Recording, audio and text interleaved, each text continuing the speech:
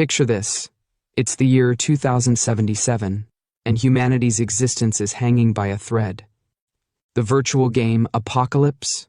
Yeah, it's not just a game anymore, it's become reality. Tornadoes of lightning rip through the skies and blood red-eyed monsters are descending from above, ready to wipe out everything in their path. But humanity isn't going down without a fight.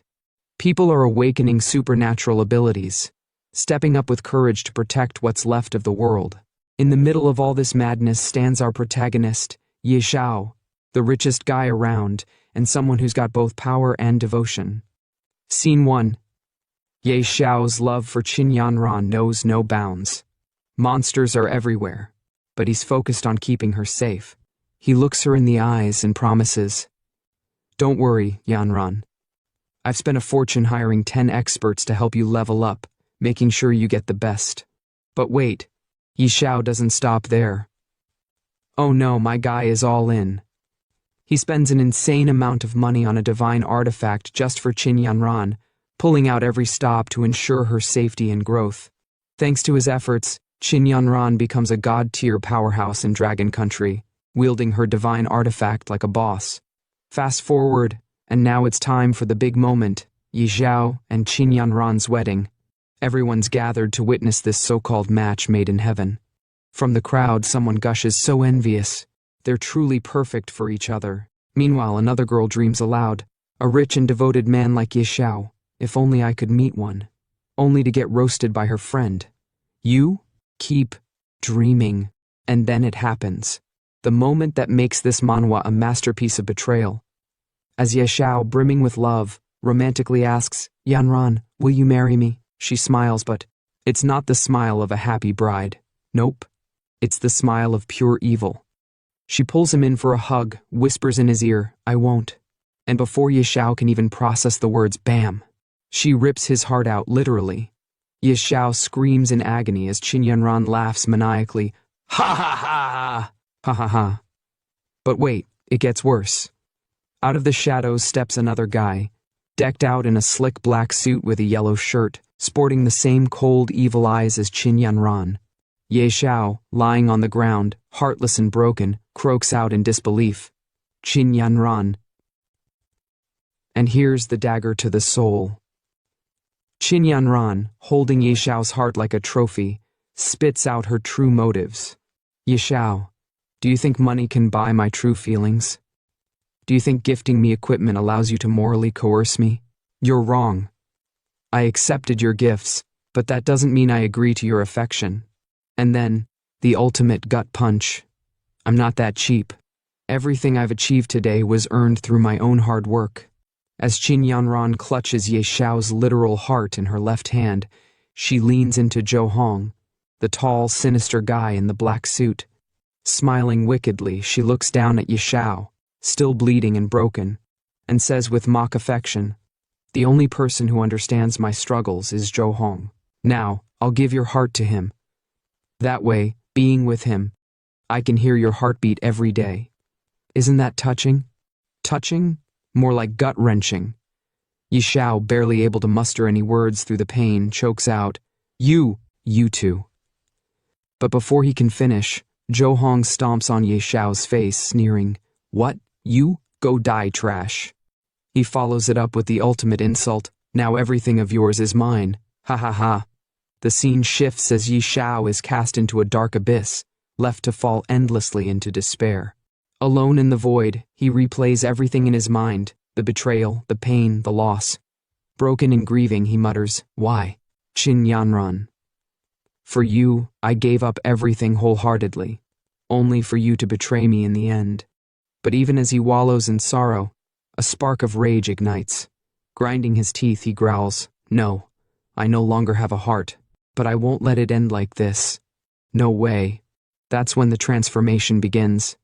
His body surges with newfound power, and his thoughts turn dark and vengeful. "I'm unwilling. I'll make you pay. I'll have my revenge. I will make those despicable people pay the price." And just like that, the scene flips. Suddenly, Xiao wakes up. Back in time, it's a week before the game Apocalypse begins. He's no longer a victim. He's been given a second chance to rewrite his destiny. Looking around, he realizes the timeline and mutters, "Is this reincarnation? I remember now. It's a week before the game starts. There's 200,000 yuan on this card. Qin Yanran's monthly allowance." His expression hardens and a sly smirk creeps across his face. I really have been reborn. Right on cue, Qin Yanran shows up, but this time her venomous words don't faze him. She scoffs. "Yi Xiao, are you deaf? Didn't you hear me? Do you think I need your little bit of money? Accepting your money was just me saving your pride and face. Got it?" And if that wasn't enough, she delivers the final slap in the face. "If you keep clinging to me, don't ever come and find me again." But this isn't the same Yi Xiao. No longer broken, no longer blinded by love, he looks at her with calm, calculated confidence. Qin Yanran notices his demeanor shift and sneers. "What? Regretting it already?" After her arrogant tirade, Yi Xiao cuts her off with a sharp, biting tone. "For my good? How about I go to hell instead?" Qin Yanran freezes, completely caught off guard. Nervously, she stammers, "What?" But Yi Xiao doesn't let up, his voice calm yet laced with cold sarcasm. "That must have been so hard for you. Don't worry, I'll make it easy. I'll never give you anything again." Her shock turns to rage as she shouts, "You, another one of your little tricks? Fine, since you came all the way here, I'll reluctantly accept your card this time." But Ye Xiao smirks and snaps back, "Get lost. Immediately, right now." Her face twists with fury and she screams, "Ye Xiao, how dare you talk to me like this? You'll regret it." Ye Xiao, unbothered and oozing confidence, steps closer and looks down at her shoes with a mocking expression. "I just remembered. Those shoes you're wearing? I bought those too. Take them off before you leave." Qin Yanran's eyes widen and she yells in disbelief, "Yi Xiao, don't think your little bit of money makes you great. Do you think this will make me yield to you?" Unfazed, Yi Xiao grabs the shoes and tosses them straight into the trash. Qin Yanran, now completely livid, screams, "Yi Xiao, remember what you've done today. Even if you kneel and beg me later, I will never acknowledge you again." Yi Xiao, his face unreadable, delivers his final blow. "That would be a blessing. I beg you, don't ever show up in front of me again." With cold confidence in his eyes, he turns away, muttering, "I've got more important things to do than waste time on you." The Apocalypse beta test will begin in 1 week. At that time, during the first 10 minutes of the beta test, the recharge system will be briefly activated. Ye Xiao knows this is his chance to get ahead. Picking up his phone, he dials someone important. "I need to gather enough funds before the test begins." On the other end of the line, a sharp and professional voice answers, "Hey, isn't this the legendary romantic? Why the sudden call?" It's Yilin, a businesswoman known for her ambition. Ye Xiao doesn't waste time. "Hey Yilin, you've always wanted my shares, right? 20 billion all at once. Do you want them?" Yilin, stunned by the offer, nearly drops the phone. "What? Did I hear that right? You're selling your shares?" Without missing a beat, Yi Xiao replies with absolute certainty, 20 billion, not a cent less. Complete all the paperwork within 5 days and transfer the money to my account. With your skills, Miss Lin, that shouldn't be a problem, right? Yilin, ecstatic with her victory, smugly says, "Finally, Yi Corporation is mine, ha." But Yi Xiao shuts her down without emotion. "Cut the crap. Call me when it's ready." Hanging up the phone, Yi Xiao smirks to himself, the confidence in his voice unmistakable. "Next, I'll wait for the Apocalypse beta to arrive. This life, I'll climb the throne alone." A week later, the screen flashes with a dramatic intro. "Welcome to the game. This version of the game is in beta. Congratulations on gaining beta access. This test will last for 3 days. The public version will be launched soon." Ye Xiao, now fully immersed in the game, lands in a lush jungle teeming with danger. The wind rustles through the trees as he takes in his surroundings, a smirk forming on his face. That familiar feeling. This is it, the starting point of the Apocalypse game. The words on the screen boldly declare, "Apocalypse game begins." As Ye Xiao navigates the starting area, he spots a glowing interface in the air. Tapping it, he begins configuring his character. Nickname, Knight Xiao. As for my class, the scene cuts to a massive, majestic dragon breathing fire, scorching the battlefield. Beside it, a warrior wielding a divine artifact releases flames just as fierce. Ye Xiao watches with determination in his eyes. He recalls his past experiences and mutters, "Last time a guild was wiped out by a god-tier beast tamer leading a dark abyss dragon." Grinning confidently, he makes his decision. "This time I'm not lacking money or resources. Let's go with beast tamer." The screen flashes as Ye Xiao finalizes his choice. His expression shifts to one of absolute determination, and he clenches his fist with newfound resolve. "Ha ha!" he laughs, the fire in his eyes unmistakable. Now comes the most important moment. With a swift tap, Ye Xiao pulls up the recharge menu. The screen lights up with top-up options, and without hesitation, he selects the highest tier. Let's see who dares to stand in my way this time. The stage is set, and Ye Xiao's rise to domination in the Apocalypse game has officially begun. The screen flashes a congratulatory message.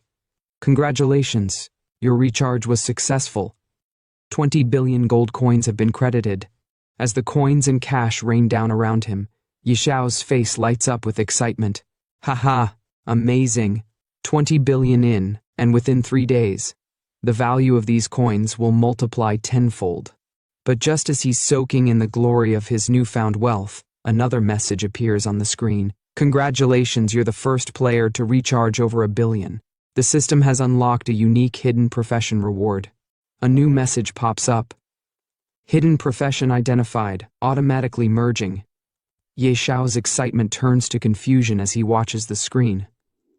Huh? A dark figure with glowing red eyes appears before him. The screen flashes again. "Congratulations. You've obtained a second profession. Wealth." Ye Xiao stares at the message in disbelief. He then looks at his left hand, which is glowing with divine energy, and mutters, "What's this? A hidden profession unlocked by spending too much money? A hidden class? God of Wealth?" Suddenly a giant red frog materializes before him, causing Ye Xiao to freeze in shock. The frog in a booming voice says to itself, "I didn't expect that it would be a young brat to unlock me." Ye Xiao, nervous and puzzled, looks around. Where did this frog jump out from, he thinks. The frog glares at him and barks, "Insolent! I'm Ebisu, your wealth mentor. You're the 709th god of wealth under my training."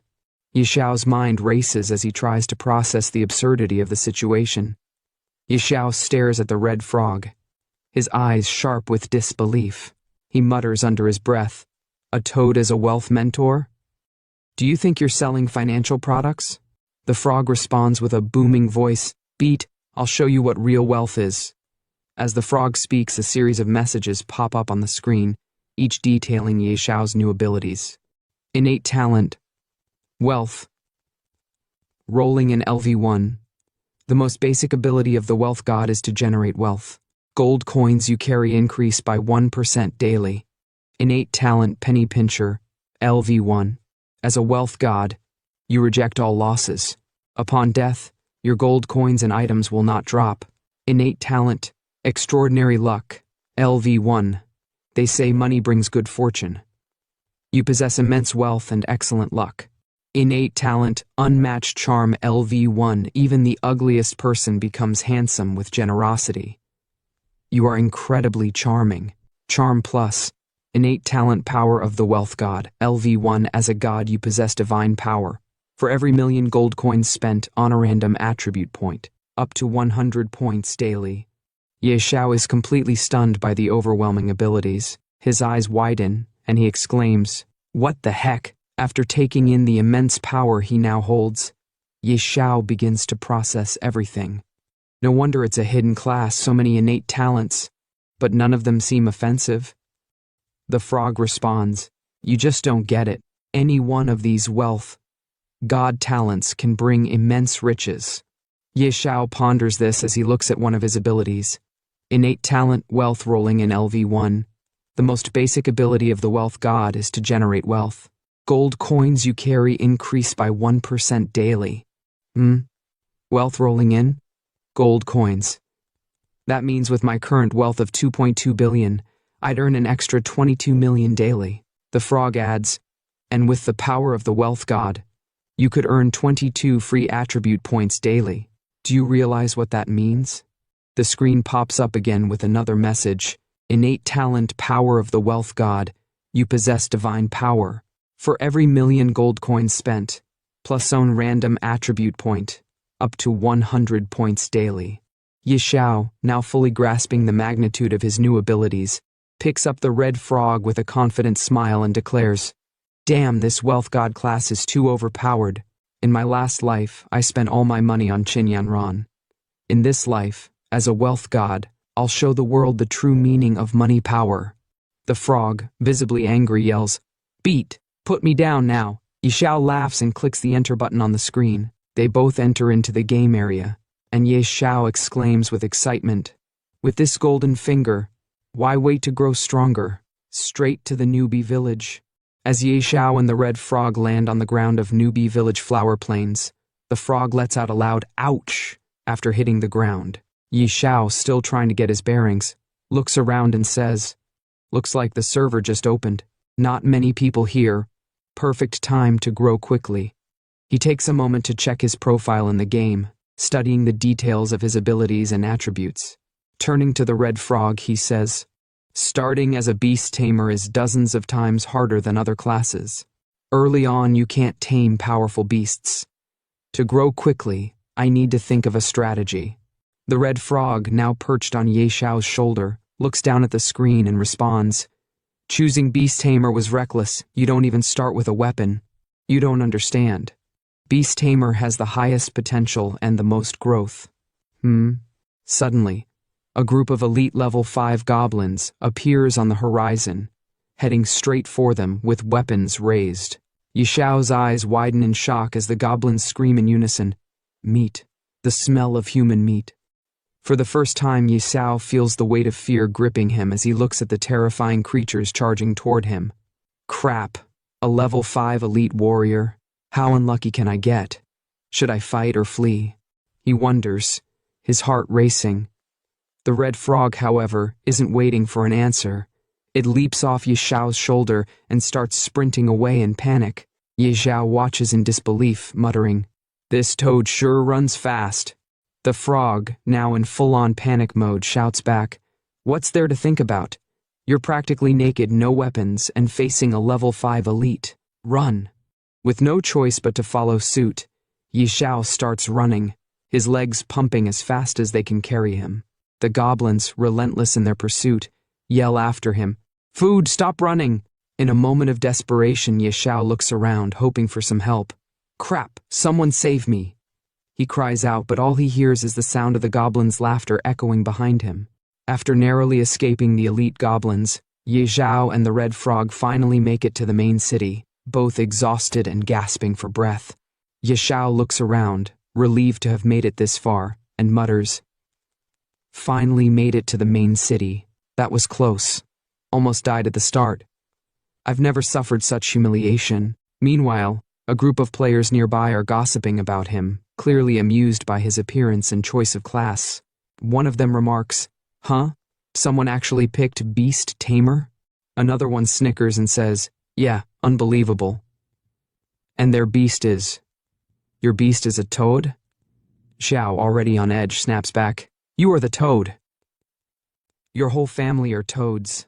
He storms off to the side, but the insults keep coming. "Ha ha! This beast tamer is hilarious. Right?" And he tamed a toad. Trying his best to ignore them, Xiao marches forward, but the red frog on his shoulder, ever the troublemaker, says, "There are beast eggs for sale in the city. Go buy one, brat." Xiao, not interested in settling for anything ordinary, replies confidently, "I'm not settling for any ordinary beasts." The red frog, a little confused, asks, "What do you want then?" They continue walking toward their destination, the Supreme Hall. The red frog warns him, "Are you crazy? At level 1, why come here? Only level 100 plus players can hire guards here." But Xiao remains determined, brushing off the frog's concerns. "Stop talking. I know what I'm doing. Let's go." They reach the entrance to the Supreme Hall, but just as Xiao starts to ascend the stairs, someone suddenly stops him. A deep voice calls out, "Wait!" Xiao turns to see a grand archmage standing in front of him, blocking his path. The archmage, holding a divine artifact, looks down at Xiao and says, "Young man, this is not a place for you. Return when you've trained more. Only with the City Lord's recommendation letter can the doors to the Supreme Hall open for you." The archmage is level 80, a formidable figure, but Xiao remains unfazed, his confidence unwavering. No wonder this place is so grand. Even the guard is a level 80 archmage. With a grin, Xiao looks up at the archmage and says, "Honorable archmage, I don't have a recommendation letter." The archmage responds curtly, "Then leave. The Supreme Hall is the Empire's pride, not for someone like you." Unbothered, Xiao smirks and responds, "I don't have a letter, but I heard the archmage recently lost something. I've come to return it." The archmage, now suspicious, narrows his eyes and asks, "Something? What thing? Don't try to fool me." As the conversation between Xiao and the archmage continues, Xiao decides to demonstrate the power of his wealth. He casually points and says, "Archmage, look over there." The archmage turns around, confused, but his expression changes when he sees gold coins scattered near his feet. Xiao continues, "Archmage, over there too. Behind you, more coins. Archmage, do you like them?" The archmage, his eyes wide with surprise and joy, bends down and scoops up the gold coins. He exclaims with delight, "Oh my!" With a wide smile, he looks back at Xiao and says, "VIP room at the War God Pavilion, Supreme Hall upstairs, please." Xiao, ever the cheeky one, smirks and asks, "Ahem, Master, I liked your fierce demeanor earlier. Can I bring it back?" The archmage, clearly flustered, coughs and avoids making eye contact, muttering, "Cough! Young man, go on up." Xiao grins.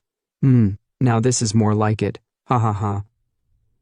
The red frog, observing the scene, thinks to himself, "Money really works wonders, huh?" They approach the Supreme Hall, its grandeur impossible to ignore. As they enter, Xiao notices two towering guards standing in front of it. One is a Supreme Hall Honor Knight Golem, level 100, and the other is a Supreme Hall Honor Knight Golem, level 80. The red frog, impressed by the sight, says, "The Supreme Hall really lives up to its name. A level 100 hireable guardian, equip this, and you can dominate the novice village, kid." Xiao, unfazed, shakes his head and replies confidently, "These don't interest me, they're beneath me." Just as they're about to enter, a giant figure emerges, its presence commanding attention. With a deep, booming voice, the figure asks, "Who let you all in here?" The screen flashes with the words, "Berserk Blood Warrior." Xiao, unbothered by the intimidating figure, responds calmly, "I need to hire a divine-level golem guardian." The giant figure looks skeptical, replying, Divine level golems are extremely rare. How could they possibly be available for hire?" The giant guard, still processing Xiao's request, shakes his head and speaks again. "Besides, looking at your stats, hiring an 80-level guardian is already more than enough. Hiring a divine-level golem isn't something you can afford." Xiao, unfazed, replies confidently, 1 billion per day. The giant guard, now utterly shocked, stammers, 1 billion? Well, technically it's impossible. Rules are ultimately set by people. By coincidence, I know a divine-level spellcaster who might help. Xiao's eyes widen as he ponders to himself, "A spellcaster? That's a hidden class." He then continues, "Divine-level spellcasters are incredibly versatile. Protection, defense, offense, all in one package. Hiring them right from the start would be a great choice." "All right, let's go with that." The giant guard looks at him carefully and asks, "I can summon them any time, but first I need to confirm one thing. When will you pay the 1 billion? Xiao, with a confident smile, responds, "Let's sign the contract now, and I'll pay whenever needed." The giant warrior nods. "Then there's no issue. Once the contract is signed, I'll summon them right away." After signing the contract, Xiao exclaims, "Perfect, the sooner the better. I'm on a tight schedule."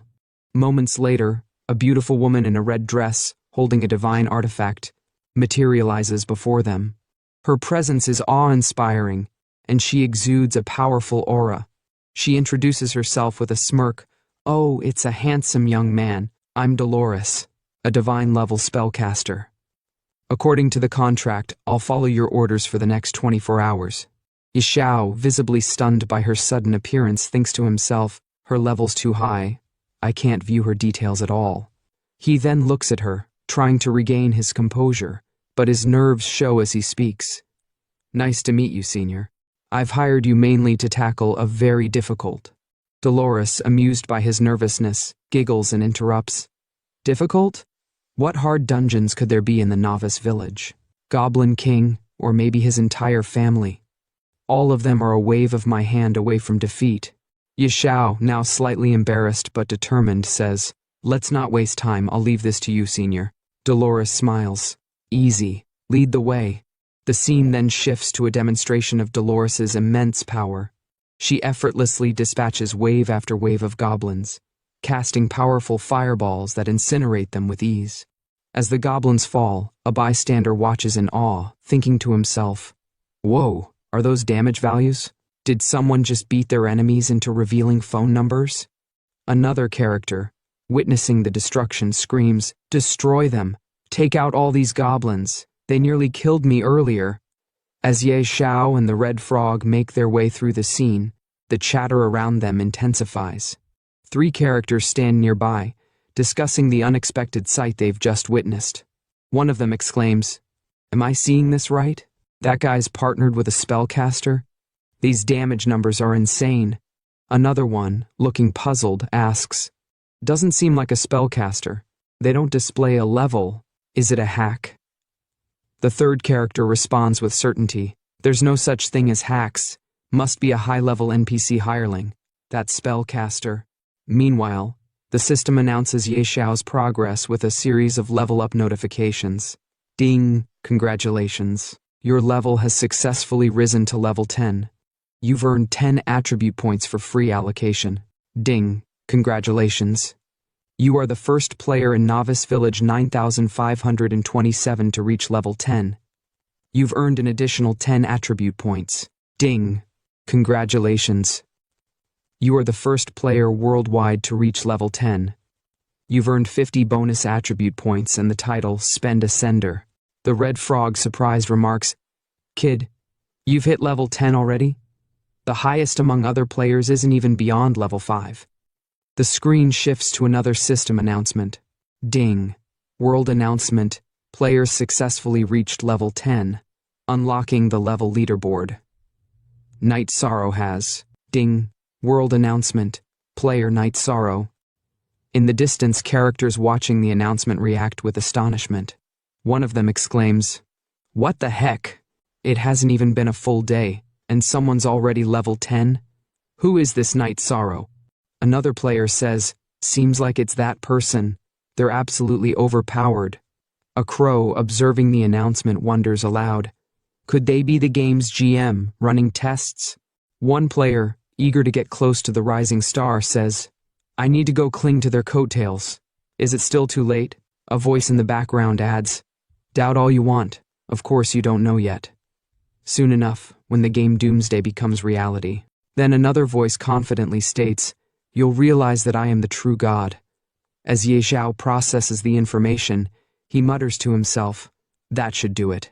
With the level-up attribute points, and the 100% earned from spending 1 billion today via wealth power, it's about time to head to our true destination. The scene transitions to Xiao and the Red Frog heading towards an unknown location. The Red Frog, curious, asks, This is far. Is this the hidden dungeon you mentioned? Xiao responds confidently, That's right, Dragon's Lair, here I come. The screen flashes again with the world-level leaderboard, and Xiao's name proudly displayed at the top. Rank 1, Night Sorrow, LV10, Wago, Rank 2, None. Rank 3, None. Note, level 10 is the minimum for leaderboard entry. In the next scene, a stealth walker, level 3, is shown slaying goblins with swift precision, his weapon cutting through them effortlessly. He mutters to himself, I've been hunting elite monsters since entering the game, and I'm still only level 3. Someone's already level 10? Is there some exploit in the game? And Xiao. Never heard of that name before. His face twists into a sinister, villainous expression as he continues. Looks like there's another strong rival. This is exciting. The atmosphere darkens, and his words hint at a dangerous rivalry brewing. The scene then shifts, showing a map of Novice Village 9527, deep within Whispering Valley. Coordinates 1102, 254. Xiao speaks confidently. So this is the place. He approaches a stone, his hand glowing with divine power, and with a surge of energy, he shatters it.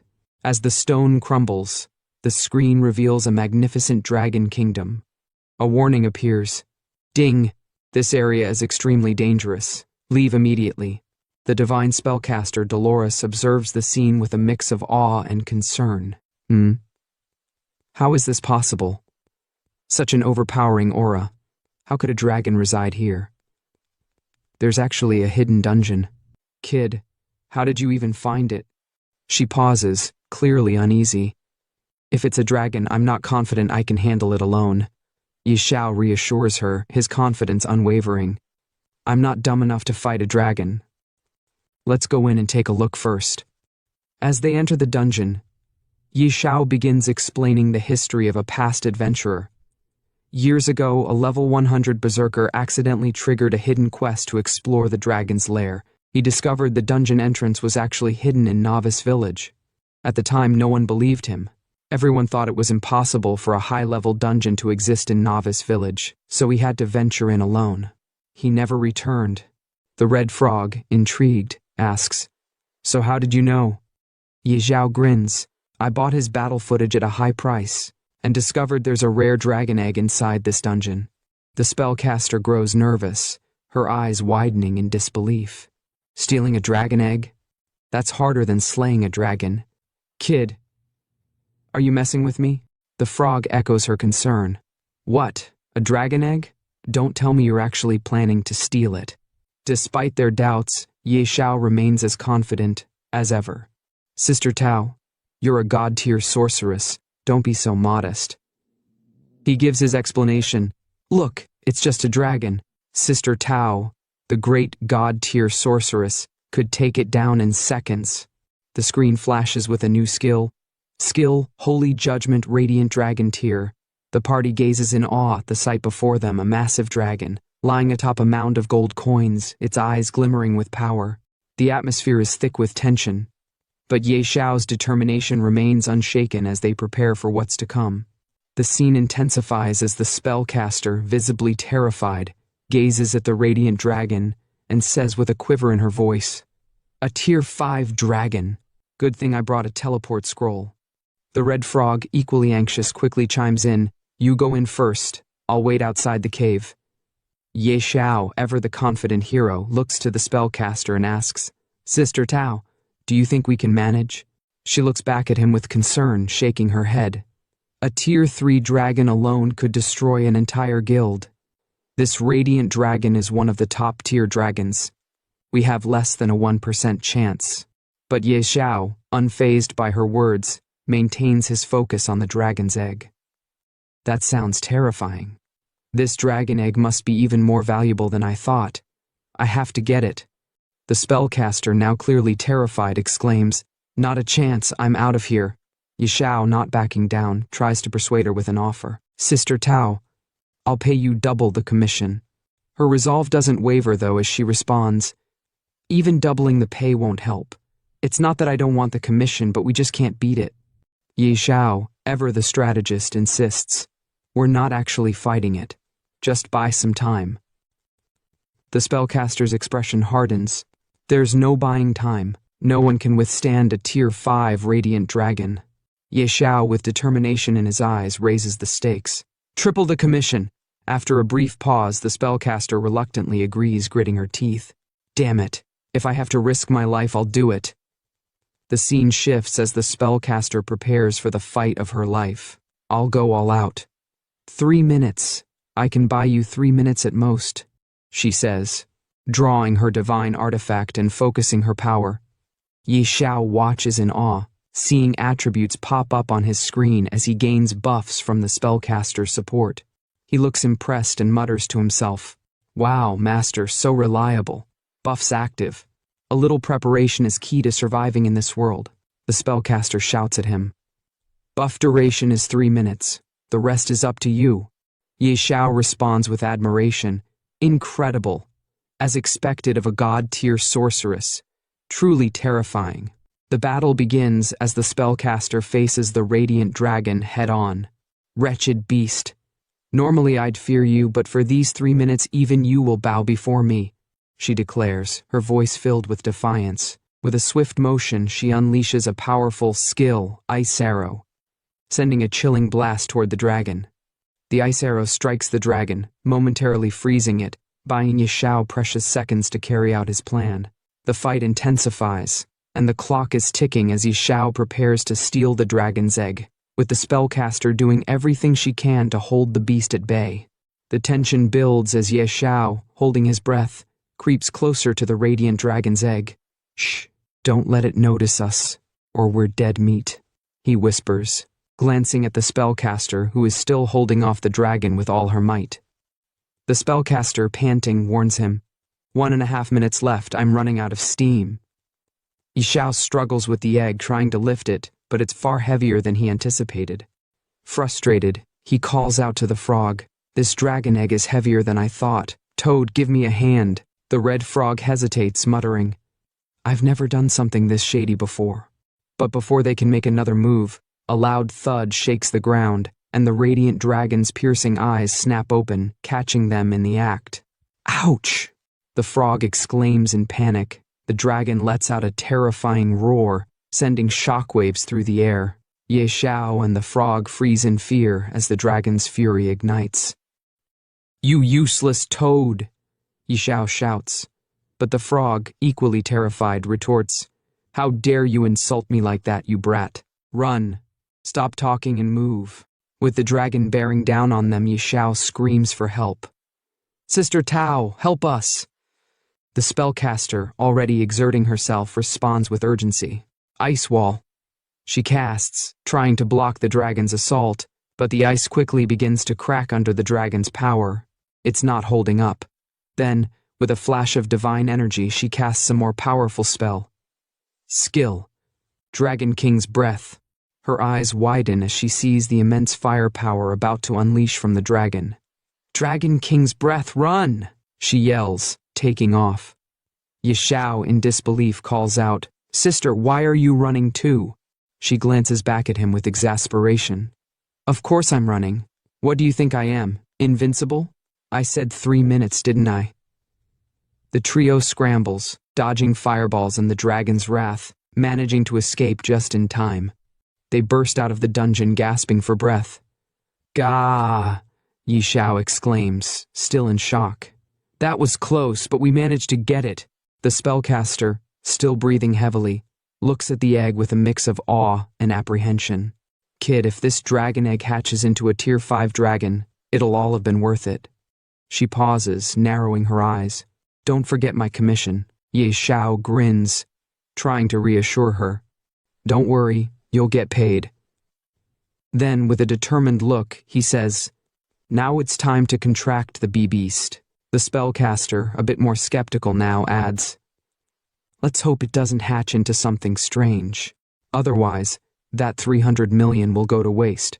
Ye Xiao, annoyed by her negativity, retorts, "Shut your mouth, you jinx." He carefully places his hand on the egg, his eyes focused. Success or failure, it all comes down to this. Don't disappoint me. The egg begins to crack, and with a soft pop, a tiny dragon emerges. It lets out a small, confused sound.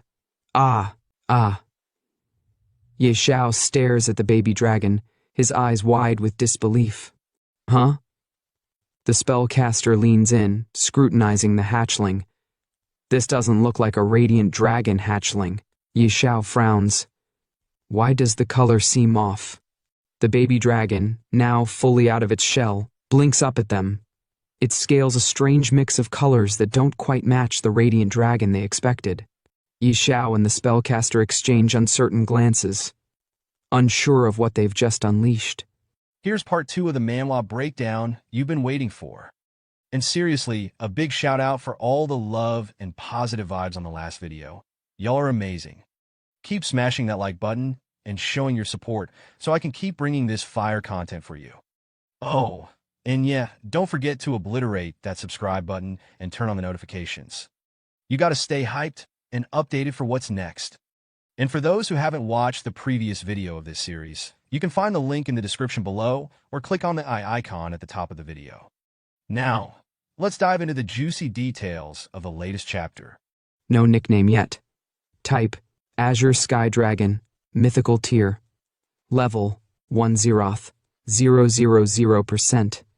Base stats, Strength, 500. Constitution, 500. Agility, 500. Spirit, 500. Hold up, did you see that? 500 across the board. This dragon's a beast. Now check out the talents this thing's packing. Absolute suppression. As a mythical tier beast, the Azure Sky Dragon naturally suppresses lower tier creatures, deals plus 30% damage, and takes minus 30% damage from creatures below the mythical tier. Dragon King. As the supreme being of the dragon race, the Azure Sky Dragon suppresses all other dragon-type creatures, deals plus 50% damage to dragons, and takes minus 50% damage from them. Mythical Bloodline. This dragon has an insane bloodline, giving it a robust physique and stat bonuses with every level up. HP regen, 200 sec, mana regen, 200 sec. HP plus 100%, mana plus 100%. Okay, now it's getting real. This dragon's stats are already insane, but we're not done yet. We've got skills that are straight up game-breaking. Earth-shaking Dragon Roar. A group stun skill where the Azure Sky Dragon lets out a thunderous roar that literally shakes the earth. Creatures within a 20-meter radius are stunned for 1.5 seconds, no matter their tier or type. Cooldown, 30 seconds. Mana cost, 2,000. This skill alone could turn the tide of any battle. But wait, there's more. Dragon King's Breath. A single target skill, where the Azure Sky Dragon breathes scorching flames that deal 500% strength as true damage to a locked target. This skill cannot be dodged. Cooldown, 5 seconds. What? This dragon's not messing around. And the final skill? Dragon King's Wrath, unique talent skill, where the Azure Sky Dragon enters an uncontrollable rage and starts destroying everything. Deals strength plus constitution true damage to all creatures within 50 meters. Cooldown, 30 days. After activation, all stats decrease by 5% permanently, and the dragon falls into a 5-day slumber. Are you seeing this? This dragon's stats are absolutely broken. Xiao's reaction? You know he's flipping out. He's standing there, eyes wide, mouth hanging open, and he just shouts, "Holy crap! These stats are absolutely broken." After witnessing the power of the Azure Sky Dragon, all three of them are left absolutely shocked. He's staring at the stats on the screen, and you can feel his excitement building up like a storm. With 500 strength at level 1, and it's equipped with basic gear, that means its breath attack deals over 2,500 damage. Who can withstand that? Xiao practically yells, still trying to process what he's seeing. This is insane.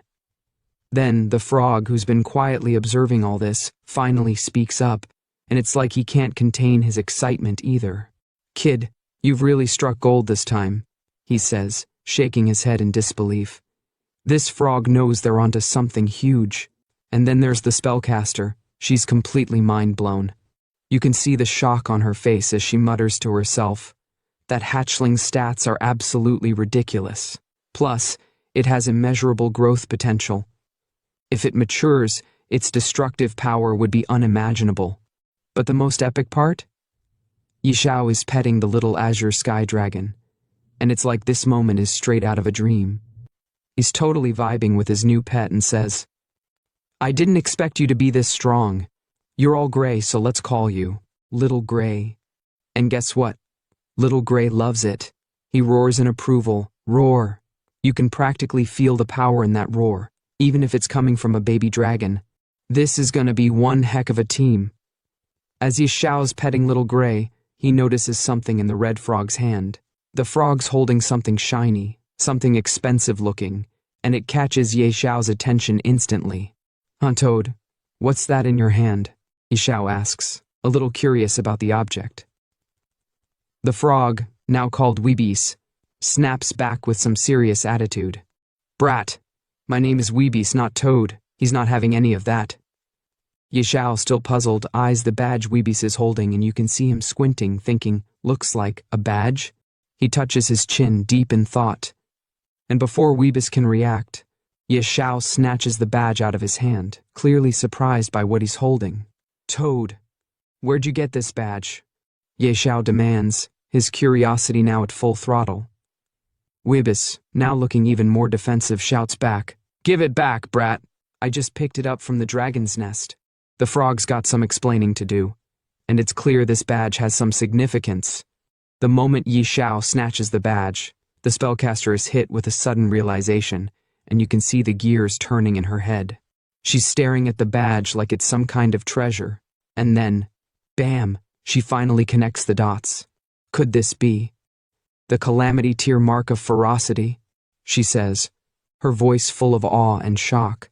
And right after, the screen displays the features of the badge, and let me tell you, this thing is no joke. Mark of ferocity. Grade, calamity. Base stats plus 10%. All stats plus 10%. Ferocity's might unique passive. Bearer of the mark of ferocity gains unparalleled strength. All skills trigger critical hits. Base crit rate plus 20%. Crit damage plus 100%. Are you kidding me? This thing's insane. But wait, it gets even better. Ferocity Massacre activates the power of the Mark of Ferocity, instantly dealing 1000% spirit as true damage to a target. This has double critical hit chance, and if that exceeds 100%, the overflow converts to crit damage. 5% chance to trigger instant death. If target HP is below 20%, it guarantees instant death. Cooldown 10 days. Hold up, this badge is straight up broken. Xiao, still holding the badge, can't believe what he's reading. What? Calamity Tier? He mutters to himself, his mind absolutely blown by what he's holding. The spellcaster, who's equally amazed, confirms. Judging by these insane stats, it's definitely Calamity Tier. Yeah, no kidding. This badge is on a whole other level. But of course, the red frog, now known as Weebis, isn't having any of it. He wants that badge back and starts demanding, "Brat, give it back. I risked my life for this." And Xiao? He's not having it either. He's standing there shaking his head in disbelief, and then he drops the bomb. "You risked your life? We almost lost ours because of you. As compensation, I'll borrow this for now." Oh, Xiao's not playing games here. He's getting the badge for himself. But Weebis isn't backing down, and he's not going down without a fight. "Why should I let you borrow it? 10,000 coins a day or no deal." He snaps, trying to get some cash out of this situation. Classic frog move, right? Xiao, ever the smooth talker, turns on the charm. He gives his best sweet voice, trying to smooth things over. "Come on, old Weebis. Don't be so stingy. We're buddies, right? Why talk about money?" But Weebis isn't falling for it. "Stop with the sweet talk. When you need me, I'm old Weebis, but when you don't, I'm just Toad." He's got a point.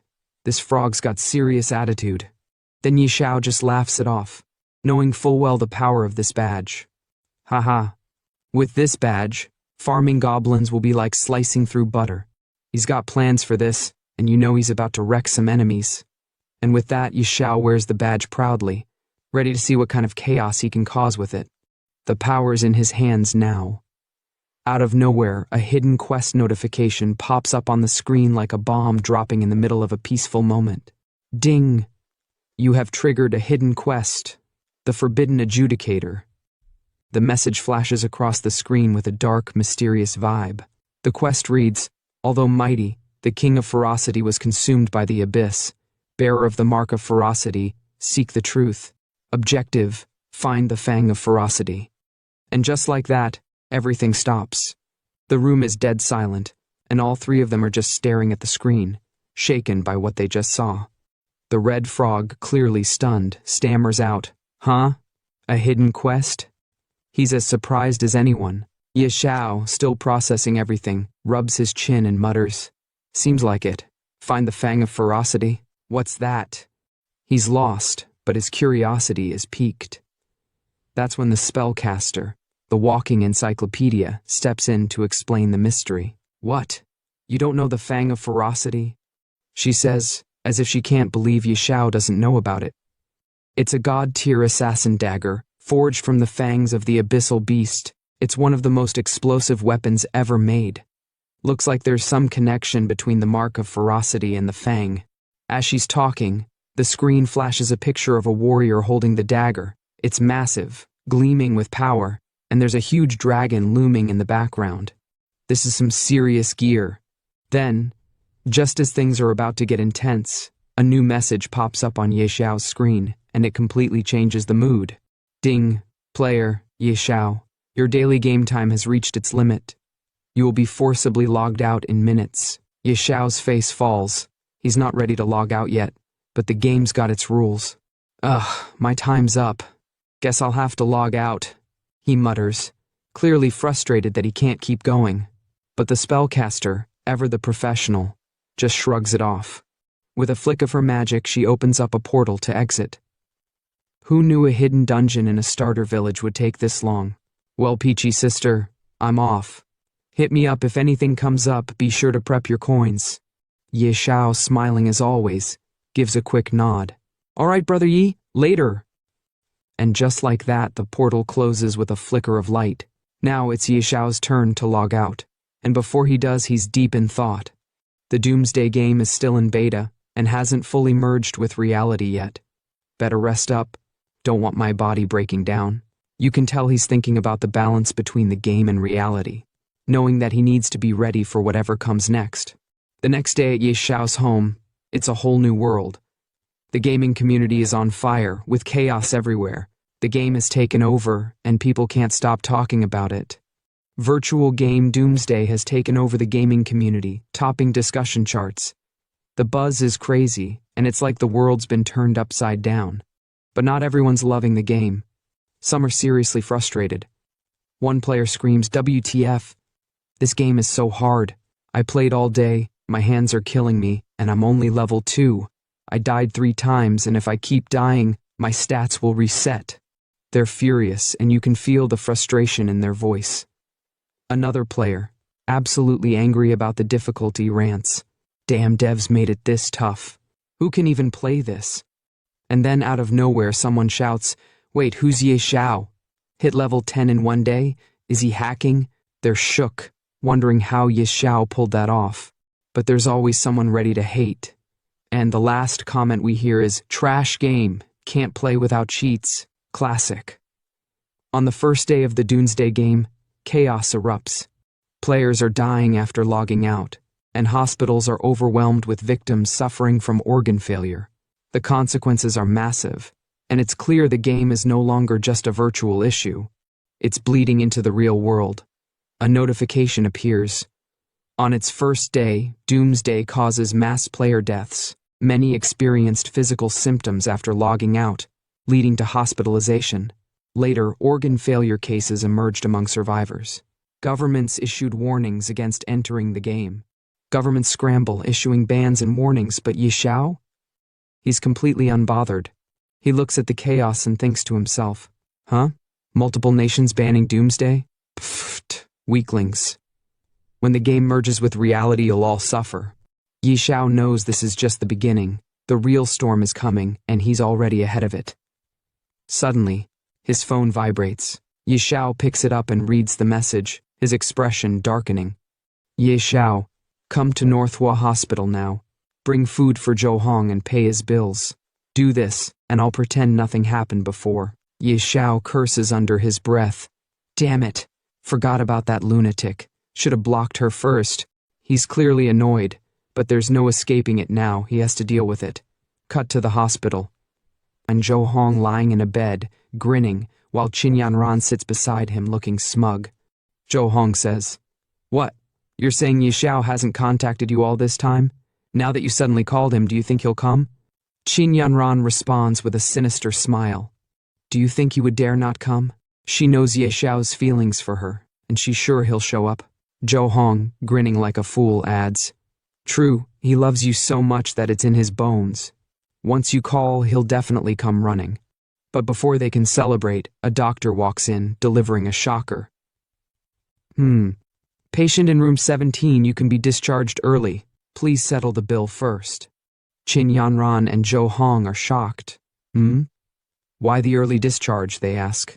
The doctor answers, Our hospital is now overwhelmed with patients suffering from organ failure, just like you, caused by playing a game called Doomsday. We're currently short on beds. Qin Yanran's face twists with aggression, her voice sharp as she glares at the doctor. What do you mean? Short on beds? Does that mean poor people's lives are worthless? The doctor, clearly feeling the pressure, responds calmly.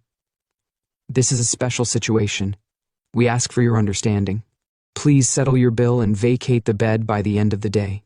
But before the situation can escalate further, Zhou Hong suddenly stands up from the bed, brushing off the tension. He looks at Qin Yanran, speaking in a calm but determined tone. All right, Yanran, stop arguing. This game really isn't simple. I plan to get discharged and continue playing. Do you have any money? Help me pay for this hospital bill first. Qin Yanran's expression shifts to something sad, but her voice is calm as she responds. I don't have money. Ye Xiao didn't give me my allowance this month. Zhou Hong is shocked, his face falling. What? Doesn't Ye Xiao give you 200,000 every month for your living expenses? Qin Yanran, her expression cold and filled with disdain, responds with a twist of her lips. How would I know? He just has a bit of filthy money. Does he really think spending money can win me over? I feel sick just seeing him. The hate is real in her voice. Zhou Hong, looking to take advantage of the situation, holds her hand, speaking urgently. Yanran, send Ye Xiao another message and ask him for some money. I'm planning to start a doomsday gaming studio. That kind of money means nothing to him, but it's very important to us. Qin Yanran's face twists into something more sinister as she responds with confidence. Don't worry, once he gets here, I'll say a few sweet words, and he'll obediently hand over the money. But her eyes? They say otherwise. There's a hint of uncertainty, but she hides it well. The scene then cuts to Ye Xiao's apartment. He's sleeping badly, tossing and turning, his breath ragged and erratic. Who? Hopo, he mutters in his sleep, the struggle real. Suddenly the alarm blares, waking him from his troubled sleep. Without hesitation, Ye Xiao reaches for his phone and opens the game with a groan. Time's up, time to enter the game. He clicks the game icon, and just like that, he's back in the village. The frog, his trusty teammate, immediately chimes in with a grumble. You brat, barely awake, and you summon me already. Ye Xiao, unfazed, fires back with a grin. The early frog gets the worm. Old Hui. We need to level up fast and leave this novice village. As Ye Xiao strolls through the area, the level of tension rises with the discussions around him. Players are actively trying to recruit others for their teams. One group shouts across the area, Elite group forming. Players level and above only. Another voice yells, Level 1 training area, looking for 3 players. Need a healer. No gaming newbies. Ye Xiao observes, his critical analysis kicking in as he watches the crowd. In just one day, the number of players has increased this much. He thinks, the intensity of the game world sinking in. Then, out of nowhere, the gaze of the crowd shifts to him, his level 10 glowing brightly above his head. The whispers and gasps grow louder as people start to gather, amazed at his level. Damn, a level 10 pro? First place on the leaderboard? How did this guy level up so fast? The chatter intensifies as more people crowd around him. One guy shouts, Bro, wanna team up? We've got tons of pretty girls. Another shouts, Big bro, can you carry me? I'll show you my black stockings. Meanwhile, the Toad Wibbises pipes up, annoyed by the attention. Even though you switched to a masked outfit and hid your face, you can't hide the level above your head, idiot. Ye Xiao is clearly disturbed by the attention. He looks around frantically, trying to figure out how to escape the madness. What should I do?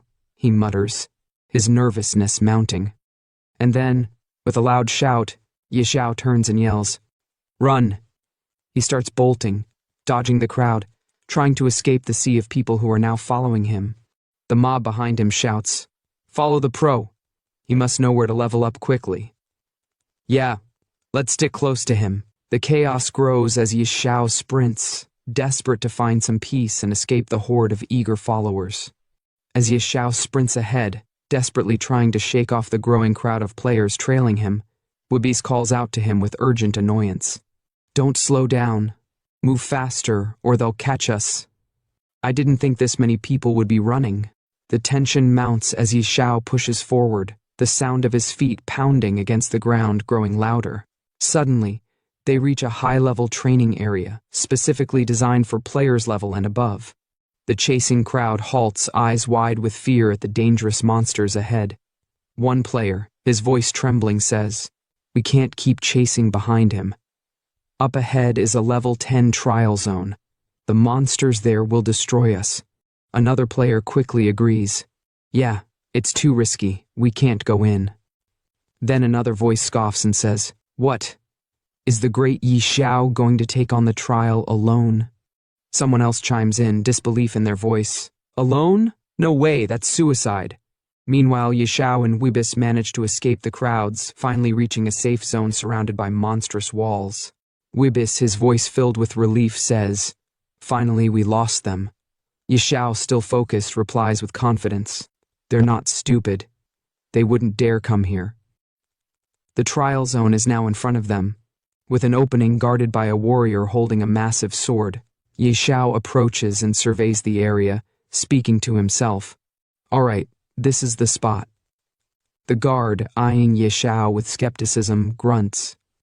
"Hey kid, this isn't a place for you." Xiao approaches him with a polite tone. "Hello, sir. I'm here to start the advancement trial." The guard's gaze sharpens when he notices Xiao's level. He raises an eyebrow. "Outlander, you reached level 10 this fast? Where's your team?"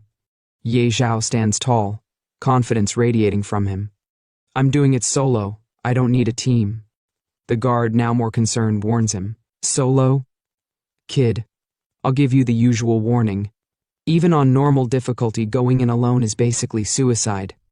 Xiao, undeterred, shrugs it off and continues walking toward the trial. "Don't worry, I've got plenty of my life left to live." The guard watches him, sighing to himself. Ha! He's just another reckless keiki. Ignoring the warning, Xiao steps forward into the main task area, his foot landing on a circular platform that triggers the difficulty level of the trial. The screen displays a prompt. Please choose the trial difficulty: normal, hard, nightmare, hell, abyss.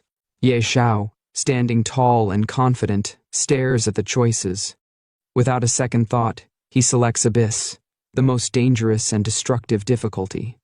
With a smirk, he mutters, "Soloing abyss difficulty should be fine, right?" He locks in the selection, his face filled with determination. The guard, standing nearby, watches in shock as Xiao confirms his choice.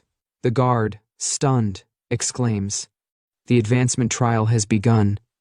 Selected difficulty abyss." "What? Abyss difficulty? He's soloing abyss? You've got to be kidding." The next scene shifts as Xiao lands on the ground, surrounded by towering trees and dense brush. It's clear he's deep in the heart of the abyss trial zone, ready for battle against the strongest monsters in the area. Wibis, ever cautious, calls out to him, "You're only level 10, and you're trying abyss solo? Are you serious?" Xiao, with a smirk, responds, his voice filled with confidence. "You think I can't handle it? Last time I had full bronze gear and an elite team, but we almost got wiped out because I had to carry Qin Yanran." He pauses, his eyes hardening with determination. "This time, I'm here for revenge." Without missing a beat, Xiao summons his mythical beast, the Azure Dragon. He calls out, "Little Gray, come out." A small gray dragon emerges, its eyes gleaming with power. It responds with a playful bark. Woof! The trio, Xiao, Weebus, and Little Gray, head deeper into the dense jungle. Xiao, walking with purpose, speaks to himself. With Little Gray, what's there to fear? He's a mythical grade beast. But suddenly, the atmosphere shifts. From the tall brush, a pair of terrifying eyes watches them closely. Xiao's instincts kick in as he notices the movement in the underbrush. He whispers, "Something's moving. Stay alert." The tension rises as the scene prepares for the inevitable clash with the abyssal monsters lurking in the shadows. As a massive, terrifying figure emerges from the shadows, a mutated snow wolf, its eyes filled with ferocity. The creature steps forward, its presence radiating danger and aggression. The screen then displays the snow wolf's stats. Savage snow wolf mutated, level 10. HP, 5000. MP, 5000. Strength, 300. Constitution, 500. Agility, 300. Spirit, 500. Passive, unknown. Description, a mutated abyss creature capable of total destruction. Once it locks onto you, it's as if death itself is coming. Xiao, shocked by the sight of this gigantic beast, staggers back in disbelief, his voice heavy with fear. Holy crap! Without wasting a second, Xiao quickly turns to Little Gray, his mythical beast, and orders, "A mutated snow wolf right off the bat? That's insane. 5,000 horsepowers? Even a shadow assassin would be desperate. Little Gray, get it." The battle begins. The snow wolf charges forward, but Little Gray stands tall, ready to unleash his might. The two clash in a fierce battle, each fighting for dominance. Little Gray, using his Dragon King's breath, releases a massive stream of flames, engulfing the snow wolf in fiery destruction. The wolf howls in pain as the flames critically damage it, but it doesn't back down. Xiao watches as the wolf starts to lose control, a small smile forming on his face. The snow wolf's gone berserk. Then, for the first time, Little Gray uses his most powerful attack, the world-shaking dragon's roar. The force of the roar stuns the wolf, and as it stumbles, Little Gray launches another devastating blast of fire, inflicting critical damage. The snow wolf is helpless, writhing in agony, and it lets out a final, anguished cry. "Awoo!" Finally, after a fierce battle, the snow wolf collapses, defeated. The screen pops up. "Ding, congratulations! You've defeated the savage snow wolf, mutated." But the victory doesn't stop there. The next screen appears. "Ding, your beast Little Gray has leveled up to level. Ding, your beast Little Gray has leveled up to level 3. Ding, your beast Little Gray has leveled up to level." In the next moment, Xiao's excitement reaches a new peak as he watches Little Gray level up. The Azure Sky Dragon's stats flash across the screen, and Xiao can't help but shout in exhilaration. "Haha, nice. 4 levels in one shot." The screen then shows Little Gray's updated stats. Nickname Little Gray. Species, Azure Sky Dragon Mythical. Level 5/60ths, 50%. HP/MP, current stats, base stats. Strength, 700. Constitution, 700. Agility, 700. Spirit, 700. And then the next screen appears, showcasing Little Gray's newly unlocked ability. Dragon Fangs. Dragons are magic's natural enemy. As the king of dragons, the Azure Sky Dragon silences all magic, deals 500% spirit magic damage to the 2 nearest enemies, and seals their magic for 5 seconds. Cost, 200 MP, cooldown, seconds. Xiao, utterly shocked and impressed by the power of his mythical beast, exclaims, "Whoa, plus 50 to all stats per level? Mythical grade beasts grow insanely fast, and it even unlocked such a broken skill." As Xiao celebrates, the screen suddenly reveals 2 divine artifacts floating before him. His excitement builds even further as he asks the frog, "Old Hui, what loot did it drop?" The frog, ever the reliable companion, responds, 2 dark gold items. No surprise, mutated bosses drop insane loot. The artifacts displayed are Snow Wolf Bow, grade dark gold, effect unidentified, and Blood Wolf Fang Dagger, grade, dark gold, effect unidentified. Ye Xiao eagerly grabs the weapons, his happiness apparent as he touches them. Ahaha. This is amazing. This is so much better than my last life. Ha ha ha. But just as he revels in his victory, a dark figure watches them from the shadows, its presence ominous. Suddenly, a huge black tiger emerges from the darkness with a terrifying roar. The screen displays its stats. Abyssal Tiger Demonized. Level 10, HP 8000, Strength 400, Constitution 800, Agility 300, Spirit 500, Passive Unknown, Skill Unknown. Description: a twisted creature born from the abyss. Its power is overwhelming. If it targets you, death is close behind. Ye Xiao, once again shocked by the appearance of another terrifying foe, mutters, "Huh, is that a demonized monster?" The abyssal tiger locks its gaze on them, and Ye Xiao immediately commands Little Gray. "Little Gray, go." And with that, the final battle begins, as the two ferocious creatures charge toward each other in an epic clash. Ding! Congratulations! You have completed the Abyss trial. Congratulations! After an intense 1-hour battle, Ye Xiao slumped to the ground, completely out of breath. He let out a sigh and muttered to the red frog, "If I had known it would be this exhausting, I wouldn't have sold it. My legs feel like they're about to fall off." Hearing that, the red frog chuckled and replied, "Well, I've already picked up several pieces of equipment. Once I return to the city, I should be able to make a decent amount of gold." In front of them, a shield and a sword lay on the ground, glinting under the dim light. Ye Xiao stroked his chin, thinking for a moment, then smirked. "Who said we're heading back? Up ahead is where we can challenge the trial boss. I came here to take it down." The red frog's eyes widened in shock. "You're not joking, right? Even after all the monsters we've defeated, Xiao Hui is only level 7. Are you sure it can handle the boss?" Without hesitation, Ye Xiao stood before the boss's door, his expression unwavering. "Of course, it won't be a problem. In my previous life, this trial's final boss was only at the Lord level. Now, Xiao Hui can easily take down 2 demonic monsters. This will be a piece of cake."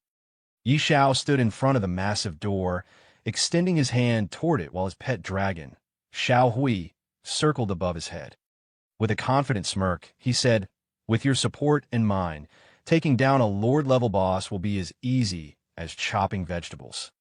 Just as those words left his mouth, a glowing blue circle appeared beneath his feet.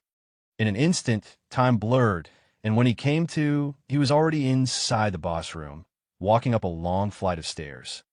With each step, his excitement grew. He turned to Xiao Hui and grinned. "Old Hui, today, I'll show you what it means to be a pro. Let's go." The red frog, perched on his shoulder, sighed. "Why do you sound more and more unreliable?" As Ye Xiao approached the final platform, a sudden system notification flashed before him. "Adventurer, you have fallen into the abyss." Seeing the message, Ye Xiao's heart pounded. His eyes gleamed as he clenched his fists. "In my past life, I was a man of honor, trapped by love and emotions. But in this life, I wield the strongest power of the apocalypse. I am Ye Xiao." His voice echoed through the chamber as he stepped forward. Come on, let me conquer the abyss completely." And then he saw it. A towering monster sat upon a grand throne, its hulking form casting a menacing shadow. It held a massive staff in one hand, exuding an overwhelming aura. Above its head, a new notification appeared, revealing its details. Ye Xiao's entire party froze.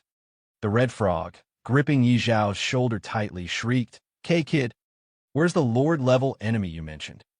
Cold sweat trickled down Ye Xiao's face as he read the monster's title. "What's going on? In my past life, this was definitely a Lord-level boss. Why is it a King-level boss now?" Before he could process the situation, the boss stirred. It stepped forward, its heavy footsteps shaking the ground.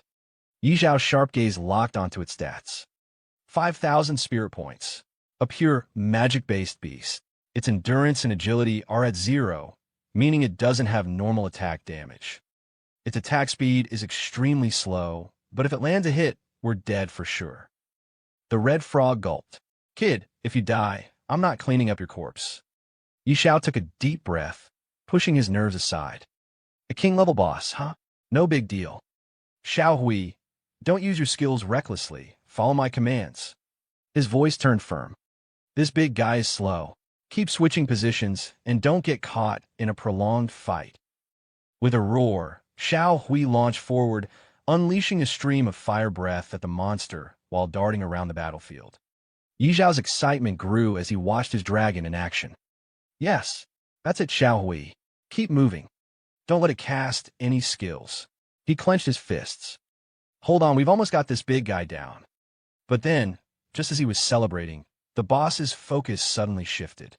It locked eyes with Yi Zhao, unmoving. Yi Zhao's heart skipped a beat. Why? Why isn't it attacking? Something feels off. Is it looking at us? The red frog's face turned pale. Does that mean it's about to? Before they could finish the thought, the boss roared and began preparing a devastating attack. Dodge quickly, the red frog screamed. Do you even need to say that? Yi Zhao shouted back, already leaping away. Boom! A massive explosion engulfed the spot where he had been standing just moments ago.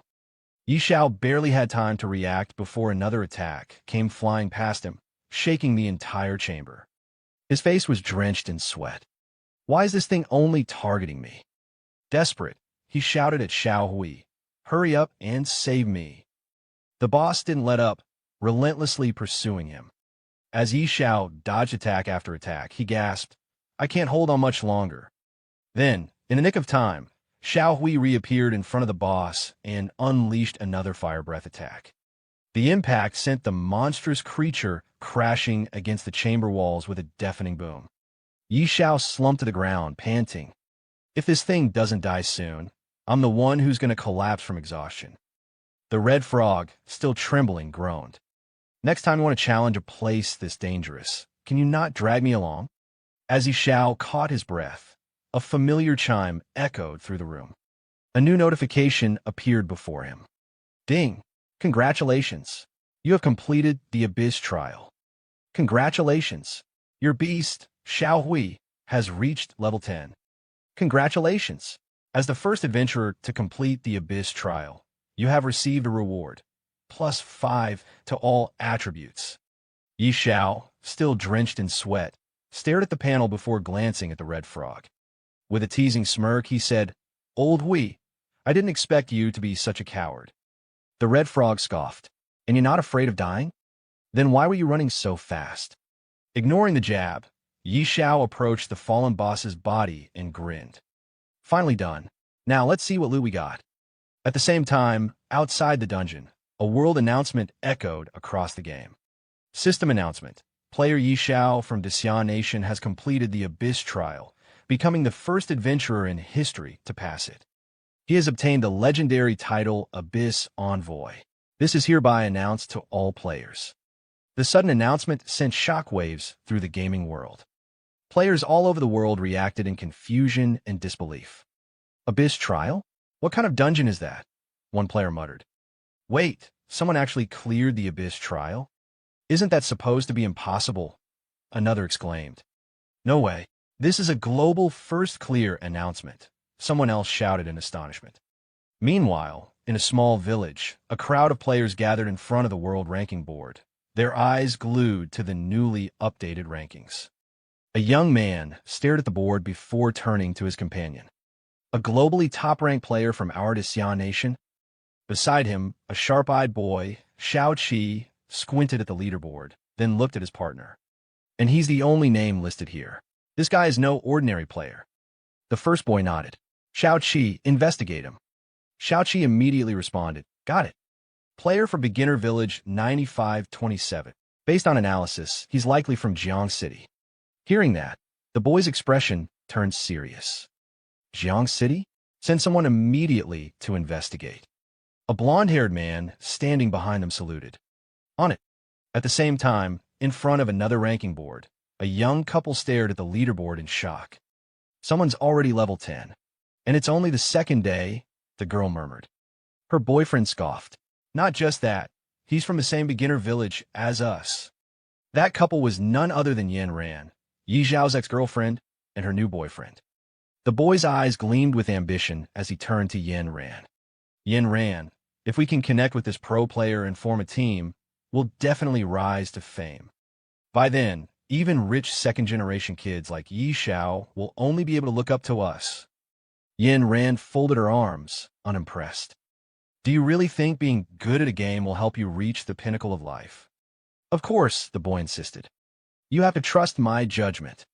His expression turned slightly panicked as he inched closer to her. By the way, didn't I ask you to invite Yi Xiao to join the game and help us level up? He's rich and a gaming expert. We'd skyrocket in no time. Yin Ran rolled her eyes and turned away. I'm not contacting him. If you want to go ahead. I'm not that shameless. Hearing that, the boy's expression darkened. Then what about your living expenses for this month? Then suddenly, our protagonist's ex-girlfriend shouts at Zhou Hong, stop bringing up Yi Xiao. It's so rare for us to have some time alone together. I've never played a game before, so come on and teach me already.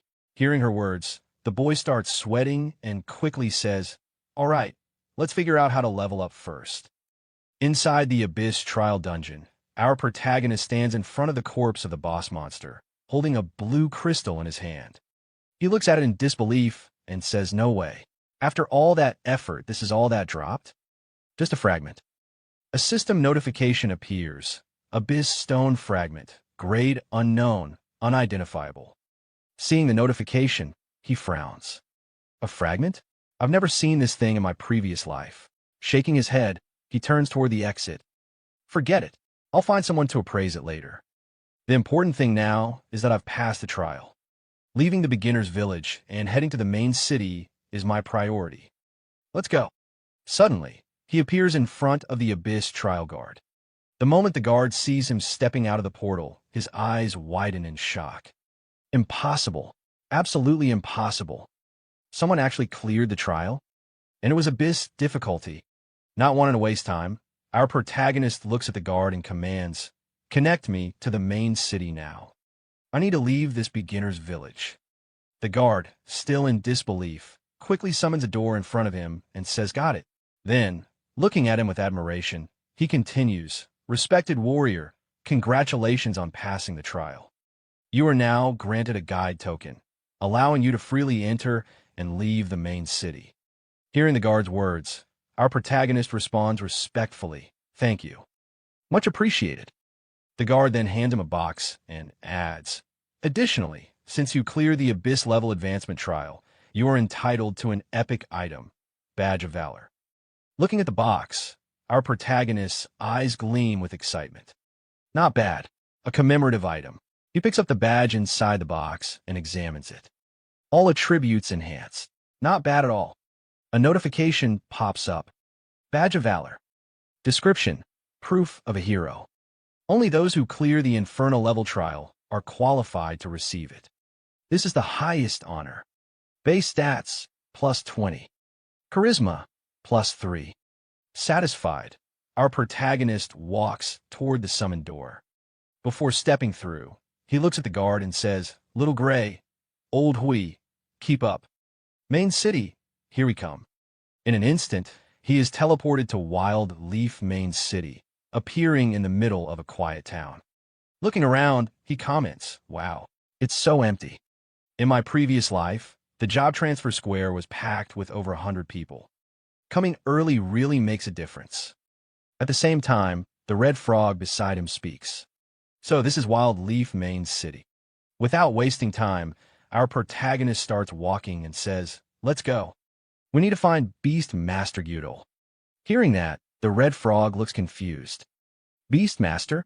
You already have a beta, so why look for him? Our protagonist laughs. You'll find out soon enough. He wanders through the city, eventually arriving at his destination. In front of a small house, a man sits on a chair. Looking at him, our protagonist smirks. Here it is. Approaching the man, he respectfully says, Respected mentor, I would like to transfer my job. Without even looking at him, the man scoffs. If you want a job transfer, find someone else. Don't bother me. Undeterred, our protagonist insists, I want to transfer to the hidden class, Beast Whisperer. No one else can handle it. Hearing that, the man finally looks at him with a serious expression. Do you think just anyone can become a Beast Whisperer? Prove your strength first. Go to the outskirts and bring me 100 eyes from those demon wolf cubs. A system notification appears. Ding! Gyudol has issued you the quest, Eyes of Demon Wolves. Head to the outskirts, defeat 100 elite demon wolves, and bring their eyes back to Gyudol. Seeing the notification, the red frog turns to our protagonist. How did you even know about this hidden class quest? With an arrogant smirk, our protagonist replies, No way am I wasting my time killing 100 elite monsters. Hearing that, Gyudol scoffs. What a useless fool. If you can't even handle it, get lost and stop wasting my time. But our protagonist smirks and confidently replies, You've misunderstood. I don't think I need to kill any demon wolves. These items should be enough to prove my strength. Then our protagonist shows the man the badge he got from the trial guard. Seeing this, the man's eyes widen in shock. Is that an epic badge of valor? With one hand in his pocket and the other holding the badge, our protagonist smirks. That's right, a badge of valor. The man, now visibly excited and shocked, exclaims, I can't believe it. Someone so young has already cleared the Inferno-level advancement trial. But our protagonist corrects him with a smirk. Wrong. Not Inferno-level, Abyss-level. The man stiffens. Abyss-level? He swallows hard before cautiously asking, May I ask, how many people were in your team? Our protagonist, exuding confidence, simply raises a single finger. Just one. Me. Hearing that, the man awkwardly rubs the back of his head and laughs. I knew it. From the moment I saw you, I could tell you were an extraordinary talent. A true dragon among men. Our protagonist's face twitches as a bead of sweat rolls down his forehead. From the moment you saw me, didn't you just call me a useless fool not long ago? Even the red frog is speechless at the man's sudden change in attitude. How was this guy flipping his tune faster than turning a page? Ignoring the weird atmosphere, our protagonist turns to the man and asks, So, does this mean I can transfer to Beast Whisperer now? The man, now sweating, holds up his hand. Of course, but I have one small request. Our protagonist narrows his eyes. What is it? The man swallows nervously. I'd like to see what kind of beast was strong enough to pass an Abyss-level trial. Without hesitation, our protagonist replies, No problem. Then, with a simple gesture, he summons his dragon. The moment the dragon appears, the man nearly falls over in shock. His jaw drops. Holy crap. G-God tier beast. A dragon hatchling? Our protagonist nods casually. Yeah. The man suddenly clasps his hands together and bows respectfully. My goodness. In my lifetime, I never thought I'd see a god-tier beast with my own eyes. This is my dream beast. Seeing the man's over-the-top reaction, our protagonist raises an eyebrow. Master, are you okay? No need to get so worked up. But the man suddenly turns and starts walking toward the room. Without looking back, he says, Today, you might not be able to transfer to Beast Whisperer. Our protagonist frowns. What do you mean? The man finally stops and looks back with a serious expression. Because Beast Whisperer isn't worthy of a god-tier beast. I will introduce you to the Royal Chief Beast Tamer. But then, suddenly, the man hands our protagonist a letter. This is a referral letter. Follow the address to find him, and he will give you the answer you're looking for. Seeing the letter, our protagonist smirks. Such good fortune. He takes the letter from the man, and immediately, a new notification pops up. Ding! You have triggered the hidden class quest, Dragon's Whisperer. Head to the royal city to find the Royal Chief Beast Tamer. As our protagonist walks through the alleyways of the town, the red frog hops alongside him, shaking his head. You're insanely lucky, getting transferred to a hidden class just like that. Our protagonist glances at him and shrugs. But the Royal Chief Beast Tamer is in the royal city, which is far from here. Besides, I have other things to take care of first. The red frog blinks. What things? Our protagonist smirks. Follow me and you'll find out. I need to complete another hidden quest first. Then, in the next scene, a luxurious building comes into view. The red frog looks at our protagonist suspiciously. How do you know about so many hidden quests? Before he can answer, the scene shifts to a luxurious courtyard where a stunning woman in an elegant dress stands, flanked by 3 guards. Her presence is noble, yet her expression carries a hint of sorrow. As our protagonist approaches, he mutters, "There she is." The red frog blinks. "What are you planning? Sell yourself out." Our protagonist smirks. "You don't understand. That's Lady Xiao, the widow of the former city lord, rich, beautiful, and grieving." Before the frog can react, one of the guards notices our protagonist and immediately reaches for his sword. "Halt! Who are you?" But our protagonist completely ignores him, stepping forward and addressing the woman with utmost respect. "Respected Lady Xiao, why do you always seem so sorrowful? Is there a problem I can help you with?"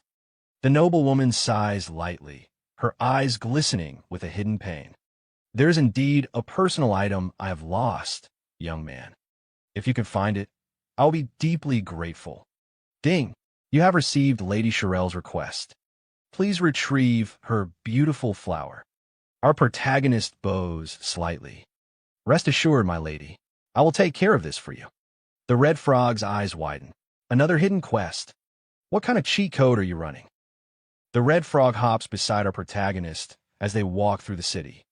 But the flower Lady Xiao is looking for should be in a garden or outside the city. "Why are we wandering around town?" Our protagonist smirks.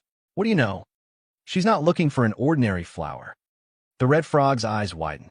"Wait, you know where her flower is?" Stopping in front of a small shop, our protagonist nods. "Of course, it's right here." Inside the store, the shop owner notices them and greets with a polite smile. "Distinguished guest, what would you like to buy?" The red frog looks at the store in disbelief. "A tool shop? Could there really be a beautiful flower here? Are you sure you're not mistaken?" Our protagonist ignores the skepticism. "I heard your shop sells treasure boxes." The shop owner's smile widens. "Oh, you have good eyes. My treasure boxes can contain prehistoric dragon bones, legendary grade staffs, even rare relics. What price range are you looking for?" With a confident grin, our protagonist clenches his fist. "The most expensive one." Moments later, the shop owner returns, holding a golden box. "This is the highest tier treasure box in my store. 10,000 gold coins each." Without hesitation, our protagonist throws a bag of coins at the shopkeeper. "One isn't enough. I'll take them all." The shopkeeper's jaw drops. "All of them? You're buying every single one?" Our protagonist sighs impatiently. "Didn't you hear me? Open every single one." And so, the great treasure box opening begins. First box, a 12-blade battle axe. Second box, a large healing potion. Third box, a loaf of bread. 1 hour later, the store is in chaos. Open boxes are scattered everywhere. The shopkeeper, sweating, holds up the last unopened box. "Honorable guest, out of 100 treasure boxes, only one remains." Without hesitation, our protagonist gestures. "Open it." The box lid creaks open, revealing a crystal rose. Ding! You have obtained beautiful flower. Our protagonist wipes the sweat off his forehead. Finally, it really is a beautiful flower. Grabbing the rose, he turns to his companion. "Laowi, let's go." Scene transition, a majestic bathroom. A luxurious bathtub, filled with scented water, reflects the glow of chandeliers. A stunning woman relaxes inside, rubbing her arm as steam rises around her. "Do you think someone will actually find that flower for me?" "Wait, what am I seeing here?" "My eyes. Don't stare too hard, or they might pop out." Ahem, back to the story. A maid stands nearby, holding a silk towel. "Of course, my lady. With your charm, luck is always on your side." Just then, another maid rushes into the room, panting, excitement mixed with disbelief. "Madam, A young man is outside asking for an audience. He says, "He's brought the flower you requested." The noblewoman gasps. "What?" Suddenly, she stands up from the bath, everything on full display. And I won't lie, this scene is a blessing. Her voice trembles. "Someone actually found it for me." Scene transition, outside Lady Shirel's mansion. Our protagonist waits, arms crossed. The guards return and bow to the noblewoman. "Madam, this is the young man who possesses what you were looking for." Lady Shirel's gaze lands on him, eyes filled with curiosity. "Young man, you really found what I wanted." With a confident smirk, our protagonist presents a golden box. "Genuine and authentic, my lady. Please take a look." She carefully opens the box. Upon seeing the crystal rose, her lips curl into a delighted smile, and a faint blush spreads across her cheeks. "Wow, it truly is the beautiful flower. I've searched for it for so long, and today I finally..." She suddenly looks back at our protagonist, warmth in her expression. "Pardon my rudeness, I was simply overwhelmed." "Young man, you have helped me greatly. What reward would you like? Money? A rare artifact?" Our protagonist, keeping his composure, replies in a calm voice. "Beautiful lady, I'm not interested in money or artifacts." Lady Shirel's eyes gleamed mischievously as she leans in slightly. "Oh, since you're not interested in money or treasures, I have no choice but to offer myself as your reward." Error. System overload. Our protagonist's face turns red in an instant. What? In broad daylight. Is she serious? This is too much. Who could handle this? Before things escalate, he quickly raises a hand. "Madam, you misunderstand. I only need you to help me obtain a citizen status." Lady Shirel chuckles, resting her hand lightly on her cheek as she gazes at our protagonist. "You little rascal. So, all you wanted was citizenship? That's too easy." At the same time, a notification pops up. Ding. Due to your noble actions and outstanding charm, Lady Shirel's favorability +20. With a satisfied smile, Lady Shirel turns to one of her maids. "Elisa, prepare the paperwork and bring my seal." The maid nods respectfully. "Yes, madam." Our protagonist watches with anticipation, then speaks up. "I have another request. I'd like to purchase property in Windleaf City and settle down." He hands Lady Shirel a map, and she raises a curious eyebrow. "Oh, buying property? So you don't want to wander around anymore? That's a stable choice." She studies the map, her eyes narrowing slightly as she spots the marked location. "Wait, the West District? You must be joking. That's not exactly a bustling area. Are you sure you want to buy here?" With unwavering confidence, our protagonist responds respectfully. "Esteemed lady, I am certain of my decision. I hope you can assist me in making the connections. I'd be very grateful." Lady Shirel sighs, shaking her head. "All right, I will arrange for someone to contact a real estate agent in the West District." Our protagonist bows slightly. "Many thanks, Lady Shirel." From his shoulder, the red frog snickers. "You brat, why aren't you buying in the prosperous East District? You're intentionally making a loss. That's not how you build wealth." Our protagonist smirks. "What do you know?" He then leans in slightly, explaining in detail. "Of course, you wouldn't understand. Soon, Windleaf City will be attacked by strange creatures. Under the assault of powerful beings, even the current city lord will fall in battle. The East District, being the wealthiest and most densely populated, will take the heaviest damage. But the West District, sparsely populated and overlooked, will suffer the least. After the chaos, it will become the most functional and valuable area in the entire city." The red frog blinks in shock. What kind of monster plans their real estate investments based on future destruction? Our protagonist just smirks.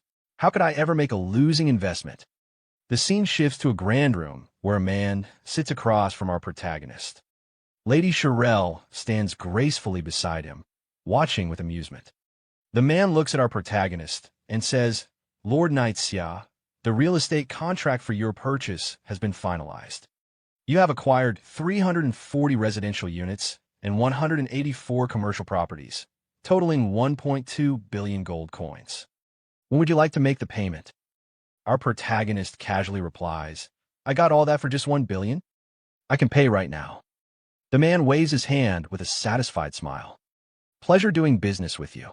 He then walks away, leaving Lady Shirelle to hand over another set of documents. She smiles. Here is your citizenship document. Our protagonist reaches out to take it, grinning. So, I'm officially a citizen of Windleaf City now.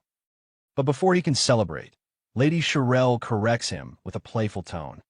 Not just a Windleaf City citizen. You are now a first-class citizen of the Dragon Phoenix Empire. Sweat immediately rolls down our protagonist's face. Wait, what? The Dragon Phoenix Empire? The red frog jumps in, croaking in disbelief. No way. Even some of the most powerful people in the world don't have first-class citizenship in the Dragon Phoenix Empire. You hit the jackpot, kid. Our protagonist stares at Lady Shirelle in shock. Wait, could it be, madam, are you actually of royal descent? Lady Shirelle tilts her head with an innocent smile. What, I can't be royalty? Our protagonist gulps. No wonder. Madam exudes such noble and regal elegance. Then, as if suddenly remembering something, he asks, By the way, madam, do you know the royal beast tamer? At this, Lady Shirelle's playful expression vanishes, replaced by a serious one. You mean Uncle Stir? Why are you looking for him? Our protagonist nods. To be honest, I want to learn more about my Beastmaster profession and related missions. Lady Shirelle's lips curl into a soft smile again. Uncle Stir should be in the Imperial capital, but he's quite eccentric and unpredictable. I'll try to contact him for you. Hearing this, our protagonist suddenly turns into a smooth playboy, taking Lady Shirelle's hand and placing a kiss on it. Beautiful madam, I truly don't know how to thank you. I can only offer you my sincere kiss. Lady Shirelle blushes slightly, giggling. Please don't call me madam anymore. Just call me Sophia, all right. Our protagonist smirks. All right, beautiful Sophia. Just then, a flurry of notifications floods his vision. Ding! Due to your charm, Lady Shirelle's favorability plus 20. Congratulations! Great Xiao player, Knight Xiao, has obtained first-class citizenship of the Dragon Phoenix Empire. Prestige ranking has been unlocked. Great Xiao players can now check the leaderboard. Congratulations! Great Xiao player Knight Xiao successfully acquired real estate. The regional housing system is now open. All Great Xiao players' daily game time limit has increased by 1 hour. The red frog scoffs. Look at you, fawning over her. Did you just sell your looks or something? Our protagonist grins. Old Hui, I just love seeing you irritated but completely powerless against me. Before the red frog can fire back, another notification pops up. Ding! Congratulations! You have leveled up to level 11. Ding! Your companion, Little Gray, has reached level 11. At the same time, just like before, a world announcement appears again. Ding! Congratulations! Great Xiao player, Knight Xiao, has obtained first-class citizenship of the Dragon Phoenix Empire. Prestige leaderboard has been unlocked. Great Xiao players can now check the rankings. Congratulations! Great Xiao player, Knight Xiao successfully purchased real estate. The Great Xiao regional housing system is now active. All Great Xiao players' daily game time limit has increased by 1 hour. As always, players explode with excitement. What the hell? First-class citizenship? A housing system? Is this game even real? Another player jumps in. Wait, all Great Xiao players just got an extra hour of game time? That's insane. From another group, someone shouts, Damn, what is this first-class citizen thing? What rank are we then? Third class. A frustrated teammate groans. Being a nobody in real life is bad enough, and now I'm a nobody in the game too. What were the devs even thinking? Someone else snaps back. Stop complaining. Does anyone even know who the developers are? Meanwhile, the scene shifts to our protagonist's ex-girlfriend's group. A male teammate turns to her in disbelief. Oh my god, Knight Xiao is already level 11 and even a first-class citizen. That's insane. She crosses her arms. Yeah, pretty impressive. But his name is kind of weird. Then suddenly, she sighs and slumps to the ground, muttering, "If we had a top player like him leading us, we'd probably be level 4 or 5 by now." She looks at her struggling team and adds, "Unlike now, where we can't even kill a single slime." But before she can continue, a green-haired girl glares at her and scoffs. "From your tone, are you unhappy with our team?" A white-haired girl joins in, rolling her eyes. "You've done nothing but still gained levels just by tagging along, and you're still not satisfied?" Then a black-haired man snorts, "Yeah, if you don't like it, you can leave." The ex-girlfriend's new boyfriend quickly tries to calm things down. "Everyone, it's a misunderstanding. My friend didn't mean it that way. Sorry about that." But she's already angry. "Fine. I'll leave. Who cares?" She stands up and storms off, dragging her boyfriend with her. "Johan, we're leaving." Her boyfriend stares at her, confused. "Yenra, what are you doing?" As the couple walks away, someone from their ex-team sneers. "You think just because you're a little pretty, you can act like a princess now?" The boyfriend sighs, looking at his girlfriend. "Great, now it's just the two of us. How are we supposed to level up?" But Yinran glares at him. "You said you'd help me level up, but when they all insulted me, you didn't defend me. Do you even care about me?" The boyfriend massages her shoulders, trying to smooth things over. All right, I was wrong. By the way, did you contact Xiao to play Apocalypse with us?" Yinran scoffs. "Why should I contact him first?" But her boyfriend clasps his hands together, pleading. All right, you have your pride. But just this once, do it for me. Reach out to Xiao and ask him to help us level up." She crosses her arms, smirking. "Since you're begging me, I'll consider it." She checks the time. "It's getting late anyway. I'll message him after I log off." Her boyfriend grins, waving at her. "Great. Yinran, I'll be waiting for good news." As Yinran logs out, she turns back with a smug smile. "See you tomorrow. I'm logging off." Inside her real-life bedroom, Yinran stretches and smirks to herself. Even though Xiao's way of throwing money around is a bit crude, I can't completely blame him. She picks up her phone, lying on her bed. "All right, I'll take the initiative one more time." She quickly types out a message to our protagonist. "Xiao, I'm playing a game called Apocalypse. Hurry up and buy the equipment, then help Xiao Tao and me level up. If you can get me onto the ranking board, I might consider being your girlfriend. What do you think? Are you touched?" She sent the message, smiling proudly. "Good thing I'm such a generous girl. I'll forgive you this time." She places her phone down. 5 minutes later, she picks it back up. "Huh, why hasn't Xiao replied yet?" Checking her messages, her eyes widen in shock. User Xiao is no longer in your friend list. She freezes, staring at the screen in disbelief. "He deleted me?" Then, rage fills her eyes. Xiao actually deleted me from his friend list? How dare he? She shouts loudly in her room. "Xiao, from today onwards, we are completely done. If you really have any dignity, don't ever come begging to me like a dog. Even if you kneel, I will never forgive you. Never." Meanwhile, back in Wind Leaf City's Eastern District, our protagonist casually wanders around, admiring the area. Soon, my Eastern District will flourish just like this. He stops in front of a building, nodding. This is the place. As he steps inside, the shopkeeper looks at him with mild disdain. Our shop only appraises silver-grade equipment and above. If you got bronze gear, it's better to go outside the city. Without missing a beat, our protagonist casually pulls out a necklace and dangles it in front of the shopkeeper. "What about dark gold tier? Can you appraise it?" The shopkeeper's eyes widen in shock. "Holy crap, it really is dark gold." He quickly composes himself, clears his throat, and says, "Don't worry, sir, if it's dark gold grade, the shop owner himself will handle it to ensure success." Our protagonist raises an eyebrow. "Cut the nonsense. What's the success rate?" The shopkeeper adjusts his collar, suddenly speaking more politely. "I'm a gold tier appraiser, highly skilled, with over an 80% success rate. However, gold grade appraisals cost 100 gold coins each." Without hesitation, our protagonist tosses a gold coin pouch onto the counter. "No problem. Start appraising. I've got several other gold pieces too. Appraise them all." The shopkeeper's jaw drops as he stares at the pile of high-tier equipment. Damn, this guy is loaded. Our protagonist smirks confidently. Hurry up, I'm in a rush.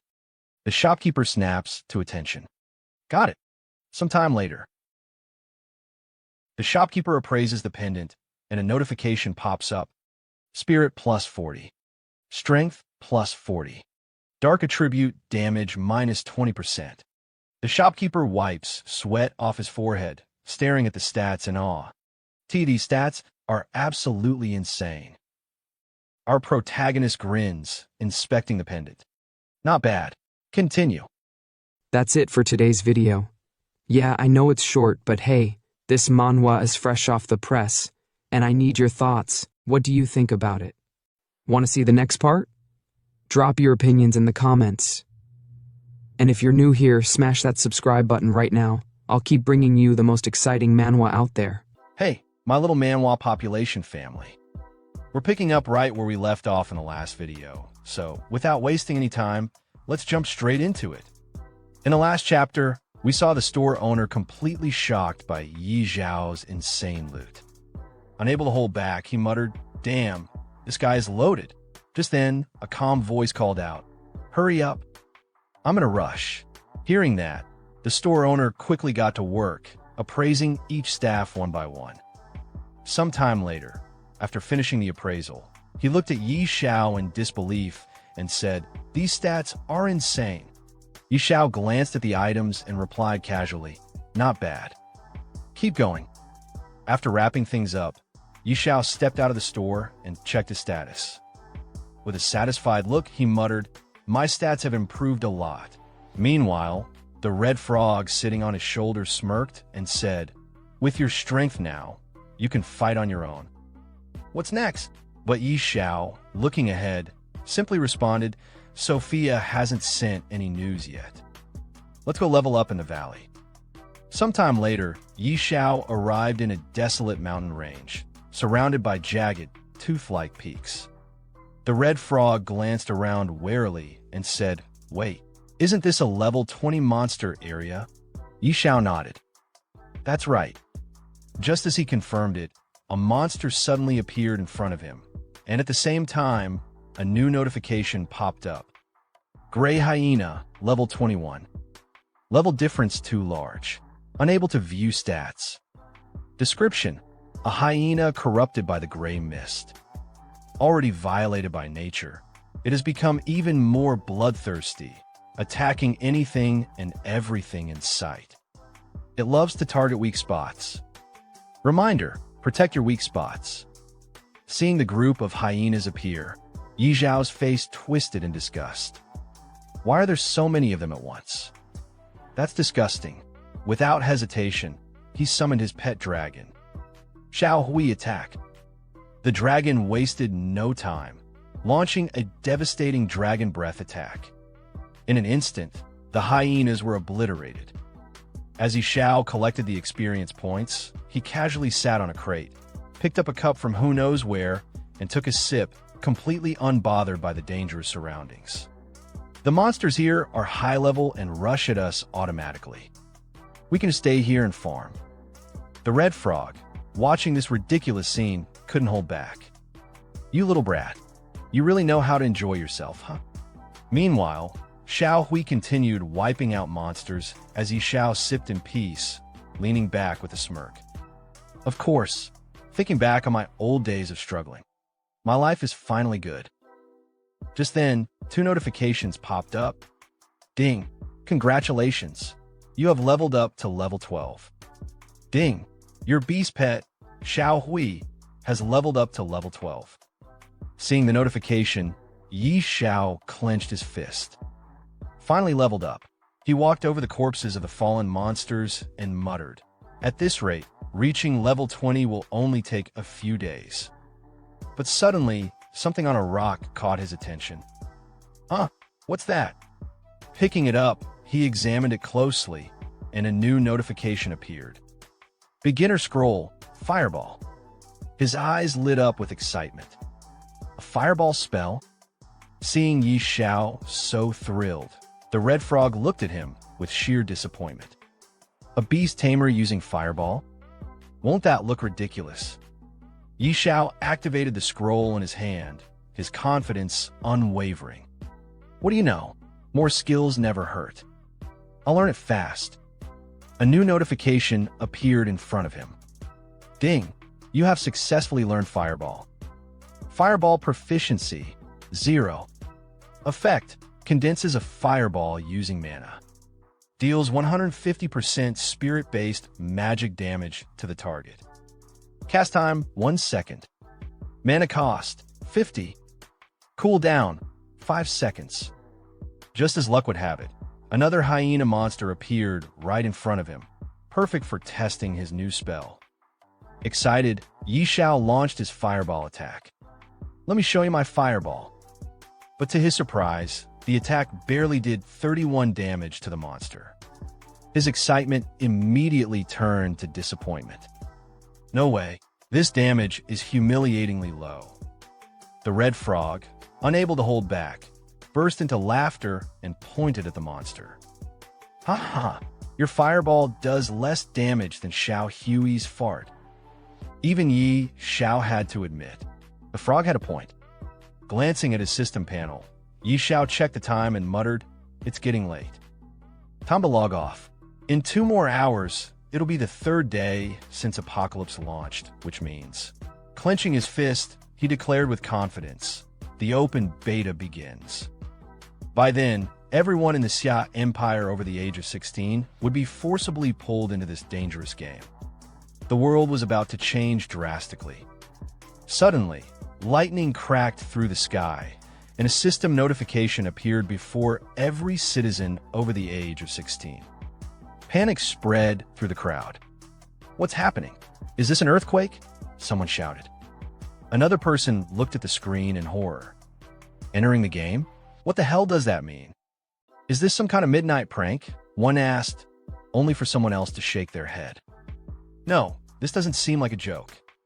One by one, people across the real world were forcibly transported into Apocalypse. "What the hell? I was just soaking a bathhouse and now I'm here," one man yelled in disbelief. Another man, still processing what had happened, groaned. "A game? Damn it, I was eating skewers. Where are my skewers?" Someone else clutched their head. "Holy crap, did I just get transported to another world? I knew it. I'm a chosen one." Amidst the chaos, a man suddenly recognized someone familiar. "Old Li, you're here too." Old Li turned around, equally shocked. "Old Wong, weren't you out dancing in the square?" Meanwhile, in another part of the game world, Yi Zhao's ex-girlfriend, Yin Ran, arrived in the game.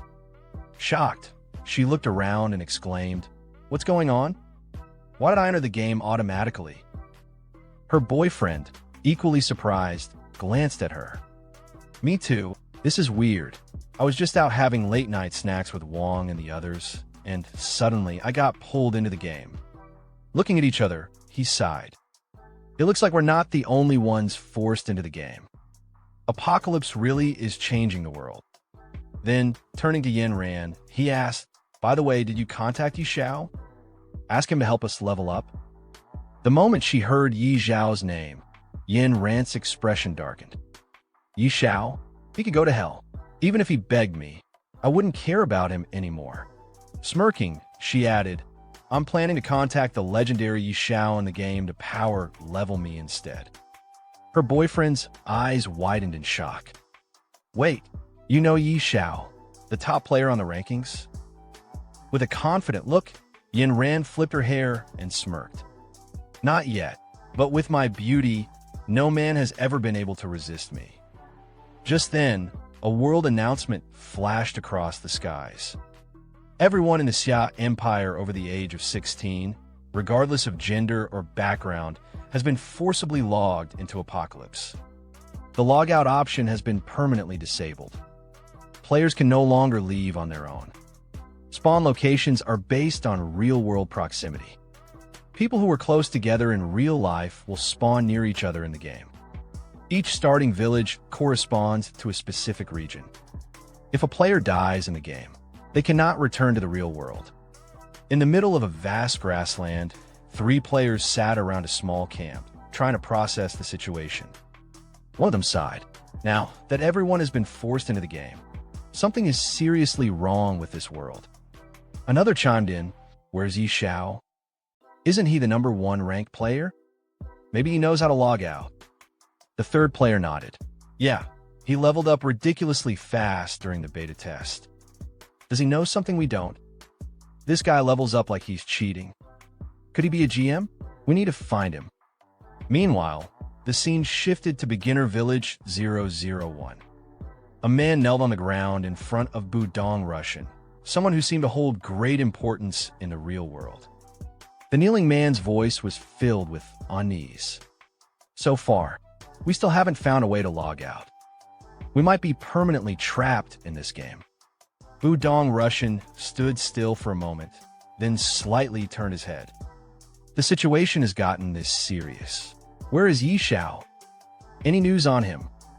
The kneeling man hesitated before replying, "No contact. He's already level 12 and has left the beginner village. No one else has managed to leave yet." Budong Russian's eyes narrowed. "What about Chen Kuang? Can he do anything?" Lumen sighed. "Chen Kuang? He's only level 4. Budong Russian's expression darkened. "Wasn't he a beta tester? Why is he only level 4? The kneeling man quickly explained, "He's been leading a team and grinding levels, but Apocalypse is way too difficult. Most players are still stuck at level 2. Hearing this, Budong Russian turned around, his gaze sharp. "To think that Jiang City has someone like Xiao. He's definitely not ordinary." His voice was firm as he issued his command, "Spread the word. We must find him at all costs." The kneeling man bowed. "Yes, sir." Meanwhile, our legendary protagonist Xiao received a new system notification. Curious, he clicked on it. The message read, "Xiao, come to the Duke's mansion. We have news on what you were investigating." Seeing the message, Xiao muttered to himself, "Got it. I'm on my way." As he approached the same grand, cathedral-like building we saw earlier, he smirked. "I didn't expect news about the royal beast tamer to come this quickly. This is exciting." Entering the building, our protagonist meets the noble lady from earlier, the one searching for the rose. She's wearing an absolutely stunning dress, and I won't lie, she looks amazing. Honestly, she seems way more suited to be our protagonist's girlfriend. She smiles and says, "You're here. I missed you." Seeing her in that dress, even our protagonist gets a little flustered. His face turns slightly red as he responds, "I am here." In his mind, he's thinking, wow, she's so attractive. Who could possibly resist this? He rubs his head awkwardly and then clears his throat. "Beautiful Sophia, do you have any news about the royal beast tamer?" Sophia gives him a soft smile and replies, "Don't be in such a rush. Uncle Stir is out traveling and can't come back yet." Hearing that, Yixiao's sweat drips down his face. So, it was a false alarm. But Sophia just chuckles before adding, "However, he did ask me to tell you how to unlock a hidden class. It's actually not hard. It's inside Fengyi City." Yixiao's eyes widen. "What? It's inside Fengyi City?" In his mind, he's screaming, "Whoa. I thought we'd have to travel to the ends of the world, but the treasure was right at home." He immediately turns to Sophia. "My dear Sophia, where exactly is it?" Sophia smirks, turns slightly, and rests her hand on her cheek. "Well, it might be a bit difficult. According to Uncle Stir, in the mountains outside the city, there's a powerful dragon. Beneath its lair, there's something hidden deep inside." Yixiao's excitement spikes. "Are you talking about the cave maze?" Sophia raises an eyebrow. "You know the name of that dungeon?" Yixiao rubs the back of his head awkwardly. I just happened to hear about it." But in his mind, he's thinking, of course I know it. In my past life, I farmed that dungeon so many times.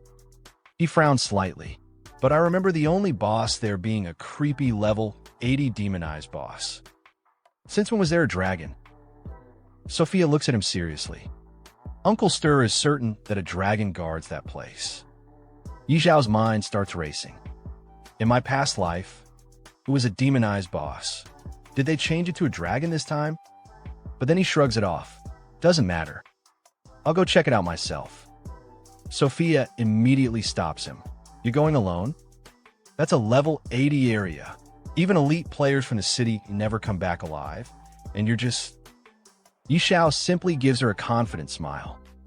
Don't worry, dear Sophia. I have my ways. At that moment, a new notification pops up. Ding. Uncle Stir has provided new information. Go to the unknown dungeon and retrieve the item inside. Even the red frog sitting on Yi Xiao's shoulder snickers. That's true. You even stole a dragon egg before. A dungeon is nothing for you. Yi Xiao glares at the frog. Shut up, you annoying frog. He then pulls out a special badge, holding it in his hand. As long as the payment is right, even a dragon can be taken down. When it comes to fighting dragons, my sister Tao is the best. Suddenly, he points the badge forward, and a portal appears out of nowhere. This job needs my sister Tao. Sophia gasps in shock. Wait, is that a Supreme Hall token? How does Yi Xiao have that at just level 12? Then, from the portal, a familiar figure steps out, the magician from earlier, the one who helped Yi Xiao obtain the dragon egg. The so-called Sister Tao. She stretches lazily and smirks. Who's the cute one calling for me this time? As she adjusts the staff in her hand, she sees Yi Xiao standing before her and grins. Oh, it's little brother Yi Xiao. Did you miss your big sister? Yi Xiao looks at her seriously. Sister Tao, I have a big job for you. Immediately, she waves her hands in panic. Don't tell me. It's another dragon? Yi Xiao smirks. Sister Tao, you really are sharp. Yes, it's a dragon. She freezes for a moment, then yells, What? Another dragon? Do you have a grudge against them or something? Last time, I stole a dragon egg and hurt my back. I'm still recovering. No way. Find someone else. Yi Xiao, still grinning, raises 2 fingers. Same deal as before, 2 billion gold as a reward. Sister Tao stops dead in her tracks. 2 billion. She hesitates, dances slightly, then sighs. No way. It's not that I don't want to, but I'm really injured. I need time to heal. If you're not in a hurry, I can go with you in a month. Yi Xiao rubs his chin with a sly expression. What if I can provide the location of the Holy Spirit Spring? Will that change your mind? Sister Tao's eyes light up with excitement. Wait, you actually know the location of the Holy Spirit Spring? No joke if you really know. Would you risk your life to go with me? Yi Xiao smirks. Okay, deal. We leave now. Sister Tao blinks. Right now. As our protagonist and Sister Tao leave the mansion, Sister Tao immediately asks, All right, little brother, where exactly is the Holy Spirit Spring? Without looking back, Yi Xiao casually replies, In the Lost Land. Sister Tao's eyes narrow. Lost Land? Do you have the exact coordinates? Behind them, Sophia overhears their conversation, shaking her head in amazement. Yi Xiao, he's really something else. At that moment, Yi Xiao's system panel pops up with a notification. Ding. Sophia's favorability toward you has increased by 10. Sophia blushes slightly as she watches Yi Xiao walk away, thinking to herself, will he become a god-tier player in the future? Meanwhile, outside Beginner Village, 5 people stand gathered around a man lying on the ground. Wang Chong. Wang Chong, wake up! One of them calls out desperately. A girl in the group anxiously replies, he was killed twice by goblins. After reviving, his body just shut down. The pink-haired girl in the group bursts into tears. This game is insane. People can actually die in here. Help! I want to go home. A black-haired man glares at her. Shut up. Who doesn't want to go home? No one even knows how to log out. Someone else murmurs. I heard someone already reached level 12. Let's find him and ask. Back at the Dragon Mountain Range, Xiao, Sister Tao, and the Red Frog are making their way forward. The Red Frog looks around, admiring the scenery. Such a beautiful place. It doesn't even look like a dragon would be hiding here. Sister Tao, however, remains on guard. The more peaceful a place looks, the more dangerous it usually is. Xiao nods. Sister Tao is right. The monsters here are all level 80. If we didn't have her level boost, we'd be surrounded in seconds. Sister Tao adds, since we're heading to the dungeon, let's avoid unnecessary fights if possible. Xiao agrees, got it. Suddenly, a massive dragon lands on a distant mountain peak, its wings stirring up a storm of dust. Xiao's eyes lock onto it, while Sister Tao grips her staff tightly. Kid, are you sure you know the entrance to this place? That's a tier 5 beast. I don't want to get noticed by it. Xiao walks ahead confidently. Don't worry, we won't be detected. The dungeon entrance is beneath that steep slope on a mountain. Sister Tao sighs in exasperation. You better not be wrong. If you are, you'll be dealing with the consequences. A few moments later, Xiao stops in front of an ancient stone door embedded in the mountainside. Smirking, he gestures towards it. Look, I was right. The three of them stand in front of the entrance, examining it. Xiao places a hand on the stone and nods. This is the place. Sister Tao steps forward, pressing her palm against the entrance. Now we have a problem. This teleportation formation is incredibly well crafted, but there's no trace of mana. I don't think I can activate it. Xiao steps up confidently. Let me handle it. Taking out a knife, he slices his palm slightly and presses his bloodied hand against the stone. Immediately, a crimson circle appears, glowing with power. Sister Tao's eyes widen in shock. Little brother, how do you know how to open this? Before he can respond, the massive stone doors creak open, revealing a dark passageway. Sister Tao watches Xiao step forward, glancing back at her with a smirk. I have my ways. Hurry up and follow me. As he walks ahead, Sister Tao mutters to herself, so mysterious. Just how many secrets does this kid have? As soon as they step inside, Xiao's system panel lights up with multiple notifications. Ding! This maze has only one exit. Find it within the time limit or you'll be trapped forever. Hint! This maze is occupied by eerie creatures. Proceed with caution. The red frog on Xiao's shoulder immediately panics. Kid, can't you take me somewhere safe for once? Behind them, Sister Tao frowns. An eerie zone, and only 3 hours. Xiao thinks to himself, last time, the time limit was 3 days. Something's definitely off. Sister Tao crosses her arms. As expected, something's different this time. Xiao, I have to warn you, this mission is even more dangerous than facing a tier 5 dragon. Are you sure you still want to go after this item? Xiao smirks. Sister Tao, you're a god-tier sorcerer. Are you scared? A bead of sweat forms on Sister Tao's forehead.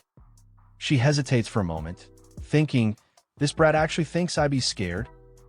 Then, she straightens up and scoffs. Me? Scared? Don't be ridiculous. I'm a god-tier powerhouse, a Supreme Hall Elder, and a top sorcerer. Why would I be afraid of some eerie maze? Xiao grins. Exactly. Now, let's move quickly.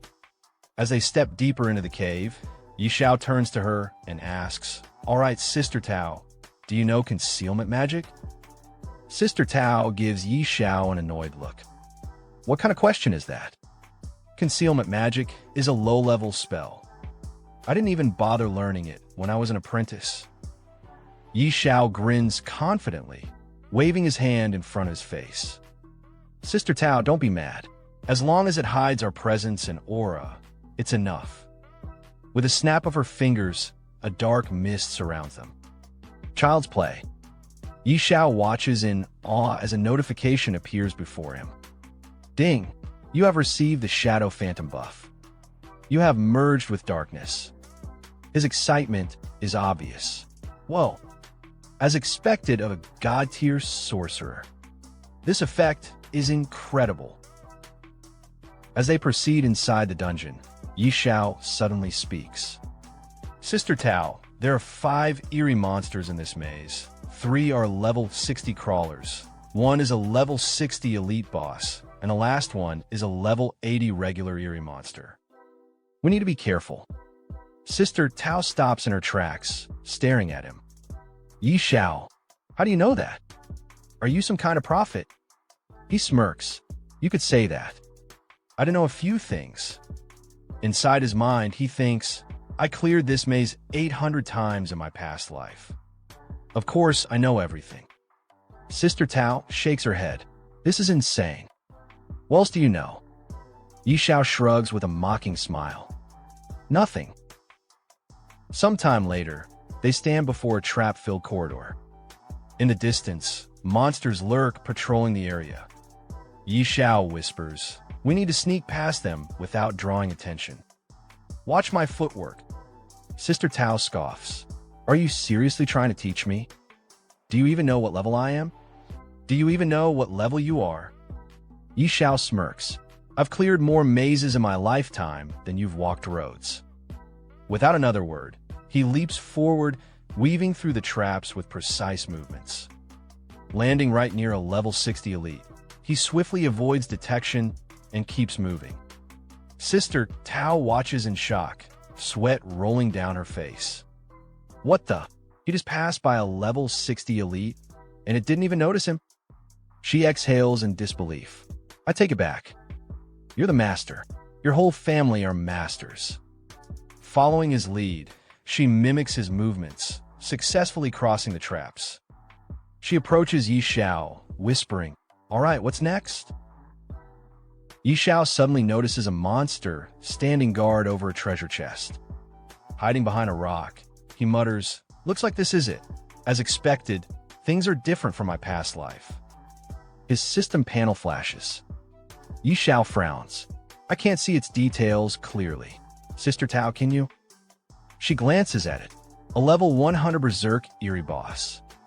Pretty average strength. Yi Xiao grins excitedly. Then I'll go open the treasure chest. Sister Tao, get ready to strike. She nods. All right, I'll put an absolute defense buff on you. Yi Xiao then points at the red frog. Better safe than sorry. Lao Hui, don't move recklessly, or you'll alert the Een Spirit Beast. The red frog huffs. Worry about yourself, kid. Slowly approaching the treasure chest, Yi Xiao whispers to himself, the hidden class scroll. It's almost mine. Opening the chest, he sees a blue diamond and an unfamiliar scroll inside. His eyes widen. What the? Even the treasure inside is different. The moment the chest opens, the guardian monster turns, its glowing red eyes locking onto Yi Xiao. With a furious roar, it charges at him. Before it can reach him, Sister Tao raises her staff. Frost shock.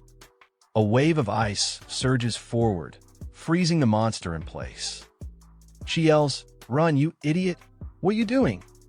Yi Xiao snaps out his daze and dashes toward her. Sister Tao, help me. As she holds the monster back with powerful attacks, Yi Xiao quickly checks his loot. Effect: resets the cooldown of any item regardless of rank. Cooldown: 3 days. The red frog stares at the screen, stunned. Kid, you are ridiculously lucky. Yi Xiao's eyes light up. What? Another Heaven's Doom rank item? A cooldown reset. That means Brutality Chapter's cooldown will now be only 3 days. Meanwhile, the boss, severely injured by Sister Tao's attacks, staggers but doesn't fall. She glances at Yi Xiao. Yi Xiao, what do we do about the boss? Fight or leave? Yi Xiao sighs. We fight it. Sister Tao, go all out. A wicked grin spreads across her face. All right, I'll unleash my full power then. Raising her staff, she summons a massive lightning strike that crashes onto the boss. The eerie beast lets out an agonized scream. Xiao watches in confusion. Why is it screaming like that? Even the red frog gets nervous. Wait, is it going berserk? A realization hits Xiao like a brick. Could it be? Suddenly, a bright glow erupts from the ceiling. Xiao's eyes widen in horror. Crap, it's summoning a dragon. Before they can react, a massive dragon appears above them, its scales glowing ominously. Without hesitation, it breathes a torrent of fire straight at them. Xiao, Sister Tao, and the red frog all turn on their heels. It's a dragon. Don't just stand there, run. Hey, my little manhwa population family. We're picking up right where we left off in the last video, so without wasting any time, let's jump straight into it. As Xiao and the others sprint for their lives, dodging the dragon's fiery breath, he yells, "Make a run for it." Sister Tao, panting, shouts back, "There's no way we're beating that thing." The red frog, barely clinging onto Xiao's shoulder, groans. Why does it always come down to us running for our lives? Just when things couldn't get any worse, the dungeon boss, the Een spirit beast, bursts through the cavern, still chasing them. Sister Tao's eyes widen in disbelief. How the hell can an Een beast summon a dragon? Xiao, still running, shrugs. Maybe they're just neighbors. The red frog, gasping for breath, snaps, "Shut up. It's catching up. Why don't you ask it yourself?" Sister Tao glances back and her face turns pale. "Move it, kid. It's coming straight for you." The red frog screams. "Damn it. This thing's gone berserk. It's immune to slow effects. Run." Xiao looks at the enraged monster, his expression turning serious. "Run? No way. If it went berserk just to go all out on us, then I'll just take it down first." Sister Tao stares at him like he's insane. "That thing's level 100. You're level 12. Don't be an idiot." Ignoring her, Xiao pulls out the gemstone he looted earlier. At the same time, he takes out the badge from before. His eyes gleam with excitement. "With my cooldown stone and brutal chapter, this is the perfect time to test my firepower." Sister Tao watches in horror. "You're seriously gambling with your life here." Xiao points his badge straight at the monster and roars, "Die, you bastard." Suddenly, a red beam shoots out from Xiao's badge, striking the monster. He watches in shock, sweat dripping down his face. "That's it? That's all the damage I did? Just how unlucky am I?" On his shoulder, the red frog lets out a groan. "If you die, don't expect me to pick up your call." But before Xiao can even react, blood gushes out from the monster's body, and a massive hole suddenly appears in its chest. The beast trembles, then collapses to the ground, completely defeated. A system notification pops up in front of Xiao. Ding! Target SP below 20%, triggering forced instant death effect. Then, a flood of notifications follows. Ding! Congratulations! You have successfully killed the level 100 demonized boss. Ding! Congratulations! Your level has increased to level 13. Ding! Congratulations! Your beast companion, Little Gray, has leveled up to level 13. Ding! Congratulations! Your level has increased to level 20. Ding! Congratulations! Your beast companion, Little Gray, has leveled up to level 20. Ding! Your level has reached the cap. You can no longer level up for now. Xiao's eyes widen in disbelief before he bursts into laughter. Haha! Straight to level 20. This feels amazing. Behind him, Sister Tao stares at him in utter shock. This is insane. A level 100 demonized boss taken down by a level 12 rookie. At that exact moment, a world announcement echoes across the game. World announcement. Xiao player Xiao has successfully killed the level 100 demonized bossine beast, achieving the first kill on a level 100 boss. Reputation plus 500, attribute points plus 50, Xiao Warzone points plus 1. This is an official announcement. Players across the game freeze as they read the message. One player, dumbfounded, mutters, a level 100 boss. Dead? What kind of bullshit is this?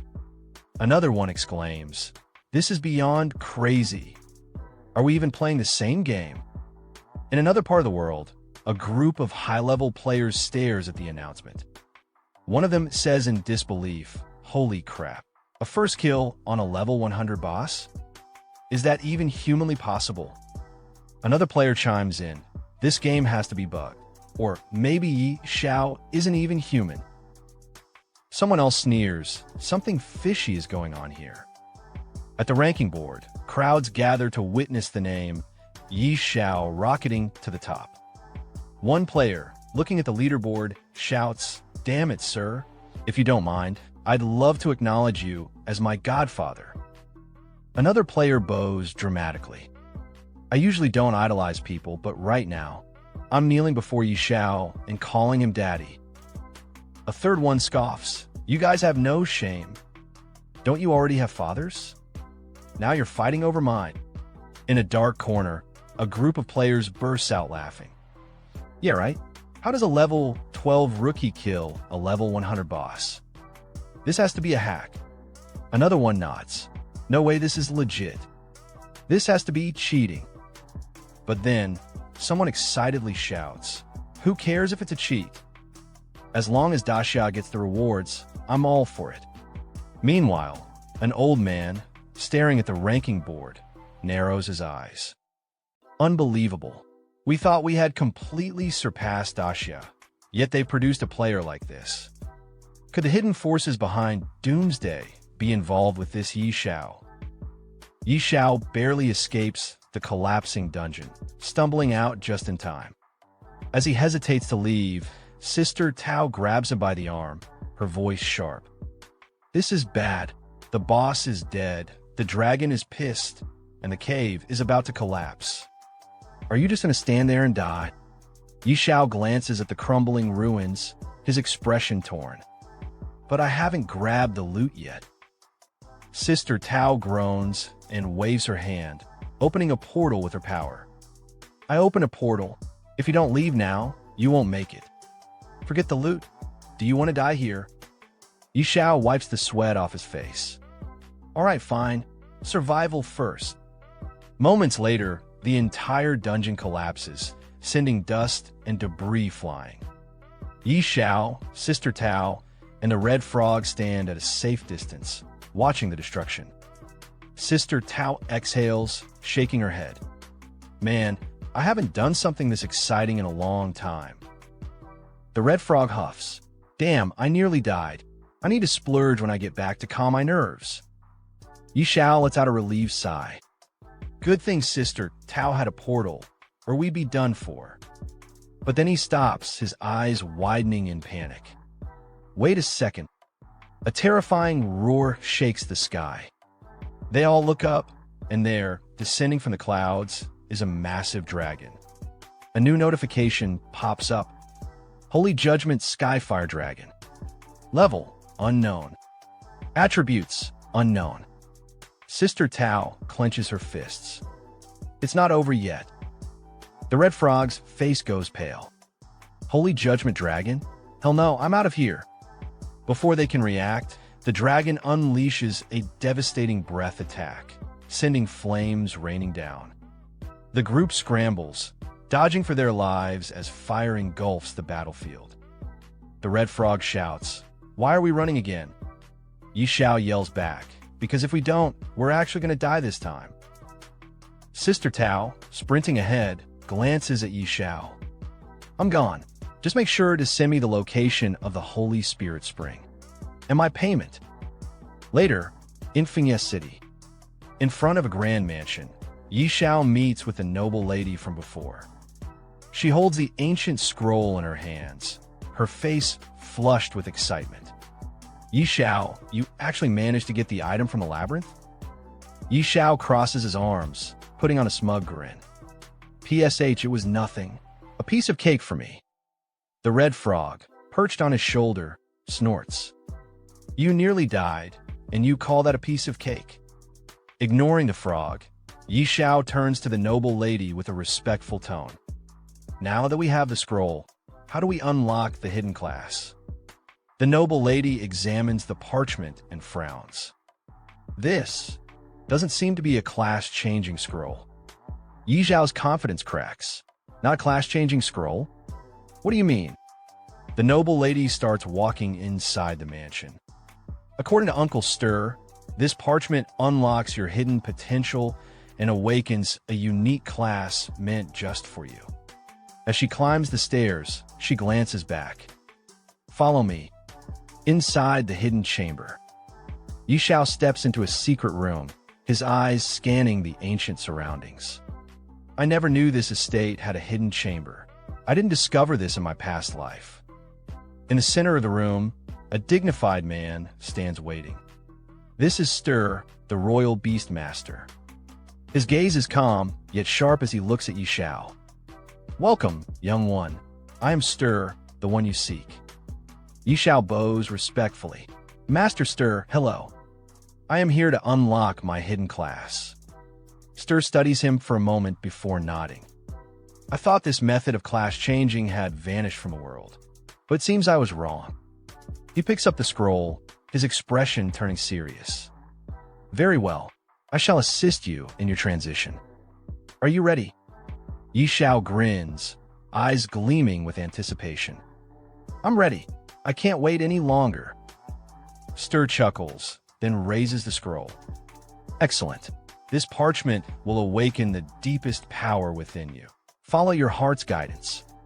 Yi Xiao hears Stir's words and focuses his mind steady.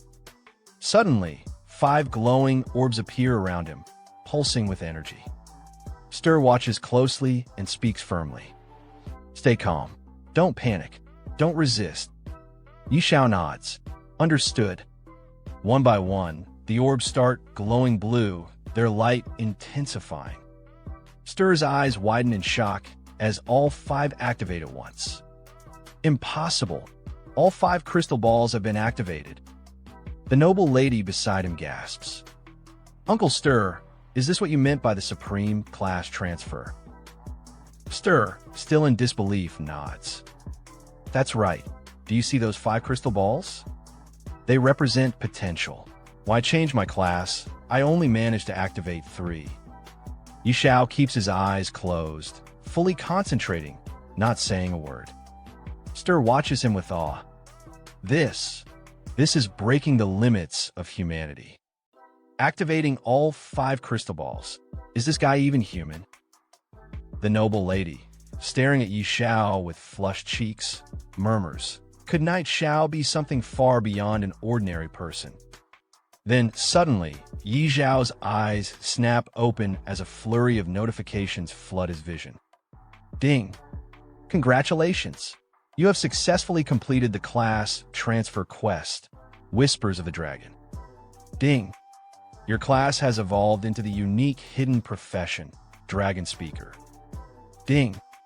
Due to the infusion of mysterious power, your class rank has been upgraded.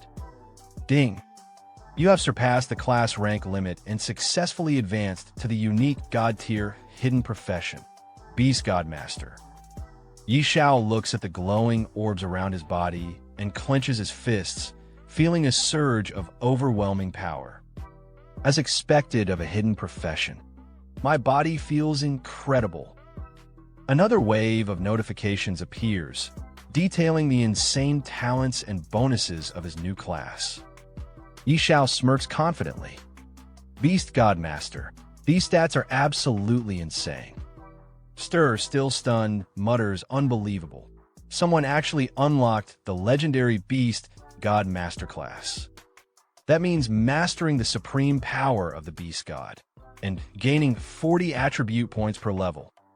Yi Xiao examines the scroll in his hands and nods. These stat boosts are crazy. And the God's Guardian set event even comes with a crafting blueprint. Interesting. Another notification pops up. Ding. New blueprint acquired. Beast God Claw rank. Epic. Xiao raises an eyebrow. Equipment that grows in power. And it starts at epic rank. He scrolls through the materials list and sighs. Figures. All the crafting materials are rare. Looks like I'll need to go monster hunting. He turns to Stir and bows slightly. Master Stir, the class transfer is finally complete. Thank you. From behind him, the noble lady speaks, her cheeks flushed. Knight Xiao, you are truly astonishing. Stir places a firm hand on Yi Zhao's shoulder. Young man, you've already stepped into the divine realm. Your potential is limitless. The red frog, sitting on Yi Zhao's shoulder, lets out a deep sigh. KH, you really are something else. Yi Xiao, brimming with confidence, grins. Haha, looks like I'm destined to reach the peak in this lifetime. But first, I need to craft the Beast God Claw. Scene shift, the Abyss Trial. In a dark, ominous chamber, a group of 3 adventurers stands before a towering guardian. One of them steps forward. Respected Guardian, I wish to challenge the Abyss Trial. The Guardian's glowing eyes scan them. The 3 of you seem well-equipped. What level of trial are you attempting? The group leader, a fierce-looking warrior named Tiger Unleash, steps forward with unwavering confidence. I'm going solo. Abyss-level trial. The Guardian lets out a low chuckle. Oh! Another one daring to challenge the Abyss-level trial. Tiger Unleash smirks. I live for challenges. No regrets, even if I die. Seeing his determination, the Guardian steps aside, allowing him to enter. Before stepping through, Tiger Unleash glances back at his companions. One of them calls out, Boss. We'll be waiting outside for your good news. He chuckles, cracking his knuckles. Don't worry. You won't be waiting long. As he enters the trial grounds, the Guardian watches him disappear into the darkness and mutters. Tisk TSK, these visitors from another world really are built different. 5 minutes later, the leader of the group staggers out of the trial, covered in bruises and screaming for help. Help me.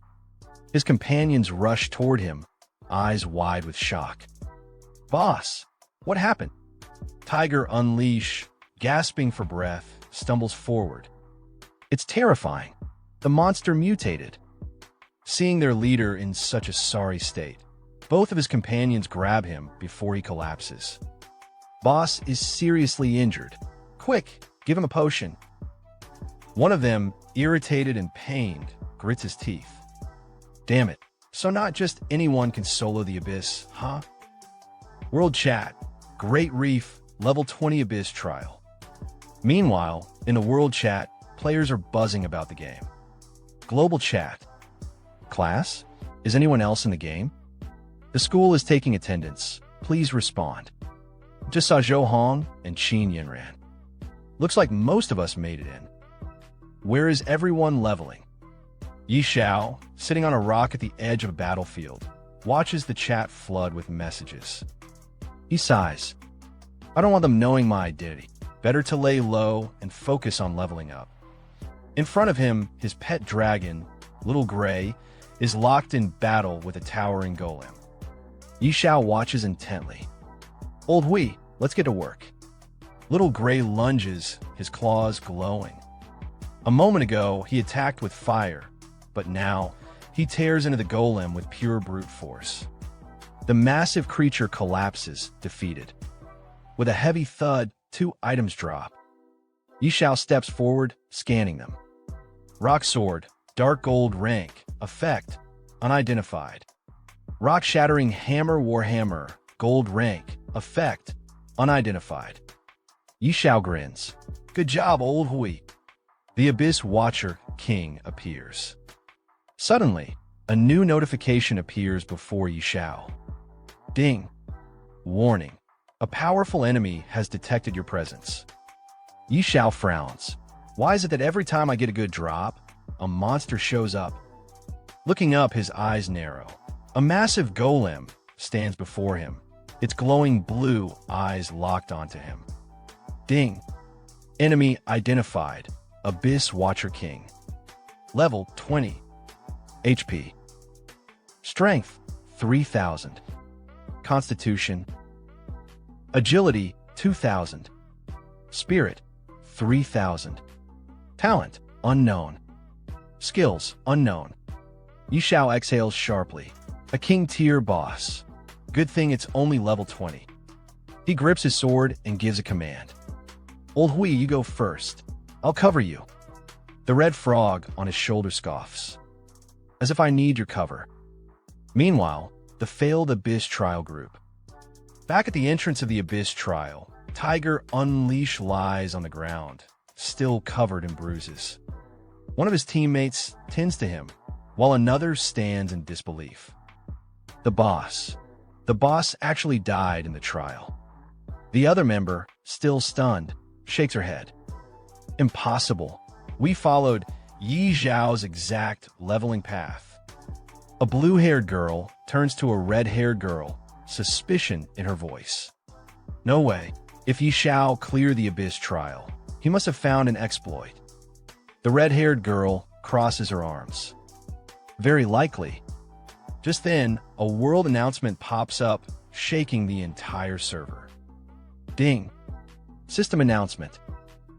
Player Yi Xiao from the Grand Xiao Nation has successfully cleared the level 20 Abyss trial, becoming the first in history to do so.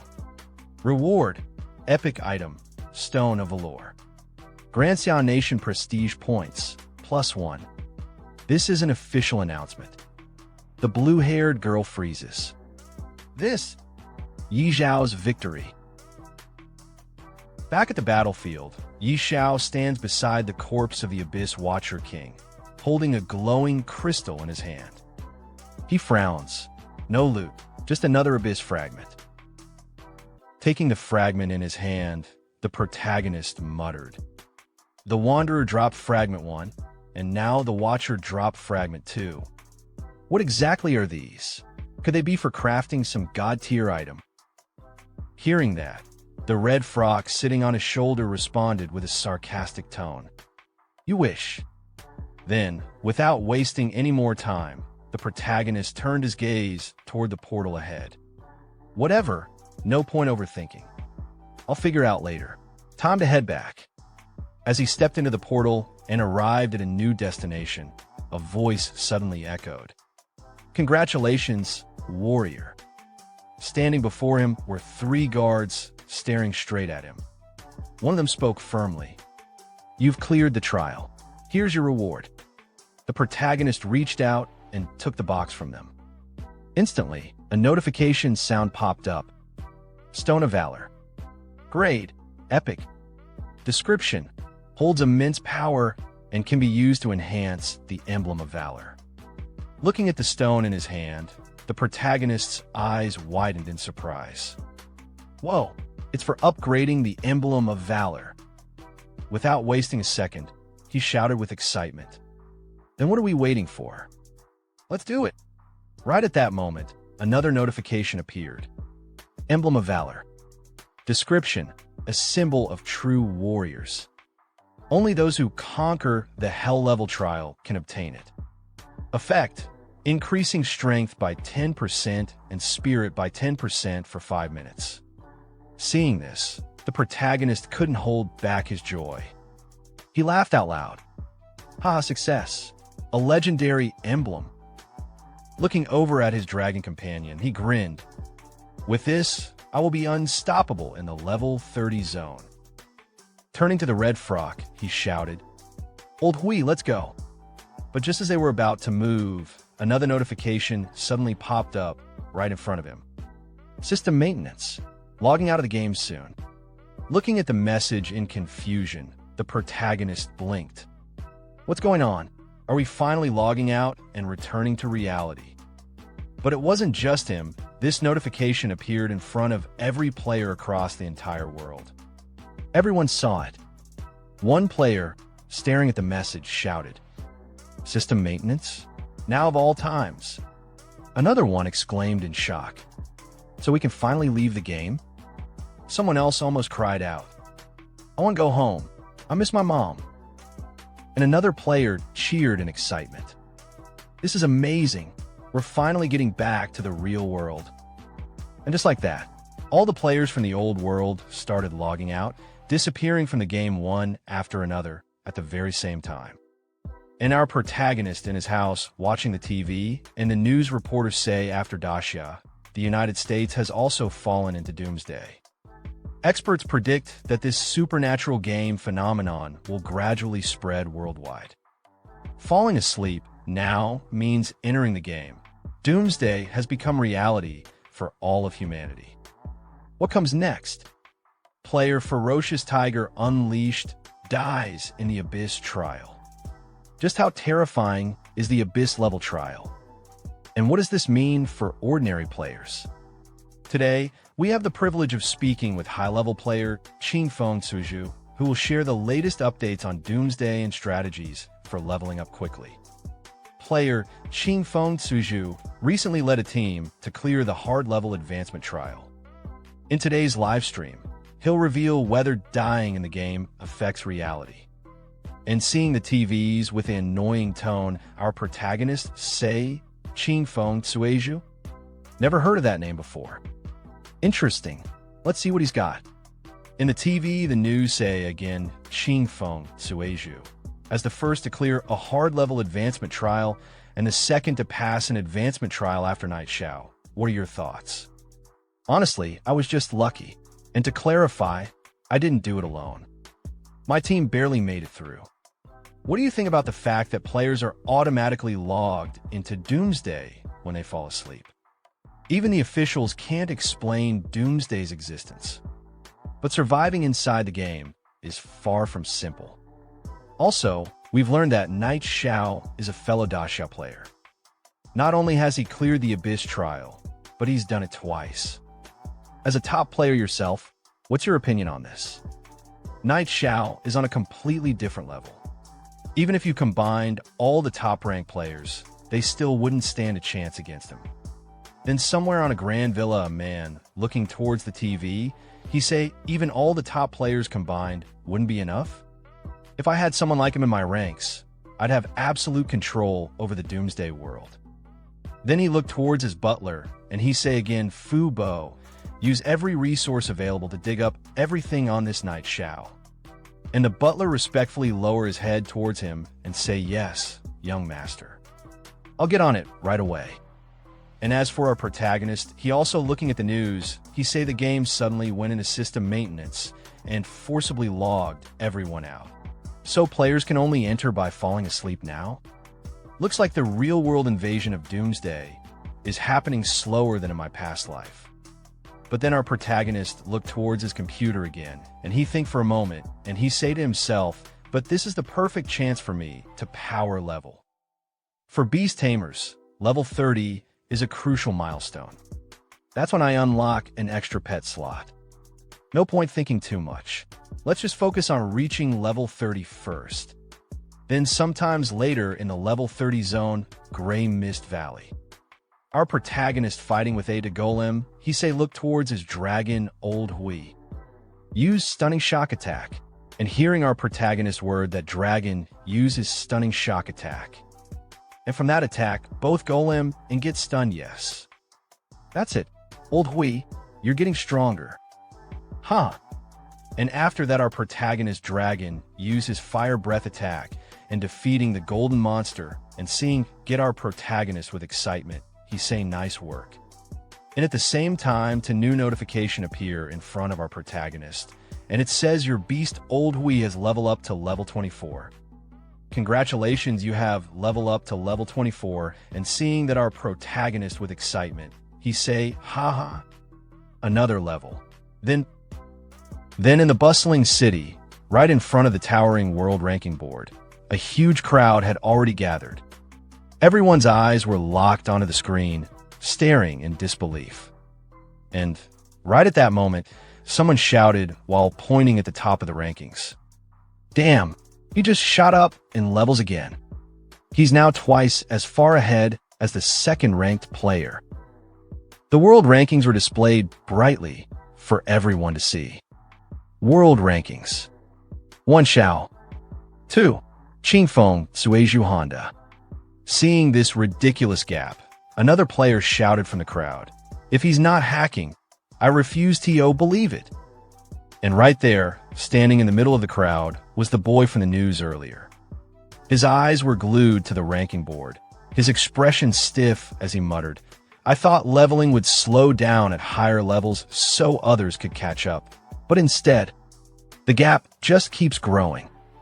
On the top, Xiao's name shined like a king standing above the world, while right below him sat the second-ranked player, Qingfeng Suizhu Honda, at only level 10. From beside the boy watching the ranking board, a blonde-haired guy turned to him and sighed, "We were never even in the same league, AS Night XIO. Boss, you're amazing." Hearing his words, the boy could only force a bitter smile, replying, "There's always someone better. But hey, second place isn't too bad." Then suddenly, another companion behind them jumped into the conversation proudly. "True. And we still control ranks 3, 4, 5, and 6. Meanwhile, far away in Novice Village now, 9527, Dragon's Nest, atop a rugged mountain, two colossal dragons stood facing each other. But these weren't ordinary dragons. They were holy judgment radiant dragons.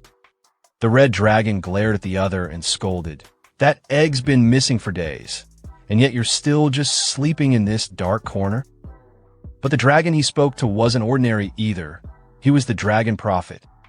Calmly, the Dragon Prophet replied, "As the Dragon Prophet, you carry the fate of our race." Hearing those words, the red dragon narrowed his eyes coldly. "Can't you sense that human?" His presence disgusts us. Shocked, the Dragon Prophet stared back. "Are you talking about those wretched gods?" "No, impossible. A mere human worm couldn't possibly wield that kind of power." But with an annoyed snarl, the red dragon growled, "I am the Dragon Prophet. I see more than you do, and I am willing to entrust our race's future to this mortal." The other dragon's eyes widened in disbelief. "No, that's reckless." Then both of them spread their wings wide and soared into the sky, leaving behind the battlefield in an instant. The fierce winds howled in their wake as they shot through the clouds like crimson and black streaks, tearing across the heavens. While flying at high speed, the red dragon turned its head slightly, looking at the other dragon with a deep, serious tone. "There's no time left." High above the clouds, a red dragon sliced through the wind, his massive wings beating with rhythmic power.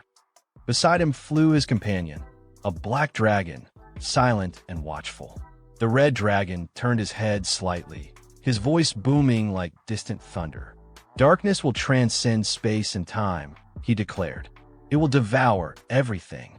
This mortal is our last hope." With a powerful surge, he veered ahead. "Follow me," he roared. "I said this is our last hope." The black dragon hesitated for only a moment, his golden eyes narrowing as he kept pace. His voice came low and grim, carried by the wind. "Are we truly entrusting the fate of the dragon race to a mortal?"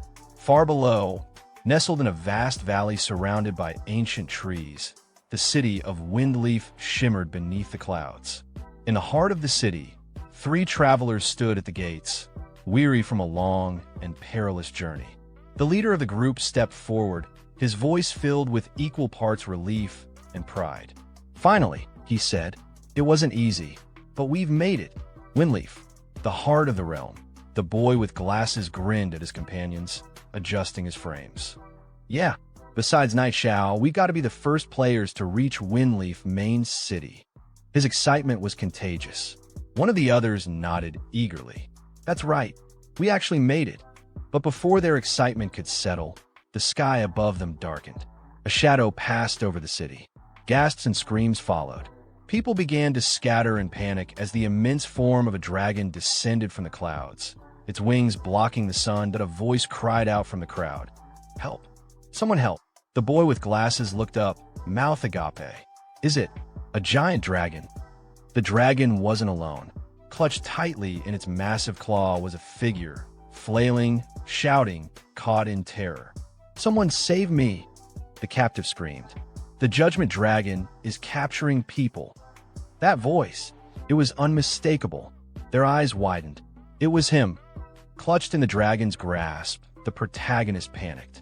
His voice cracked as he yelled again, but a second, smaller voice snapped at him. Stop yelling, croaked a red frog perched awkwardly near him. Do you think anyone's strong enough to save you? Despite the brave words, the frog was trembling even more than the boy. Together, the two dragons, one red and one black, swept away from the city, disappearing into the clouds with terrifying speed. Down below, the group stared upward, dumbfounded. I've never seen such a huge dragon before, one whispered. Then the boy with yellow hair squinted, jaw-dropping. Is that Knight Xiao? That's impossible. Their leader stepped forward, voice tense with confusion. And the dragon seems to be carrying someone. He began to walk ahead, eyes still fixed on the sky. Even if you reach level 100, there's no way you'd be involved with a dragon of this caliber. The yellow-haired boy turned, visibly shaken. Boss, what should we do? Do we follow it? The leader didn't miss a beat. Follow what? That's the judgment dragon. One sneeze from it and we're all gone. Later, in the game's global chat, messages exploded across the screen. Breaking news, a dragon boss has appeared outside Windleaf City. An unlucky player was captured. Shocking. Top player Ching Feng Suiju hints the captured player might be Night God. Discussion thread. What does being caught by a dragon mean? Here's what ordinary players, leaderboard veterans, and top-ranked guilds are saying. Back in Windleaf, on a busy street corner, a man nearly dropped his drink. Did you hear? Knight Xiao was caught by two dragons. Another man choked on his food. What? Really? I haven't even seen a dragon yet. A third piped in from the next table over. So, Night Gods already dealing with dragons? No wonder his level's so high. The dragons are power leveling him. That's some crazy grinding speed. And from a few steps away, another voice added bitterly, I'm so jealous. If I had that kind of treatment, I'd be level 30 by now too. One more player leaned in, sounding bewildered. How can Knight Xiao already be interacting with such high-level creatures? Elsewhere, far from the city, deep in the mist-shrouded mountains, a solemn wind whispered through an ancient, crumbling dragon cemetery. Towering stones, each etched with runes of old, circled a glowing platform at the center. There, the captured protagonist now stood, placed at the heart of a glowing summoning circle. Before him, the two dragons loomed like gods, silent and unreadable. The mountains held their breath. Something was about to begin. The protagonist looked at the two dragons in front of him, his brows furrowing as unease crept in. Why do these two dragons look so familiar? He asked aloud. From the side, the red frog tilted his head with a smirk. Duh, did you forget the good deeds you've done? He said, clearly enjoying himself. I told you not to mess with dragons. A bead of sweat slid down the protagonist's face. He turned to the dragons again, eyes widening as memories hit him like a brick. We're done for, he thought. One had its eggs stolen by me, and the other had its home looted. Things aren't looking good. Just then, the black dragon stepped forward, towering and calm, his deep voice resonating through the chamber. Mortal, he said, are you not afraid? The protagonist straightened his back, forcing a false sense of courage into his voice. Kill me or flay me. Do as you wish. But inside, panic churned in his chest. Afraid? Who wouldn't be afraid? Anyone who says otherwise is a fool. He thought bitterly. The red dragon moved next, stepping closer with a gentler expression. His voice, though powerful, was less threatening. Mortal, you need not fear, he said. The dragon egg you took is the last hope of our race. Bringing you here is to bestow upon you a great opportunity. The protagonist blinked in surprise, confused. You mean, Little Gray? At those words, the black dragon's eyes flared. Little Gray? Outrageous, he roared. How dare you give such a disgraceful name to a dragon?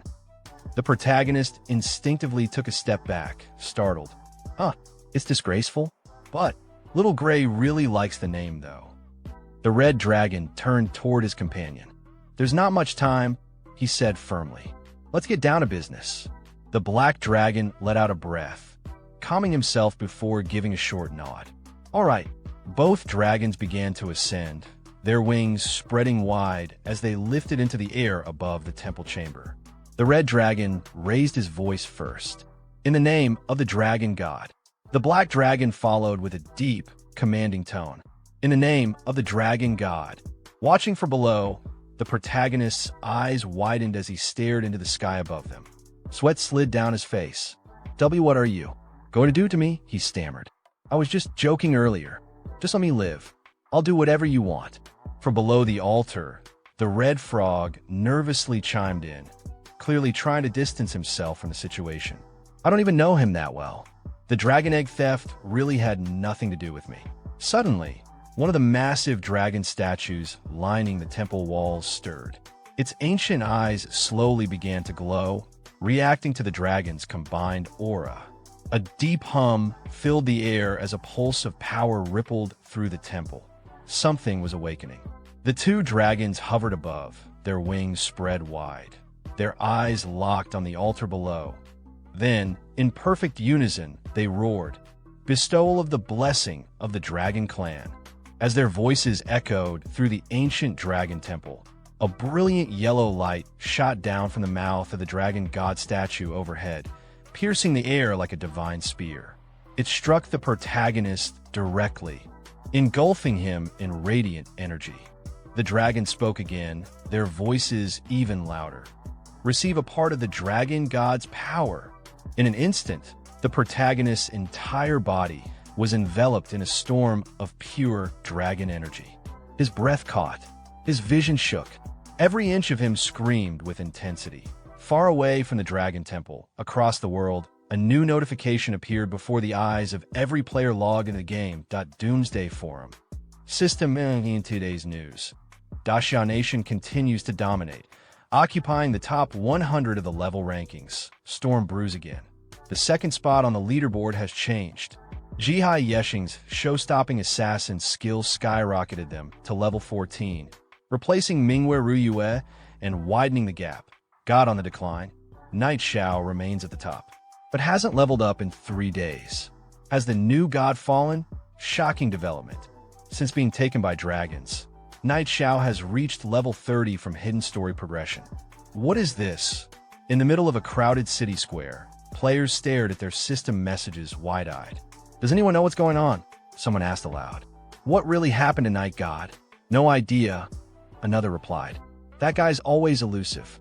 Like a dragon. Someone else muttered thoughtfully, but judging from his usual pace. Something unexpected probably happened. From within a nearby group, one voice broke the tension with a half-joke, half-curiosity. Damn. Getting taken by a dragon. Is this some sort of extreme plot? Do dragons swing that way? 2 more players joined the chatter. TSK, you think Knight God made some kind of shady deal, and now it's time to pay the price by. Offering up his ass? One laughed, the other grinned. Haha, must have used some trick to steal the top spot. Now that he's been exposed, he's getting punished. A pair of players standing off to the side were also deep in conversation. I'm telling you, one said, my buddy knows some inside info. Knight Zhao's done for. He's not coming back in 3 days. Not even 30. Your buddy knows inside info? The other raised a brow. Who's your buddy? Even top players like Mingwe Ruyue said they don't know anything. Where's your buddy getting this from? Meanwhile, far from the buzz of world chat and speculation, the protagonist lay flat on the cold ground, alone, silent. The lingering hum of the dragon god's power still faint in the air. 2 glowing notifications hovered in front of him. I can't explain it to someone like you. You are too small-minded. Ever heard of hidden experts among commoners? Those top-tier players? Nothing but crap. Look at the gap. Then came another ding. Congratulations, you've received the blessing of the dragon god. Become stronger. The protagonist groaned and clutched his head. Ugh, my head hurts. As the golden glow from the dragon god's blessing faded, silence returned to the ancient mountaintop. The wind rustled through the grass, carrying with it the scent of something old and powerful. The protagonist, the red frog clinging to his shoulder, and Little Gray, the small dragon he once borrowed, all stood still, gazing at the distant mountain range cloaked in mist. Wiping sweat from his brow, the protagonist took a shaky breath. "Where is this place?" he asked, eyes scanning the unfamiliar terrain. "This looks like a level 40 area." The red frog gave a small sigh. "Those two dragons are gone." Before the protagonist could reply, a sudden wave of system notifications burst into view in front of him, crowding his vision. Class: God of Fortune, innate talent. Endless Fortune, LV1 innate talent. Stingy beyond compare, LV1 innate talent. Great Fortune, LV1 innate talent. Unmatched Charm, LV1 innate talent. Power of the God of Fortune, LV1. Staring at the flashy new titles, the protagonist muttered as he tapped through the panels. The Dragon God's Blessing. After all that trouble, I don't feel much of a change in my attributes. He narrowed his eyes. Maybe it's in the skills? Doesn't seem like much change either. But then, something on the screen caught his eye. "Wait a sec," he shouted. "Looks like I got a new skill. Money Shield? Skill. Money Shield, 100 gold coins can be converted to 1 shield point. Current balance, 1.81 billion gold coins." The protagonist's jaw dropped. Holy crap, is this skill for real? At that exact moment, the red frog leapt into the air and landed on his shoulder, peeking over at the panel with an unimpressed look. Meanwhile, the protagonist grinned wide, eyes sparkling. "And no cooldown. This is insane," he cried, nearly shaking from excitement. The red frog rolled his eyes. Talk about dumb luck. Little Gray flew slowly in circles above their heads, curiously glancing at the panel, but clearly not understanding a single thing. Still scanning the interface, the protagonist blinked in realization. Huh, since the God of Fortune class got new talent skills. Then what about Beast God Controller? Once again, new notifications cascaded down before him. Class: Beast God Controller innate talent. Divine Power LV1 innate talent. Source of Magic LV1 innate talent. Divine Beast Set LV1 innate talent. Beast God Aura LV1 innate talent. Command of the Beast God LV1 innate talent. Infinite Beast Mastery LV1. As the Beast God Controller, you have grasped the true essence of beast taming. There is no limit to your number of beasts. The protagonist's eyes widened in disbelief. Holy, infinite beast taming? No limit on the number of beasts. He slowly lifted a hand, staring at it, feeling the pulse of new power flowing through his veins. A grin crept across his face, full of confidence and awe. "Even royal beastmasters only get 3 core pets," he muttered. "And this punk has no limits." The red frog, still on his shoulder, let out a long, defeated sigh. Damn. The protagonist glanced at him, still smiling like a man who just hit the jackpot. "Is all this real?" he whispered. "Am I dreaming?" Kneeling on the grassy hilltop, the protagonist pressed his palms together, his voice full of reverence and barely restrained excitement. "Almighty dragon gods," he began, bowing deeply. "From now on, this little brother is following your lead. I'll burn incense for you, for the elder dragon gods, and thank your ancestors and sisters for 8 generations." He trembled with joy, grinning from ear to ear. "This is just too awesome." Time passed. Now standing at the massive gates of the level 30 trial hall, the atmosphere shifted to something more serious. A towering stone fortress loomed ahead, glowing with ancient energy. 2 armored guards flanked the entrance, their eyes sharp, until one of them caught sight of who approached. He straightened his posture, surprised. "So it's Lord Knight Xiao," the guard said, giving a respectful nod. "Would you like to take on the abyssal level trial?" The protagonist answered calmly, a confident smile on his face. "Yes." The guard gave a formal bow. "Please wait a moment." A low rumble echoed from within the stone walls. Moments later, the colossal doors began to grind open, revealing a dark corridor beyond. shimmering with a faint, ominous glow. The level 30 trial had begun to awaken. Then when our protagonist untears the door, he is suddenly transported into a cold area where mountains made of ice are towering around. Our protagonist, with his trusty companion, the red frog who always tries to betray him, and his pet dragon, are walking towards the mountain. Freezing from the cold, our protagonist says it's so cold. If I had known it'd be this freezing, I would have worn more layers. But then, our protagonist suddenly notices a big snowball coming from behind him. He quickly avoids the snowball from crashing into him and says, "Ah, that was close." The red frog, sitting casually on the snow, looks at him and says, "Why are you dodging it? Why don't you use your shield?" Our protagonist looks at the red frog and says, "Oh, right, I do have a shield." Suddenly, right in front of our protagonist, the air becomes heavy and a giant snow-white monster starts running towards him, shouting. Seeing the monster, our protagonist gets shocked. Without wasting a second, he orders his pet dragon to attack, shouting, "Old Hui, show them how fierce you are." The dragon, with his fiery breath, attacks the monster and instantly defeats it. Then, a new notification pops up in front of our protagonist, saying, "Ding, congratulations, you have successfully slain white-furred mutant Yeti." Looking at the defeated monster and sweating from his face, our protagonist says to the red frog, "One bite and it's over?" "Lao Hui, did you see that clearly?" Hearing our protagonist, the red frog casually says back, "Nope." Then suddenly, right in front of our protagonist, some notifications appear. The first one says, "Talent. Absolute suppression as a great beast. The celestial dragon has an innate dominance over lower-tier creatures. After carrying the bloodline of the dragon race, it has grown even stronger.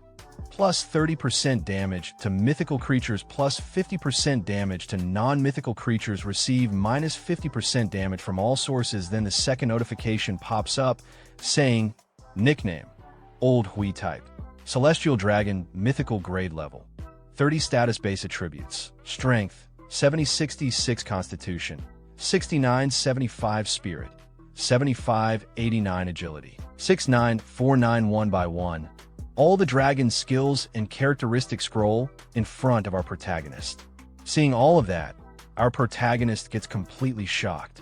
With a stunned expression, he says, "Old Hui is broken." But then, suddenly, out of nowhere, a huge number of monsters appear and start rushing towards our protagonist. Seeing them, our protagonist shouts, "Why are there so many monsters all of a sudden?" As the monsters charge, the pet dragon, filled with excitement, lets out a mighty roar. Seeing this, with panic in his eyes, our protagonist yells, "Old Hui, now's your chance to go wild. Go kill, kill, kill." Hearing his words, the dragon immediately starts attacking the monsters with his fire breath. Then, half an hour later, after defeating all the monsters, our protagonist looks at the pile of dead creatures in front of him. A new notification pops up. "Ding, congratulations, you have successfully slain Seeker of the Abyss, King Tier." Meanwhile, our protagonist simply stands there holding a crystal in his hand, a mocking smile on his face, and says, "Haha, King Tier, that's it. So weak." The red frog, sitting on our protagonist's shoulder with his usual expression, says, "Get cocky. Did you forget how badly you got crushed before?" But then all over the world, a global announcement appears in front of all the players. Ding, system announcement. Xiao player Knight Xiao has passed the Abyss level advancement trial and become the first ever hero to pass the level 30 Abyss trial. Awarded epic item, Heroine Radiant Stone. Plus 1 point to Xiao Warzone score. Announcement end. Looking at the announcement, some players react with shock. One shouts, "Holy crap, I knew it. Night God was preparing something big this whole time, and you didn't believe me. Our Xiao deity. Bow before him, Moda." Then, another player cuts in and yells, "Shit, how did this guy get taken by a dragon and still come back?" Xiao's advantage grows again, and another one bursts out, "You idiot, this is impossible." But then suddenly, in front of the city gates, two men are seen talking with each other. Both of them look strong. The man wearing red armor laughs and says to his companion, "Huh, I knew it. There's no way a character like him would die so early. Just as I expected, his companion, wearing a hood, looks at him and says from behind, even the level 30 Abyss trial could be cleared. This guy's potential really is bottomless. Both of them stand there in front of the city gate, looking at the bustling city. The man in red armor speaks again. Let's go back to the city. I want to meet this interesting fellow myself.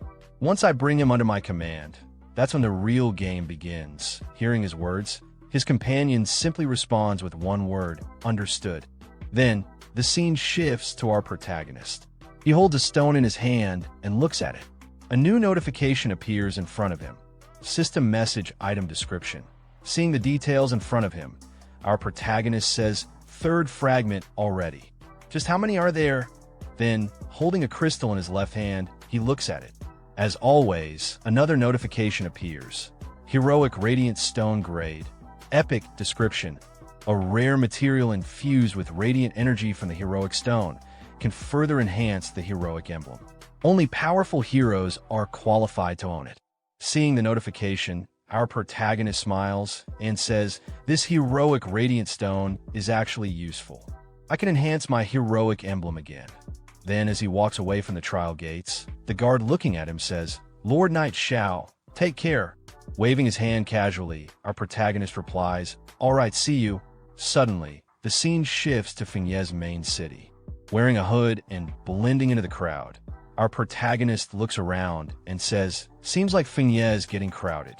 Hearing that, the red frog sitting on his shoulder responds with a mocking tone, well, you were missing for several days. Then, our protagonist notices a huge crowd gathered in front of a shop.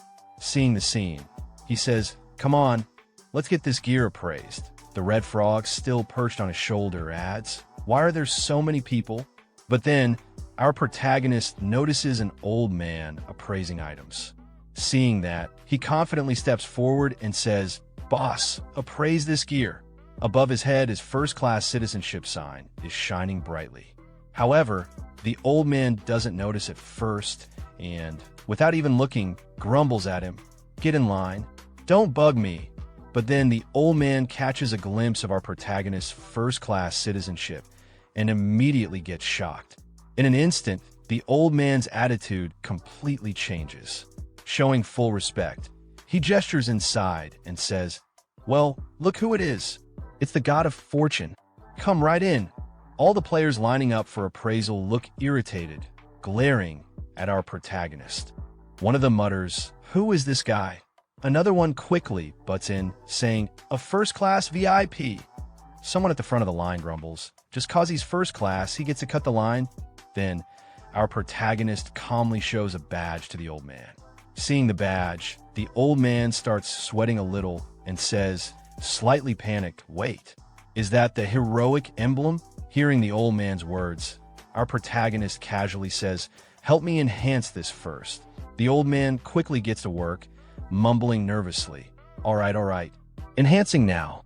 This thing's so valuable. Tighten up. I'm ruined. Outside the shop, the crowd peeks in, watching the scene unfold. One person says, what a good item. Another one scoffs, doesn't look like much. Just a shabby emblem. Ignoring all the background chatter, the old man focuses entirely on enhancing the item. Then suddenly, a bright yellow light bursts out from the item, and a notification appears. Heroic emblem. Legendary grade description. Proof of a hero. Only those who pass the hell level trial are worthy.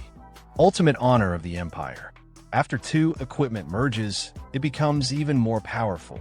Plus 100 base attributes, plus 5% all attribute resistance, plus 3 charisma, heroine power passive. Triggers when HP drops below 30%, granting plus 10% strength and plus 10% spirit. Seeing all that, the people inside the store are stunned. One of them gasps, that's legendary grade equipment. Everyone starts covering their eyes from the blinding light and shouts, my eyes, too bright. Meanwhile, our protagonist, holding the badge in his hand, looks unimpressed and mutters, another legendary item. Doesn't seem like a big upgrade though. From outside the door, some people notice him and whisper, the guy. Could he be the famous knight Xiao? Another one quickly adds, It must be. No wonder he could do an abyss-level trial. Then suddenly, the entire crowd waiting outside the store rushes in one by one, shouting, "Lord Knight Xiao, can I add you as a friend? Boss, carry me please. Fan for life. Super hot, like a school beauty tier. I can hook you two up. Name your price. Big bro. I'm your long-lost brother-in-law. My sister's wearing black stockings today. Add me, and I'll send you pics. If you don't like it, I'll wear them myself." The old man, panicking, tries to calm the chaos, shouting, "Everyone calm down. Don't disrupt the store's business." Meanwhile, our protagonist, holding a red dagger he picked up from the shop, sighs and says, "Staying low-key is so hard." Then he turns to the old man and says, "Boss, help me appraise these other items too." Hearing that, the old man looks at him and quickly responds, "Sure thing. Satisfaction guaranteed." From outside the door, the crowd watches excitedly. One of them exclaims, "Holy crap, they're all dark gold gear." Another one says, "My poor heart can't take this." Someone else, full of excitement, adds, "Boss, you probably won't use all that, right? Want to sell a few pieces?" Another man, practically begging, says, "Master, my dad owns 3 publicly traded companies. Money's no issue. Just sell me 1 or 2 pieces, I beg you." At that moment, the world chat exploded. Damn it, the great Yi Xiao has appeared in Fiancée City. Everything he just identified was dark gold rank. Every single piece. Everyone get over here. Worship the Grandmaster. Bring offerings. Offer your younger sisters if you have to. Is that info reliable, bro? Last time you said Yi Xiao showed up, I rushed over like a mad dog, and it turned out to be a fake. I nearly had a stroke from the rage. More real than pure gold. Look at these photos. Someone took them right on site at the appraisal shop east of the city. Coordinates are here. And there they were, several photos showing Yi Xiao in action, standing calmly as stunned players held glowing, newly identified dark gold items in their hands. Damn it, I'm heading there now. I'm turning around. I'm going back to the city. Inside Fiancée City, the streets were chaos.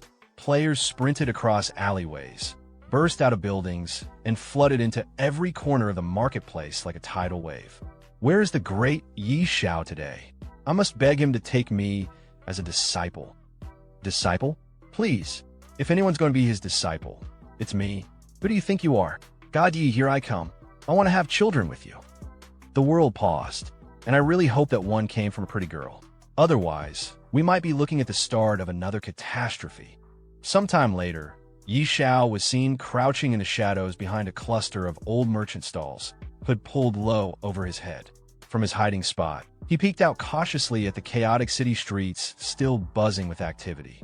"Ugh, looks like no one followed me," he muttered, letting out a long sigh. What now? Being the center of attention all the time is exhausting. But just as he was about to relax, a voice spoke behind him. "Are you Yi Xiao?" Yi Xiao froze.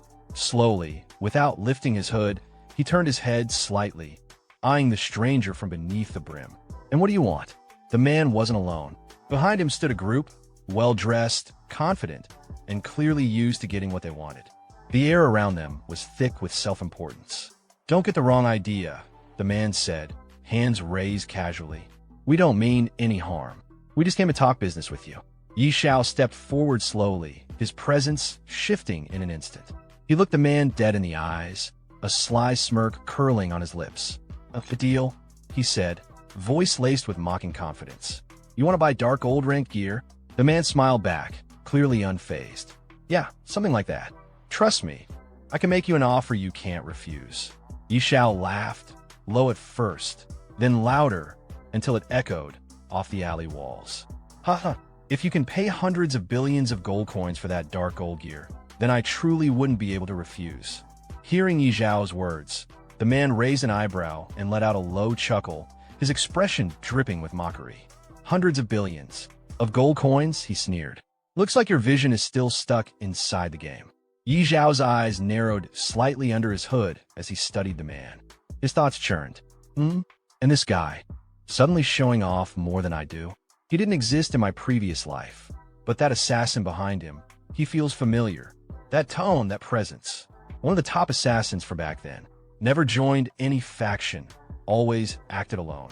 He tilted his head, eyes sharp now. "So what are you trying to say?"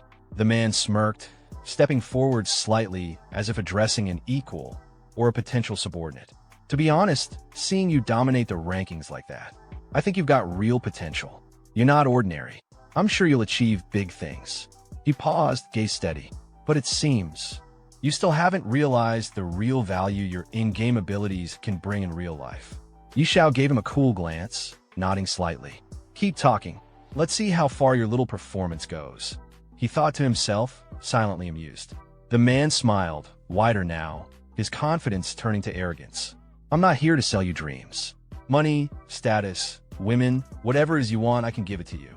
He stepped right in front of Xiao now, his group flanking him like a wall of silent pressure. His tone was smooth but soaked in challenge. So, make your choice. I hope you'll join us. Xiao slowly placed a hand on the man's shoulder, his expression suddenly calm and friendly. Brother, the fact that you came to me for cooperation means you acknowledge my skills. And I appreciate that. The man's smug smile returned, clearly pleased. Glad you understand. But before he could finish, Xiao cut him off. A sudden whoosh echoed through the alleyway as flames burst to life in Xiao's palm. Heat shimmered in the air, distorting the smugness off the man's face. But, Xiao said coldly, for someone so young, that cocky attitude of yours? I don't like it. He leaned in slightly, fire curling up his arm. So I'll give you a manual respawn, just to calm you down a bit. The man's eyes widened. What? You dare attack me? One of his underlings stammered from behind. Careful. If you do anything here, this is the main city. Too late. Xiao moved like lightning. With a flick of his arm, the flames surged forward, engulfing the man in an instant. Screams were cut short as the fire consumed him, and a burst of golden light marked his forced logout. Silence followed. Idiot, Xiao muttered, brushing off his hand. You talk too much. Gasps erupted from nearby players who had been watching from a distance. Word was already spreading. Did he really kill the young master? Is he crazy? That guy had a whole group with him. But before chaos could explode, one figure stepped forward from the crowd, the assassin who'd been lurking behind the group this whole time. Calm, dangerous, his eyes scanned the area with sharp precision. Don't move, the assassin said firmly, raising a hand. This is the main city. Killing is forbidden here.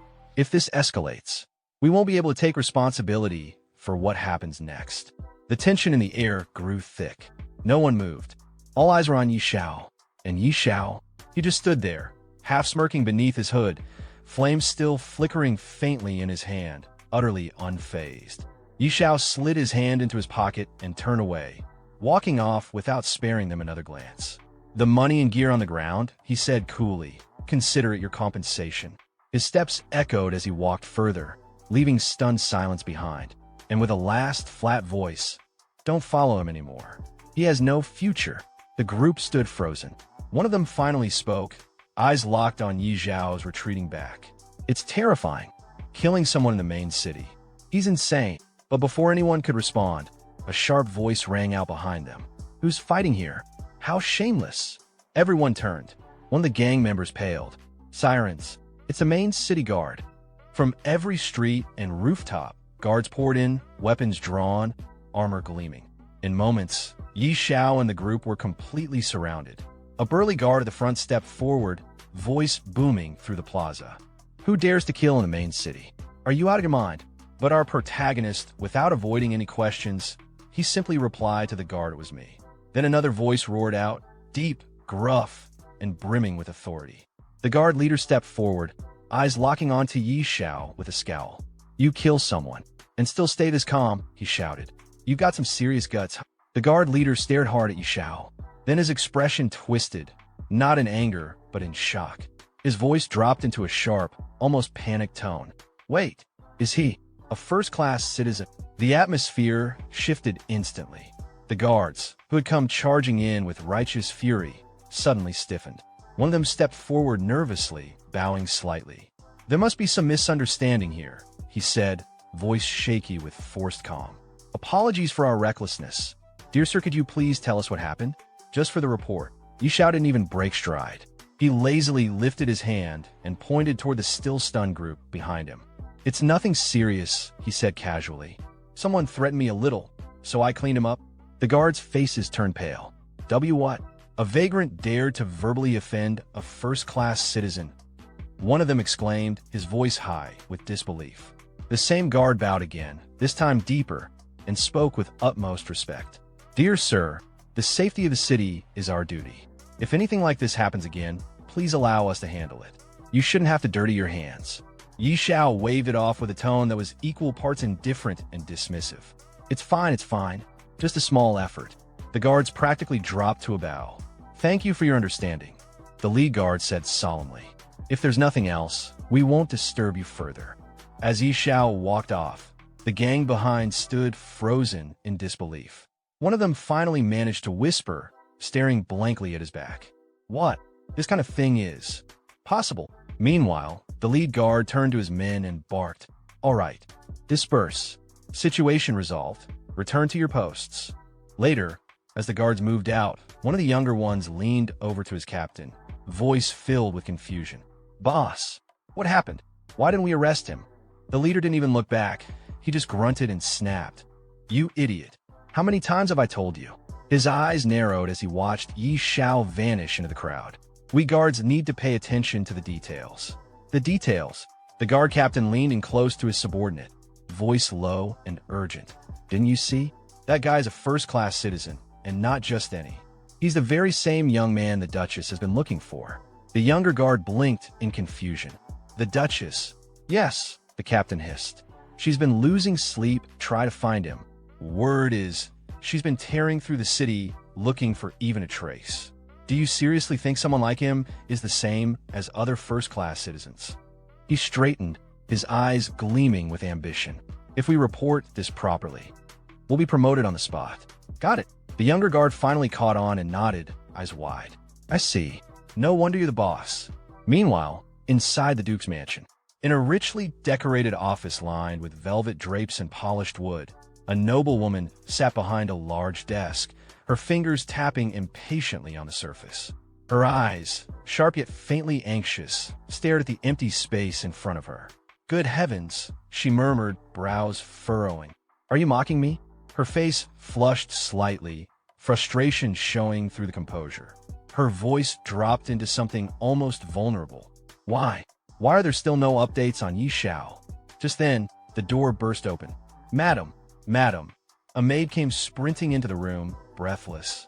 "We have news about Lord Xiao." The noblewoman instantly stood up, her chair scraping against the polished floor. "Really?" she said, eyes lighting up with barely contained joy. "Where is he now?" Cut to Resurrection Point, East District. 4 figures stood gathered beneath the dull glow of the respawn crystal. 2 of them were the same group who had previously approached Xiao with their offer. "I still can't believe it," one muttered. "He killed someone in the main city, and we just stood there." The group's leader crossed his arms, face grim but composed. "It was I who lost composure," he admitted. "He's already level 30. Naturally, none of you could stand against him." He glanced down, then smirked slightly. "I gave him the illusion that he could stand on equal footing with me. Let him have that moment. But soon," he looked up, eyes hardening, "I'll make him realize how foolish it was to challenge me." Turning to the assassin, he asked coldly, "You have stealth, don't you? Go back to the city. Retrieve the gear I dropped." The assassin gave a respectful nod. "Yes, young master." But just as he turned to leave, a voice echoed from above. "No need." Everyone froze. They looked up. Xiao stood atop a nearby rooftop, arms crossed, cloak fluttering in the wind. His eyes gleamed coldly as he looked down on them. "I didn't take your gear," he said flatly. "But from the look of it, it seems you won't be needing it anymore." All eyes turned upward. Xiao stood atop the building, a staff in his hand blazing with faint embers. The wind fluttered his cloak as his gaze bored down coldly at the group below. The group leader looked up, gritting his teeth. "This is the respawn zone, Xiao. Surveillance here is tighter than even the main city. What do you think you're doing? Are you insane?" Xiao ignored him. With a flick of his wrist, the staff ignited in his hand, flames licking the air. He narrowed his eyes and said, voice low and mocking, "If you don't remove the root." The grass grows back with a spring breeze. Before the group could react, whoosh. A torrent of fire engulfed the group leader. "Gaia!" The man didn't even get a scream fully before his body burned to ash. One of the group members staggered back in horror, his hand reaching instinctively for his sword. "You bastard!" But before he could draw it, Yi Xiao's cold voice rang out. "I suggest you don't move, or he won't be the only one to die." The man froze. Then Yi Xiao's flames surged again. His eyes glinted as he smiled.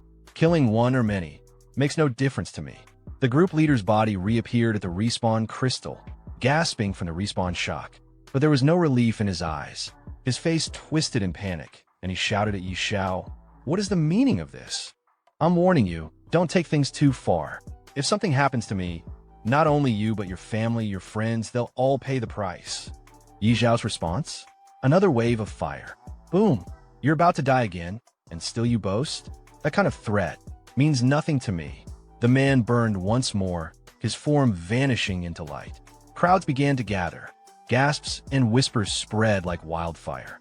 "Look, it's Yi Xiao. Is he? He's killing someone at the respawn point. Killing in the respawn zone. He's lost it. He's insane." One of the gang members backed away, trembling. He stared at his leader's scorched remains and muttered, "Why, young master? Didn't respawn. He was forced to log out." Then boom, a new group of city guards arrived, their armor darker, bearing a crest of black flame. At their head stood a tall, broad-shouldered man with a cloak trimmed in gold and crimson. His voice thundered across the plaza. "Who dares cause bloodshed at the respawn point?" The crowd fell silent. The assassin among the group narrowed his eyes and looked between Yi Xiao and the new guards. He muttered under his breath, "The black-robed judge. Even Yi Xiao won't escape his judgment. Now, he's really in trouble." Yi Xiao narrowed his eyes, scanning the black-robed commander and the elite guards behind him. He could feel the difference in aura, sharp, overwhelming. TCH. So he even alerted him. "With my current level, fighting that guy head-on would be a massive loss." With a controlled breath, Yi Xiao lowered his staff. He calmly stepped down from the rooftop, landing silently before the stunned crowd. Hands raised in a surrendering gesture, he spoke coolly. "I was the one who killed him. I'll go with you." The guard captain stared at him, suspicious at first, then surprised by the composure. "Humph. At least you're reasonable," the captain muttered. He turned to his squad. "Take him away." In the real world, within a grand estate, an elderly butler sat beside a young man lying unconscious on a luxurious bed. Young master, wake up," the butler said softly, worry in his eyes. Just then, the door slammed open. A stern-looking man in an ornate robe strode in. It was the young man's father. "What's going on?" he barked. "What happened to my boa?" The butler lowered his head, voice solemn. "Sir, the young master has been killed." The father froze for a moment, as if the words had struck him physically. Then rage overtook him. "What? Who? Who killed my boa? I want his entire family buried with him." Meanwhile, in the game world, inside the Dragon Phoenix Empire's prestigious court in Funya City, Yi Xiao stood calmly in the center. The judge sat high upon the bench, peering down at him with an unreadable gaze. "Yi Xiao, first-class citizen of the Dragon Phoenix Empire," the judge began, "why did you break the laws of Funya City by committing murder in the respawn zone?" Yi Xiao lifted his head with confidence and spoke clearly. "That person gathered a group to harass and threaten me. As a first-class citizen, I acted to protect my dignity. I had no choice but to kill him." Murmurs erupted in the courtroom. Among them, members of the group Yi Xiao had slain were present. One of them stood and pointed at him. He admitted it. "He blocked the respawn point and killed our young master 5 times in a row. That's insane. Not even the respawn zone is safe if you offend him. He didn't even give him a second to breathe." So that's Yi Xiao. Terrifying. If he wants you dead, you're doomed, even in-game. The judge slammed his gavel down, his face stern. "Silence," he shouted, then turned back to Yi Xiao. "For violating city law and committing mass murder within a restricted zone, and though this is your first offense, I hereby sentence you to lifetime exile from the Eastern District of Funya City." Yi Xiao opened his mouth. "Respected judge," about this. Before he could finish, a firm and elegant voice echoed through the court. "Judge Aiter, Yi Xiao only killed a vagrant who dared to insult and threaten him. Both morally and legally, his actions were justified." All eyes turned toward the entrance. "It's the Duchess," someone gasped. Layla, dressed in her noble regalia, strode in with calm authority. Her eyes scanned the room before resting on Yi Xiao.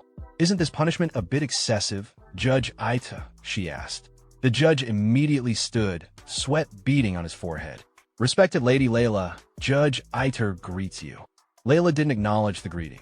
Her tone was firm. This man is my friend. I won't stand by and watch him be punished unfairly. Don't you agree, Judge Aiter? Yi Zhao's gaze softened slightly. Layla. Aiter quickly nodded. Yes, of course. The lady is right. My sentence was hasty. According to Fiancée city law, if a vagrant offends a first-class citizen, he is to be executed on the spot.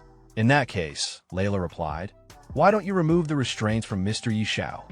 Immediately, the judge shouted, guards, release him immediately. As the judge gave his final word, the Duchess turned toward Yi Xiao and said calmly, Mr. Aiter, if Yi Xiao is not guilty and there's nothing else, may we leave? The judge nodded respectfully. Of course, my lady. You may go at any time. Very well, she said simply. She turned and walked out of the courtroom, motioning for Yi Xiao to follow. Yi Xiao, let's go. He nodded, following her. All right, Layla. Outside the court, Yi Xiao rubbed the back of his head a little awkwardly. Thank you, Layla. Really. At the same time, the red frog spirit chimed in arrogantly. Kid, you got lucky again. Barely slipped out of trouble this time. Layla, without turning around, replied lightly, it was nothing. But then, with a softer expression, she glanced at Yi Xiao and smiled gently. I heard you were captured by a dragon. I sent people all over to search for you. I'm glad you're safe. Yi Xiao nodded. Yeah, I was actually taken by 2 dragons. But it turned out okay. I even gained some valuable items. Then, without warning, he took her hand and kissed it respectfully. Layla's face turned a little red, but she smiled. Really? Then you have to come home with me and tell me everything. Yi Xiao smiled back. Sure, Layla. It's been a while. I've got a lot to share with you too. Layla's eyes lit up and she started to say something excitedly. This is seriously, but Yi Xiao interrupted her with a chuckle. Totally true. By the way, is Mr. Stir still at the manor? I wanted to ask him about the second-class mission. Second-class mission? Layla blinked, a bit surprised. You're already level 30? That's fast. Sometime later, in the main hall of the Duke's mansion, Yi Xiao and the esteemed lady stood before Mr. Stir. He looked at Yi Xiao confidently and said, wonder someone with enough spiritual power, 5 crystal orbs, level up so fast. I feel inferior. Yi Xiao replied respectfully. Master Stir, you are too humble. But about the second-class mission, I still need to consult you. Sweating slightly, Stir looked away and said, to be honest, when it comes to second-class missions for hidden professions, not just me, you could probably travel the entire continent and still not find a clear answer. The domain of the gods is far too mysterious. Another man nearby turned to the lady. She asked, so what do we do? Does that mean Yi Xiao won't be able to obtain his second-class mission? The man reassured her, don't worry, Layla. They say that to advance a hidden class to its second profession, you must gain the recognition of the gods. Yi Xiao thought for a moment, then said, if I am not mistaken, that referred to the Lost Temple. Mr. Stir looked surprised. Amazing. You actually know about the Lost Temple.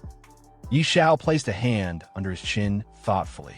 I have heard of it before, but I didn't know where it is. In his mind, he added, when it comes to mysterious places in Apocalypse, the Lost Temple is definitely among the top. Hearing his words, the lady's eyes lit up with admiration and excitement. You even know about the Lost Temple. Yi Xiao, you are really wise and knowledgeable. Behind her, Mr. Stir looked toward Yi Xiao and added, they say the Lost Temple appears randomly, like a mirage.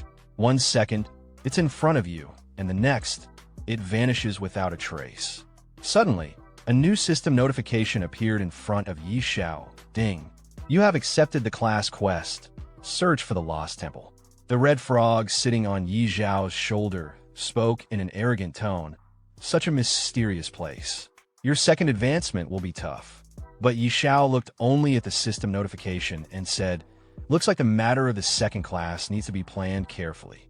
Later, as Yi Xiao stepped out of the mansion, the lady waved at him and said, Yi Xiao, when you are done, come find me. Yi Xiao waved back. All right, Layla. The red frog asked from his shoulder, where do we even look for the temple? It's like looking for a needle in a haystack. With confidence, Yi Xiao replied, Let's not search for the lost temple yet. There's something more important right now. The frog blinked. Something more important? Xiao explained, if I am not mistaken, tomorrow will be the first strange invasion in Apocalypse.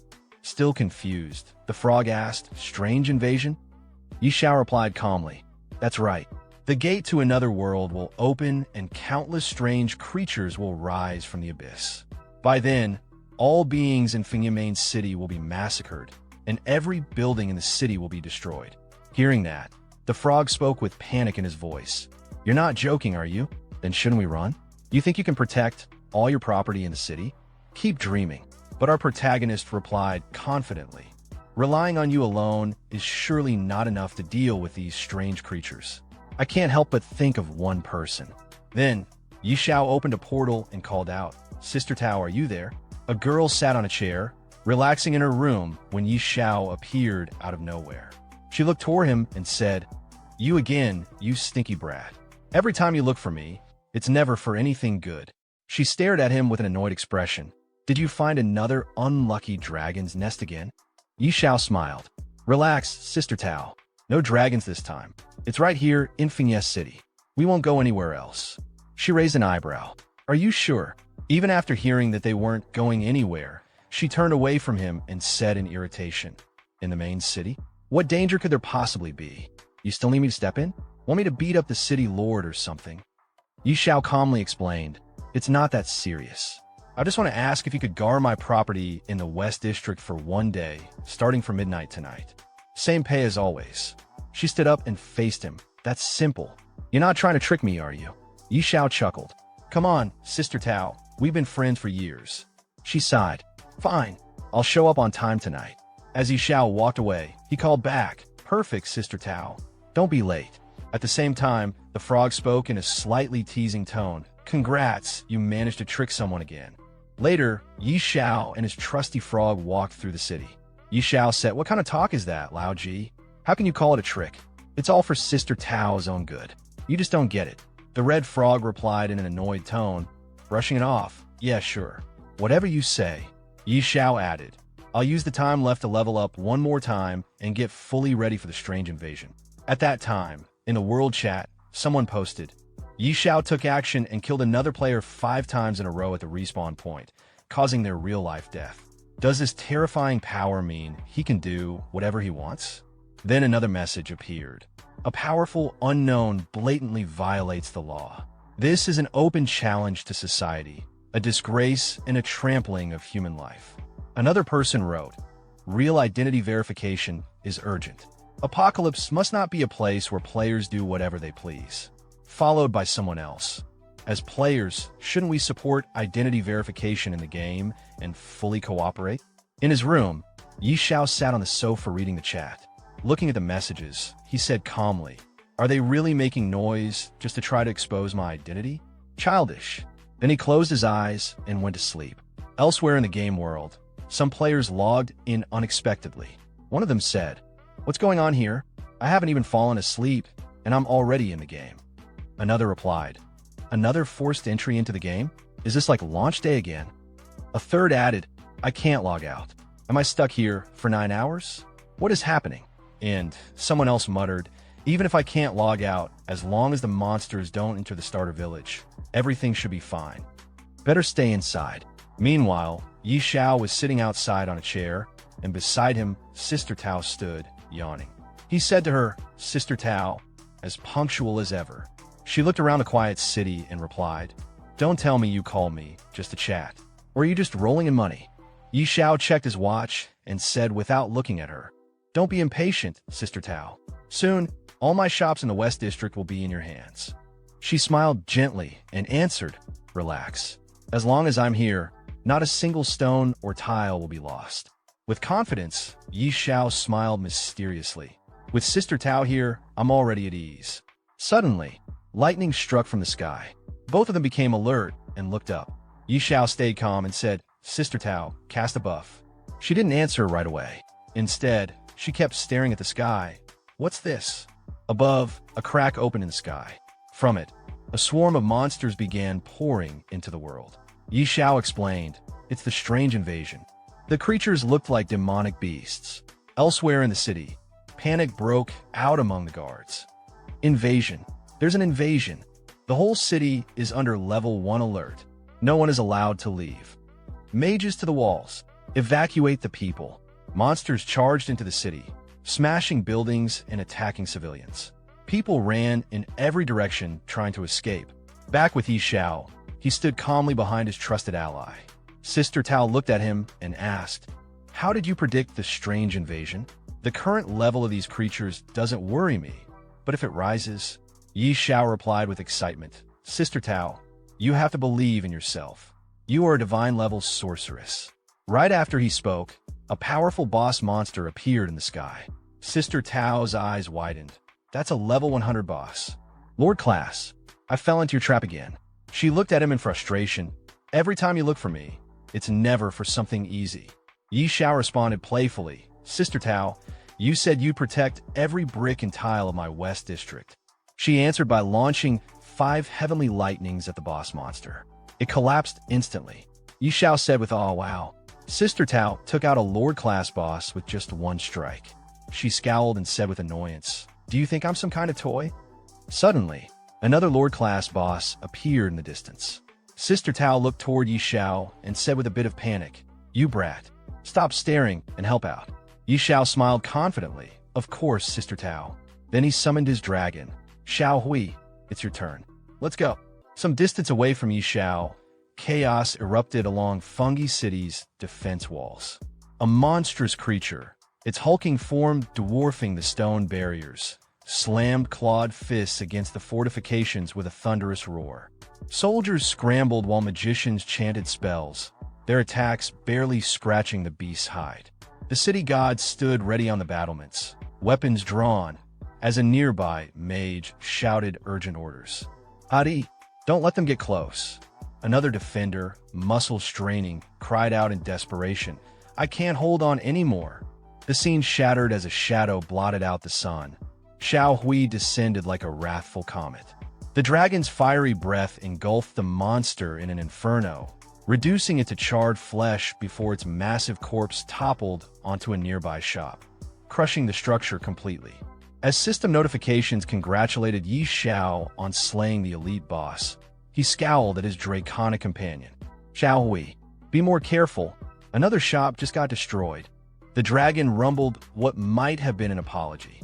No sooner had the words left his mouth than the ground trembled with approaching footsteps. An entire wave of monsters surged toward the walls. Xiao's eyes gleamed with predatory anticipation. TCH, a whole wave coming. Xiao Hui, strike first. The dragon became a blur of scales and flame, reducing monsters to ash with each sweep of its claws. Notification after notification flashed before Xiao's eyes as experience poured in. Flexing his hand, he grinned. "Just as I thought. Killing bosses is the fastest way to level up." From his perch on a rooftop, Xiao called out to Sister Tao amidst the battle below. "Sister Tao, I'm counting on you to defend the West District. Xiao Hui and I are going to hunt more bosses." The woman spun toward him, face contorted in exasperation as she bisected a monster mid-turn. "You brat, do you think I have 3 heads and 6 arms? I don't care. You better pay me more." Xiao's chuckle carried over the din of battle. "No problem." Some distance away, Xiao and his dragon continued their boss hunt across the war-torn battlefield. As another monster fell to Xiao Hui's flames, a gleaming item dropped at Xiao's feet. He picked it up, turning the ring in his fingers as a system notification popped up. A satisfied grin spread across his face. "Not bad at all," he murmured, pocketing the rare loot. With a casual wave toward the smoking battlefield ahead, he called out, "Xiao Hui, let's go find more bosses." The dragon let out an eager roar, its wings beating powerfully as it soared toward the next cluster of monsters, leaving scorched earth in its wake. Beyond the city walls, pandemonium reigned as civilians fled through monster-infested streets. "Run! Oh no, I don't want to die!" screamed one man as claws tore through his companions. A young girl collapsed, prompting a bloodied swordsman to turn back in horror. "Little sister, wake up! How am I supposed to live without you?" Nearby, Another survivor raised his weapon with desperate resolve. Damn monsters! If I have to, I'll take you down with me. A shield-bearing warrior intercepted a killing blow meant for the group, the impact rattling his bones. Boss, I can't hold on any longer. At the rear, a bespectacled man scanned their surroundings frantically. Look for a way to escape. Those bosses are too strong. We're no match. The shield-bearer glanced back at his trembling comrades, voice raw with urgency. Boss, go. Hurry up. Take Xiao and the others. I can only distract it for 5 seconds. The monster's next strike sent him flying, but even as he tumbled across the dirt, his final shout followed his fleeing friends. Boss, go. Don't worry about me. The glass-wearing man and his team stood frozen, watching in horror as their comrade Storm crumpled to the ground. Storm, are you okay? Storm, wake up! They cried out, their voices cracking with panic. The bespectacled leader stared at the advancing monster with widening eyes, his breath coming in short gasps. His remaining friends scrambled to drag their fallen defender to safety, but the creature was already upon them, its maw gaping wide for the killing strike. There's no hope, the leader whispered, his glasses reflecting the monster's glistening fangs. One of his teammates grabbed his arm desperately. Are we all going to die here? Then, like divine intervention, a torrent of flames engulfed the beast, reducing it to smoldering bones before their eyes. The sudden heat made them stagger back as the monster's corpse collapsed at their feet. The bespectacled man stared dumbfounded at the charred remains. Wow! The boss was defeated in a single strike. His gaze shot upward, where a gleaming green dragon circled overhead, its wings casting ominous shadows across the battlefield. Sweat trickled down the leader's face as he muttered, "Looks like a baby dragon." But his assumption shattered when a majestic creature unleashed a psychic pulse across the battlefield. Every monster in the vicinity turned as one, compelled by some unseen force to charge recklessly at the dragon. What followed wasn't a battle, it was a slaughter. Before the horde could even raise their claws, Xiao Hui's fiery breath turned them to ash, their dying screams cut short by the inferno. The group watched the carnage with awestruck expressions. This baby dragon is unbelievably strong, one member breathed. The shield-bearing warrior who'd nearly sacrificed himself earlier managed a weak smile, gazing at their draconic savior through bloodied vision. God, did you hear my prayer? Some distance away, Xiao waved dismissively at the scene. Come on, Xiao Hui. Looks like there are more bosses over there. His casual remark drew the group's attention to his presence. A girl suddenly pointed, her voice trembling with recognition. That's the great Xiao. The others whirled around, their exhaustion momentarily forgotten. It really is the great Xiao, they echoed in reverent tones. Their bespectacled leader scrambled forward. Xiao, wait. The renowned cultivator paused mid-step, turning with visible annoyance. You guys, what is it? Though his tone made it clear he wasn't interested in conversation, the group bowed deeply. Thank you for saving us just now, the leader said sincerely. Another member added with fervent respect. If you ever need anything, Grandmaster, we'll risk our lives to repay this debt. Yi Zhao's lips quirked in amusement. He gestured toward the city with a lazy flick of his wrist. The West District is relatively safer now. If you don't want to keep hunting bosses, you can head there. As the group murmured their thanks, the girl whispered dreamily to her companions. Yi Zhao is so cool. One of her friends chuckled. If I were a woman, I'd definitely have his children. She gave him a deadpan look. You're way too ugly for that. Their leader clapped his hands, snapping them out of their reverie. Okay, enough talking. Pick up the gear and items. We're heading to the West District. Meanwhile, Xiao was already moving toward the next cluster of monsters, watching as Xiao Hui reduced another wave to cinders. Killing these common monsters is just a waste of time, Xiao Hui, he remarked, though the dragon continued its relentless assault, bathing the battlefield in cleansing fire. Yi Zhao's gaze swept across the burning cityscape, flames licking at the night sky like hungry serpents. The acrid scent of smoke stung his nostrils as he tightened his grip on his weapon. "Come on, Xiao Hui," he muttered, his voice cutting through the chaos.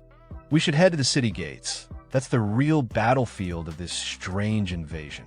The dragon gave a rumbling growl of agreement as they turned toward the heart of the inferno. The scene shifted to the smoke-choked streets where the rescued group staggered through the aftermath.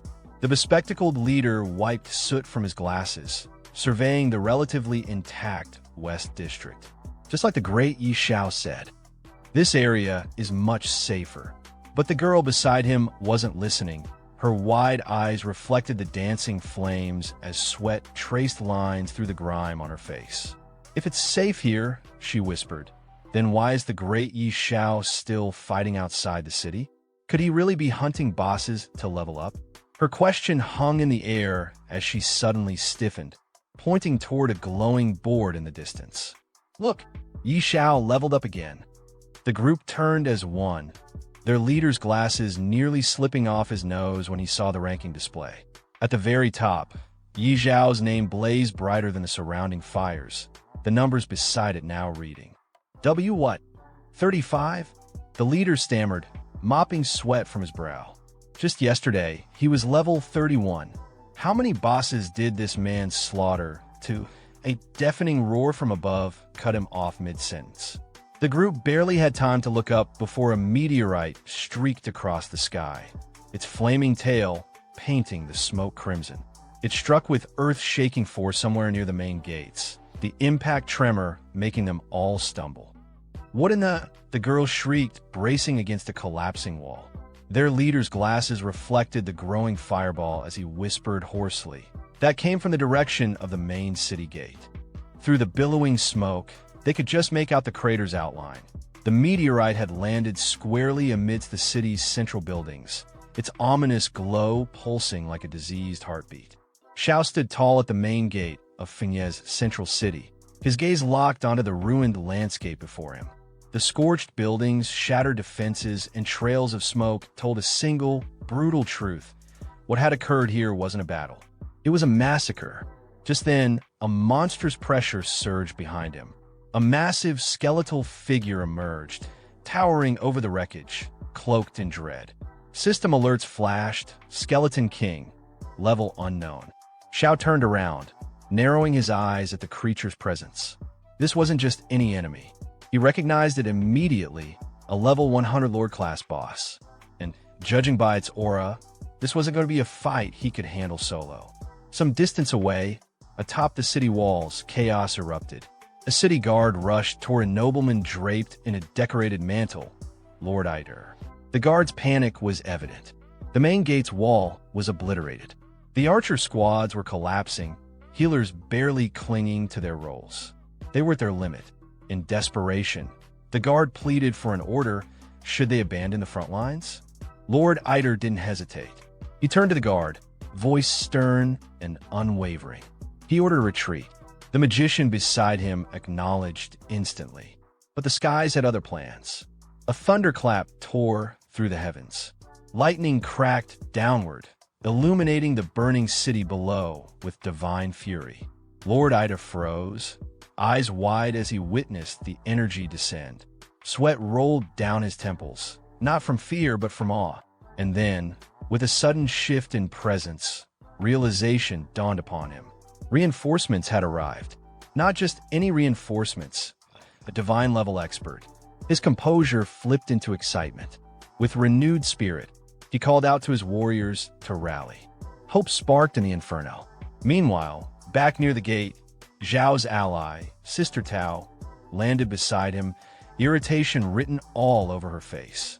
She had clearly been summoned in a hurry, and the presence of the Lord-class monster explained why. She questioned Zhao's intent. Surely, he didn't plan on taking down that level 100 boss himself? Xiao met her gaze with a teasing grin. Of course he did, but he wasn't going to do it recklessly. He hinted at a plan, one that required her help to get close enough. Tao's expression twisted between disbelief and exasperation. Even she wouldn't dare challenge a creature of that caliber so directly.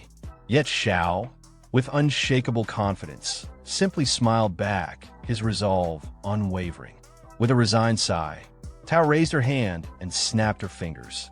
A vibrant blue glow wrapped around Xiao's body, surging him with power. She grumbled as she cast the buff, annoyed but supportive. Xiao looked at his hands, now crackling with energy, exactly what he needed. He then turned his eyes toward the Skeleton King. The battlefield was still thick with enemies. It wouldn't matter how strong he was if he couldn't reach the boss. He glanced back at Tao with a challenging look. Wasn't it her job as a divine sorceress to clear the way? Tao didn't even flinch. She lifted her staff and stepped forward. If he had the guts to fight a Lord-class monster head-on, she'd return the favor by blasting the path wide open. With a swift gesture, Sister Tao raised her staff high, and once again, lightning tore down from the heavens. She continued channeling the energy, eyes locked on the towering undead figure as the storm above intensified.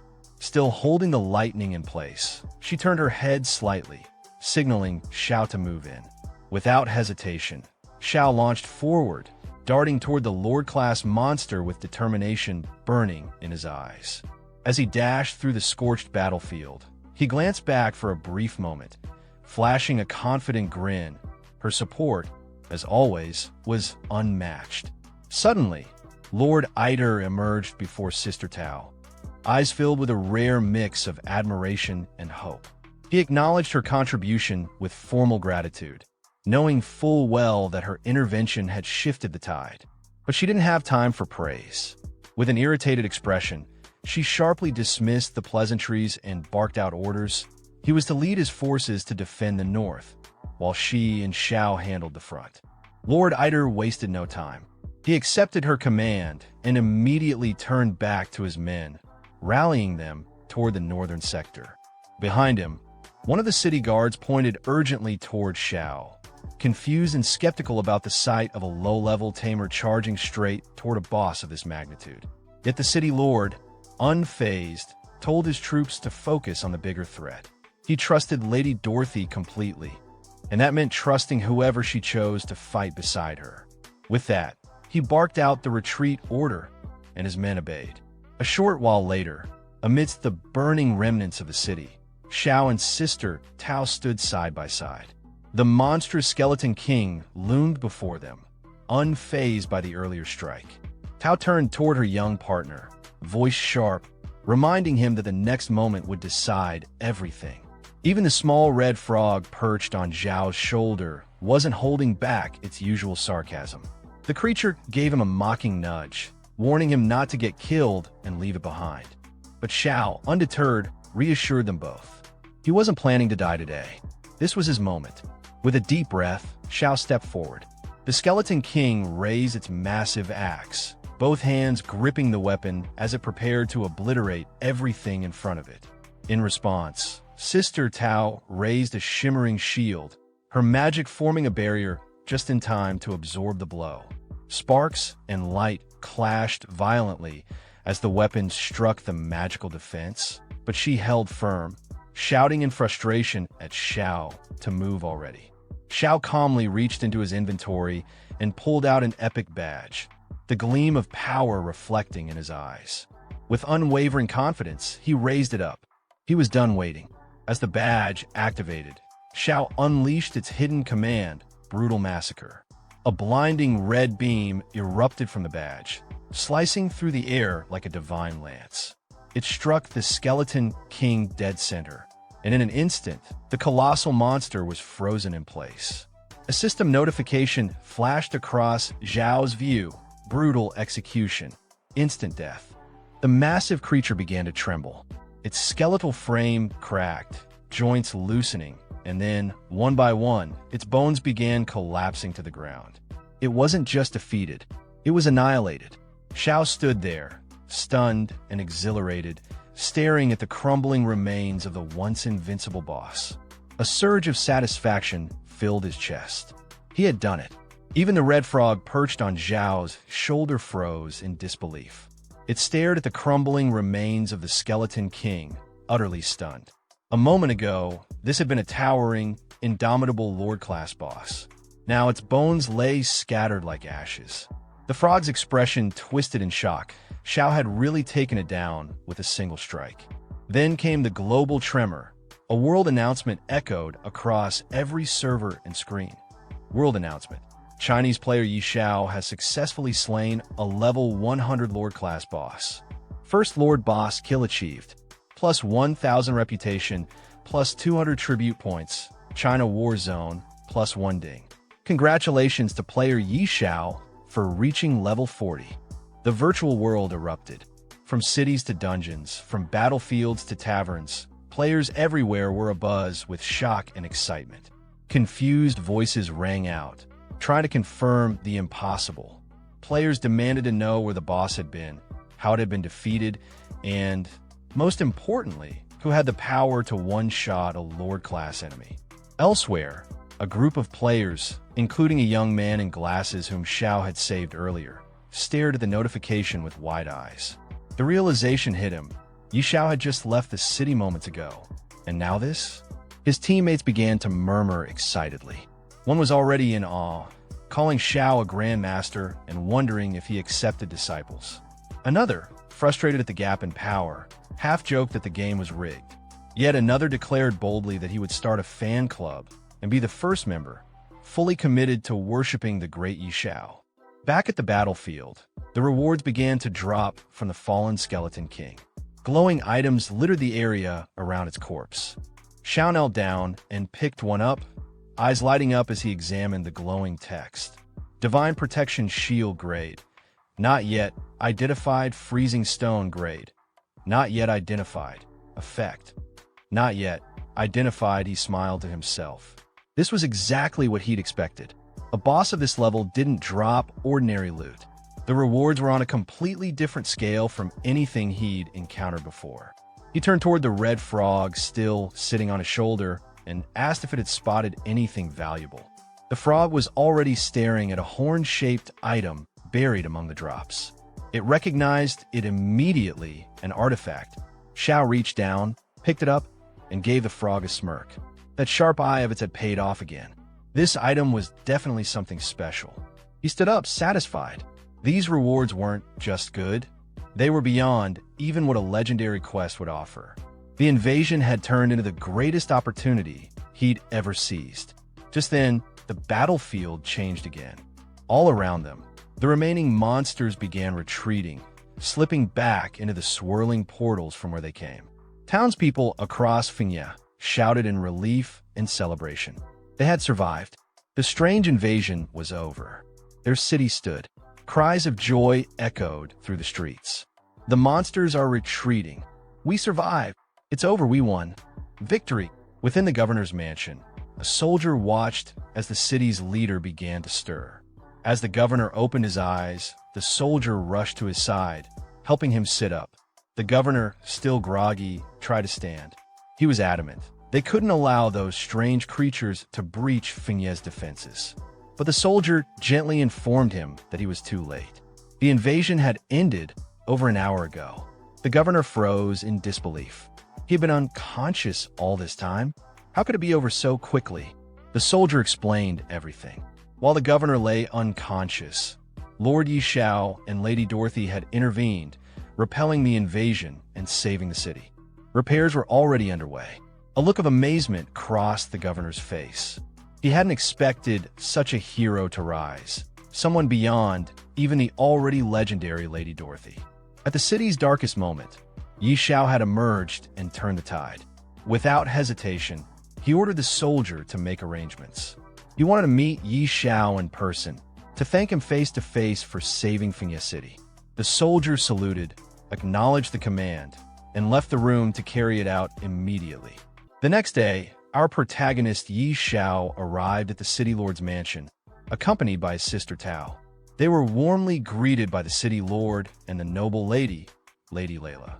The city lord politely invited Yi Xiao inside. In response, Yi Xiao respectfully thanked him and stepped in. The city lord then extended his hand and, with genuine emotion, expressed his gratitude. He told Yi Xiao that if not for his brave efforts, Finya City might not have survived the recent disaster. On behalf of all its citizens, he offered his heartfelt thanks. Lady Layla added her praise as well, calling Yi Xiao's actions yet another miracle. Standing behind Yi Xiao, Sister Tao addressed the governor and Lady Layla with humility, saying they were being too kind. She clarified that it was Yi Xiao himself who personally defeated the powerful Lord-level enemy. At that moment, a notification appeared before Yi Xiao. Favorability with Aaron has increased by 20. You have earned the respect and recognition of Fengye City's governor. New title acquired, Friend of Fengye. Yi Xiao glanced at the message and then bowed slightly to the governor, brushing off the praise with modesty. He told Sister Tao she was exaggerating again and that the invasion had just been a strange incident, not worth making a fuss over. Turning back to the governor, Yi Xiao gently suggested that they move on to the real matter at hand. Taking the cue, Sister Tao addressed the governor, saying that if there was nothing further, she would return to the Supreme Temple to handle other affairs. The governor promptly agreed and wished her well, addressing her respectfully as Lady Dorothy. Lady Layla then turned to the governor and asked if there was a particular reason he had called her there. The governor nodded and explained the situation. More than half of Fengye City had been destroyed in the battle. The East District was in ruins, and only the West District still had intact buildings. That's why he wanted to ask if she could provide some properties in that area to help with reconstruction. However, Lady Layla replied that she wasn't in a position to decide that. Then, turning to Xiao, she pointed out that most of the West District's properties were now under his ownership. The governor, a bit surprised and disappointed, said he didn't realize Yi Xiao owned the entire West District, but asked if he might consider transferring some of the property to aid the city. Yi Xiao smiled and calmly said that he didn't mind, so long as the price was fair. At that point, the red toad perched on Yi Xiao's shoulder chimed in with a mocking tone, calling him a brat and teasing him for profiting once again. This time, it's worth noting that I am referring him as a toad rather than a frog, correcting a detail pointed out by a subscriber in my previous video. Returning to the story, the governor, pleased by Yi Xiao's cooperation, told him to name his price, and he would have the Fengye Bank prepare the gold coins immediately. With a hint of excitement in his eyes, Yi Xiao responded that since the governor was being so direct, he would keep a few of the larger shops on the corners for himself and transfer the rest of the properties. The governor thanked him sincerely. Just then, Lady Layla stepped forward from behind and addressed the governor. She said there was one more thing she needed his support with. He encouraged her to speak. She explained that the incident in Fengye City had already been reported to the royal family, and Yi Xiao's contributions were witnessed by all the citizens. With that, she gestured toward Yi Xiao and declared her intention to request that the royal family grant him a noble title. Yi Xiao was stunned. In his mind, he thought, another piece of good news? The red toad on his shoulder gave him a side glance and quipped with a smug expression, "Title plate, you're really lucky, huh?" After hearing Lady Layla's suggestion, the governor turned to her and said he had no objections. He fully supported the idea. Layla's eyes lit up with excitement, and she turned to Yi Xiao, asking what he thought of the decision. Meanwhile, the governor quietly observed her expression. Looking at Layla and then at Yi Xiao, a fleeting thought crossed his mind. Who would have thought? The noble duchess seems to admire this young man. Could there be something more between them? But he didn't finish the thought aloud. In response, Yi Xiao gently took Lady Layla's hand and kissed it with sincere respect. He thanked her and the governor, genuinely moved. Layla, blushing slightly as she looked at him, softly replied that he had saved Fengye City. This honor was only what he deserved. Watching the two of them, the governor smiled warmly. He remarked that, in truth, it was he who should be thanking Yi Xiao on behalf of all of Fengye City. Sometime later, in the real world, inside an apartment belonging to Yanran, an emotional outburst shattered the quiet. Yanran screamed out, tears in her voice. "Zhou Hong, answer me. Stop joking." She sat on her sofa, eyes locked on her phone screen. Her hands trembled, and her expression was on the verge of breaking. Again, she cried, "If you keep this up, I'm really going to get mad." On the screen was an image showing her current boyfriend, Zhou Hong, along with other players, lying dead in-game. Tears streamed down her cheeks as she shouted, heartbroken and furious. "Zhou Hong, you're useless. I gave you the gear I bought with my entire savings, and you still couldn't defeat one strange monster." Her voice cracked. "What am I supposed to do now?" A wave of panic surged through her. Sweat began to roll down her face. She rubbed her cheeks with trembling fingers, trying to snap herself out of it. Her eyes sharpened with a mix of desperation and clarity. "That's it. I can still look for Yi Xiao," she exclaimed. Gritting her teeth, she continued, "That useless Zhou Hong. I was wrong to trust him. He's the one who led me astray. If it weren't for him, Yi Xiao and I wouldn't be like this now." She finally realized it. "Now I understand. Yi Xiao is the one who's treated me the best in this world. Yes, I can still find him." She stood up from the sofa, her mind set, and began walking briskly. Her voice, firm but emotional, echoed in the apartment. "Yi Xiao loves me deeply. If I just sincerely apologize, I'm sure we can go back to how things were." Her footsteps quickened. "This time, no matter what he wants, I'll give it to him. As long as I lower my head, he's sure to forgive me." Alone and full of urgent longing, she made her way toward Yi Xiao's apartment. "Yi Xiao, I'm coming to you," she whispered to herself. "Wait for me." Sometime later, inside the game world, a large number of players had gathered in the middle of the city, clearly discussing their next move. One of them loudly declared that starting tomorrow, he would find a way to transfer his character to Fiancée City. He believed the other regions had become far too dangerous, and only Yi Xiao could ensure their safety now. Another player quickly agreed and asked if anyone wanted to form a party for the journey, believing it would be safer to travel together. Others were offering to buy city transfer scrolls, even willing to pay high prices, open to negotiation, just to reach Fiancée City. Excitement surged through the crowd as more players ran around, scrambling to buy property in the city. Shouts filled the air, with players bidding higher and higher amounts for available houses, offering thousands, even tens of thousands of gold coins. Amid the chaos, Yi Xiao stood quietly, observing the commotion. He couldn't help but wonder why so many people were suddenly flocking to Fiancée City. It puzzled him, but instead of dwelling on it, he decided it wasn't the right time to take on new challenges. He figured he should focus on forging equipment first. With that thought, Yi Xiao made his way back to the blacksmith he had met earlier. Upon seeing Yi Xiao, the blacksmith respectfully asked what brought him back this time. Yi Xiao explained that he needed to forge and identify some equipment. However, the blacksmith regretfully pointed out that his shop had been destroyed and he didn't have the means to help at the moment. Yi Xiao then thought for a moment and told him not to worry. He could lend the blacksmith a forge and an identification device. This surprised the blacksmith, but he followed Yi Xiao without hesitation. When they arrived at a well-kept shop in the West District, Yi Xiao gestured for him to go inside. The blacksmith was stunned and tried to ask about the place, but Yi Xiao simply encouraged him to step in and see for himself. Once inside, the blacksmith was amazed. The forge was top-tier, clean, modern, and fully equipped with high-grade tools and even identification equipment. He commented on how luxurious it was and asked who the owner might be. Yi Xiao calmly explained that the shop belonged to him. He offered to let the blacksmith take over the place under the same profit-sharing arrangement the blacksmith used to have before. Since the shop had been sitting unused and the blacksmith was clearly skilled, it made sense. The blacksmith was overjoyed, deeply moved by Yi Xiao's generosity.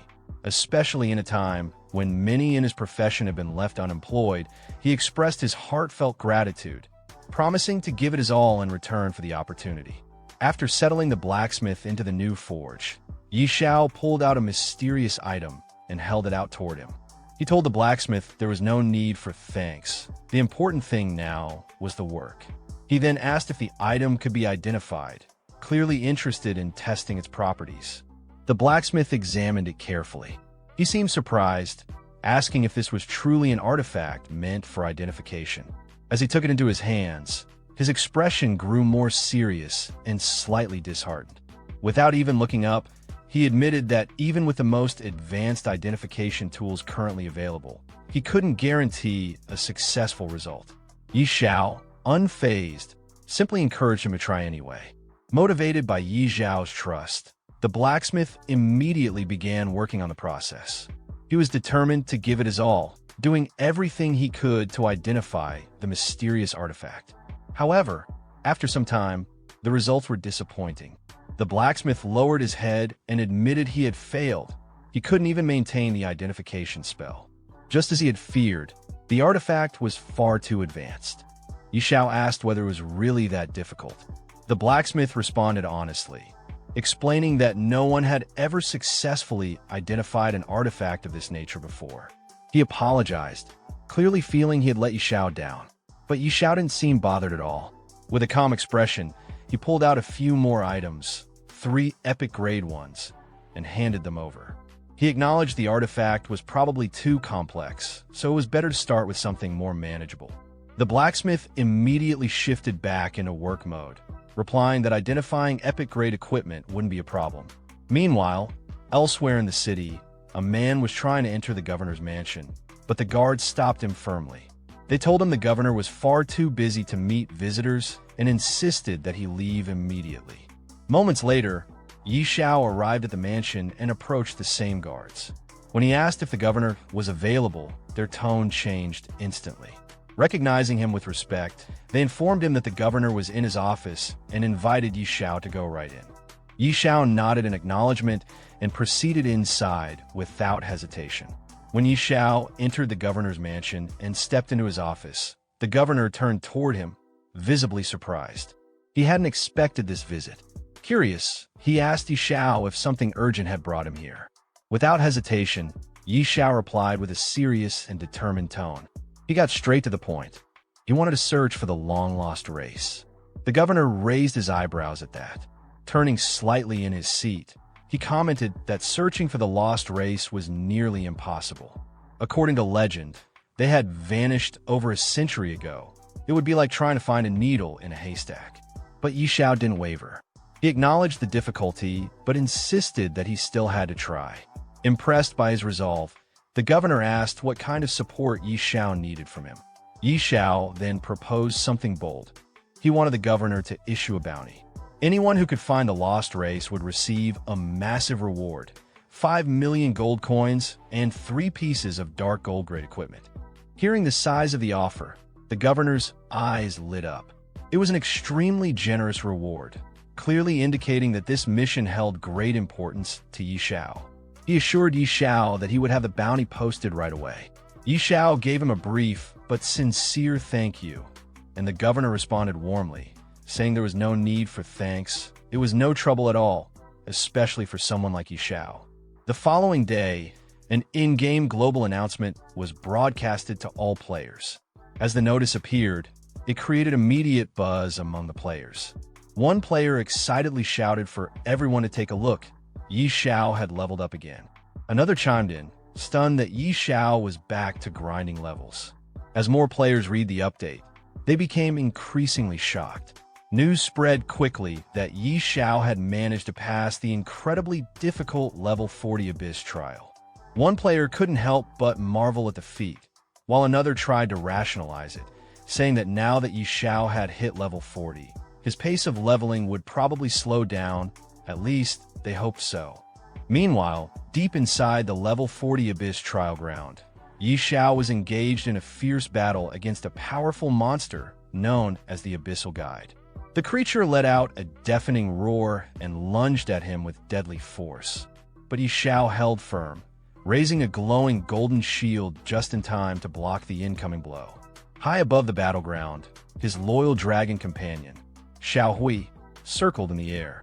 Without any command, the dragon unleashed a searing blast of flame, engulfing the monster and burning it to ash in moments. The Abyssal Guide let out one final cry before collapsing lifelessly to the ground. Perched on Yi Xiao's shoulder, the Red Toad looked down at the defeated monster and remarked snidely that Yi Xiao would have been toast if not for the powerful shield, something only possible because he had money to afford it. Yi Xiao didn't bother to argue. Instead, he replied with calm confidence, pointing out that ever since Xiao Hui had received the blessing of the Dragon God, the dragon's stats had skyrocketed, making it much more powerful than before. Still airborne, Xiao Hui continued to glide above the battlefield while Yi Xiao bent down and picked up the item dropped by the fallen monster. Examining it, he immediately recognized what it was, another fragment, the fourth one so far.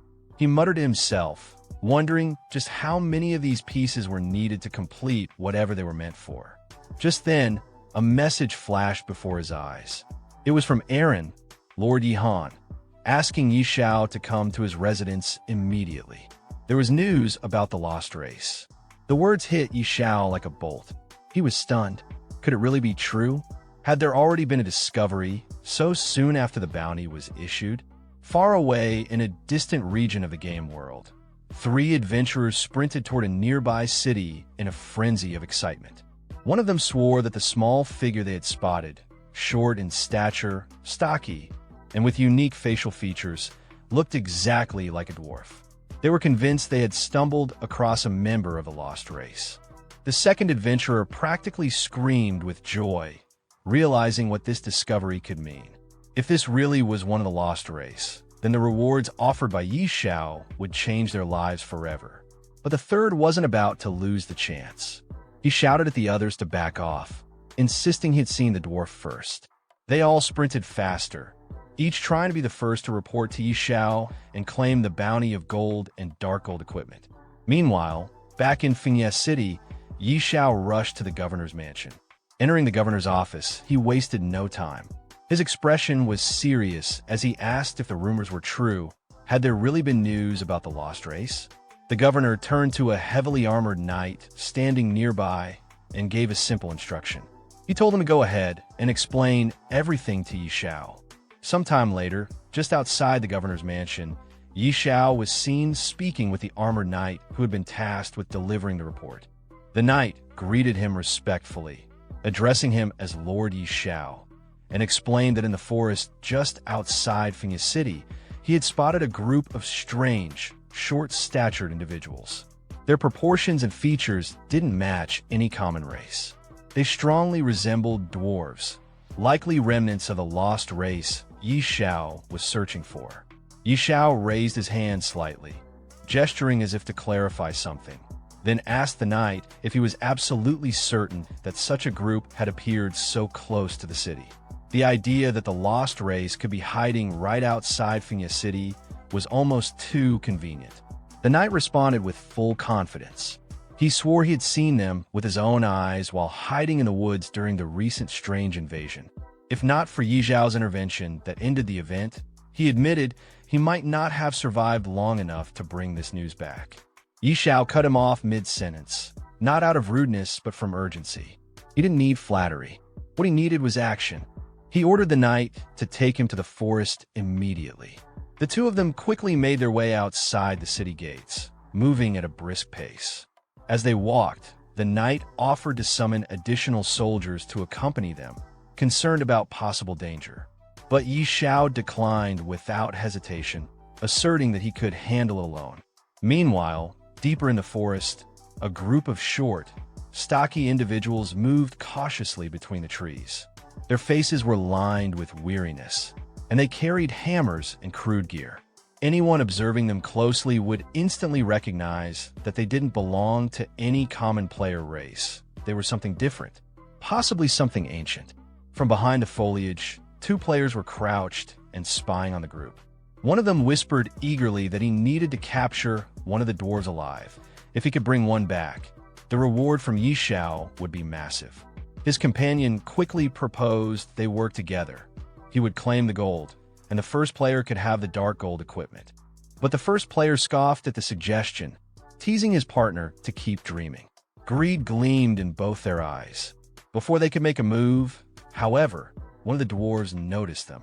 With alarming speed, the dwarf hurled a hammer through the air. It smashed into a tree behind the players, narrowly missing them but hitting hard enough to send splinters flying and shaving a chunk of HP off both intruders. One of the players laughed arrogantly, remarking that the hammer only dealt about 80 points of damage, barely enough to bother him. He bragged that he could tank that kind of hit all day. But before he could finish his sentence, a second hammer came flying, this one crackling with electricity. It struck both players simultaneously.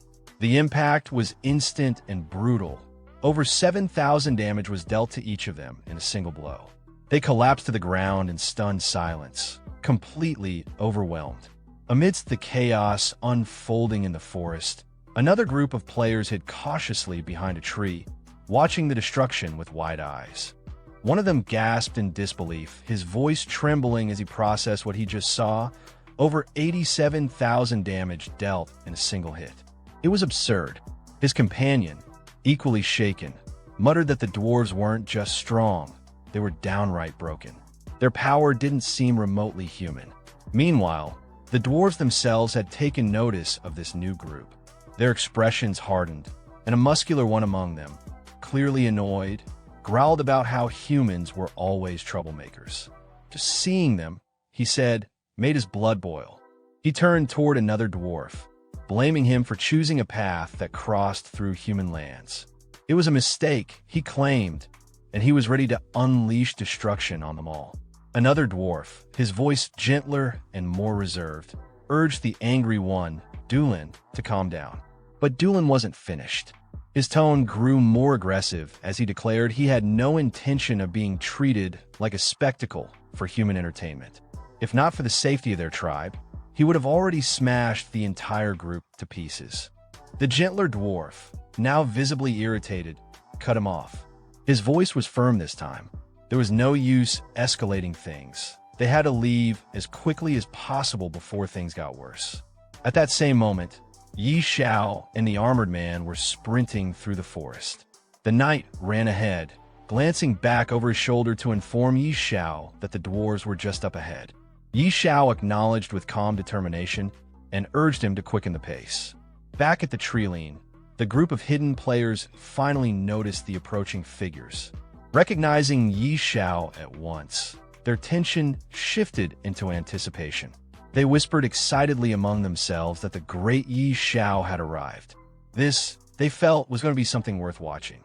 Yet, even with their admiration, they couldn't help but remember what had just happened.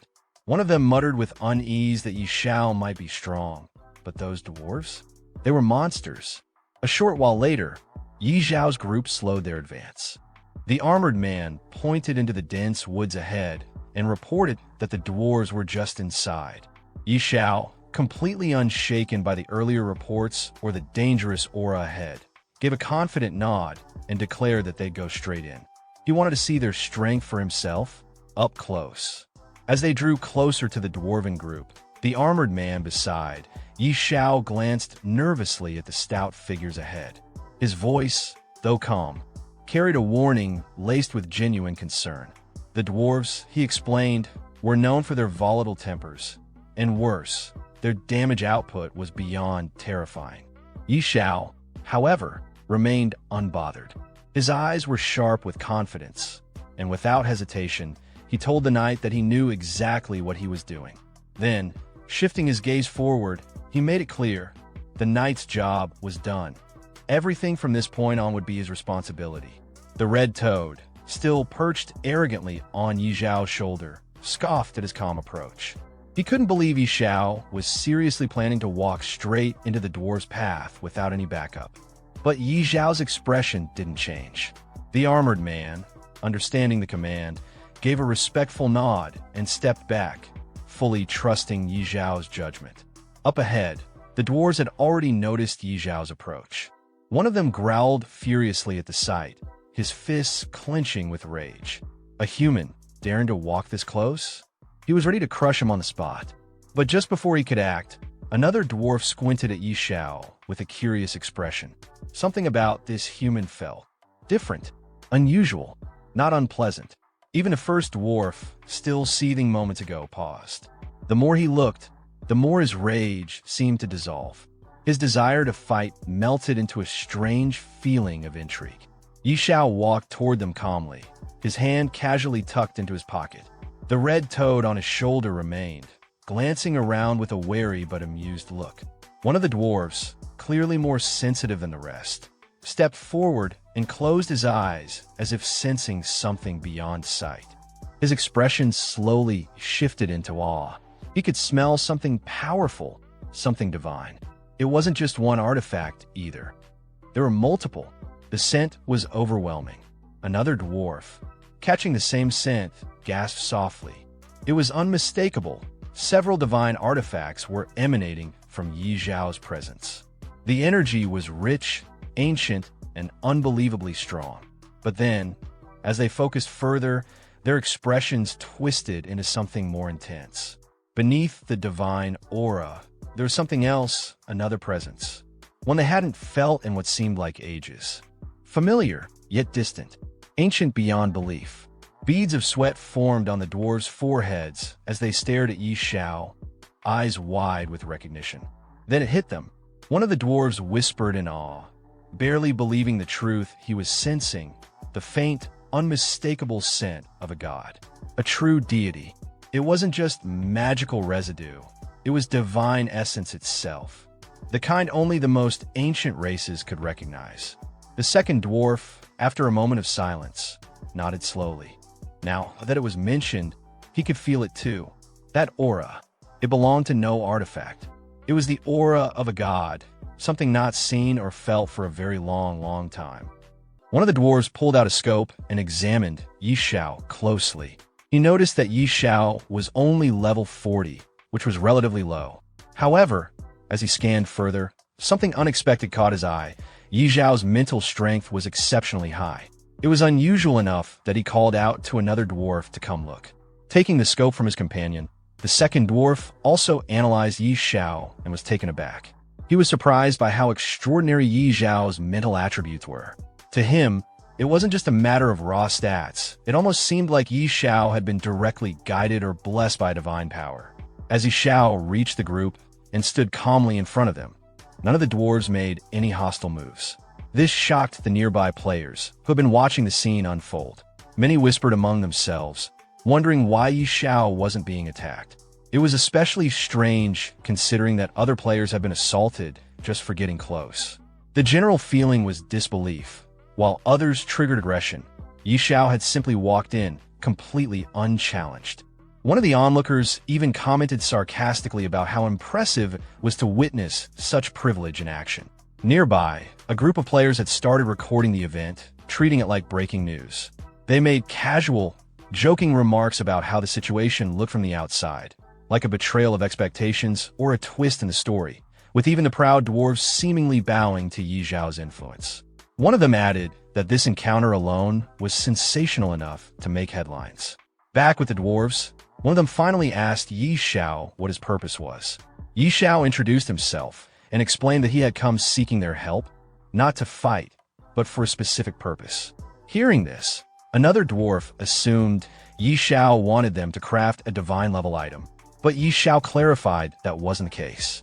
He told them his true goal was to locate the lost temple. The dwarves became more cautious upon hearing this. They questioned Yi Xiao's intentions, wanting to know why he would be searching for such a significant place. Yi Xiao responded sincerely, explaining that it was tied to a class quest.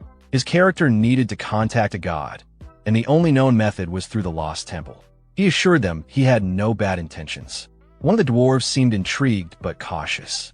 He told Yi Xiao that information about the lost temple wasn't something they could share freely. If Yi Xiao wanted their trust, he would need to prove himself as someone honorable and sincere. Yi Xiao accepted this calmly, even with a bit of amusement. He asked what sort of proof they expected from him. The red toad, sitting on his shoulder, made a snide remark, implying that such a test of character wouldn't be easy. Instead of pushing the issue, Yi Xiao smoothly changed the subject. He mentioned that he had a divine artifact with him and asked if the dwarves could appraise it. This caught their interest immediately. They eagerly asked to see the item. Yi Xiao handed it over and explained that his usual blacksmith had failed to identify it. He wanted to know if the dwarves could do better. The dwarves responded with confidence. They dismissed other forgers as amateurs, proudly stating that their own skills were on a much higher level. One of the dwarves took the artifact and studied it carefully. After a moment, he commented that the item didn't appear to be a typical divine artifact forged by normal means. Yi Xiao, curious about this unexpected assessment, asked the dwarf what he meant by that. One of the dwarves picked up the divine artifact and examined it carefully. He remarked that the item showed no signs of being forged. It had no hammering marks or artificial refinements. Instead, he explained that the artifact had likely formed naturally into its divine state after coming into contact with a certain rare element, due to its already high-grade nature. Another dwarf took the artifact to inspect it as well. After a moment of study, he concluded that it appeared to be the horn of the god of destruction. He speculated that it was either severed or had fallen off naturally at some point. Curious and cautious, the dwarves asked Xiao how he had come to possess such a rare divine object. Xiao casually replied that he had obtained it by defeating the boss during the recent bizarre invasion. That revelation shocked the dwarves. The idea that someone had managed to kill a Lord rank boss from the bizarre invasion seemed unbelievable to them.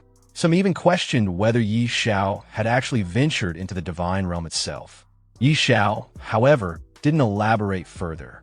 Instead, he refocused the conversation and asked whether or not the artifact could be appraised properly. The dwarves affirmed that they were capable of appraising it, though they warned him that the cost would be very high. There was uncertainty in their tone, as if they doubted whether Xiao could afford it. Unfazed, Xiao responded with confidence, while the red toad, sitting on his shoulder, asked them directly for the appraisal fee. The dwarf held up 5 fingers, intending to suggest a number. At first, Xiao misunderstood and thought the dwarf meant power, but then the dwarf clarified he meant 500 gold coins. Both Xiao and the toad were stunned by the steep price. To them, it felt outrageous. One of the dwarves, seeing their reaction, tried to bargain a bit. He insisted that even 300 gold coins was the absolute minimum they'd accept, and if Xiao couldn't pay that, he would have to think of alternative solutions. But Xiao wasn't interested in haggling. He simply stated that if the appraisal was successful, he would reward them with 1 million gold coins. That left all the dwarves stunned and speechless. The thought of that much gold seemed unreal to them, an amount that could feed a tribe for generations. To prove he was serious, Xiao threw a bag of 1,000 gold coins down as a deposit. He promised to send even more supplies and food later. The dwarves were overwhelmed. Their excitement bubbled over as they hurried to begin the appraisal immediately. One of them became so eager, he shouted out that they should start at once. Not long after, the appraisal was complete. The lead dwarf proudly announced that they had succeeded. Xiao took the artifact back and studied its new stats with great interest. The results clearly confirmed that the dwarves' appraisal skills were top tier. The artifact's properties were extraordinary, so powerful that even Xiao began to suspect a deeper connection between this artifact and the gods. When the dwarves asked if they could now collect their payment, Xiao reassured them he would honor his promise. He instructed them to pack up and follow him to Windleaf, the human main city, where he would personally make sure they were paid in full. That suggestion surprised the dwarves. None of them had ever set foot in a human capital before. They were visibly excited, even honored. Xiao promised them a feast and mentioned that he had more divine artifacts he would like them to examine or forge. The dwarves, thrilled by the offer, began preparing right away. The idea of entering a grand human city and attending a feast was too enticing to resist. Sometime later, as Xiao and the dwarves walked into Windleaf City, onlookers stopped in their tracks. Players and NPCs alike stared, shocked to see dwarves walking side by side with a human, not as captives or enemies, but as honored guests. The murmurs among the crowd ranged from disbelief to envy. Some joked about how these kinds of powerful connections seemed completely out of reach for ordinary people. Soon, the scene shifted to a lavish dining hall. The dwarves were seated at a long table, enjoying a grand feast. They were deeply impressed by the quality of human food. Many admitted they'd never eaten anything so delicious in their lives. A nearby soldier assured them they could eat as much as they liked and that Xiao would cover all expenses. With the atmosphere now relaxed, Xiao finally brought up his main concern. He turned to Thor, one of the dwarves, and asked if he could now share information about the lost temple. Thor nodded and pulled out a strange device. He explained that it was a temple detector passed down from the dwarf ancestors. The device could sense when they were close to the fire temple, and it would react accordingly. With it, tracking down the temple would be much easier. However, Thor hesitated. He advised Xiao not to pursue it recklessly. When Xiao asked why, Thor gave a serious warning. There was a terrifyingly powerful creature residing near the temple. After learning about the dangers surrounding the fire temple, Xiao asks the dwarf what kind of creature resides inside. Surprisingly, The dwarf admits that no one from their race has ever actually seen it. He explains that a long time ago, their ancestors were guided by the fire god to abandon the temple after a terrifying creature emerged. To trap it, the fire god created an extremely hot area that was impossible for regular people to survive in. Since then, the dwarf race has avoided the fire temple, following ancestral warnings passed down for generations. Xiao listens and reflects seriously. Despite the danger, he says he still has to go. The fire temple is directly linked to his class change, and turning back isn't an option. Hearing Xiao's determination, the dwarf admires his bravery. He says there are two things that might help him survive the journey. When Xiao asks what they are, the dwarf presents two items: a special compass that reacts to the presence of the temple, and a crystal infused with fire spirit energy, called the Fire Spirit King Crystal. As thanks for the feast Xiao provided earlier, the dwarf gives them freely. Xiao inspects both items carefully and is impressed by the quality. They clearly reflect top-tier dwarven craftsmanship. Curious, he asks if there are more items like this he can buy, offering to pay with gold coins. The dwarf sadly shakes his head. There's only one of each, and he doesn't have duplicates. But he does offer a few smaller fire spirit orbs, which have weaker effects but may still prove helpful. Xiao accepts the orbs, but admits that the supplies still won't be enough for what lies ahead. The dwarf tells him that's all he has. Xiao thanks him anyway and tells the dwarves to continue enjoying their food while he figures something out. As he prepares to leave, the red toad on his shoulder asks what he plans to do about the temple. Xiao replies thoughtfully, it's clear he can't face the fire temple alone. For a challenge this dangerous, he needs someone to help. The scene then shifts to Sister Tao. She's admiring a new magic robe in front of her mirror, confident that it enhances her power. She remarks that soon even the powerful elders in the temple won't be able to rival her. But her moment is interrupted when a panicked soldier bursts into the room, struggling to speak. When she demands to know what's going on, Xiao casually steps into her room, confident as always, hands in his pocket, and greets her. When Xiao suddenly appears in Sister Tao's room, she reacts with her usual irritation. She's clearly not surprised to see him, but she already assumes his presence means trouble. With a lazy expression, she leans on her chair, asking mockingly if it's a dragon or another strange boss this time. Xiao tries to act innocent, lightly questioning her assumptions, but she brushes it off, saying he absolutely looks like someone who always ends up in dangerous fights. She cuts to the chase and demands he explain what he's planning. Xiao calmly tells her it's nothing serious. He's just planning to explore the fire temple. Upon hearing this, Sister Tao's tone shifts slightly. She's surprised, even impressed, but also not interested in getting involved. She warns him that messing with gods is risky and sarcastically wishes him luck, clearly not planning to join. He tries to bargain, saying the price is negotiable, but she walks away, insisting that the fire temple isn't just dangerous, it's nearly impossible to find. She believes even if he wanted to go, he wouldn't get far. To change her mind, Xiao casually reveals that he got a special compass from the dwarves, one that can locate the fire temple. Sister Tao doesn't believe him at first, thinking he's just trying to trick her with some random gadget.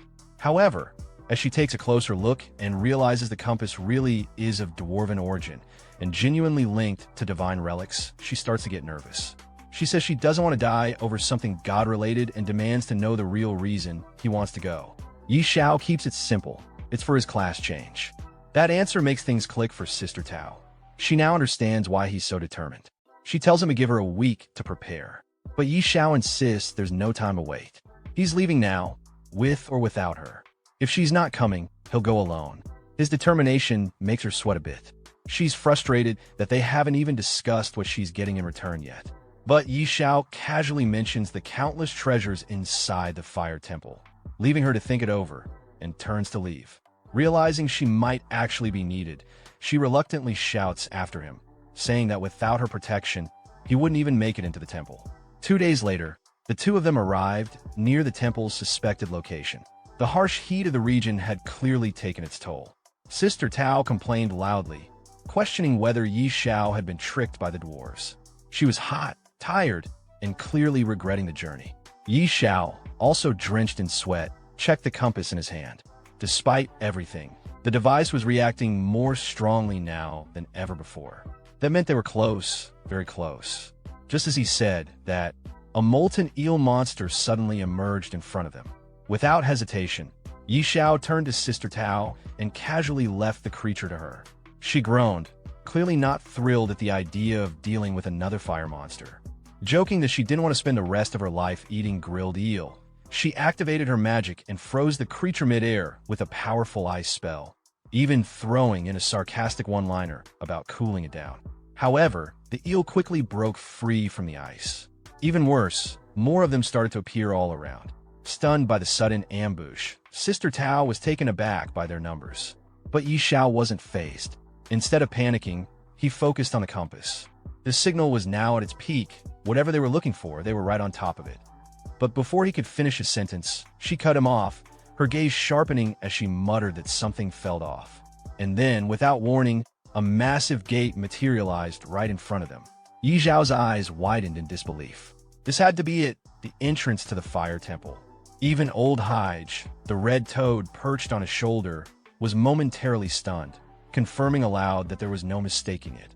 Sister Tao, equally taken aback, admitted that this was her first time seeing the place as well. But before they could take a step forward, the sky darkened with the sudden appearance of a swarm of molten eels overhead. Realizing the threat, Sister Tao immediately jumped to defend the group, launching spells to hold back the assault. At the same time, Xiao activated his money shield to absorb the incoming damage. Without wasting a second, he turned to old Hige, tightening his grip as he prepared to sprint toward the gate. Urging the toad to hang on, he called out to Sister Tao, asking for a speed buff and cover while he charged forward. With a smirk, she complied, of course not forgetting to remind him, even mid-battle, about her payment. Xiao burst forward, ignoring the fiery strikes pelting him. Flames scorched across his shield, the damage indicators popping up one after another. He was losing health rapidly, even without the fire spirit crystal. The pain was sharp, but he pushed through it, shouting over the roaring flames that not even the gods could stop him now. Old Hige grumbled sarcastically from his shoulder, complaining about getting scorched alive, but Xiao didn't slow down. He kept running, straight into the inferno. Finally, with one last stride, he crossed the threshold. Inside, the atmosphere shifted. The air was stifling, yet eerily still. The ancient temple stood silent and barren, filled with nothing but dust, heat, and mystery. Then, suddenly, a statue before him stirred, its stone eyes locking onto him. It addressed him in a deep, ancient voice, asking for his purpose. Xiao, slightly puzzled, replied that he had come to explore the ruins. The guardian statue let out a low chuckle and declared that if he wished to unlock his full potential, he would need its blessing. After Xiao questioned whether second-class change really required a blessing, the guardian statue responded by asking him to kneel, offer praise, and submit. The red toad on his shoulder found the statue's demand strange and mocked it lightly, while Xiao refused with confidence, wondering why a mere statue would expect him to kneel. The guardian statue became visibly angry and declared that it was a great honor to kneel before Hephaestus, the god of fire and craftsmanship. As the guardian spoke, the temple began to shake slightly, and it seemed like an attack might come at any moment. Xiao prepared to fight by summoning his divine artifact. But before he could act, his pet dragon, Ashi, unexpectedly exited the pet inventory on its own. Xiao was surprised and told it to return, but the dragon ignored him and immediately launched a fire breath attack at the statue, dealing heavy damage. The statue couldn't withstand the attack and broke apart into several pieces. As it collapsed, the guardian's voice warned Xiao that breaking it could cause a sealed demon to escape and accused him of making a serious mistake. It also said Xiao would pay for his arrogance. Shortly after that, beams of golden energy came down from above and began to strike around Xiao. He tried to avoid them, realizing that the attacks might be from a divine source. It became clear that damaging the statue had triggered a reaction from the gods. The attacks continued, and Xiao understood that things had escalated beyond what he expected. He started questioning whether he could handle the consequences of what had just happened. Suddenly, a mysterious voice echoed through the temple, angrily calling out Hephaestus' name and declaring that he deserved to die. Xiao, caught off guard, looked around in confusion, unsure where the voice came from. Right after that, the ground beneath him started to collapse. He fell through the broken floor as the structure shook violently, realizing it was likely an earthquake triggered by the destruction of the statue. While falling, golden beams, possibly divine attacks, continued to strike around him. To defend himself, Xiao quickly activated his money shield. However, each second of defense came at a steep cost. His gold coin balance dropped rapidly. Minus 18,637,291 minus 18,637,301 minus 18,637,311, and so on. In mere moments, he had lost a total of 5,823,742 gold coins before deactivating the shield upon hitting the ground. Still recovering, he slowly got up and looked around to assess where he had landed. What he saw was completely unexpected. A phoenix wrapped in thick chains, radiating an immense aura. Its appearance was imposing and otherworldly. Unlike usual enemies or beasts, all its stats, grade, level, and attribute were unknown, which instantly alerted Xiao to the danger. Recalling what Thor had mentioned earlier about a sealed demon, Xiao realized this phoenix might be the very creature the fire god had imprisoned long ago. It made sense now why the temple had such heavy restrictions. The phoenix, noticing Xiao's presence, questioned whether he had destroyed Hephaestus's statue. Connecting everything that had just happened, Xiao understood there was deep enmity between this phoenix and the fire god. With confidence, he admitted to it. In response, the phoenix warned him to leave as soon as possible. If Hephaestus arrived, things would become much worse. Upon hearing the phoenix's words, Xiao's expression shifted in shock. He couldn't believe what he had just heard. Was that figure truly returning? The phoenix didn't hesitate. With a proud and powerful tone, it confirmed Xiao's suspicions. The statue had been broken, its power awakened once more, and soon it would shatter the last of its restraints. And before that moment arrived, that man, without a doubt, would return. As Xiao processed this, he clutched the chain in his hand and questioned the phoenix directly. If this creature had the power to break divine shackles, then why had it been imprisoned here in the first place? The phoenix responded almost immediately, flustered and furious. It shouted about a vile conspiracy, an ambush carried out by Hephaestus, a false god. The attack had come at the worst possible moment, when the phoenix was weak and vulnerable after laying its offspring. That last word caught Xiao's attention. Offspring? Did that mean a phoenix chick existed somewhere? With a surge of hope, he raised his hand confidently, declaring his intent to save the child. But the phoenix, filled with pride and disdain, scoffed at him. It reminded Xiao of his status, calling him a mere human and insisting that no one of his kind could ever tame a creature bearing such a noble bloodline. Unfazed by the insult, Xiao stood his ground. He wasn't here for games or meaningless chatter. Above him, a massive presence made itself known. A dragon appeared in an instant, and Xiao called out to it with purpose. He urged the beast, Ashi, to show the phoenix what it could do. Ashi soared toward the phoenix, and the moment it came into view, the majestic bird recoiled in disbelief. It was stunned. A dragon of such caliber under the control of a human? That was simply beyond comprehension. Sweat rolled down the phoenix's face as it struggled to accept what it was seeing. The idea that the dragon god, an ancient, revered being, would grant his blessing to a human seemed utterly absurd. But Xiao didn't flinch. He summoned his divine artifact without hesitation, eyes locked on the phoenix, demanding once more to know where its offspring was hidden.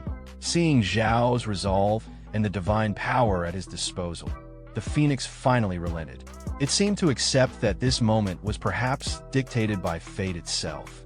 With a heavy but calm voice, it told Xiao to go and find the chick.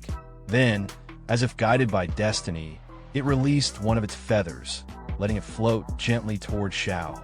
Catching the feather, Xiao's eyes lit up with excitement. The thought that another mythical rank pet was within his reach had him grinning wide. But just then, the red toad nearby snapped him back to reality with a warning. This wouldn't be easy. Xiao wasn't just stepping into danger. He was walking into a literal sea of fire. Looking ahead, Xiao caught sight of the blazing terrain. Panic flashed across his face for a moment as he realized it wasn't just fire, it was magma. Still, determination returned almost instantly. A mythical ranked pet was worth any risk. Even if it meant diving straight into a pool of flames, he was all in. Gripping the feather tightly in front of him, Xiao began his walk into the fire. Beads of sweat poured from his face as the heat intensified. Thankfully, the Fire Spirit King crystal he possessed granted him a 95% resistance to fire. Without it, he admitted to himself, he'd be roasted like a pig by now. He pressed forward, pushing through the searing heat. But he couldn't take it much longer. He called out, desperate to reach the end of this blazing trial before he collapsed. As he moved further in, the feather in his hand began reacting more violently. He knew then he was getting close. With each step, the aura grew stronger. Then finally, just ahead, something caught his eye. There was a large yellow egg, glowing faintly amidst the magma.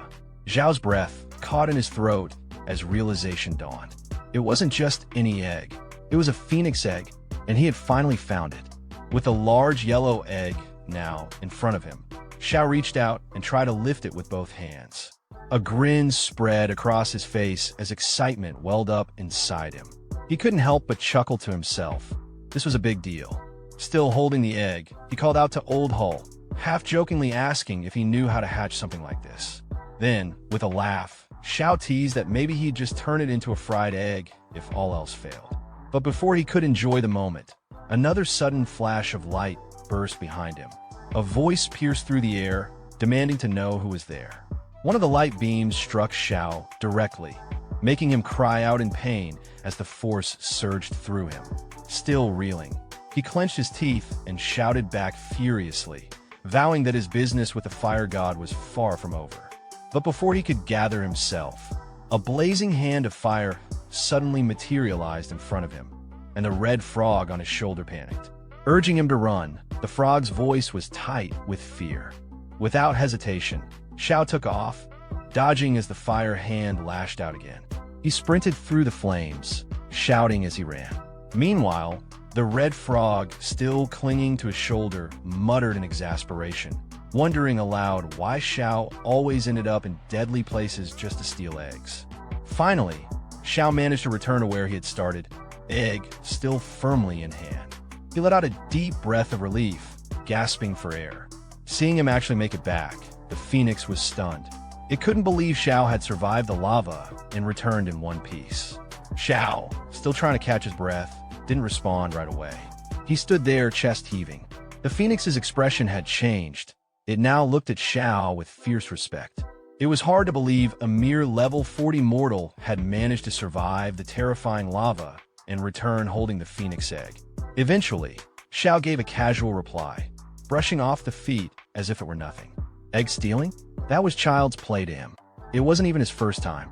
But before the phoenix could respond, another beam of divine light descended from the sky and struck the ground in front of Xiao. A booming voice filled the air, filled with fury and disdain. The divine figure accused Xiao of destroying a sacred statue and touching the forbidden egg, crimes that couldn't be forgiven. It declared that it would personally tear Xiao apart and make him suffer the wrath of a god. Hearing that declaration, the phoenix turned urgently to Xiao. There was no more time. Hephaestus was almost upon them, and once he arrived, there would be no escape. The phoenix pleaded with Xiao to leave immediately. He was to take the phoenix's offspring and run as far as he could. When the chick had grown strong enough, he was to return and make those responsible for all of this pay. Sweating from both heat and tension, Xiao's thoughts raced. Sister Tao wasn't here to back him up. If the fire god showed up, even with his money shield, the cost of surviving would be astronomical.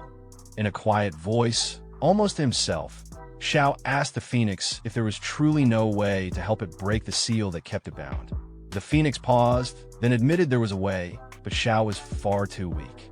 Even the strongest of humanity might not be capable of doing what was required. But Xiao wasn't discouraged. Reaching into his pocket with confidence, he encouraged the phoenix to share the details. What if he did have a way? The phoenix finally gestured toward two faint, black aura-filled markings nearby. They shimmered with power and mystery. It explained that these two marks were divine seals. The only way to undo them was to break them at the exact same time. Xiao responded without hesitation, remarking that it didn't sound too difficult. But the phoenix immediately shot down that idea. A mortal had no power to open divine seals. Still calm and collected, Xiao raised his divine artifact, the horn-shaped relic he carried, and asked whether it would be possible with this. The phoenix's eyes widened as it recognized the artifact immediately. It was the horn of the destruction god. The phoenix was stunned that Xiao actually possessed such a powerful divine item. But even with it, the phoenix warned him it still wouldn't be enough. To break both seals simultaneously, 2 divine artifacts were required. As soon as Xiao heard that he would need 2 divine artifacts, he responded without hesitation. He didn't have another artifact, but he wasn't ready to give up. Thinking quickly, he pulled out a glowing stone with a calm, confident expression. What he did have was a cooldown stone. With it, he could activate the power of the destruction god not once, but twice in a row. The phoenix stared at him in disbelief. It couldn't understand how a mortal like him kept pulling out such rare and strange treasures one after another. Each item he revealed seemed more extraordinary than the last. But before they could continue, the air grew tense, thick with divine pressure. A booming, arrogant voice echoed from the heavens, mocking Xiao. It was Hephaestus, the god of fire, who had finally descended. His tone was dripping with scorn as he proclaimed that Xiao should feel honored. To be torn apart by his divine hand would be the greatest moment of any mortal's life. He declared that both Xiao's divine energy and the beast beside him were destined to become his nourishment. Xiao looked up at the sky, determination replacing fear. There was no turning back. He clenched his fists and muttered to himself, if he didn't act now, there'd be no stopping this old geezer from succeeding. Without waiting another second, Xiao launched himself toward the ancient seal, landing before the ancient mark glowing with black aura. He raised his artifact and focused his energy. His eyes were full of resolve. Then, with a powerful swing, he shouted out for the divine energy to taste the might of the horn of the destruction god, slamming it directly into the mark. But he wasn't done yet. He immediately brought out the cooldown stone, using it to activate the artifact once more. With another swing, he struck the seal again. A powerful rumble followed. The black aura that had once marked the seal began to vanish, its presence breaking apart under the dual blasts of divine power. Xiao stood tall and proud, defiant as ever. He shouted into the chaos with fiery confidence, proclaiming that he didn't care what kind of god he was facing. It was time to shatter. The phoenix, watching from behind, was wide-eyed with shock. This mortal had actually succeeded in breaking the seal. But just as things seemed to be turning, an enormous shadow loomed behind Xiao. A towering figure with a massive hammer stepped forward, none other than Hephaestus himself. He stared down at Xiao, his voice thunderous as he ordered the human to surrender his life. Xiao looked up, sweat beading on his forehead.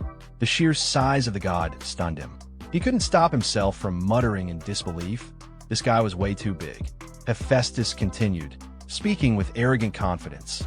He proclaimed that the mighty god of fire had arrived, and Xiao should kneel in submission. But before Hephaestus could make another move, the air around them shifted. The chains that had bound the phoenix shattered, freed by Xiao's destruction of the divine seal.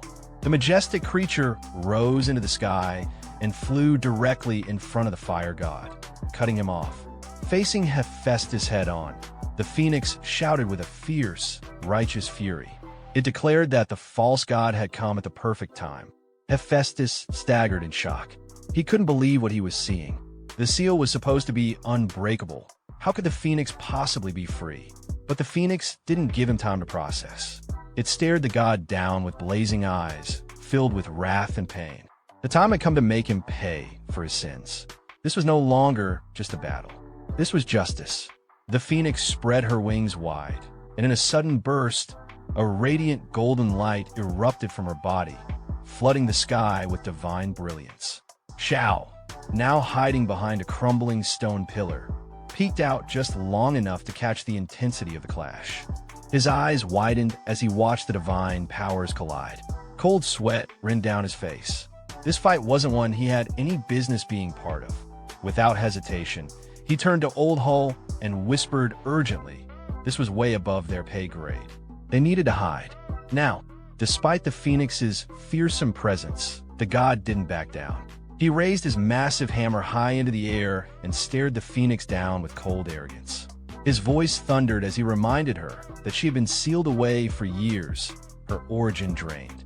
He doubted she had much power left in her, but the Phoenix wasn't fazed. With her wings spread and flames surging, she charged straight at him, shouting that he'd pay in blood for his despicable crimes. As Hephaestus swung his hammer down in a devastating blow, the Phoenix swiftly dodged it. The attack missed her, but the impact alone was enough to send Xiao flying backward through the air. Spinning uncontrollably, Xiao yelled out in shock. The sheer force had overwhelmed him. This god's strength was on another level. Still, he managed to steady himself mid-air. With a deep breath, he quickly activated his money shield, desperate to protect himself from another blow. Meanwhile, the Phoenix launched her own attack. Her strike landed squarely against the god's arm. The moment her flames clashed with his hammer, it shattered instantly. Hephaestus stumbled back, wide-eyed, stunned to see his weapon destroyed. Without giving him a moment to recover, the Phoenix lunged forward again, declaring that she'd let him feel what it was like to be melted alive. Hephaestus growled in fury. He called her a traitor, accusing her of defying a god's will. But the Phoenix wasn't backing down. With flames raging around her and her eyes burning with wrath, she roared that he didn't deserve the title of god. In her eyes, he was unworthy of such power. Then came the final strike. With one swift, blinding attack, she pierced through him. The god let out a pained scream as his body was torn apart in midair. As he collapsed to the ground, broken and defeated, his last words were filled with disbelief. He couldn't accept what had just happened. Xiao, still hiding behind a pillar and watching the entire battle unfold, was drenched in sweat. His voice trembled with shock and awe. Was the Phoenix really this terrifying? She had just ripped apart the fire god like it was nothing. Even the red toad perched on his shoulder was in full panic mode. He reminded Xiao, nervously, that they had just stolen this Phoenix's offspring. Wouldn't she be furious enough to snap him in half too? Hovering above the lifeless body of Hephaestus, the Phoenix spread her wings wide. Her voice echoed with divine energy. With the blood of God, she would now be reborn from the flames. Xiao, still shaken, gently placed the egg on the ground. He raised both hands, slowly and nervously addressed the Phoenix. He tried to explain that this was all a misunderstanding and that he was perfectly willing to return the egg. The Phoenix turned to him, confused at first. A misunderstanding? What was he talking about? She laughed softly and told him that he had nothing to worry about. Instead of anger, she owed him thanks. Then, without warning, she extended her hand and handed Xiao 2 glowing drops of divine blood. He stared at the droplets in amazement. What was this? As he took them into his hands and examined them closely, a system notification materialized in front of him. Blood of a divine spirit. Grade, unknown. Description: the powerful god of craftsmanship and fire, Hephaestus, has existed on the lost continent for tens of thousands of years. His blood flows with divinity. But who could possibly obtain the blood of a god? Xiao's hands trembled slightly as he held the divine liquid.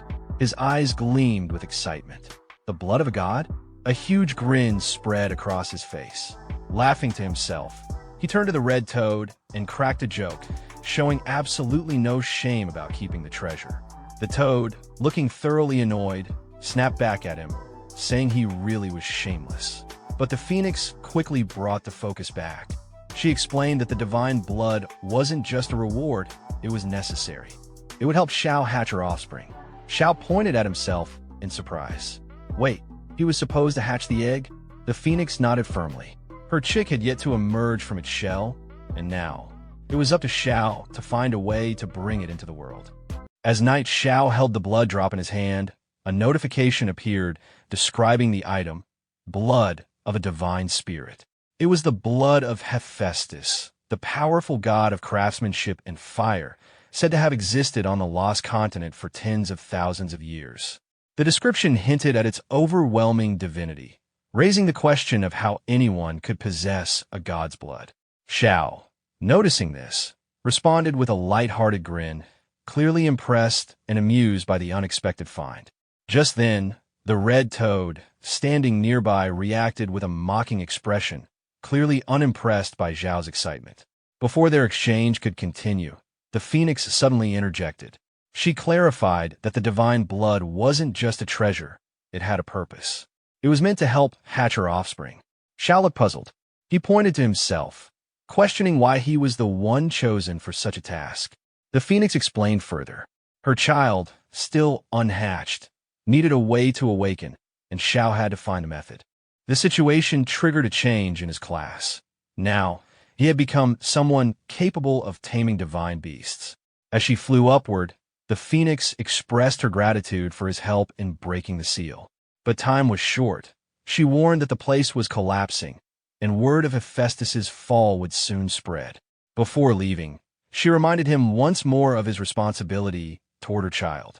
She then told him they had to leave immediately. Xiao, still dazed, protested he hadn't collected the loot yet.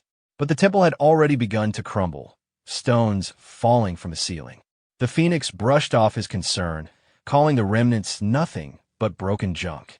Despite her dismissal, Zhao's attention locked onto a particular artifact. To him, this was no ordinary debris, it was a drop from the fire god. Leaving it behind felt wasteful. He reached out and picked it up. Another notification appeared. It was Hephaestus's divine staff, damaged but still powerful. The stats showed a significant boost to spirit and fire-based skills, though many of its abilities were currently inaccessible due to the damage. Xiao smiled as he examined the staff. Even in its broken state, it was epic grade. With full repairs, it might even reach divine artifact level. Just then, the phoenix activated a magic circle in front of him, insisting once more that they needed to escape. The entire structure was coming down fast. Xiao, glancing nervously at the collapsing temple and the activated circle, quickly agreed.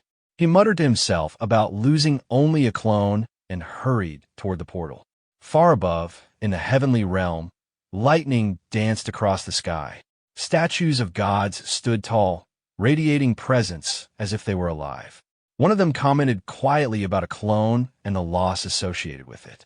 Another responded, reminding Hephaestus not to make such a fuss. It was only a clone, after all. Hephaestus looked down at his hand after hearing the others. Calmly, he acknowledged that what had been destroyed was the clone assigned to guard the Lin-dead divine phoenix. From what he could sense, that world had already collapsed. One of the other god statues responded with concern. The Lin-dead divine phoenix was crucial to their plans. They had sacrificed their divinity to seal it away, and now that world was gone? Another god joined in, pressing Hephaestus for an explanation. His tone was sharper, impatient. Then another statue, clearly angrier than the rest, accused Hephaestus of incompetence and even called for his death. The tension built until one of the god statues finally stepped in to stop the argument. He reminded the group that after so many years of extracting origin power, they had gathered enough. Now, the focus should be on identifying the root of the problem. The rest of the statues fell silent and nodded in understanding. Meanwhile, outside the fire temple, Sister Tao stood by the entrance, waiting. Beads of sweat rolled down her face as she glanced at the crumbling structure in front of her. She began to wonder if that brat had died inside. Then suddenly, Xiao appeared in the sky alongside the phoenix. She was startled to see him, shocked that he was still alive. As Xiao descended and landed in front of her, she couldn't help but blurt out her disbelief.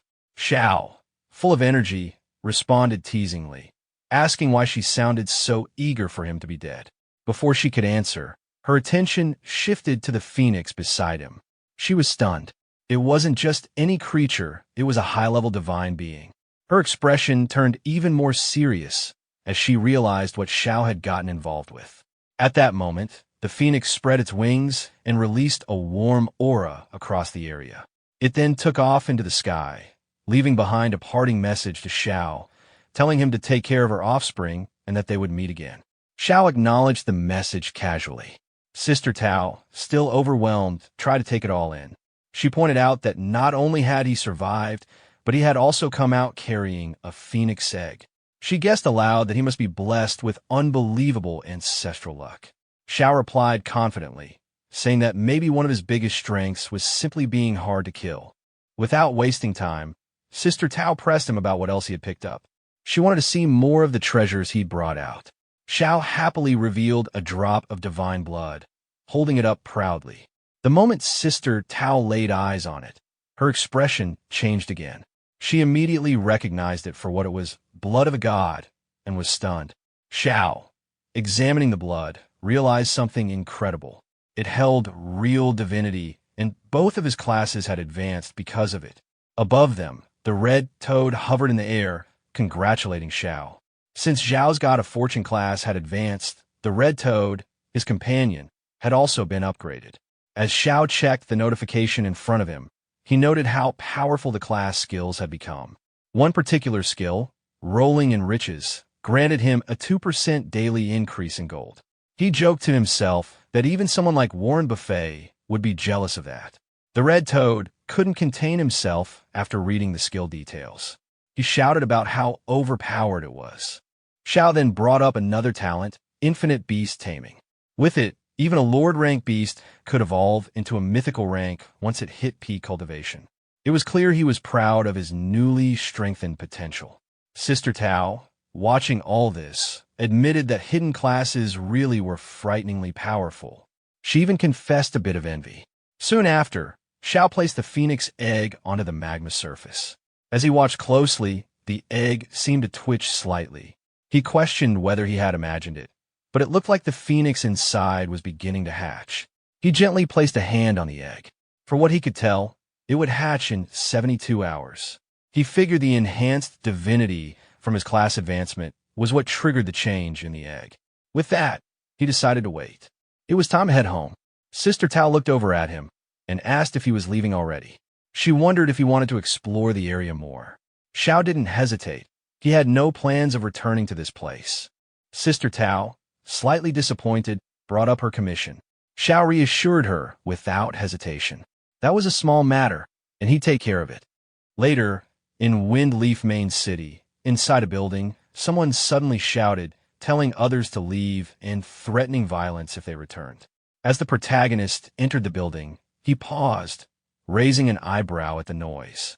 He looked toward the source of the commotion and, to his surprise, recognized the man shouting. It was none other than the city lord himself.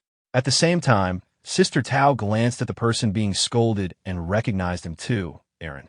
The city lord noticed the protagonist and greeted him casually, acknowledging his return. Still confused, the protagonist scratched his head and looked at the city lord's unusual outfit, asking what exactly he was wearing and what was going on. Before the city lord could respond, a soldier nearby stepped in, clearly nervous and sweating. He motioned the protagonist over and began explaining the situation. According to him, ever since the dwarves had settled in the city lord had been doing everything possible to get them involved in rebuilding the main city. However, the dwarves had proven extremely difficult to communicate with and completely ignored all attempts made by the city lord. Still puzzled, the protagonist asked how that connected to the strange clothes the city lord was wearing. The soldier explained that, out of desperation, the city lord tried to appeal to the dwarves' preferences.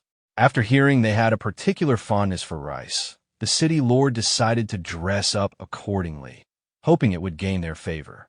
The protagonist, stunned by the logic, could barely process what he was hearing. Holding his face in disbelief, he questioned how anyone could come to such a bizarre conclusion. After a moment, he calmly turned to the soldier and instructed him to tell the city lord to change his outfit. He would personally handle the situation with the dwarves. Relieved, the soldier quickly agreed and left to deliver the message. As the protagonist walked toward the dwarves' location, he muttered about how stubborn they were. Suddenly, one of the dwarves, gripping someone by the collar, shouted in frustration, warning him not to come back or else face a beating, even if he was a friend of Xiao. Hearing this, the protagonist called out from behind, calmly revealing his identity. The dwarf, Thor, turned around in surprise. Seeing Yi Xiao back so soon, He immediately asked if the fire temple had been found. The protagonist confidently replied that not only had he found it, but he had also entered it. Thor's expression lit up, and he eagerly asked if they could return to the temple together. However, the protagonist shook his head and explained that returning wasn't an option. When Thor asked why, the protagonist pulled out the divine artifact he had retrieved and showed it to him, revealing the fire god's divine staff. The temple had collapsed, and this was all that remained. Thor was visibly shaken. Seeing the staff, he immediately recognized its significance. The other dwarves, upon witnessing it, fell to their knees. To them, the one holding the staff was the chosen emissary of the fire god. With utmost sincerity, they begged Xiao to guide them as their emissary and to lead the dwarf race forward. Accepting the role, Xiao instructed them to stay in Windleaf Main City and assist in its reconstruction. The dwarves pledged their full support without hesitation. Thor, reaffirming their loyalty, said he would go and inform the rest of the clan immediately. Before he left, Xiao turned to him with a final request. He had a few more pieces of equipment that needed forging. After hearing the emissary's reassurance, the dwarf responded confidently, saying that any number of pieces would be fine.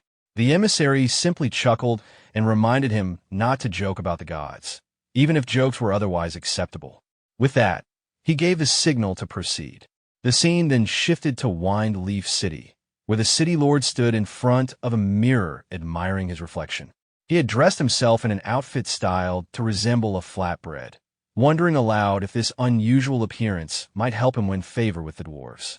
Just then, a soldier rushed in behind him and urgently announced that the dwarf Thor had already departed with Lord Xiao. Shocked, the city lord immediately asked where they had gone. The soldier pointed out that the dwarves were on their way to help rebuild the main city. Elated by the news, the city lord assumed his efforts must have touched their hearts. However, the soldier hesitantly clarified that it was actually Lord Xiao who had persuaded the dwarves. The city lord was stunned to hear this, especially after trying fruitlessly for days. In disbelief, he questioned how Xiao had managed to convince them so quickly.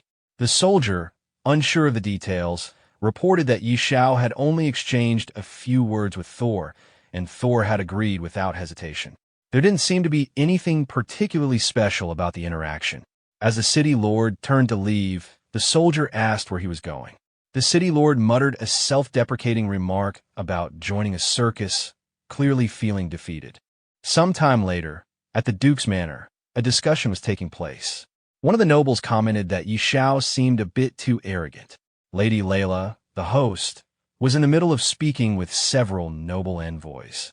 One of them reminded her that they were royal envoys sent to Windleaf City under the direct orders of Prince Karami, and they couldn't proceed with the official title bestowal without meeting Xiao.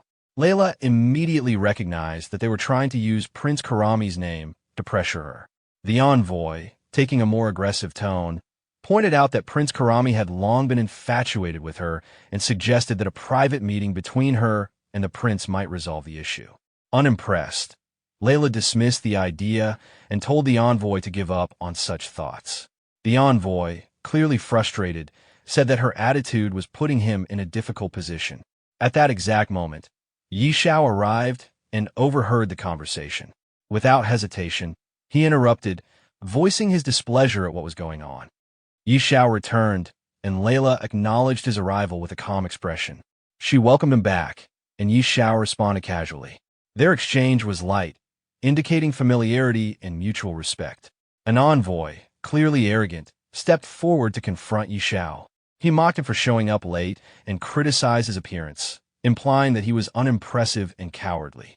He also compared him unfavorably to a certain Prince Karami. Layla immediately defended Xiao, firmly scolding the envoy for speaking so rudely, reminding him that Xiao was the hero who had saved Windleaf City. Xiao, however, stopped her from continuing and casually mentioned that he was in a good mood and felt like killing someone for amusement.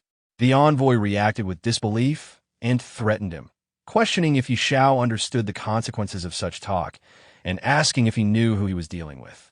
Ignoring the threat, Xiao walked up and punched the envoy directly in the face, knocking him down without hesitation. He then looked around and asked if anyone else had any objections.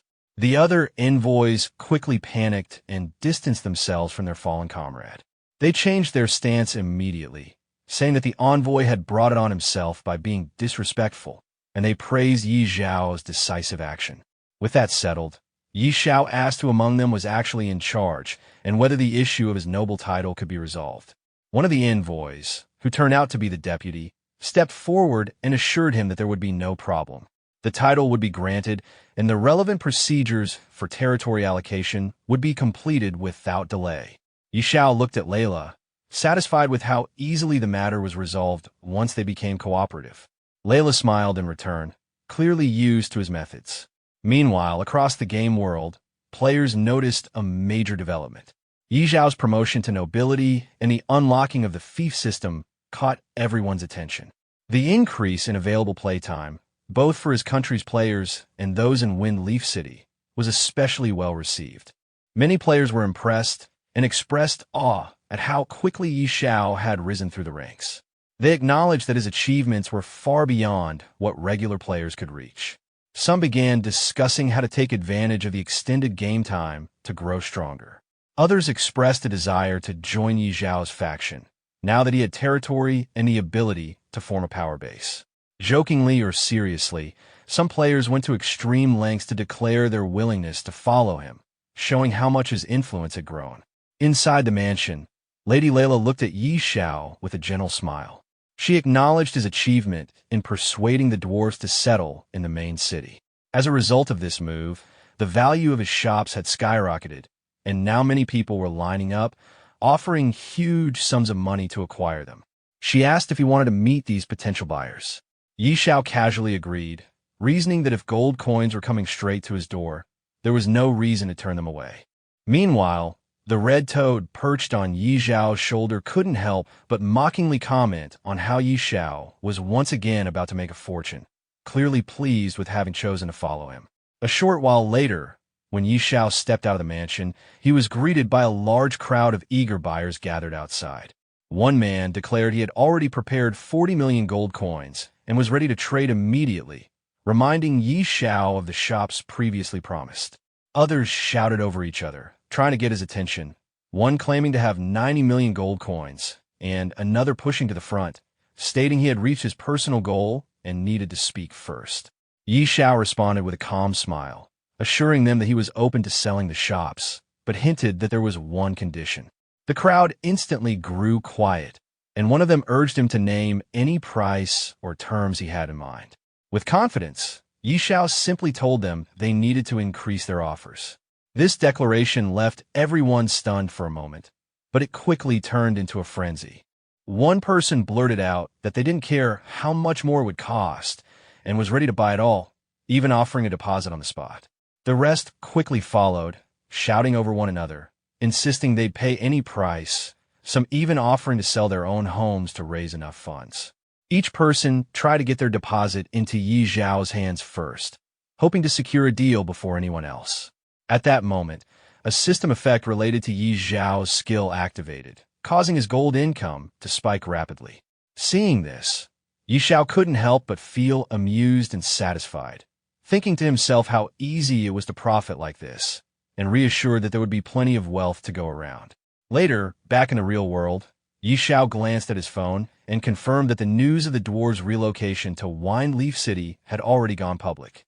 However, what caught his attention even more was the presence of foreigners, something he hadn't expected.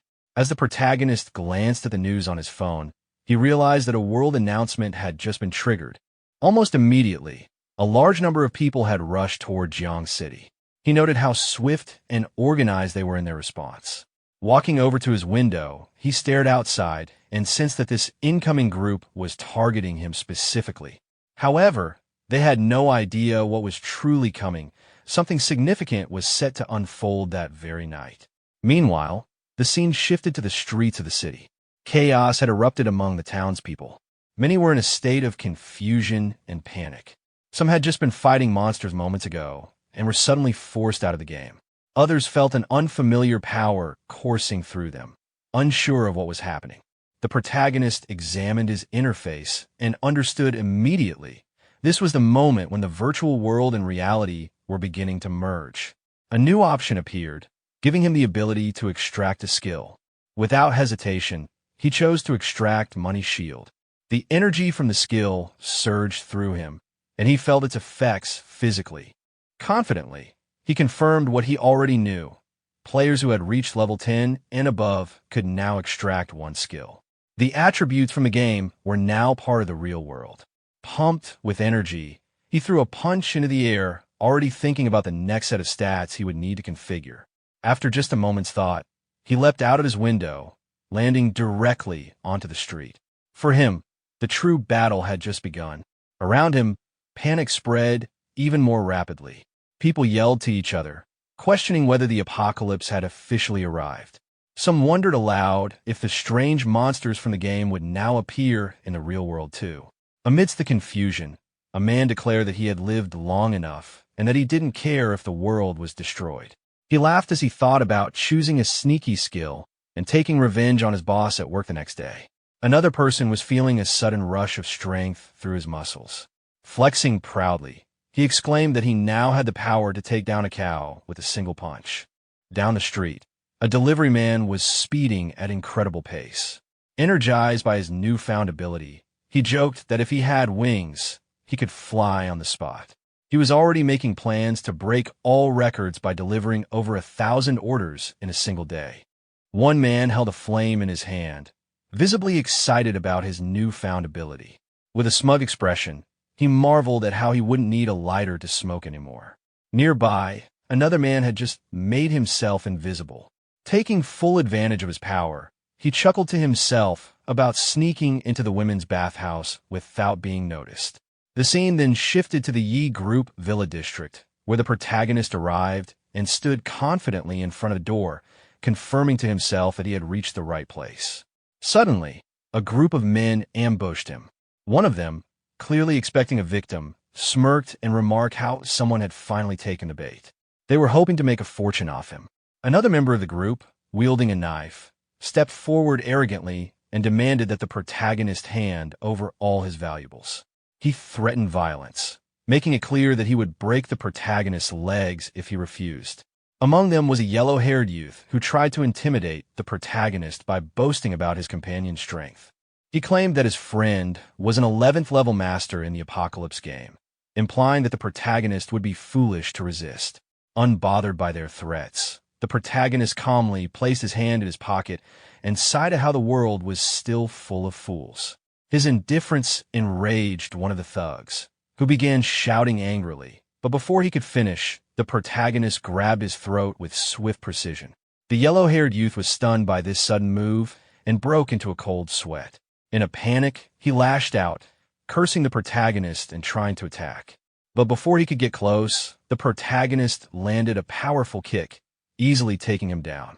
A short while later, the protagonist stood over the defeated group, rubbing his hand nonchalantly. He looked at them with clear disappointment, remarking to himself how weak they were and questioning why such people even dared to commit robbery. Inside the villa, a party was in full swing. Many people had gathered to celebrate, cheering and urging each other to get wild. Some were excitedly talking among themselves, calling the event a historic moment worth remembering.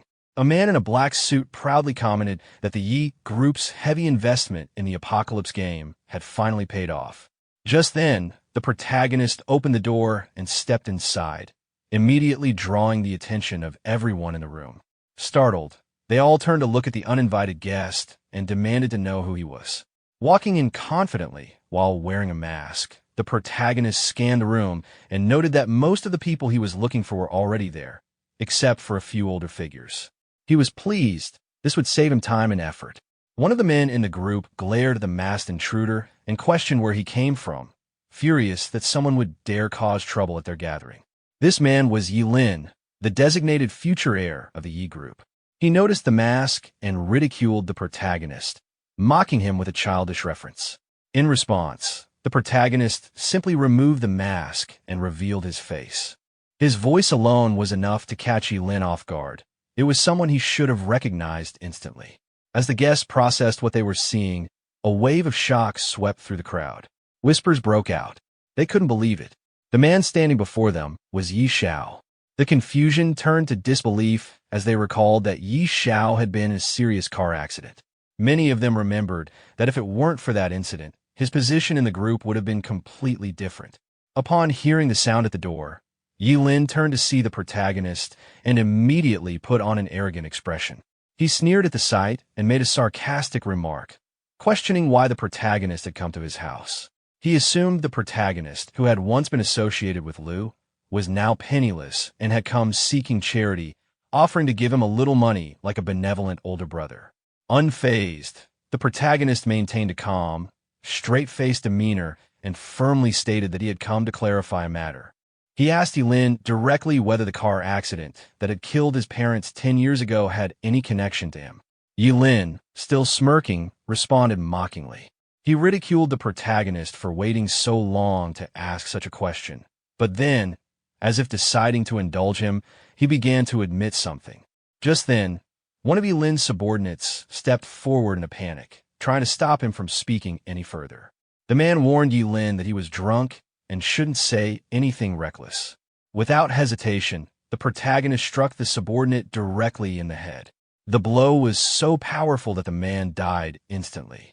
The room fell silent as the protagonist coldly turned his gaze back to Lin, warning him not to interrupt while he was speaking.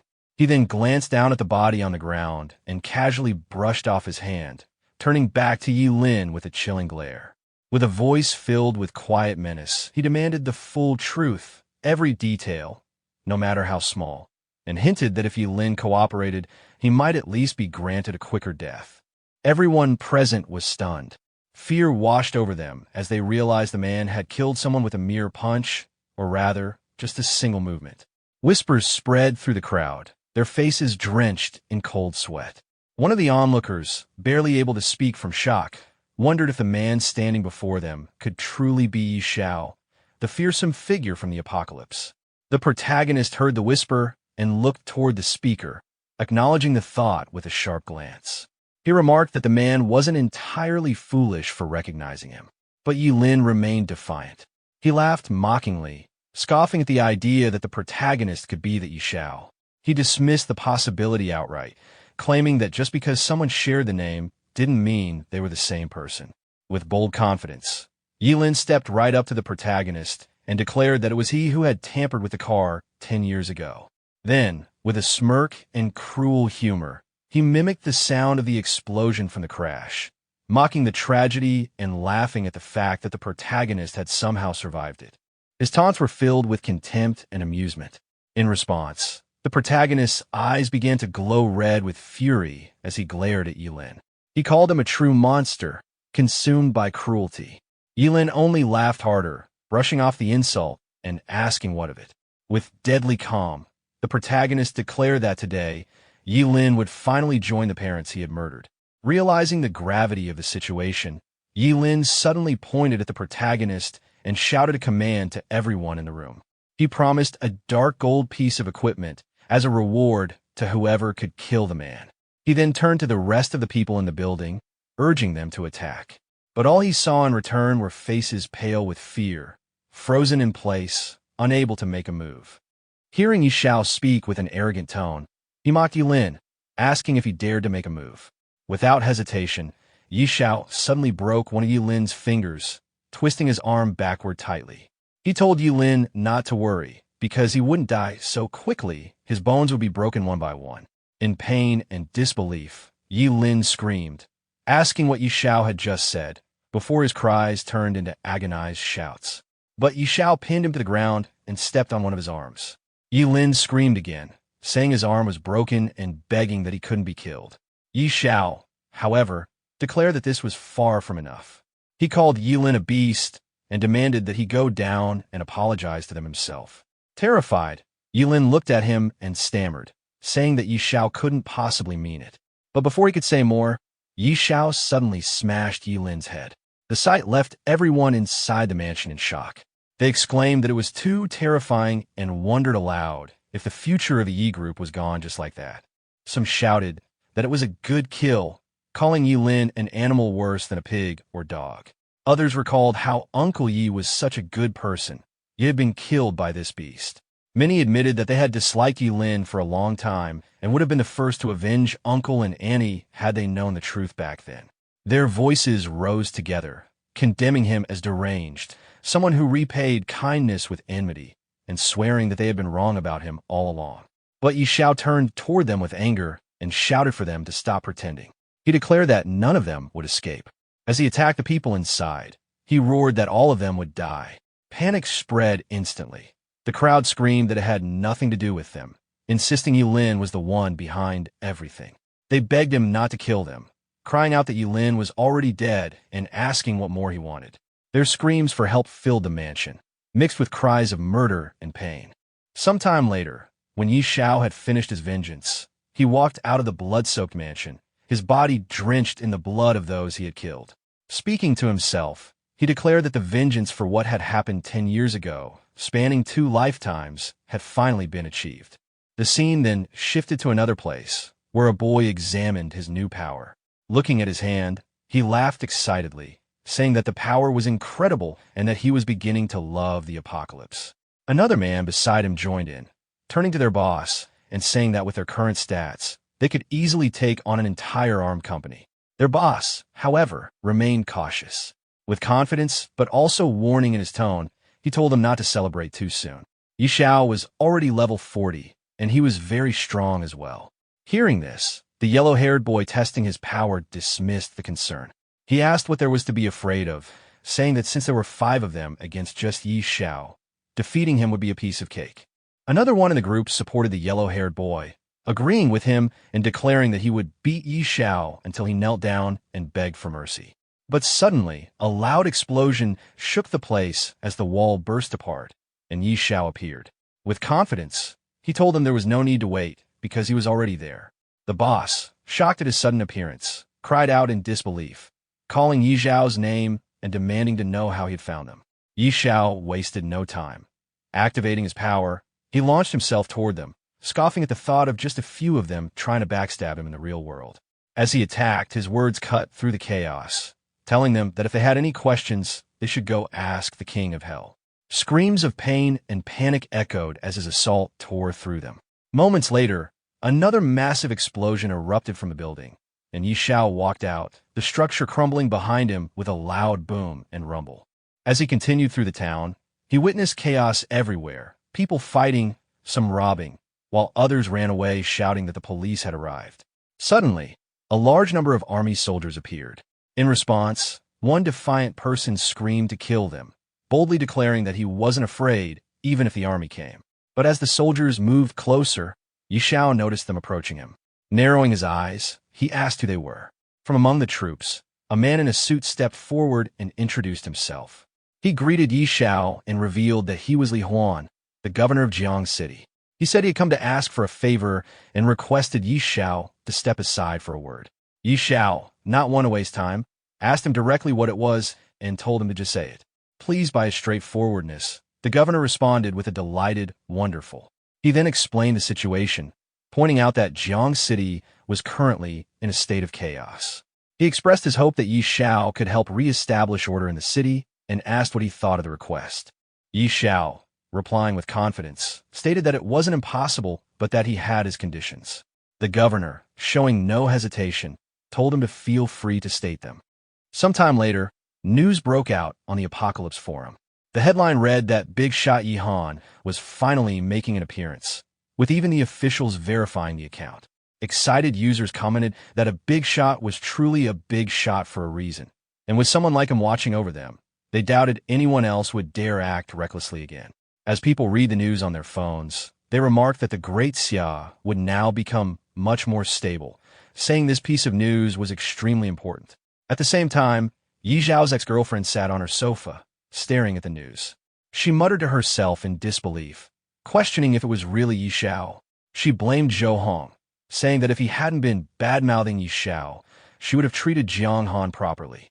Frustration turned to self-justification as she complained that Yi Xiao, as a grown man, should not have been so petty as to disappear just because of her slightly bad attitude.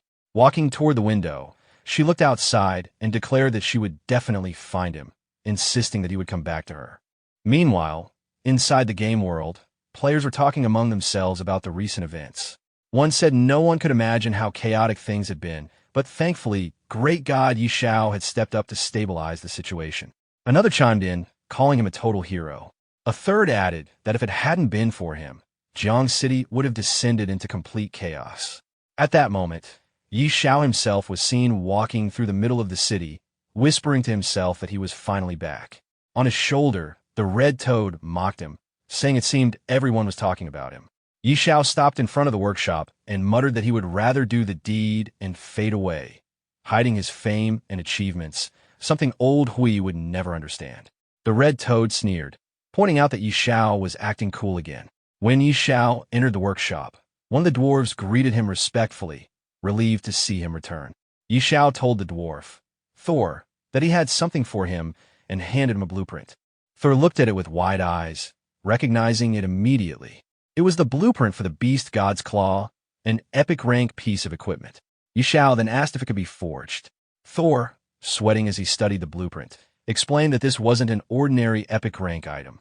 With the right materials and future enhancements, it could be forged into a divine artifact, and judging by the design, it was most likely part of a set. Holding another half of the blueprint, Xiao revealed that he also had the design for the beast god's helm. Thor was stunned, exclaiming in shock that it truly was part of a set, and that he had now seen it all. Xiao, brimming with confidence, asked Thor how long it would take if the two of them forged it together. Thor examined the blueprint carefully, scratching the back of his head as he estimated. He said that if he and Du Lin worked on it together, it would take about 3 days. Xiao accepted the answer and told him he would return in 3 days to collect the equipment. The dwarf assured Xiao with full confidence that he guaranteed his satisfaction. Xiao waved his hand casually while walking away, simply replying with an okay. Soon, Xiao was seen standing in front of another shop. The shop owner immediately greeted him with great respect, saying that Lord Xiao's presence brought glory to his humble store and asking what he could do for him today. As the shopkeeper spoke, his eyes shifted toward the red toad sitting on Xiao's shoulder. Praising it, he said that the tamed beast with Lord Xiao was clearly heroic and extraordinary, radiating spiritual energy. The red toad instantly bristled with anger, snapping back that he was not a tamed beast, cursing that the shopkeeper's entire family were the real tamed beasts. Ignoring the outburst, Xiao calmly told the shop owner that he was there to buy some high-quality bee spirit fruits. The higher the grade, the better.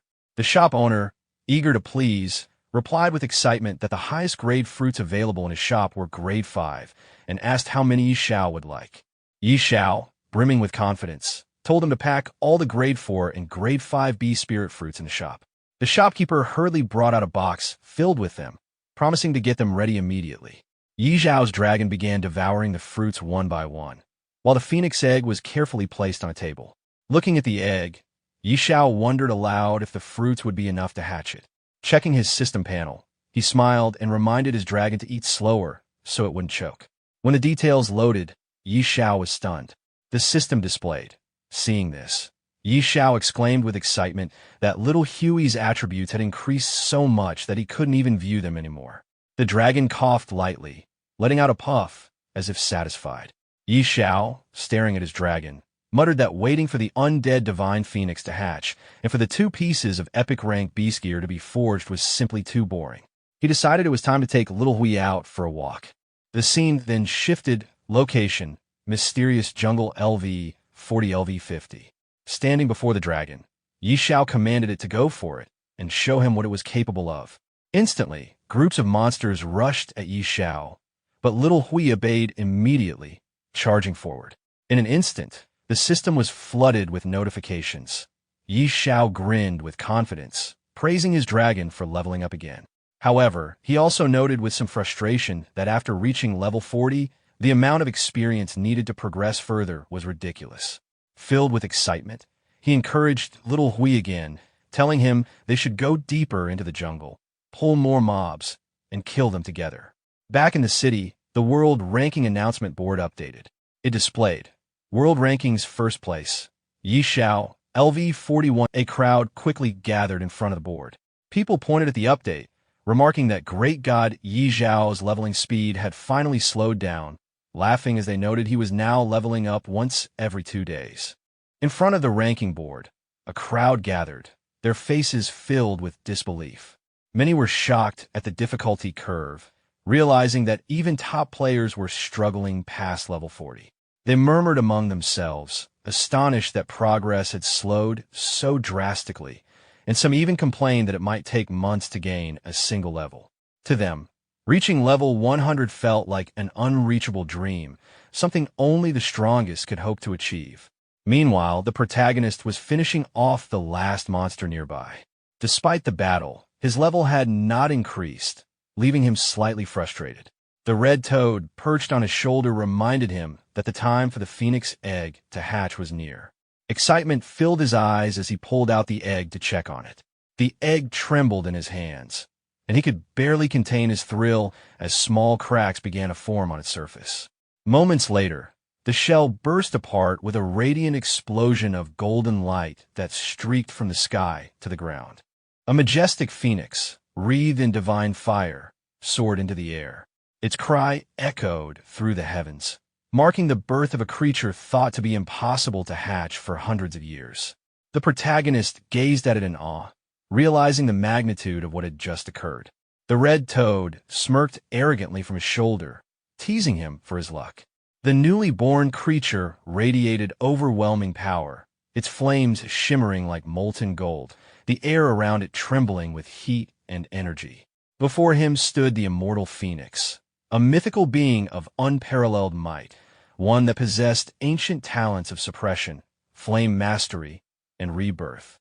It was a creature blessed by divine lineage, capable of commanding the fires of heaven and enduring even death itself through its nirvana. The protagonist stood silently beneath the blazing aura, the realization sinking in that this was no ordinary summon. It was a true immortal beast, destined to reshape the balance of power in his world. As the protagonist stared at the magnificent phoenix, he couldn't help but compare it to his other companion, Xiao. The fiery bird's power was overwhelming, its burning flames, its comet-like attacks, and its soul-shattering abilities made it seem like the ultimate force of destruction. He felt like luck itself had smiled on him at the perfect moment. When the phoenix landed gracefully in front of him, he reached out and patted its head, thinking about what to name it. Remembering that the phoenix's father had once called it Luo Huang, he decided that name didn't sound quite right and tried calling it Xiaohua instead. The bird seemed unimpressed, so he tried a few other names playfully until he finally settled on Xiao Luo, a name the phoenix appeared content with. Just as he was enjoying the moment, he sensed something strange ahead, a faint, toxic haze spreading through the air. Realizing it was poison gas, he immediately became cautious. Out of the mist emerged a swarm of rats, their bodies twitching with venomous energy. He quickly recognized them as venomous rats, dangerous creatures capable of spitting poison that inflicted lasting damage. Before he could react, the horde rushed toward him. He shouted for Xiao Hui to retreat, realizing that direct combat would be risky. The rats multiplied rapidly, surrounding him from every side. Feeling cornered, he called out for Xiao Luo to attack. The phoenix responded instantly, unleashing waves of blazing fire that engulfed the rats. One after another, the creatures burned to ash as a flurry of notifications appeared before him, indicating his rising experience. The sight filled him with exhilaration. The entire battlefield lit up like fireworks, the explosions of flames reflecting in his eyes as he laughed in disbelief at the sheer power of his new companion. Xiao Luo then took to the skies, releasing another wave of devastating energy. The radiant flames covered the area in golden light, wiping out the remaining rats. More system messages appeared, confirming that both he and his beasts had leveled up multiple times. His excitement peaked as he saw the results. His own level had jumped rapidly, his beasts had grown stronger, and his attribute points had increased significantly. He could hardly contain his excitement, laughing breathlessly as he realized how fast his progress had skyrocketed. At the same time, across the world, players gathered around a ranking board in disbelief. His name, Xiao, had shot straight to the top of the world rankings, surpassing everyone else by multiple levels within minutes. People gawked as they watched the numbers rise in real time, unable to comprehend how anyone could advance so quickly. Soon, the news spread across forums and media posts, with comments flooding in from stunned players. Many couldn't believe what they were seeing, calling him a monster of leveling speed. Others joked that they hadn't even finished their daily routines before seeing him gain 5 levels. Some offered exaggerated admiration, while others could only sigh, realizing how impossible it would be to ever catch up to him. Yi Zhao's name now dominated every screen. His rise was nothing short of legendary. After finishing off the poisonous rats, the protagonist reflected on his progress. Clearing out every rat within a mile radius had only increased his level by 5. From this, he confirmed that monsters living in groups gave much less experience. As he observed the area, his 2 loyal companions flew above him. Grateful for their effort, he acknowledged their hard work before pressing onward. With determination, he set his sights deeper into the area, aiming to reach level 50. Not long after, another swarm of rats suddenly appeared before him, catching him off guard. Reacting quickly, he ordered Xiao Luo into action, and the phoenix immediately launched forward, tearing into the horde with powerful attacks. The battle ended in their favor, and the protagonist's strength increased further. His companions also grew stronger from the fight, and he found himself reaching level 48, just 2 levels away from his target. While reviewing his progress, he became aware of a new development. A message reached him from Pinnacle main city, stating that the Beast God suit had been completed. Deciding it was time to check on this, he turned to his companions and prepared to leave the battlefield. Together, they set out for the city. Upon arrival in Pinnacle main city, the protagonist encountered a dwarf craftsman holding a gauntlet. The dwarf confirmed that the Beast God suit was finished and explained that, during the process of creating it, he had discovered that the equipment possessed hidden functions. Intrigued by this revelation, the protagonist carefully examined the gauntlet, studying the hidden features with keen interest. The protagonist put on the gauntlet, realizing that after wearing the claw of the beast god, the appearance of the equipment could be displayed or hidden at will. The system provided detailed specifications, explaining the gauntlet's grade, its attribute boosts, its increase in attack speed, and even a passive effect that inflicted bleeding damage over time. It also hinted that the equipment could be further strengthened. Excited by these discoveries, the protagonist immediately wanted to test it out. The dwarf craftsman then revealed another piece of equipment, the Beast God helmet. The protagonist wore it, and the set attributes were activated. By equipping 2 pieces of the Beast God equipment, he gained increased final damage, damage reduction, and resistance across all attributes. Studying the effects carefully, he found the set's power to be overwhelmingly strong. His companion, the red toad, gave a blunt comment about how odd he looked in the helmet, while the dwarf countered with reassurance that it actually suited him. Smiling with confidence, the protagonist remarked that appearance mattered little compared to practicality, especially since he could hide the equipment whenever he wanted. Satisfied with the results, he prepared to leave. Thanking the dwarf for his hard work, he waved and departed, while the craftsman wished him well. As he walked through the bustling city, he overheard people gossiping. Many were whispering about troubling news Shuiwa city had been invaded. Their fearful discussions spread quickly, confirming that something serious had indeed occurred there. The red toad on his shoulder suggested gathering more information, and the protagonist immediately thought of someone reliable he could ask.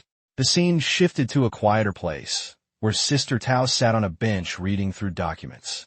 A man entered and informed her that she had a visitor. Without even glancing up, she instructed him to say she was not there. But at that very moment, the protagonist appeared behind her, making his presence known, catching her completely off guard. When the protagonist appeared behind her, Sister Tao was startled. She had not expected to see him and felt uneasy, since trouble always seemed to follow whenever he arrived. After calming herself, she listened as he asked about the situation in Shuiwa City. She explained that the area around Shuiwa City was now being consumed by gray fog.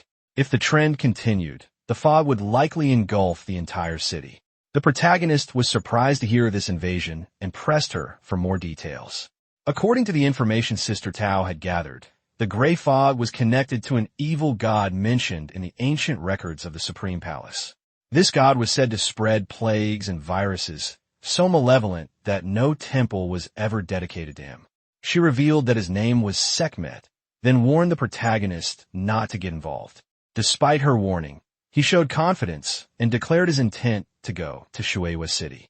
Sister Tao was shocked, but admitted that the Supreme Palace had also tasked her with investigating the matter, so she agreed to accompany him. Although she grew flustered when he teased her, she quickly told him to stop speaking nonsense and insisted they depart the following morning, as she needed time to prepare the teleportation array within the city. The protagonist accepted this arrangement, and the two reached an agreement. After leaving Sister Tao, the protagonist was soon bombarded by messages from the world chat.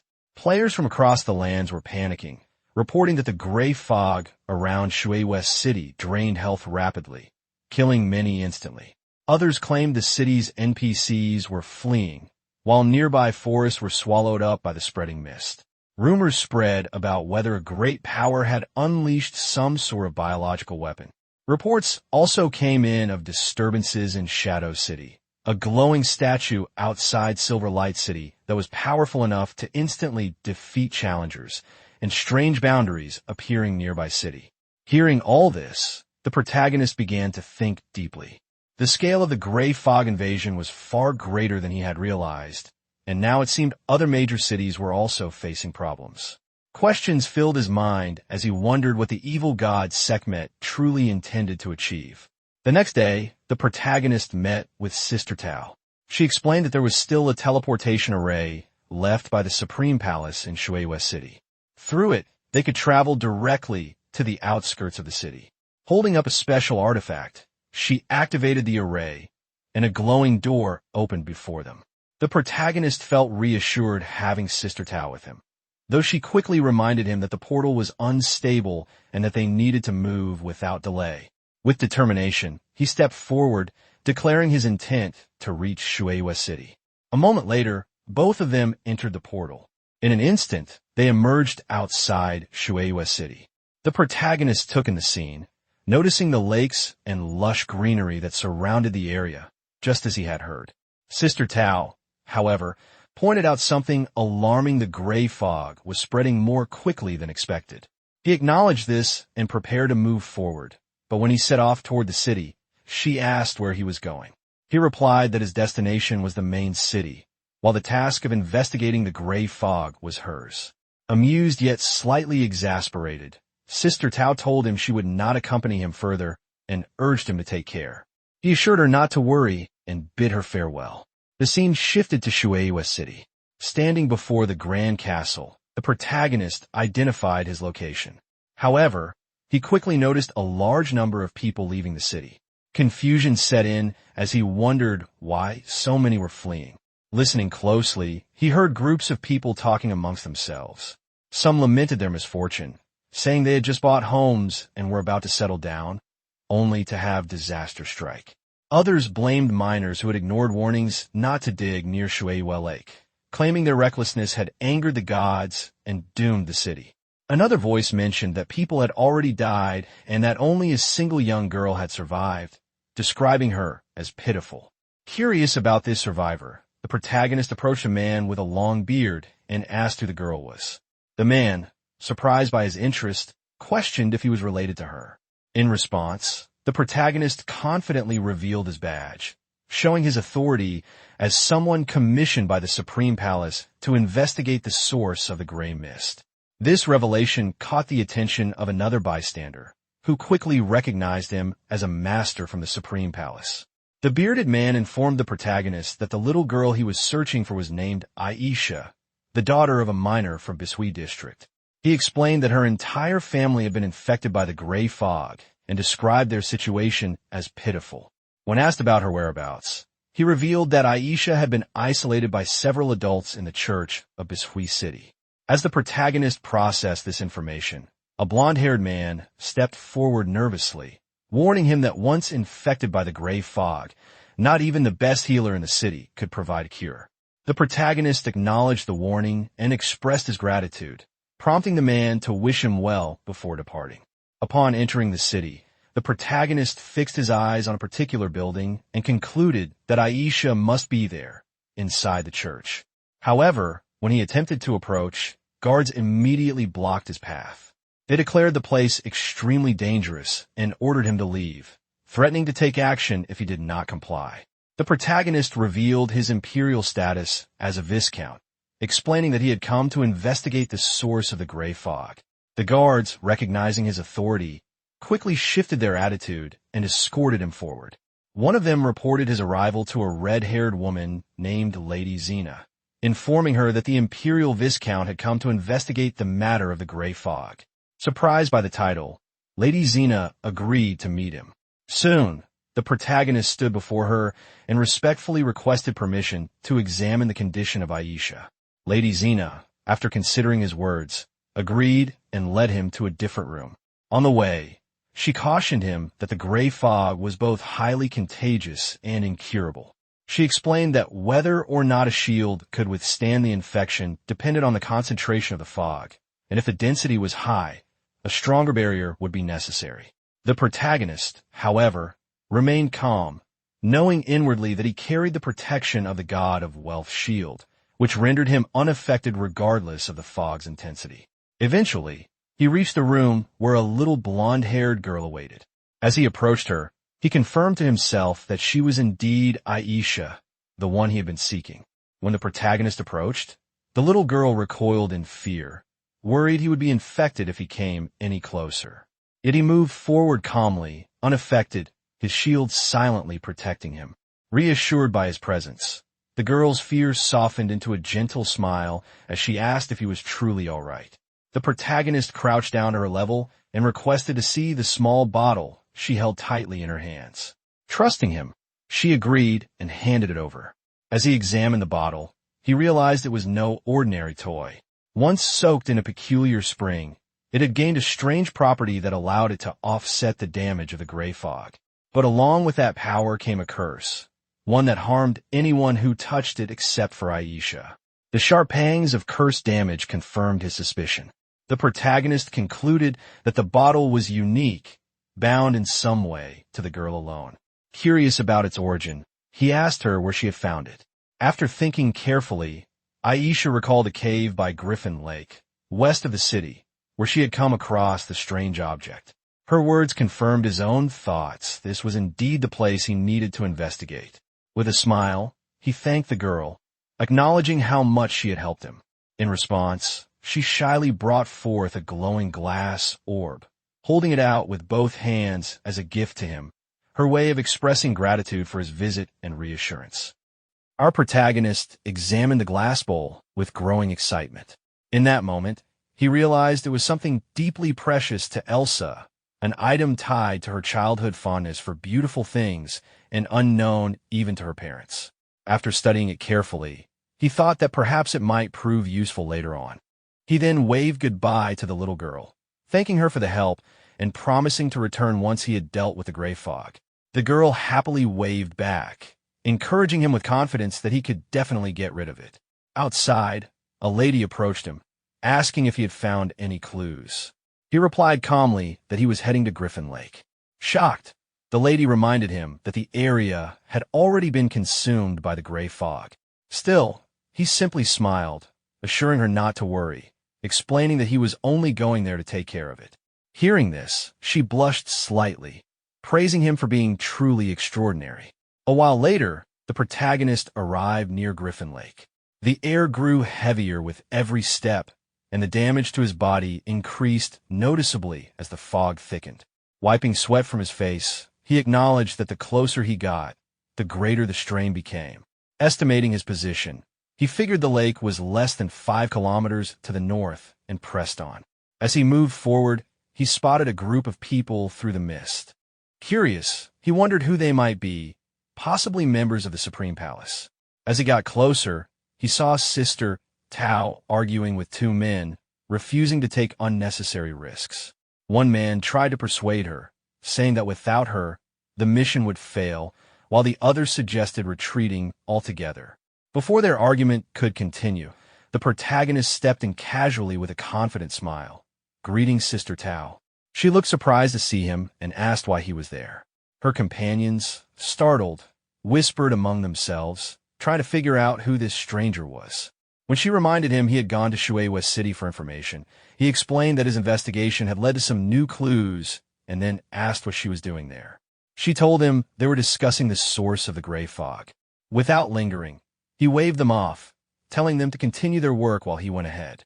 His calm departure left them stunned, whispering among themselves in disbelief that he had just walked into the fog so casually. Sister Tao frowned in confusion, admitting that it truly was strange. Her companions grew anxious, asking what they should do and if they should follow. Annoyed, she snapped at them, challenging them to go ahead if they wished, but warning she'd only burn incense for them afterward. Meanwhile, the protagonist continued deeper into the gray fog, coughing as his health steadily declined. The closer he got to Griffin Lake, the harsher the damage became, but he pushed on until he finally reached his destination. Surveying the area, he noted the grim scene, dead creatures and signs of corrosion everywhere. It was a complete mess, and he concluded he needed to locate the source of the decay as quickly as possible. Not far ahead, something caught his eye, a faint, unusual glow. Following it, he entered a cave, confirming from the environment that he had found the right place. Inside, rows of purple crystal bottles glimmered faintly. Then a red light from deeper within drew his attention. Moving toward it, he found a hidden basement. There stood another statue of a god, confirming that he truly hadn't come to the wrong place. Sensing a strange presence, he summoned his beast companion, noting that the air felt impure, as if belonging to another deity's domain.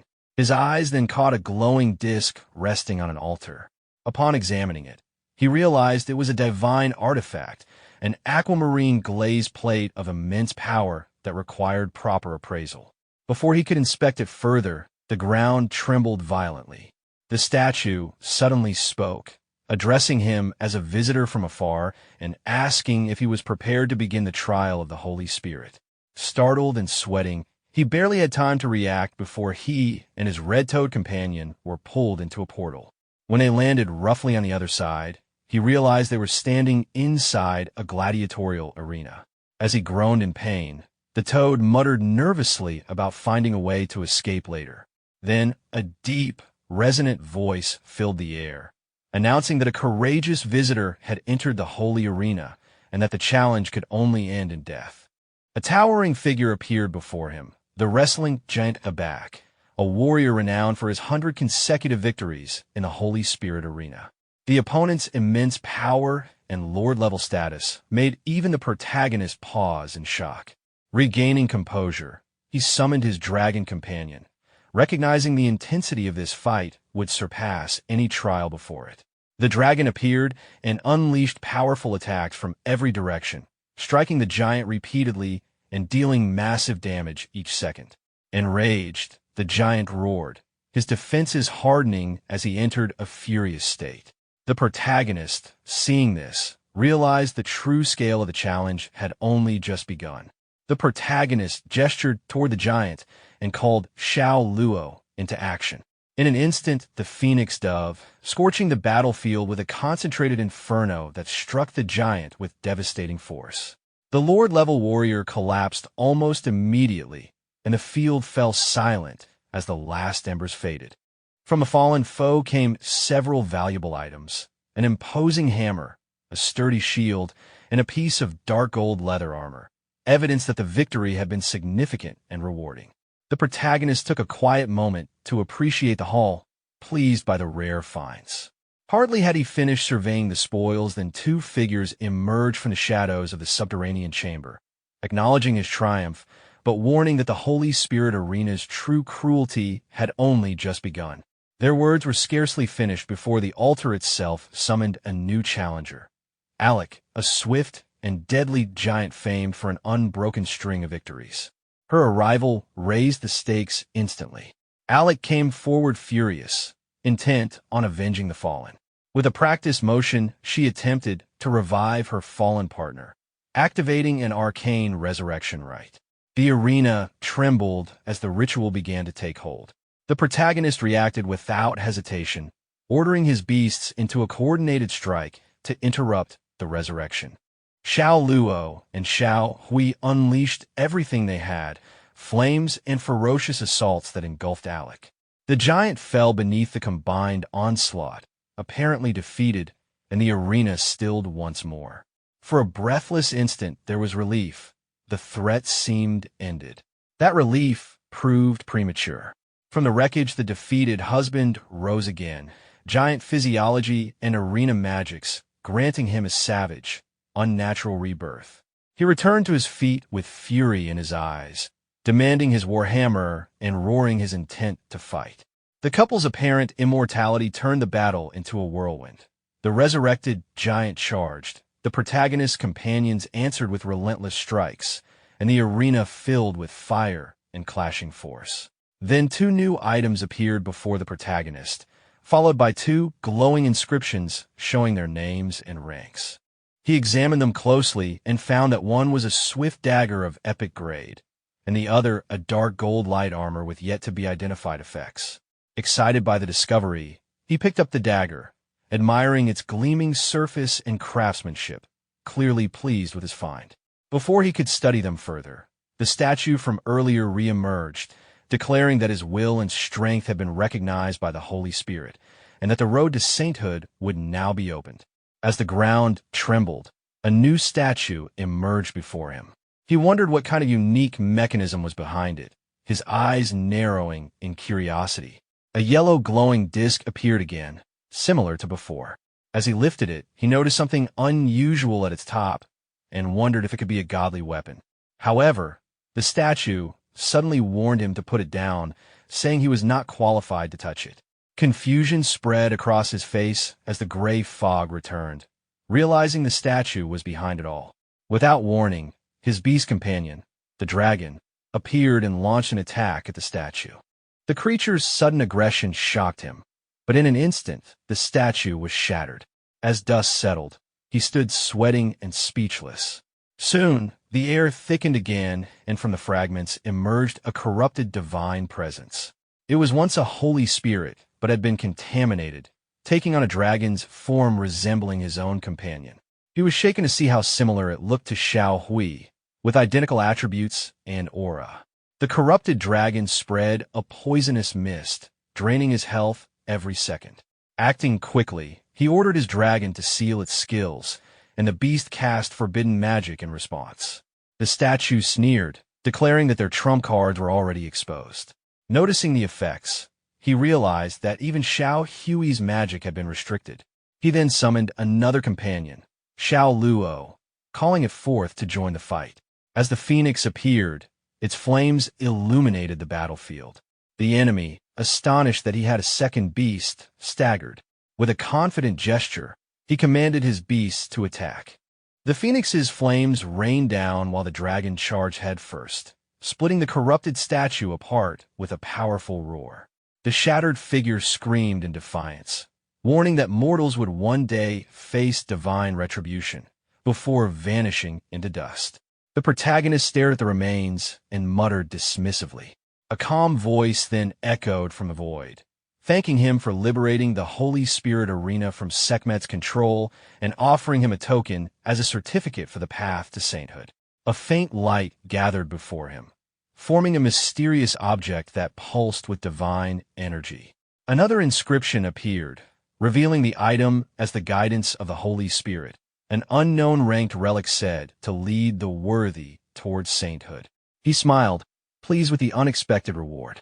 Immediately after, more notifications appeared, announcing that he had triggered a hidden mission to search for the lost Holy Spirit and completed the Holy Spirit Arena Challenge.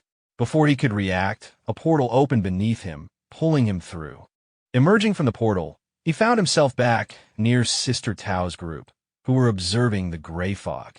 Her companions noted how dense and frightening it had become. Tao remarked that its density had increased, wondering what was happening inside. Another companion worried aloud that he might have been poisoned, but Tao scoffed, saying he was tougher than a cockroach.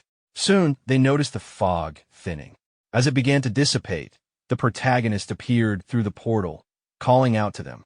Tao turned, relieved yet exasperated, admitting she knew he wouldn't die so easily. One of her companions was stunned at the sight.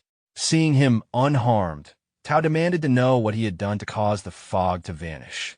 He explained casually that he smashed a god statue inside, which caused the fog to disperse.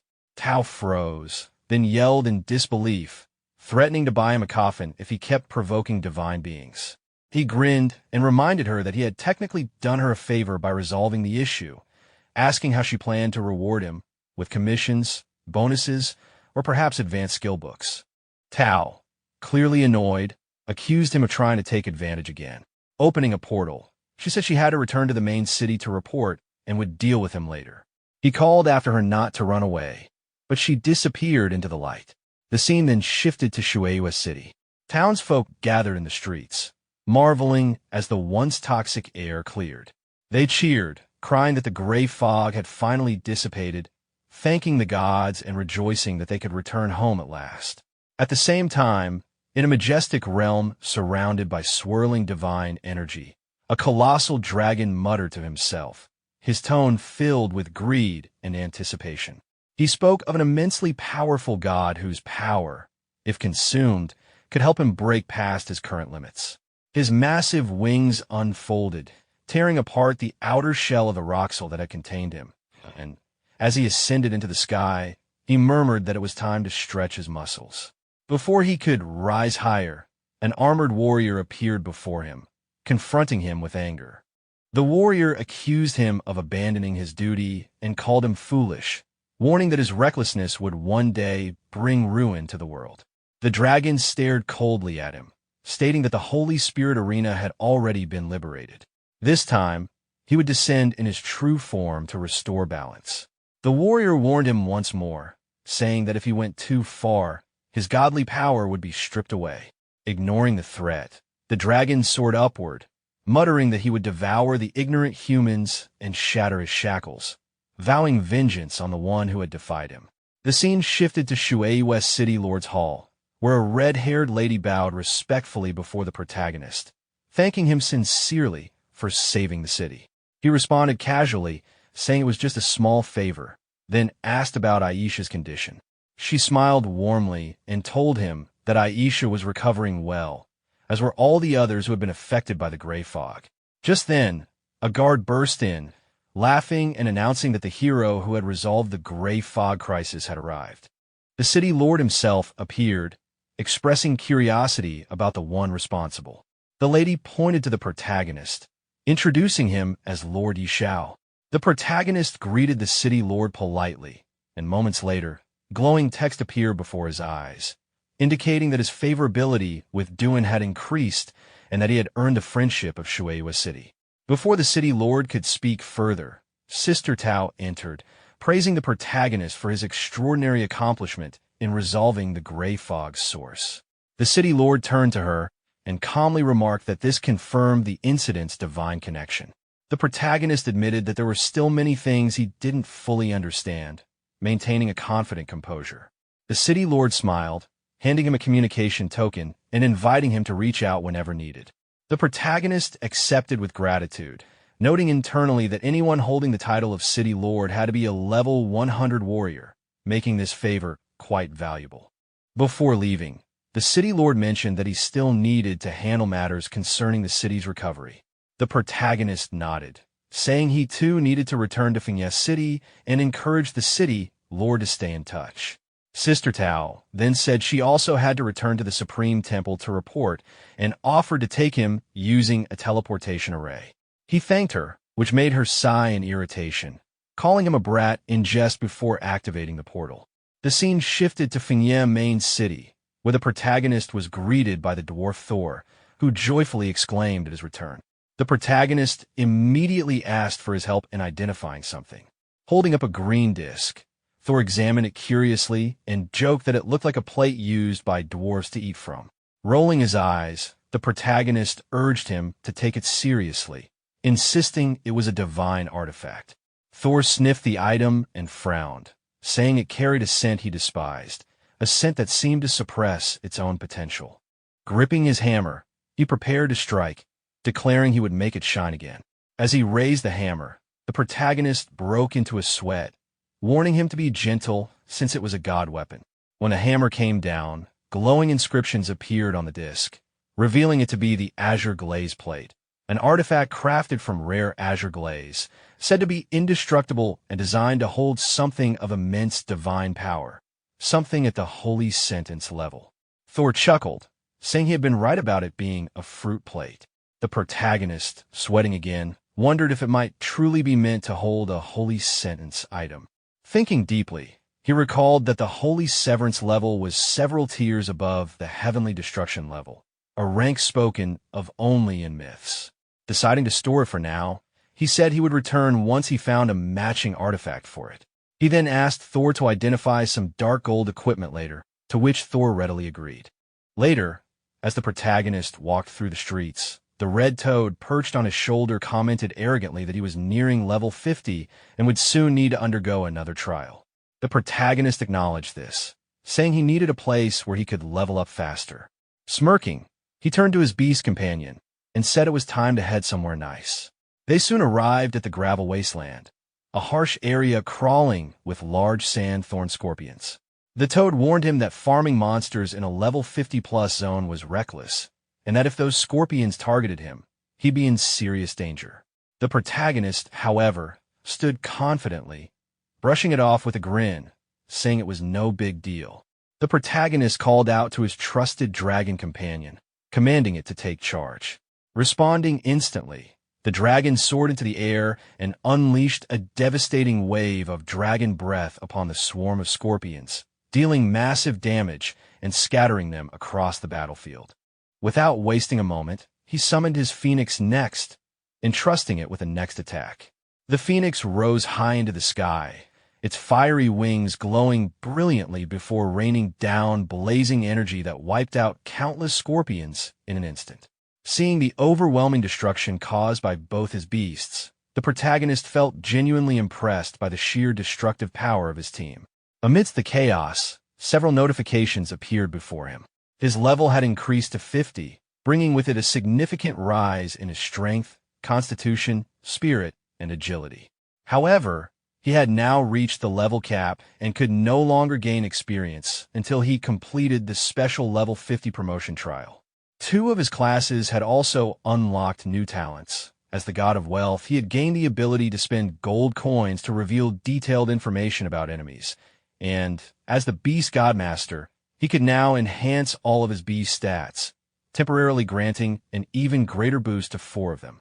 His dragon, Xiao, had also advanced to level 50, gaining the ability known as the Dragon King Body, which doubled its strength and constitution while granting resistance to nearly all forms of control effects such as stun or imprisonment. Seeing all these new upgrades, the protagonist was thrilled.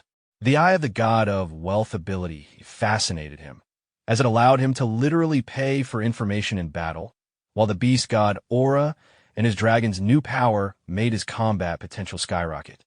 He could feel that everything was coming together perfectly, and it was finally time to take on the next challenge, the promotion trial.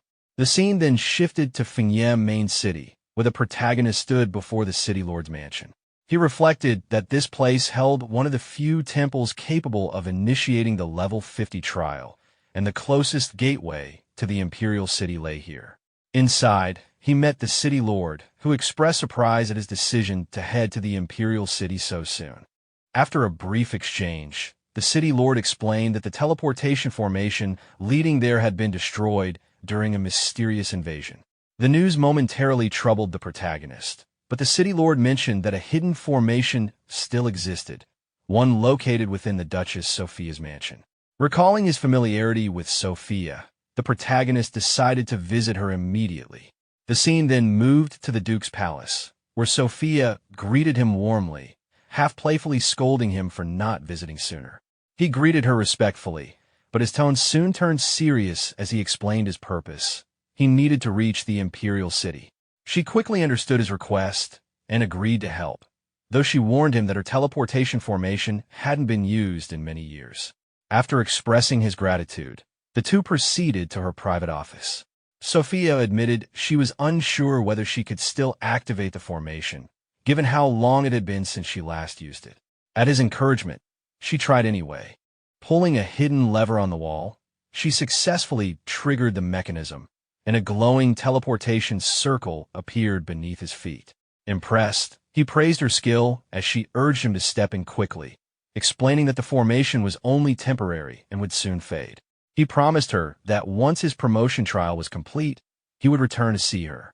Sophia smiled and asked him to deliver her regards to the king when he reached the imperial city, before giving him one final, affectionate reminder not to forget to come back to her. Sometime later, the protagonist appeared in front of a gate where guards were stationed. One of them looked at him and asked who he was and why he had suddenly appeared.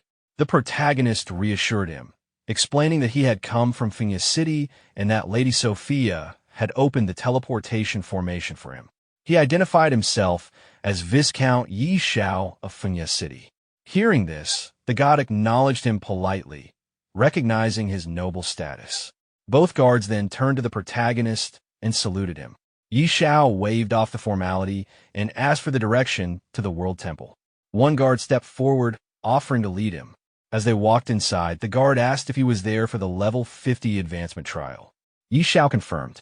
The god explained that there was only one passage to the World Temple in the imperial capital, and entering normally required a complicated series of procedures. However, with Xiao's status as a viscount, the process could be expedited. Xiao expressed his gratitude and asked to be taken there as soon as possible. Later, as he looked at the temple, the protagonist admired its majesty. The World Temple lived up to its reputation, with a world tree standing behind it.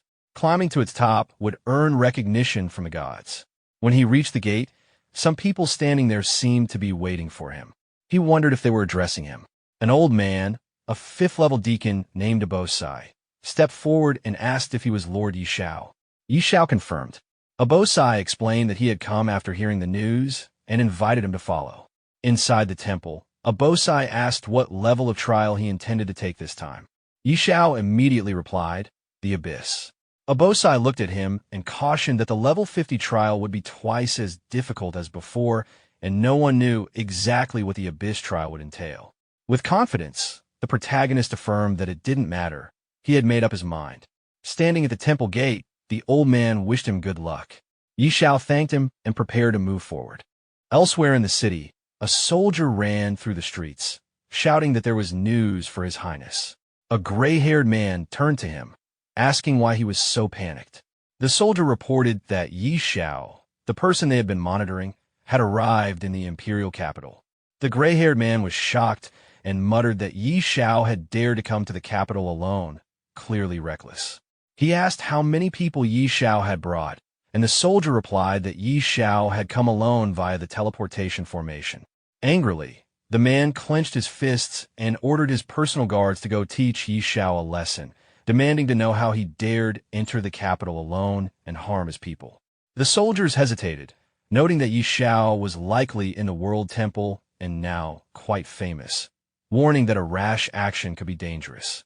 The man dismissed their concern, asserting that no one in the imperial capital could stop Prince Karami from taking action, and instructed them to proceed. The soldiers acknowledged and prepared to act. The scene then shifted to the trial ground. The protagonist walked alongside his dragon companion, noting the unusual nature of the level 50 trial. There wasn't a single monster in sight. Suddenly, a surge of purple energy hit the ground, catching Xiao off guard. From the ground, a beast emerged, the broken-toothed black sky tiger, level 50. Its stats and abilities were unknown, and it had a terrifying description, having not encountered a living creature in countless years. Xiao, impressed and slightly concerned by the beast's immense power, commented that its health was likely over 1 million. He immediately commanded his dragon companion, Xiao Hui, to attack. The dragon unleashed a powerful fire breath, dealing significant damage. Xiao encouraged the dragon, urging it to be relentless. The beast retaliated, flying toward the dragon, which activated its full power, dealing massive damage. Xiao cheered on the attack, noting there should be no mercy. The beast eventually fell to the ground. Xiao examined the loot, holding a sword and smiling at the drop. One epic and one dark gold item, which he decided to keep for now. Notifications confirmed the items as the Sword of Broken Tooth and Pitch Black Couple Rings, both not yet appraised. Pointing toward the forest, Xiao signaled Xiao Hui to continue deeper into the trial. The scene shifted to a room where several people observed the protagonist through a crystal orb. They moved closer, eager to see, commenting on how a strange black tiger had been killed so easily. They noted its size, concluding it must have been at least Lord level, and expressed disbelief that Xiao could defeat such a boss in the Abyss trial. One man, speaking confidently, reminded everyone to stay patient, emphasizing that the 50th level Abyss trial was far more than a simple Lord-level challenge. Another reacted in shock at how quickly the second boss had been defeated, questioning what kind of god Xiao might be, or whether he was a reincarnation. The observers continued discussing, marveling at his strength, and joking about how even at their peak, they would have yielded. Their attention was suddenly drawn to something strange, the appearance of a giant beast's foot in the orb. Moments later, the crystal orb stopped showing Xiao, leaving everyone in shock. One of them exclaimed in disbelief at how he had disappeared. The old man from the temple gate questioned if something had happened to the peeping eye. Another explained that it seemed the view had been blocked by an extremely powerful force. The group continued to debate, frustrated and astonished, wondering why the orb had gone black and whether it could still be useful, some complaining humorously about how the temple had ruined their youthful expectations. Meanwhile, the protagonist rested on a nearby rock, breathing heavily, acknowledging the difficulty of the Abyss trial. The red toad beside him asked if he could continue, warning him not to push beyond his limits. Thinking to himself, the protagonist reflected that the previous two bosses had been Lord level and that the final boss was likely an immortal level creature never encountered before. Determined, he resolved to challenge it. The red toad, perched on his shoulder, reminded him it could enter his beast control space or wait at the door, unwilling to risk death. Xiao replied confidently, telling old Hui that if he died, the toad could inherit his loan, and then prepared to move forward. Soon after, Xiao teleported to an unknown area. A notification appeared above his head, warning him that he had entered an extremely dangerous area and should escape immediately. Looking ahead, he steadied himself, confident and ready, remarking on the terrifying immortal-level monster in front of him. Its attributes were formidable, and its skills could not be detected. A notification appeared before the protagonist, listing the immortal boss's basic info. Invader of the Abyss, level 50, with most stats unknown and talent and skills unreadable. Confident, Xiao activated the Eye of the God of Wealth. The skill's cost flashed repeatedly. Loss of 10,000 gold coins, again and again. He muttered that the gold was disappearing fast. More notifications detailed the invader's abilities. Innate immortal power that greatly boosted its damage and defenses, massive health and mana bonuses with continuous regeneration, immunity to many status effects, and a suite of terrifying skills, large area invasion force, defensive fell soul state, a single target corrosive abyssal surge that could not be dodged, an abyssal shield trigger to critical health, and a last resort ashes of the abyss that could sacrifice the invader to deal true damage in a huge radius. Xiao wiped sweat from his brow and acknowledged how terrifying an immortal-level boss truly was. The Abyss Invader warned that any intruder in the forbidden area would be reduced to ashes. Xiao responded with a brief, joking incredulity, then called for his companions. Xiao Hui and Xiao Luo appeared and launched an immediate assault, but the invader shifted into a translucent state and seemed unaffected. Xiao, startled, realized the beast had phased and exclaimed in surprise. The invader prepared a counterattack. Xiao shouted for Xiao Hui to get out of the way, but the dragon was struck and took massive damage. Immediately, the dragon activated its supreme skill, Dragon Supreme Worldly Authority, and landed a heavy counterstrike that put the invader into a magic band state, preventing it from casting skills. The invader roared in fury, vowing to crush the mortals before it. During the battle with the Abyss Invader, the monster activated several powerful skills, forcing Xiao to shield himself from the swirling dust.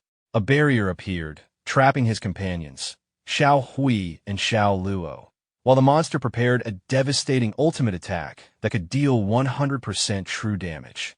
Notifications appeared, warning of the raging horns of the god of destruction skill. Yi Xiao activated his money shield and struck the barrier, but it held firm, and he bounced back from the impact. The monster then summoned a tornado, further attacking him. But with the effect of cooling stone, Yi Xiao broke the barrier on a second attempt, freeing his companions. He immediately ran with them towards safety. An explosion from the destroyed room threw him to the ground, and he realized the money shield had consumed over 10 million gold coins in one activation. Surveying the aftermath, Yi Xiao noted that the building lay in ruins, but the Abyss Invader had been defeated. No equipment dropped, but a blue crystal appeared, revealed to be the 5th Abyss Stone, confirmed as Abyss Stone, Fragment 5. Light emitted from the crystal, merging with other fragments in his possession. A notification confirmed the creation of a broken Abyss key, a key previously destroyed by an unknown force. Holding it, Yi Xiao wondered how it could open a door, even in its broken state, realizing it was a crucial artifact for future challenges. After Yi Xiao completed the level 50 Abyss trial, a world announcement broadcasted his achievement to all players. He had passed the trial, received a legendary heroic divine stone, gained a Daxiao War Zone point, and unlocked additional blessings, including plus 1,000 free attribute points. The announcement also revealed that the Battle Zone system was now activated for level 50 players, offering access to high-quality equipment and items. In the streets, players discussed the news in shock and excitement. Many were stunned that Yi Xiao had reached level 50, speculated about the new War Zone system, and realized that high-tier equipment could only be accessed by those willing to invest early or possess exceptional skill. They debated the scarcity of epic gear and acknowledged that Yi Xiao, being the only player in the War Zone at that point, would naturally acquire a vast advantage. Meanwhile, at the Supreme Temple, Yi Xiao entered a room only to find it empty, though voices indicated that people were waiting for the crystal images to restore. As he approached, onlookers explained that Viscount Yi Xiao was attempting the rare level 50 Abyss trial, an event attracting guards and elders alike. Yi Xiao, confident, wondered if it was possible he had already passed the trial. The people in the room were stunned when they realized Yi Xiao himself had arrived. Their shock turned into excitement as they greeted him, questioning whether he had truly completed the Abyss trial. Yi Xiao confirmed his success, noting he had not yet received his reward. Attention then shifted to his companion, the red toad, prompting questions about its role in his victory. The toad angrily defended itself, asserting its importance in the trial.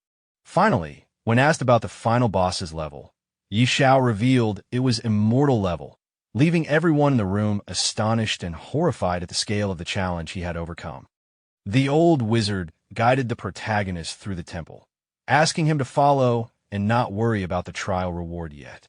He explained that before anything else, the protagonist must receive the world's blessing. They reached a massive blue leaf tree, and the wizard revealed it as the holy tree's will, instructing him to wait patiently as the ceremony began. A sudden gust of wind swept through, and the protagonist felt the tree's power. Visions of the world's creation appeared before him. The birth of dwarves, dragons, elves, and goblins. Gods later descended, demanding submission, and while some races bowed, others like the dragons resisted. Darkness soon consumed a part of the continent, marking the beginning of the strange invasion. As the vision ended, the protagonist realized the gods might be connected to these invasions. A divine message then urged him to seek the holy judgment to stop the darkness. When he touched the holy seed, divine power surged through him. The blessings enhanced his strength, doubled his growth, and multiplied his health and constitution many times over. His beast companion also shared in the transformation, and a new skill awakened, the holy tree's protection, granting him one chance at resurrection. Bathed in a blue aura, he marveled at the power, recognizing it as a divine gift that made him nearly invincible. When the old wizard asked about the process, he replied calmly that everything had gone smoothly.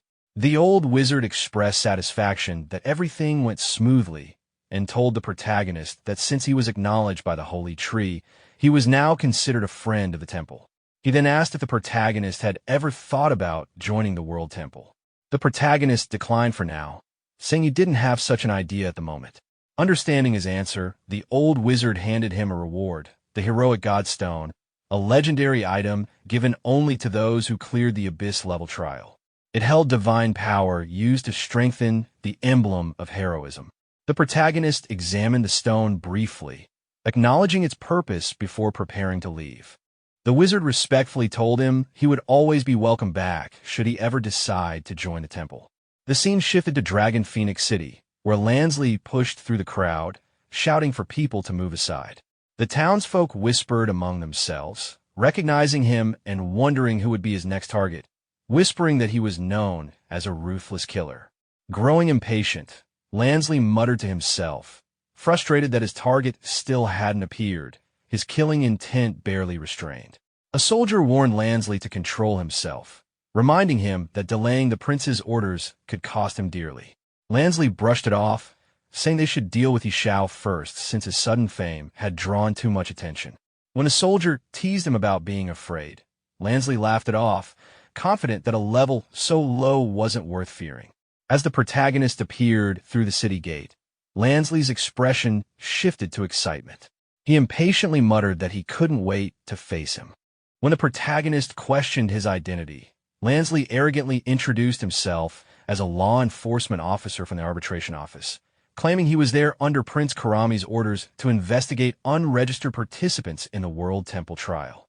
The old wizard, watching from the side, found the intrusion absurd, Judgment Hall officials daring to interfere with temple matters. He reminded them that Xiao had completed the Abyss trial and was now a recognized friend of the World Temple. The statement left Lansley uneasy, wondering when Xiao had gained such powerful connections. Trying to recover, Lansley stumbled over his words, while the soldier quickly shifted tone, pretending they were there to offer blessings on behalf of the prince. Lansley glared at him internally, frustrated at how fast his ally had changed sides. The soldier continued flattering the protagonist, calling him a hero of the Empire. Amused, the protagonist simply smiled and told them to dance for him. Caught off guard, Lansley broke into a nervous sweat, while the old wizard, clearly entertained, encouraged the idea, saying the blessing dance was said to be quite delightful. Both men panicked, insisting they couldn't dance, but the protagonist remarked playfully that they didn't seem too willing, leaving Lansley flustered and speechless. Lansley broke into a nervous sweat, silently cursing his luck. The old wizard, clearly enjoying the scene, firmly ordered them to dance. Just as the soldier began to relax, thinking the protagonist would let them off, the protagonist pointed toward the street and told them to perform there instead. Both men froze in disbelief before being forced out into the open. On the bustling streets, Lansley and the soldier began dancing awkwardly while onlookers laughed and mocked them, amused to see the once feared law enforcers humiliated. People whispered that justice had finally been served, while Lansley, burning with embarrassment, swore to himself that he would get revenge for this humiliation one day. Ignoring the chaos behind him, the protagonist walked toward a glowing portal, muttering that he had wasted enough time on such trivial people and needed to head to the battlefield.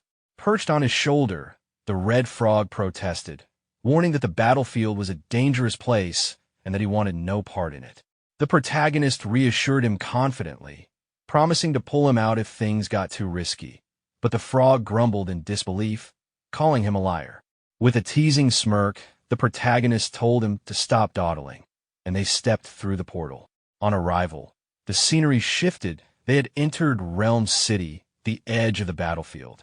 The protagonist looked around in awe, taking in the war-torn landscape. An armored man approached from behind, noting that he seemed to be alone and asking if he had chosen a legion to join.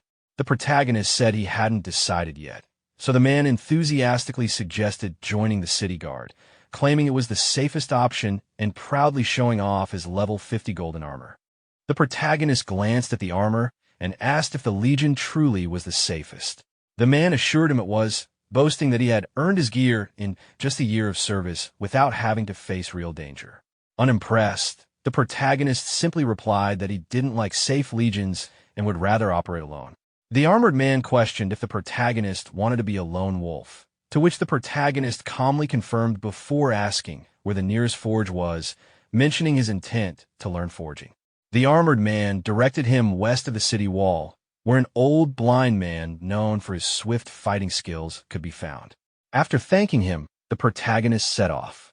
The armored man's companion remarked on how reckless it was for anyone to venture into the boundary alone, calling it madness.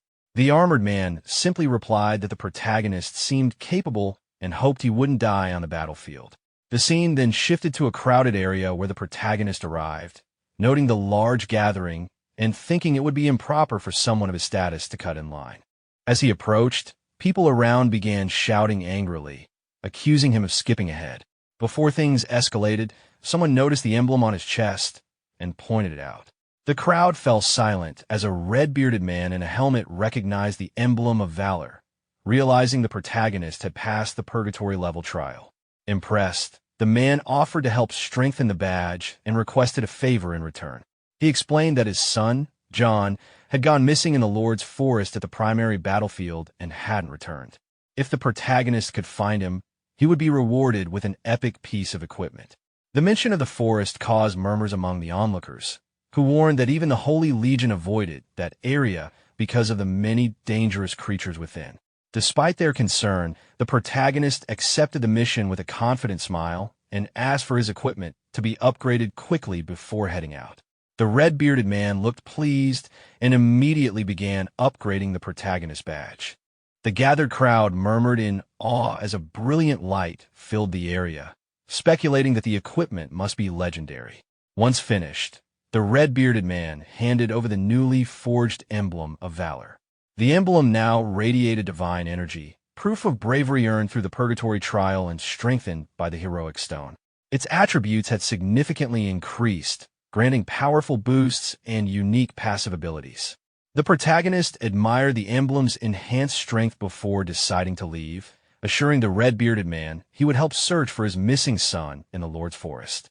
Grateful, the man expressed his thanks as the onlookers whispered among themselves, doubting anyone would venture into such a dangerous place alone. As the protagonist walked away, he received a sudden message from the supreme god's gift. The cryptic vision described an island full of life and a dark forest, leaving him puzzled. Unsure of its meaning, he decided to focus on upgrading before investigating further. The scene then shifted to the battlefield entrance, where two guards stood watch.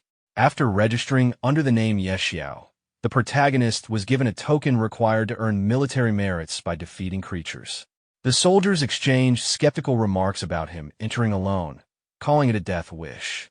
Inside the battlefield, the landscape was barren and silent until waves of strange creatures appeared, all at high levels.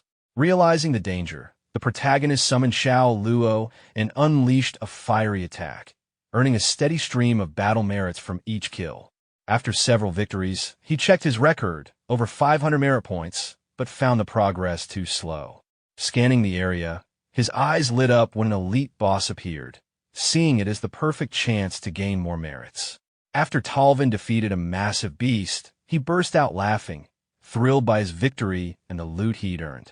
Confident about his rising status, he checked the rankings only to find his excitement fade when the leaderboard displayed a new name, Xiao, sitting just above him. Confused, he muttered to himself as Xiao's name suddenly vanished, then reappeared, leaving him questioning if there was a system error. When Babalu's name replaced the spot, Talvin could only stare blankly, wondering how both of them were advancing so fast. Far away, Xiao was relentlessly slaying beasts across the battlefield. His level rose to 49, his strength and attributes boosted dramatically. With nearly 100,000 battle merits earned, he grinned and urged his phoenixes, Xiao Luo and Xiao Hui, to continue the assault. Soon, a world announcement echoed across the realms. Xiao from the Great Xia Kingdom had broken into the top 100 of the battlefield merit rankings. Players everywhere were stunned. In nearby villages, adventurers whispered in disbelief, amazed by how someone could achieve over 100,000 merits in just half a day. Some speculated he might even break into the top 10. On the capital's Great Wall, his name appeared among the top contenders, right below Night Dragon and Ames. Citizens gathered around the ranking board, astonished by how quickly Xiao had risen. His growing fame spread through the main city, with crowds marveling at his permanent stat increase and unmatched pace. Meanwhile, deep in a vast jungle, Xiao arrived before the ominous expanse of the Lord's Forest.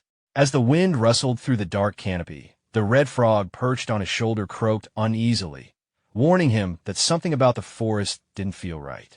Xiao remained calm, reassuring the red frog not to worry as he observed the dense forest ahead. He knew the Lord's Forest likely hid multiple Lord-class bosses, and with steady determination, he decided to explore deeper. Meanwhile, at a lookout base nearby, a tense atmosphere filled the air. The commander stood atop the fortifications with his subordinate, who rushed in with urgent intel. The bald scout reported that a boss was advancing toward the stronghold, leading a massive army of subordinates numbering in the thousands. Hearing this, the commander ordered everyone to prepare for battle. Rallying his troops, he reminded them that the honor of the Third Army was at stake and that they must defend their stronghold with everything they had. Moments later, from the misty horizon, dark figures with glowing horns emerged.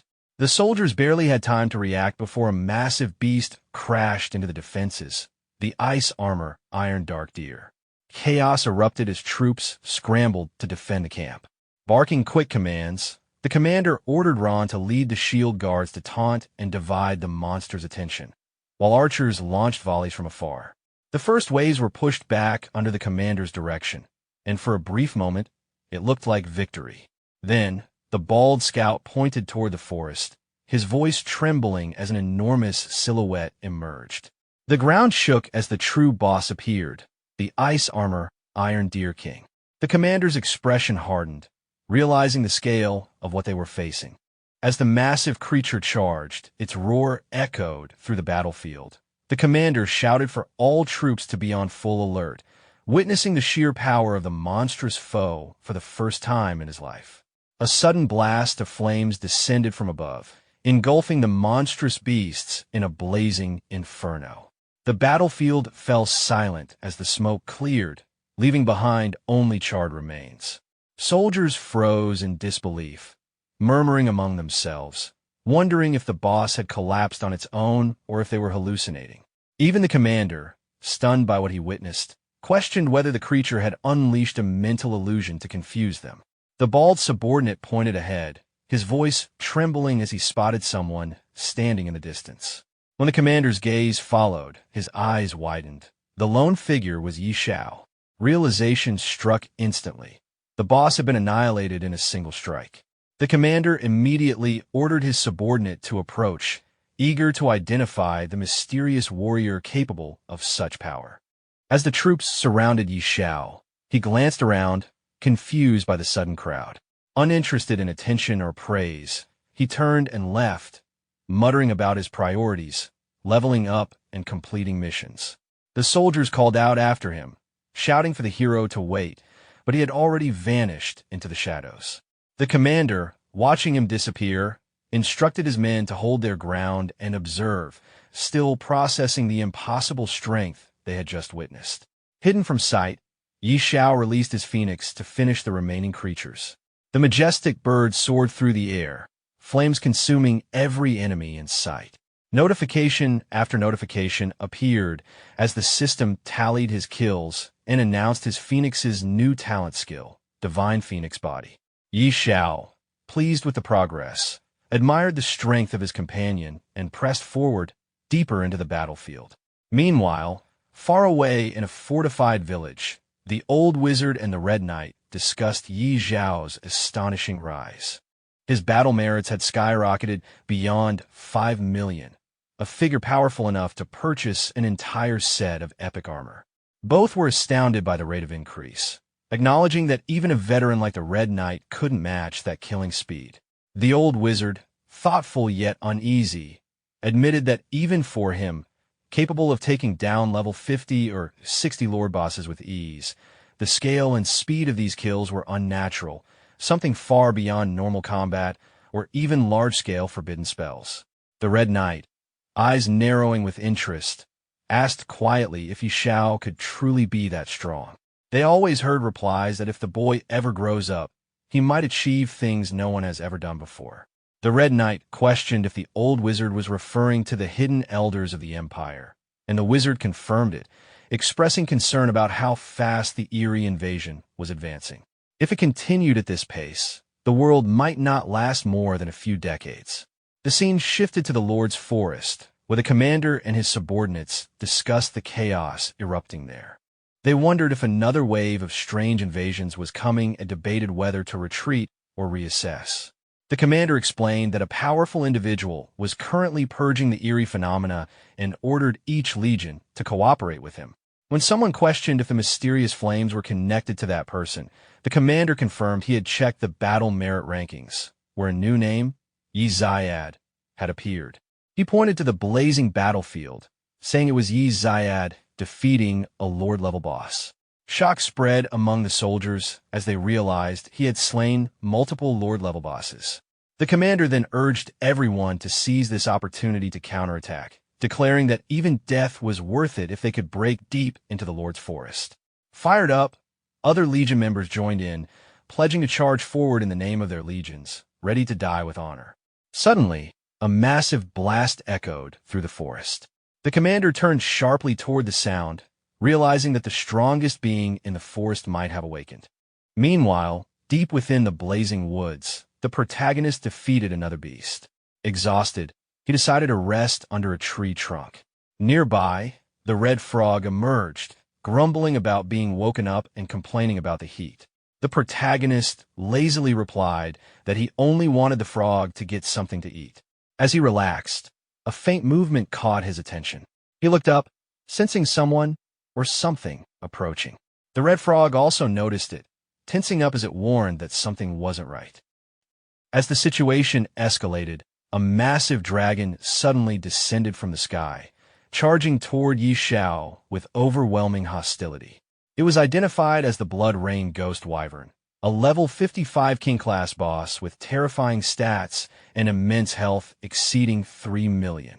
Realizing the threat immediately, Xiao recognized it as a king-level enemy and ordered his dragon, Xiao Hui Xiao Luo, to engage without hesitation.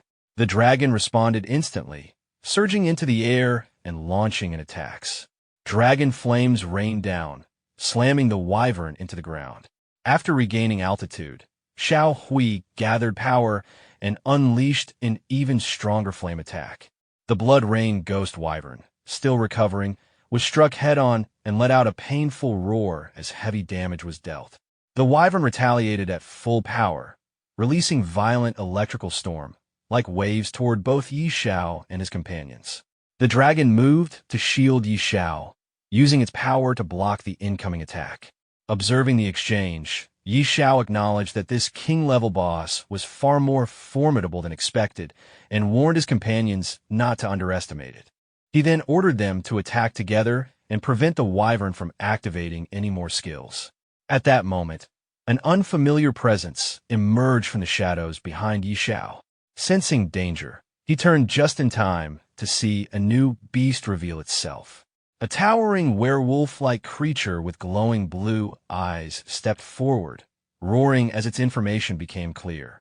It was the Ghostly Wolf, a level 56 Monarch-class monster with even higher health and terrifying combat potential.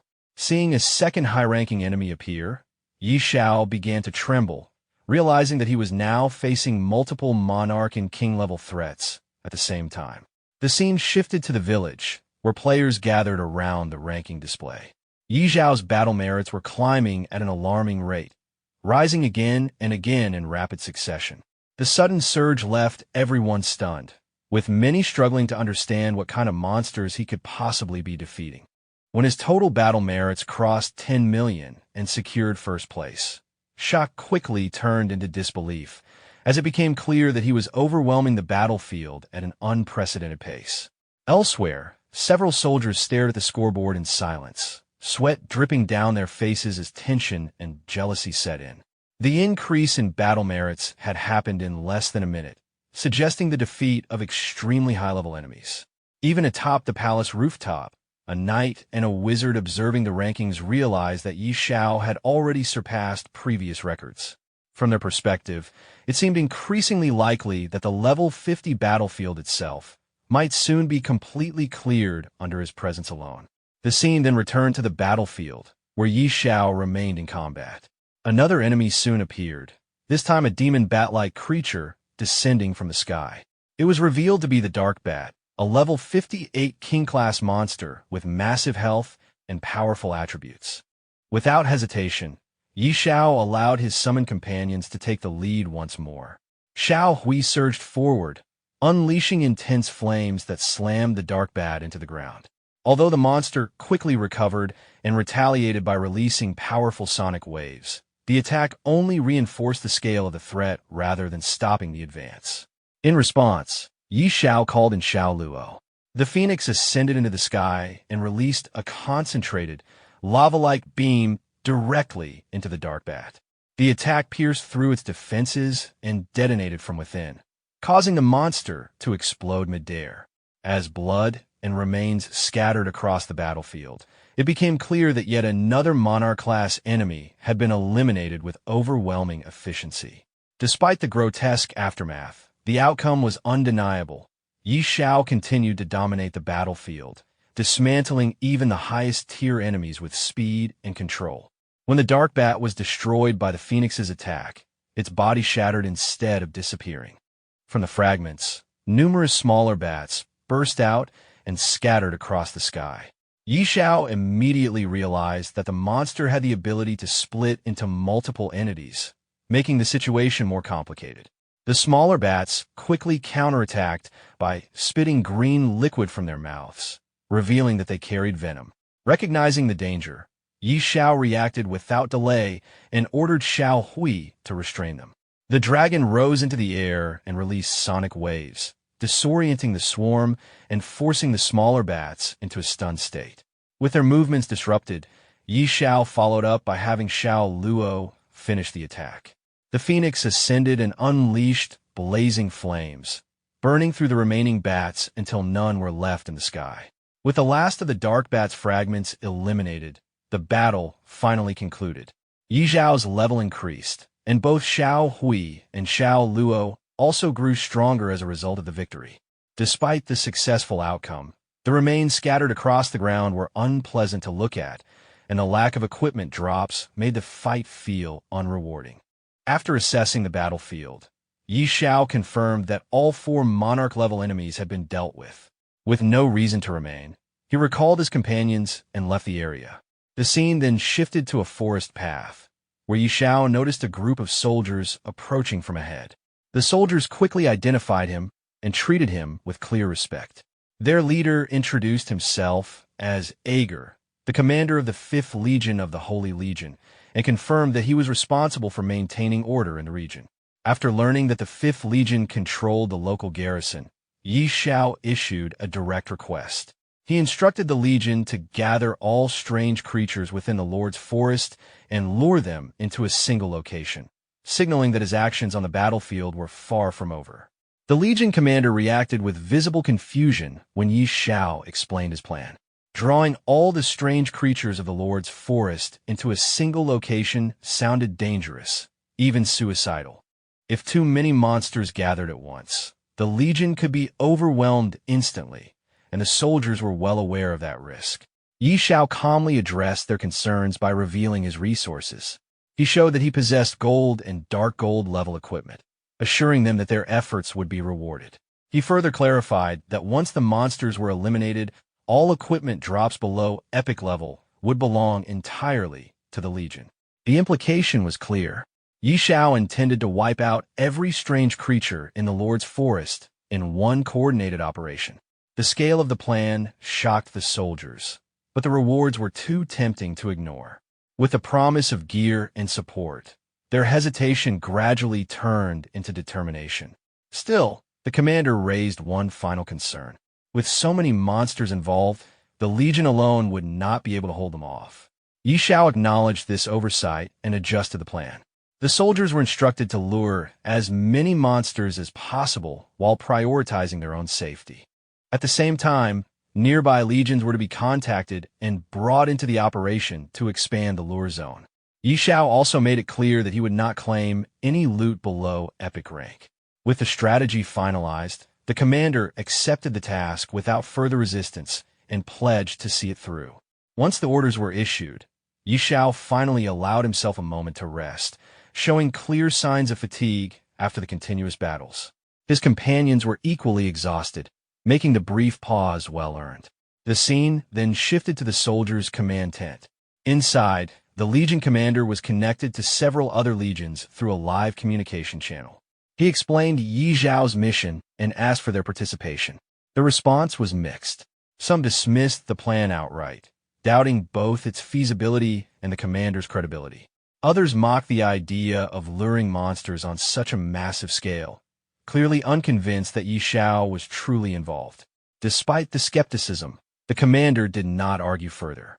He ended the communication after warning them that they would regret missing out once the results became clear. Moments later, a soldier entered the tent to confirm whether the operation would proceed as planned. The commander gave a firm confirmation. Orders were immediately issued for the entire legion to mobilize and begin luring monsters according to the zones designated by Yi Xiao. As the troops prepared to move out, the commander's resolve hardened.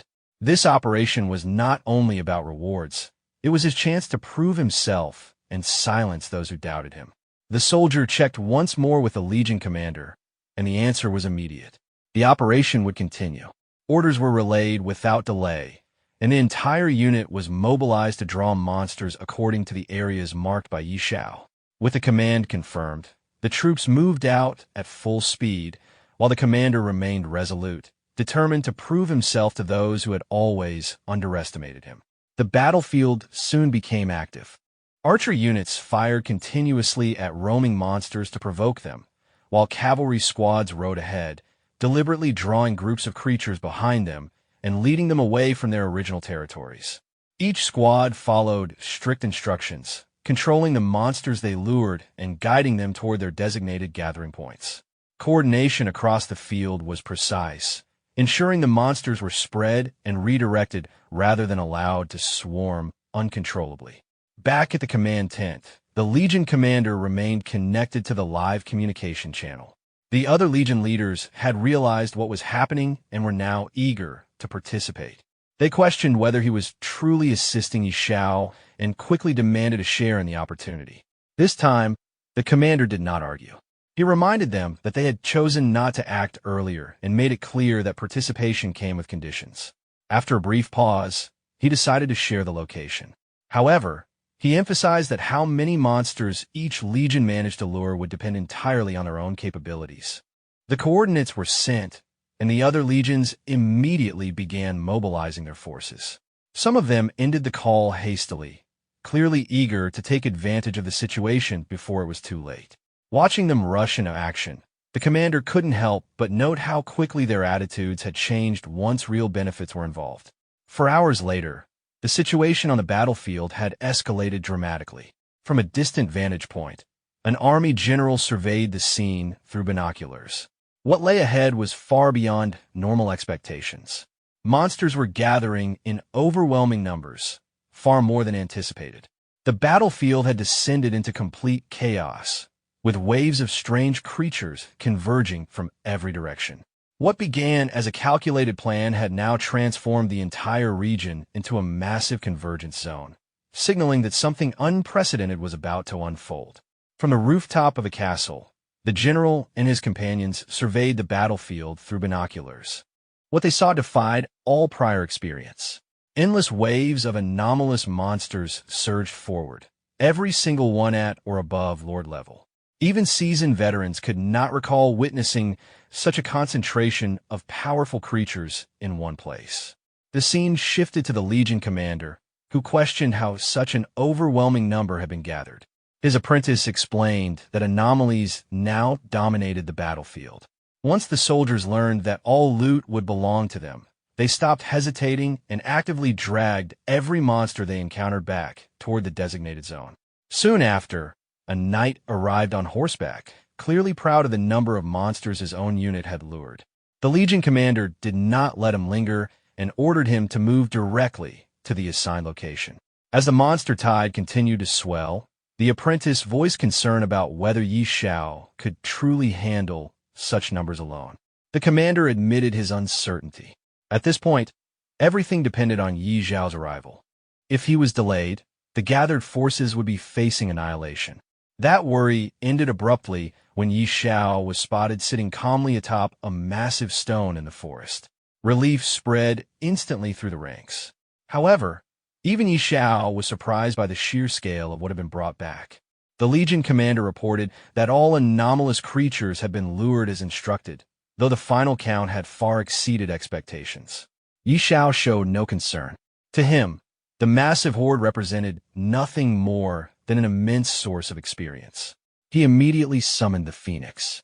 The Phoenix ascended high into the sky and unleashed enormous fireballs, each one crashing down into the monster clusters below. The battlefield was engulfed in flames. From above, the Phoenix continued its assault, bathing the ground in fire and erasing entire groups of monsters within seconds. The destructive efficiency of the attack left the surrounding soldiers stunned and forced some to retreat to safer distances. When the flames finally settled, the battlefield was littered with burning remains. The Phoenix hovered above the devastation, radiating pride after completing the slaughter. A flood of combat notifications followed as countless anomalous creatures were confirmed defeated. Xiao's level rose again, and his companions grew stronger alongside him. The Phoenix's damage output proved overwhelmingly effective on a massive scale. The impact was felt far beyond the battlefield. In the city realm, soldiers felt violent tremors shaking the ground. At first, it was mistaken for an earthquake, but it quickly became clear that the disturbance originated from the realm battlefield itself. Civilians gathered in shock, watching Xiao's score climb at an unimaginable rate. The numbers rose so fast that even estimating the total kills became impossible. His actions resembled a one-sided massacre rather than a battle.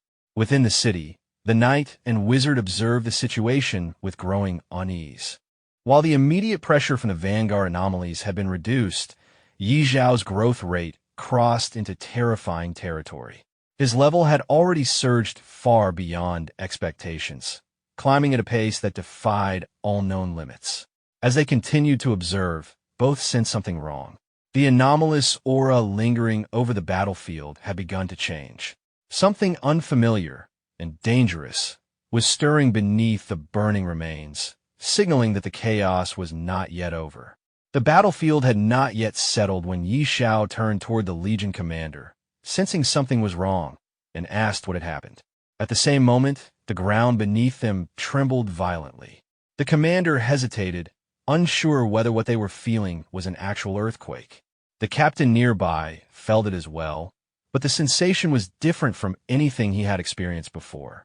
An eerie, oppressive atmosphere spread across the battlefield, pressing down on everyone present. Then it appeared. From deep within the battlefield, a colossal demonic giant emerged, its presence alone enough to make the air feel heavy. The monster fixed its gaze on Xiao and the surrounding soldiers, releasing a thunderous roar filled with hostility. The captain and his companions stared at the creature in disbelief. Judging by the aura alone, it was unmistakable, an immortal-level boss. The captain could not understand how such a being could exist within a level 50 battlefield. The level of abnormality was beyond reason. The soldiers were thrown into panic. Some struggled to comprehend what they were seeing, while others realized the horrifying truth. Beneath the Lord's forest lay a creature of legendary status. Immortal-level beings were not something they had ever expected to encounter firsthand. The captain hurried to Xiao, urging an immediate retreat. An immortal-level boss was far beyond what ordinary forces could handle. Xiao, however, showed no fear. He questioned whether an immortal-class enemy was truly that impressive. In his mind, he dismissed the monster's arrogance, recalling how he had already slaughtered multiple king-level beings in rapid succession. One immortal-level enemy was not enough to intimidate him. With calm confidence, Xiao summoned his dragon and ordered it to unleash its fury. The dragon charged toward the demonic giant and engulfed it in raging flames. However, the massive size difference became clear immediately. The attack barely scratched the creature. Xiao reinforced his command, urging the dragon to push harder. The dragon slammed into the giant with brute force, but even that failed to cause meaningful damage. Enraged, the demonic giant roared and gathered its power, forming a crackling sphere of magical lightning. It hurled the attack toward the dragon. The dragon barely managed to respond, releasing sonic waves in an attempt to deflect and evade the assault. Seeing his dragon struggle against the overwhelming enemy, Xiao immediately summoned his phoenix as well. Without hesitation, he ordered it to join the fight and unleash its flames. The moment the phoenix entered the battlefield, its fire surged forward, signaling the beginning of a direct confrontation against the immortal-level boss. Following Xiao's command, the phoenix bird unleashed a massive fireball at the demonic giant. At the same time, the dragon attacked in parallel, coordinating its assault as flames and power struck the monster from multiple directions. From a distance, the soldiers watched in stunned silence as Xiao's beast confronted the immortal-level enemy head-on. It was clear to everyone present that either the dragon or the phoenix alone possessed enough strength to wipe out an entire army in a short time. As the giant roared in fury, countless mysterious tentacles burst forth from its massive body. The sight was grotesque, and Xiao reacted with visible disgust. Without hesitation, he ordered the phoenix to intensify its flames. Multiple fireballs rained down, exploding upon impact and tearing through the giant's body. Simultaneously, the dragon launched its own attacks, ripping into the monster with overwhelming force. One by one, the tentacles were severed and collapsed to the ground. As the creature's body burned and fell apart, Xiao covered his nose, irritated by the stench of scorched flesh. Moments later, the giant monster collapsed completely, smashing into the ground and leaving the battlefield fractured beneath its weight.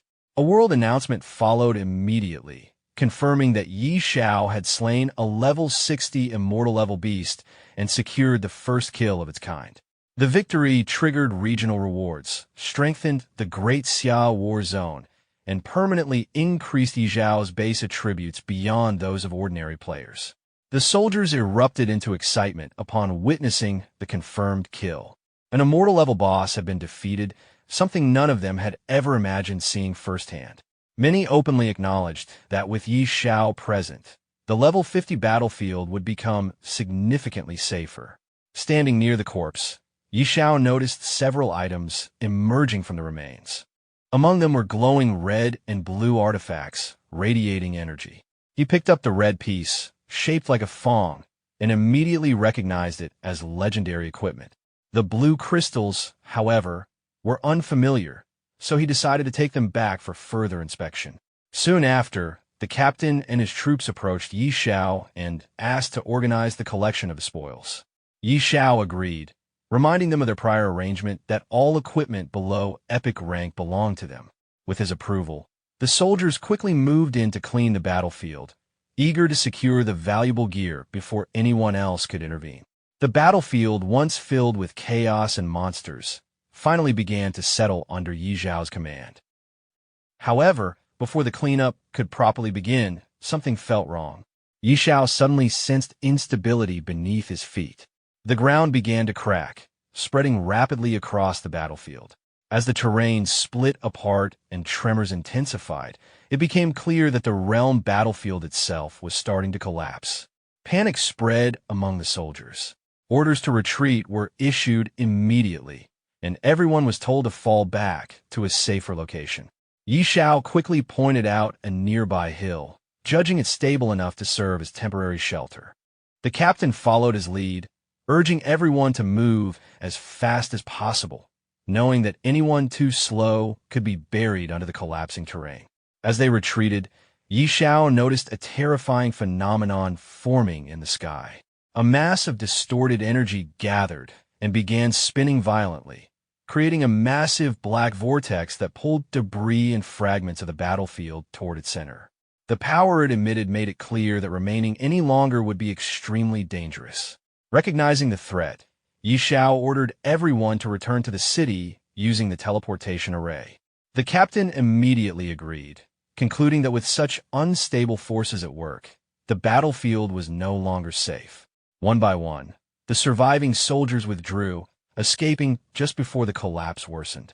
While leaving, Xiao reflected on what had happened. The destruction felt unnatural, likely caused by the elimination of an enormous number of anomalous creatures.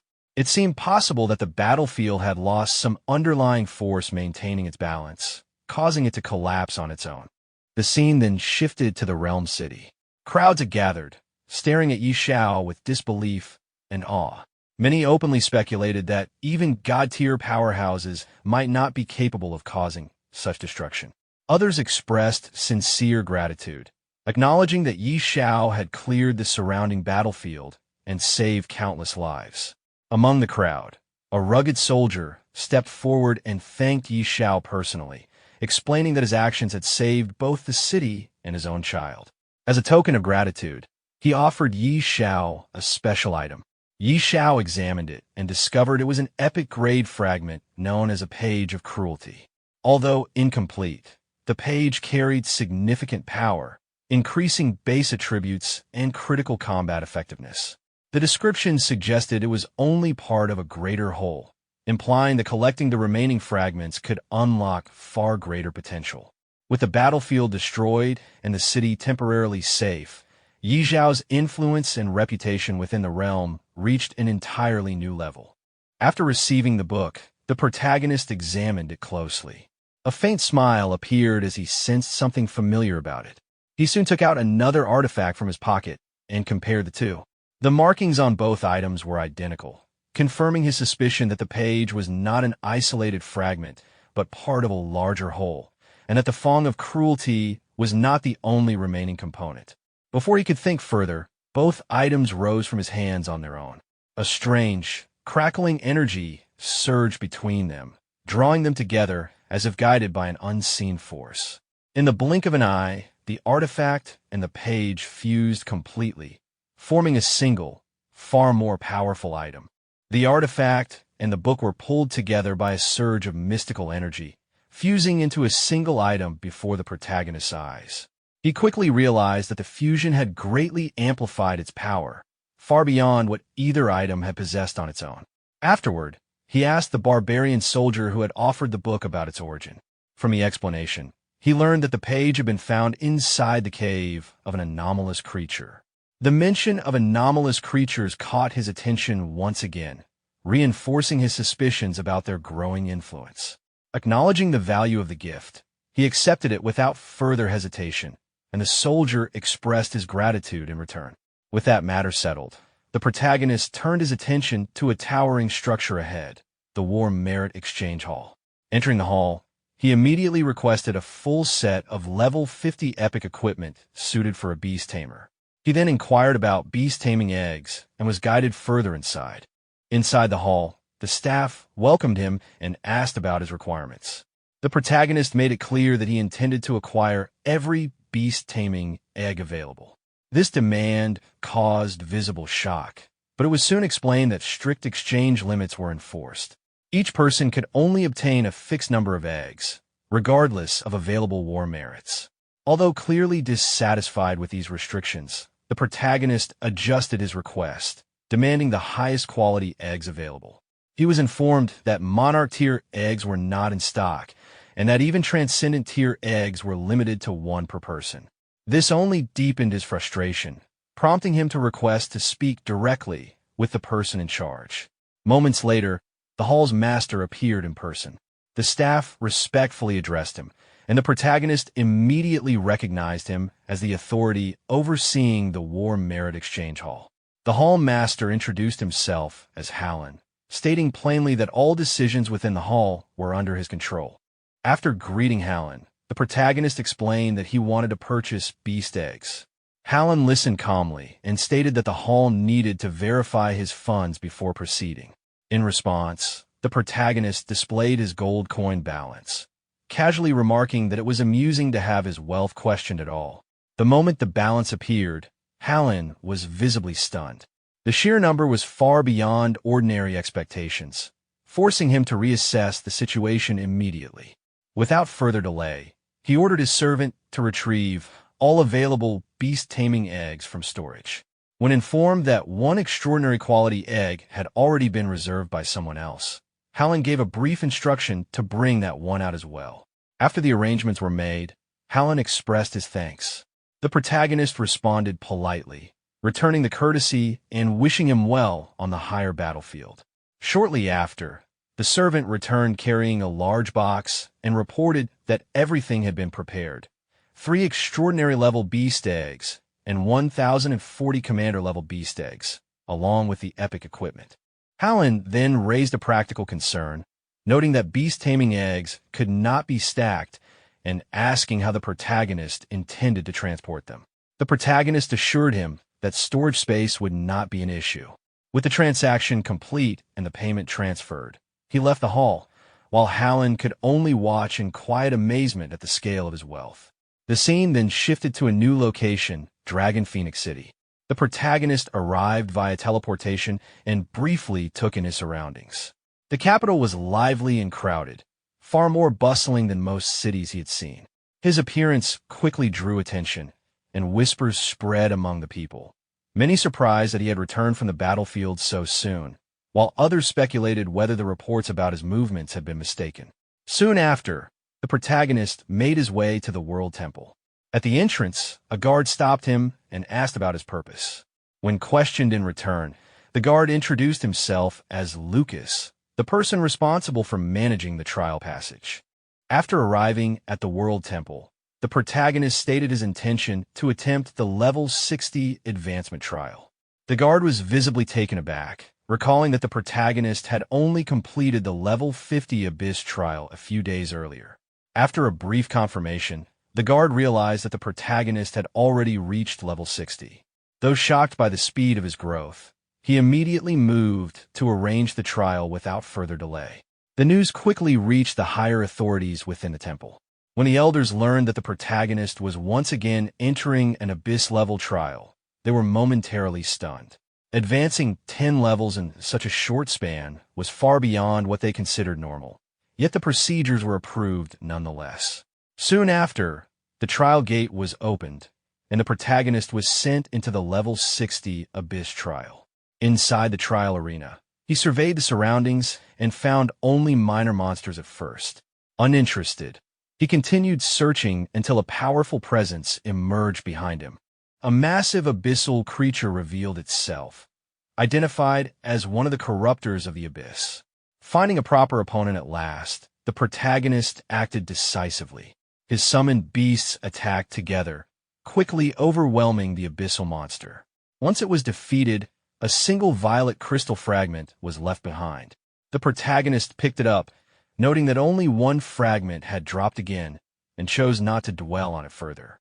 With the trial complete, he exited the Abyss. Back in the city realm, news of his successful completion of the Level 60 Abyss trial spread rapidly. People discussed the timing of his advancement, argued over their predictions, and speculated on how soon he might reach the next major threshold.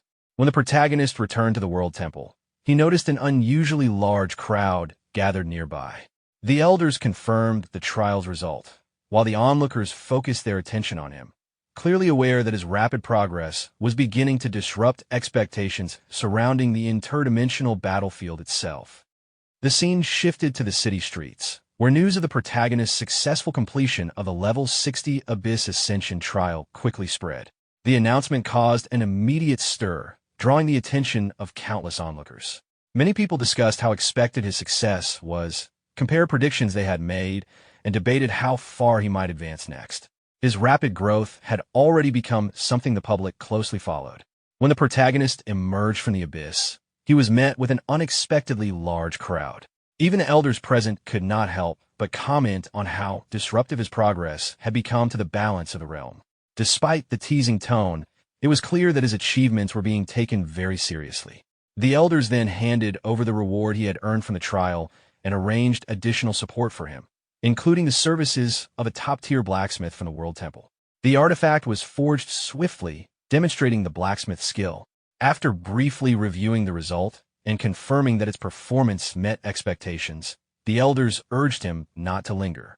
One of them personally escorted him, clearly eager to send him back to the battlefield as soon as possible.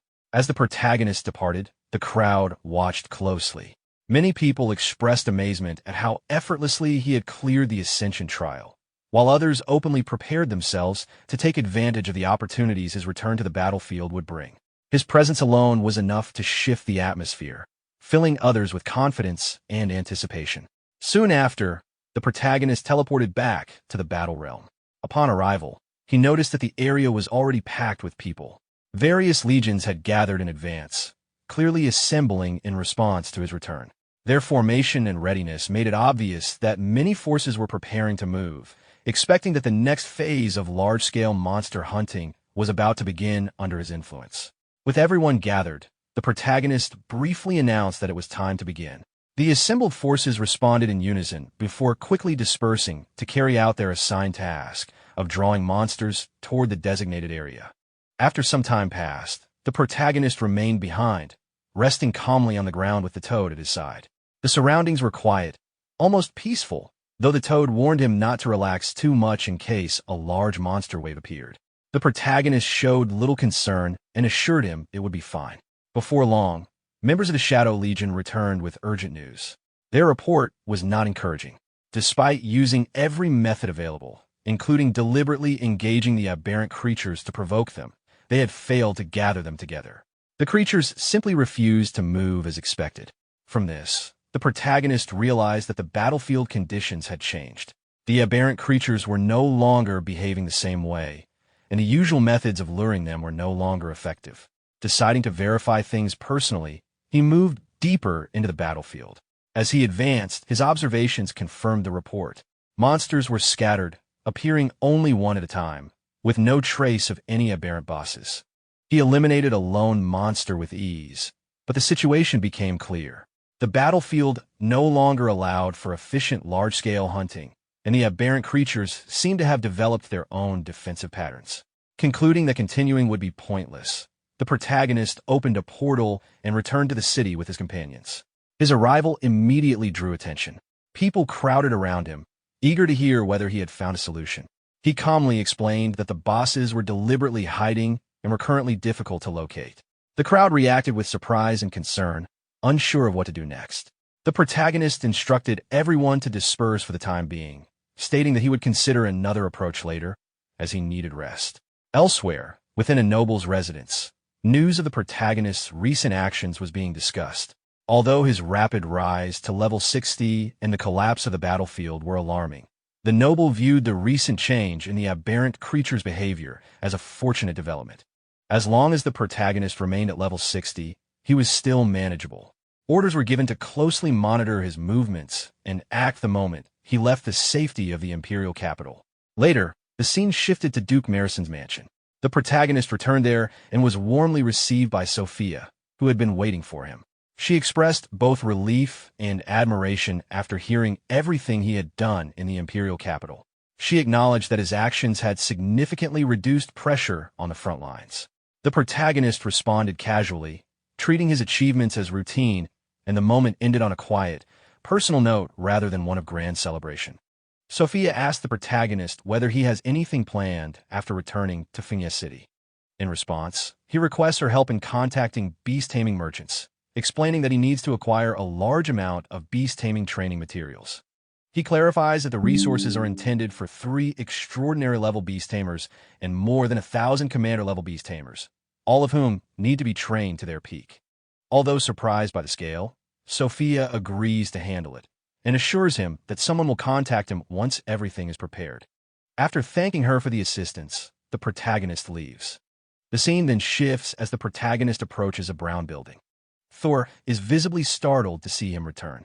The protagonist calmly states that he has something to discuss and proceeds to take out several swords and pieces of war equipment from his magical inventory. Thor immediately recognizes the items as an epic-grade set. The protagonist asks Thor to enhance the equipment, and Thor agrees without hesitation. Next, the protagonist produces a yellow crystal and asks Thor if he recognizes it. Upon examining it, Thor reacts with clear tension, identifying it as a rare material used for writing forbidden spell scrolls. He explains that forbidden spells are ultimate techniques reserved for magic-based classes that have reached the god level and are typically used only in real combat. According to Thor, the crystal serves as a source of magic, and when it is ground into powder, it can be used to inscribe forbidden spells onto scrolls. He also points out that the quality of the scroll itself is crucial and requires special types of fur, specifically pelts from rare creatures. In addition, the person writing the scroll must already be capable of casting the forbidden spell and must have a strong command over multiple elements. After hearing this, the protagonist decides that, since the item is tied to magic, he should consult someone more knowledgeable in that field. The scene then shifts to Sister Tao's residence. She's inside her home, checking her appearance in the mirror and considering her outfit. At that moment, the protagonist suddenly appears inside the house using a teleporter, marking his arrival there. Sister Tao is immediately irritated by the protagonist's sudden appearance, sensing trouble as usual. He calmly brings up his reason for visiting and asks her about the source of magic. She confirms that she knows about it and grows suspicious of his intentions. When he reveals the yellow crystal, her reaction is one of genuine shock, recognizing it instantly and pressing him to explain where he obtained such a rare item. He explains that it dropped from an immortal level boss, which further surprises her and makes her realize how far he has been venturing recently. As the conversation continues, it becomes clear that Sister Tao has been out of touch with recent events, having focused on her own matters. The protagonist then asks whether she is capable of inscribing forbidden spells. Sister Tao answers honestly, explaining that crafting forbidden spell scrolls is beyond most god-tier magic users, as it requires not only immense strength, but also deep understanding across multiple disciplines. She makes it clear that she possesses those qualifications. Hearing this reassures the protagonist, confirming that he came to the right person. However, she also explains that the source of magic alone is not sufficient, and that the process additionally requires the Elf King's fur. Although the requirement confuses the protagonist at first, Sister Tao assures him that she knows where to obtain it. After a brief exchange, she proposes a condition. Since the available magic sources are enough to create multiple forbidden scrolls, she will retrieve the Elf King's fur, but the finished results must be shared between them. The protagonist agrees without hesitation. With the agreement settled, Sister Tao opens a magical portal and leaves immediately, demonstrating her decisiveness. Left behind, the protagonist reflects on her abrupt nature and decides to check on his beast eggs next. The scene then shifts to the protagonist's beast egg farm. The area is under strict supervision, with the toad carefully overseeing the handling of the eggs and instructing the maids to be cautious to ensure proper hatching. Upon arriving, the protagonist observes that the operation is being managed well. The toad, however, reacts with visible annoyance, realizing that he has effectively been put to work maintaining an incubator. The protagonist brushes this off lightly, acknowledging the toad's experience with beast taming. Although clearly displeased, the toad can do little more than vent his frustration. Before leaving, the protagonist notes that most of his arrangements are now in place. He announces his next destination, the island of God Grace, where he intends to search for the sacred judgment item. He entrusts the toad with guarding the place in his absence and departs soon after. The scene transitions to a seaport. Standing there, the protagonist considers the location of the island of God Grace, which lies at the edge of the Sea of Despair, making travel by ship the most practical option. As he waits, a massive vessel named Poseidon approaches the port. Taking in the sight of the enormous ship, he is struck by its sheer scale and presence, quietly impressed as his next journey begins. As the protagonist moves toward the ship, the boarding process begins smoothly, and once everyone is on board, the vessel sets sail. While standing on the deck, he quietly observes the other passengers and notices that most of them are equipped with gear around level 80 or 90. From this alone, he realizes that the island of God Grace is far from an ordinary destination. Not long after, a group of knights approaches him. From their reactions and assessment of his appearance, they quickly identify him as someone likely belonging to a magic-based class. They explain that their team is currently missing such a role and attempt to recruit him, introducing themselves as members of the Conch mercenary group and emphasizing their reputation despite their smaller size. They also reveal their objective for this trip, which involves collecting a massive amount of wood spirit crystals. The protagonist listens, but makes it clear that he has no interest in joining them and has his own plans. When asked which mercenary group he belongs to, he states that he is not affiliated with any group at all. This response visibly surprises them. To them, boarding a ship headed for the island of God Grace without the backing of a mercenary group is extremely risky, especially for someone they assume to be relatively low level. Their attitude shifts from recruitment to concern. They openly question his judgment and warn him that the ship itself, the sea god, is not something to underestimate. Based on their experience, they advise him not to disembark once they arrive and instead return immediately.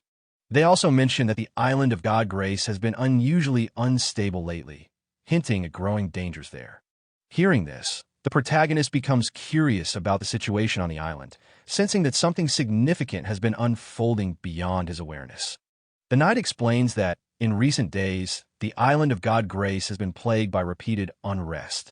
Large numbers of strange creatures have appeared without warning, behaving violently and irrationally, and several experienced fighters have already lost their lives as a result. Despite the seriousness of the situation, the protagonist reacts with clear interest rather than concern, especially upon learning that these creatures are appearing in groups. The knight adds that both the island itself and the surrounding creatures seem to have undergone abnormal changes, almost like mutations. When asked about the timing, he explains that everything began roughly 2 weeks ago. This detail immediately draws the protagonist's attention, as it coincides with the gray fog incident in Watermoon City, leading him to quietly suspect a possible connection between the two events. With concern for his safety, the knight strongly advises him to turn back once the ship arrives, emphasizing that survival matters more than curiosity. The protagonist acknowledges the warning calmly and thanks him for the information before deciding to step away and rest. Before parting, names are exchanged, and the moment the knight hears the protagonist's name, the atmosphere shifts completely. Realizing he is facing the well-known Viscount Xiao, the group is visibly shaken, instantly understanding why he would dare to head to God Grace Island alone. They sense that something extraordinary is about to unfold there. Later, the protagonist settles down to rest, while the group chooses to stay nearby, believing his presence alone makes the situation feel safer. Shortly after, an urgent warning spreads across the ship as it enters the Despair Sea. The protagonist steps out to observe, finding the area intriguing rather than frightening. In contrast, the knights grow tense and anxious, praying silently for safe passage. Their fear proves justified when a massive deep-sea whale emerges near the ship. This creature is recognized as a level 100 monarch-class existence, a brutal ruler of the Despair Sea that has dominated the region for centuries. Encounters with such a creature are extremely rare, with only a handful recorded in human history. As the whale draws closer, the crew and knights prepare for combat. A god-level wizard steps forward and quickly deploys a powerful protective formation around the ship. The crew responds in coordination, readying heavy weaponry as the whale begins to move aggressively toward them. Watching the situation unfold, the protagonist remains composed, quietly observing the confrontation with clear interest rather than panic. At the old wizard's command, the cannons are quickly positioned and prepared. The knights are stunned to see the apocalypse cannon being deployed, knowing that a direct hit could severely wound even a monarch-tier creature.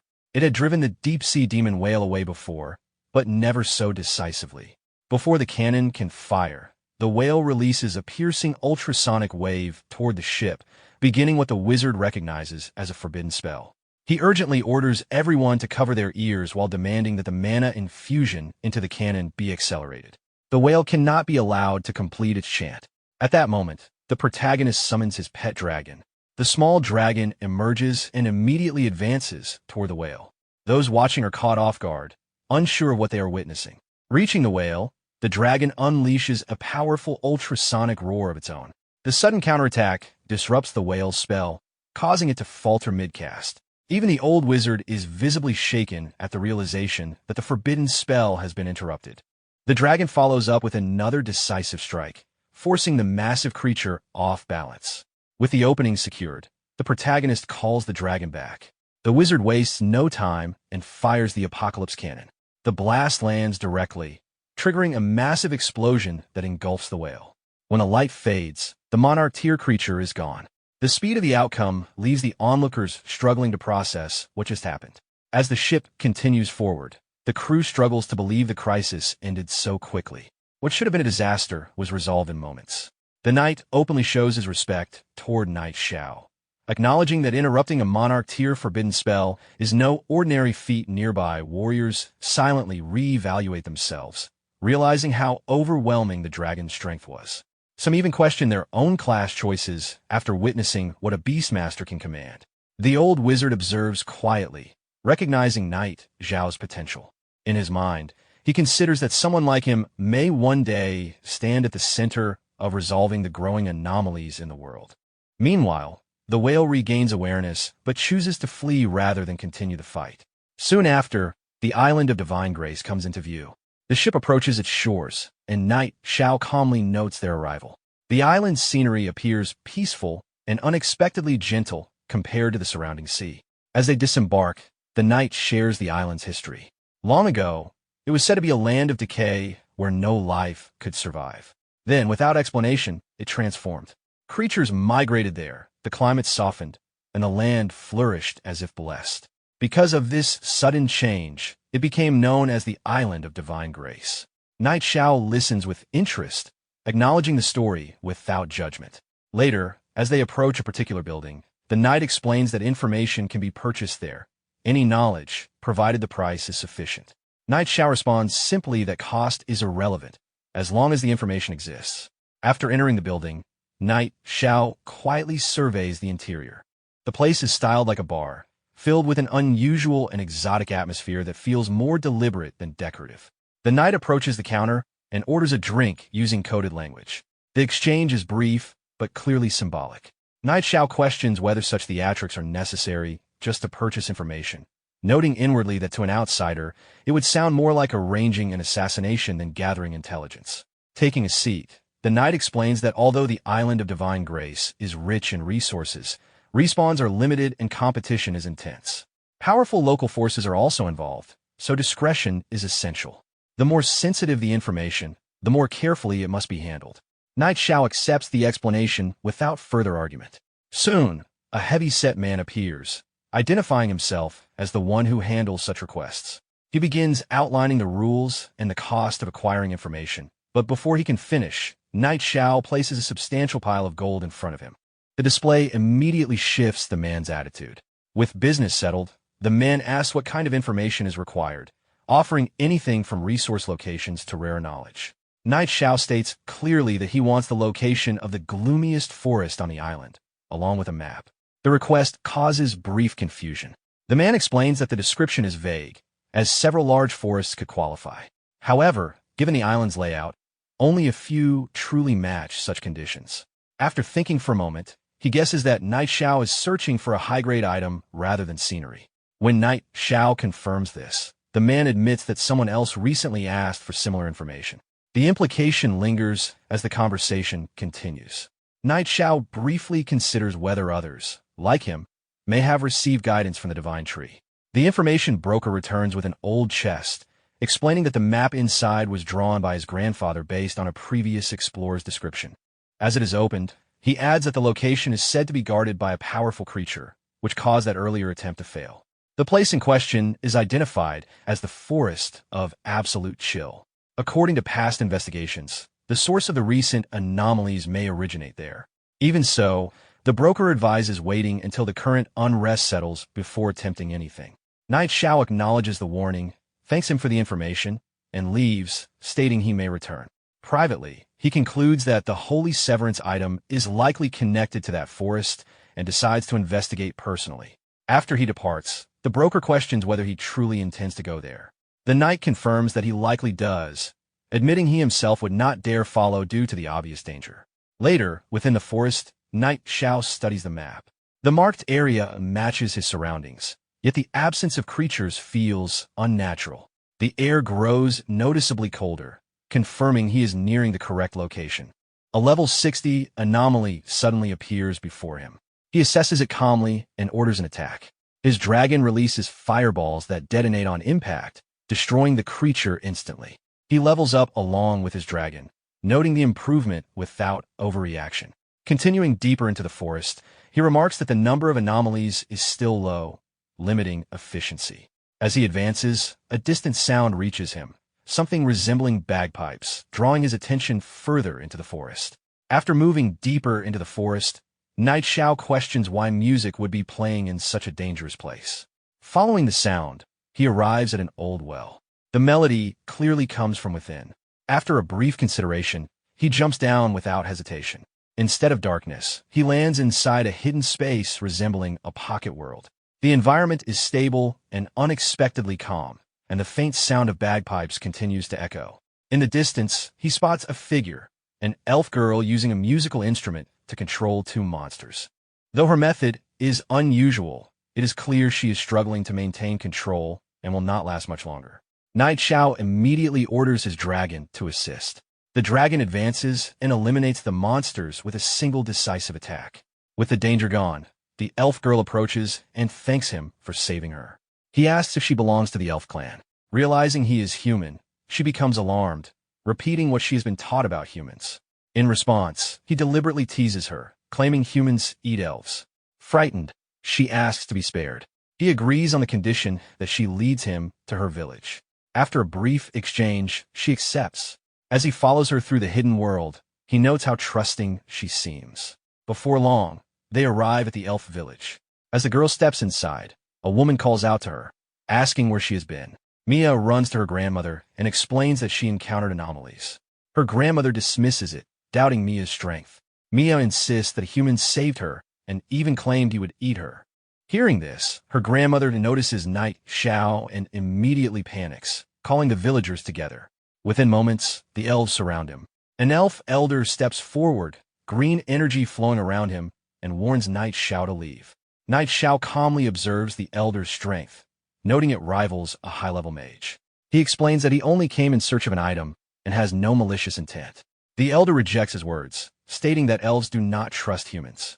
Knight Xiao reminds him that he saved Mia. The elder confirms this with Mia, who admits Knight Xiao defeated the anomalies but repeats his earlier joke about eating her. Knight Xiao laughs it off, questioning when humans ever ate elves. The elder acknowledges the favor, but still refuses to accept him unless he can prove he possesses something truly pure. Knight Xiao searches through his inventory and produces Aisha's glass bead. The moment the elder holds it, he is stunned by its purity and asks where it came from. Knight Xiao explains that he removed the gray mist from a city, destroyed the evil god statue, and received the bead from a girl named Aisha. Hearing that he can remove the gray mist, the elder is visibly shaken. He introduces himself as Alicia, the current leader of the elf clan, and formally invites Knight Xiao into the village, asking his name. Knight Xiao introduces himself. Alicia welcomes him respectfully. Knight Xiao reflects that having a reputation can sometimes be useful. While passing through the center of the village, Knight Xiao notices a clear stream flowing from a fountain and wonders where the spring water comes from. Alicia explains that it is the elf spring, something unique to the elf clan that has the ability to remove all negative statuses. Hearing this, Knight Xiao realizes the spring must be extremely useful and asks if he can take a small amount, promising to exchange it for something of equal value. Alicia agrees, but asks him for help in return. He explains that he must have come to the island searching for clues about the holy severance item, which Knight Xiao confirms. Alicia then reveals that the deepest space of the island of divine grace has already been occupied by the gray mist. Showing him a map, he explains that the island consists of 3 layers of space, and the gray mist has controlled the 3rd layer for hundreds of years. Knight Xiao understands that he wants him to enter the 3rd layer and solve the problem. However, he points out that the situation will not be simple, since the concentration of gray mist there is likely very high. Alicia acknowledges this, and says he will gather the strongest elf warriors in the village and personally accompany him to protect his safety, believing that his ability to remove the gray mist may be their only chance. Knight Xiao agrees to help on the condition that the holy severance item truly exists there. Alicia confirms that it does, explaining that the reason the island of divine grace is so full of life is because of that object.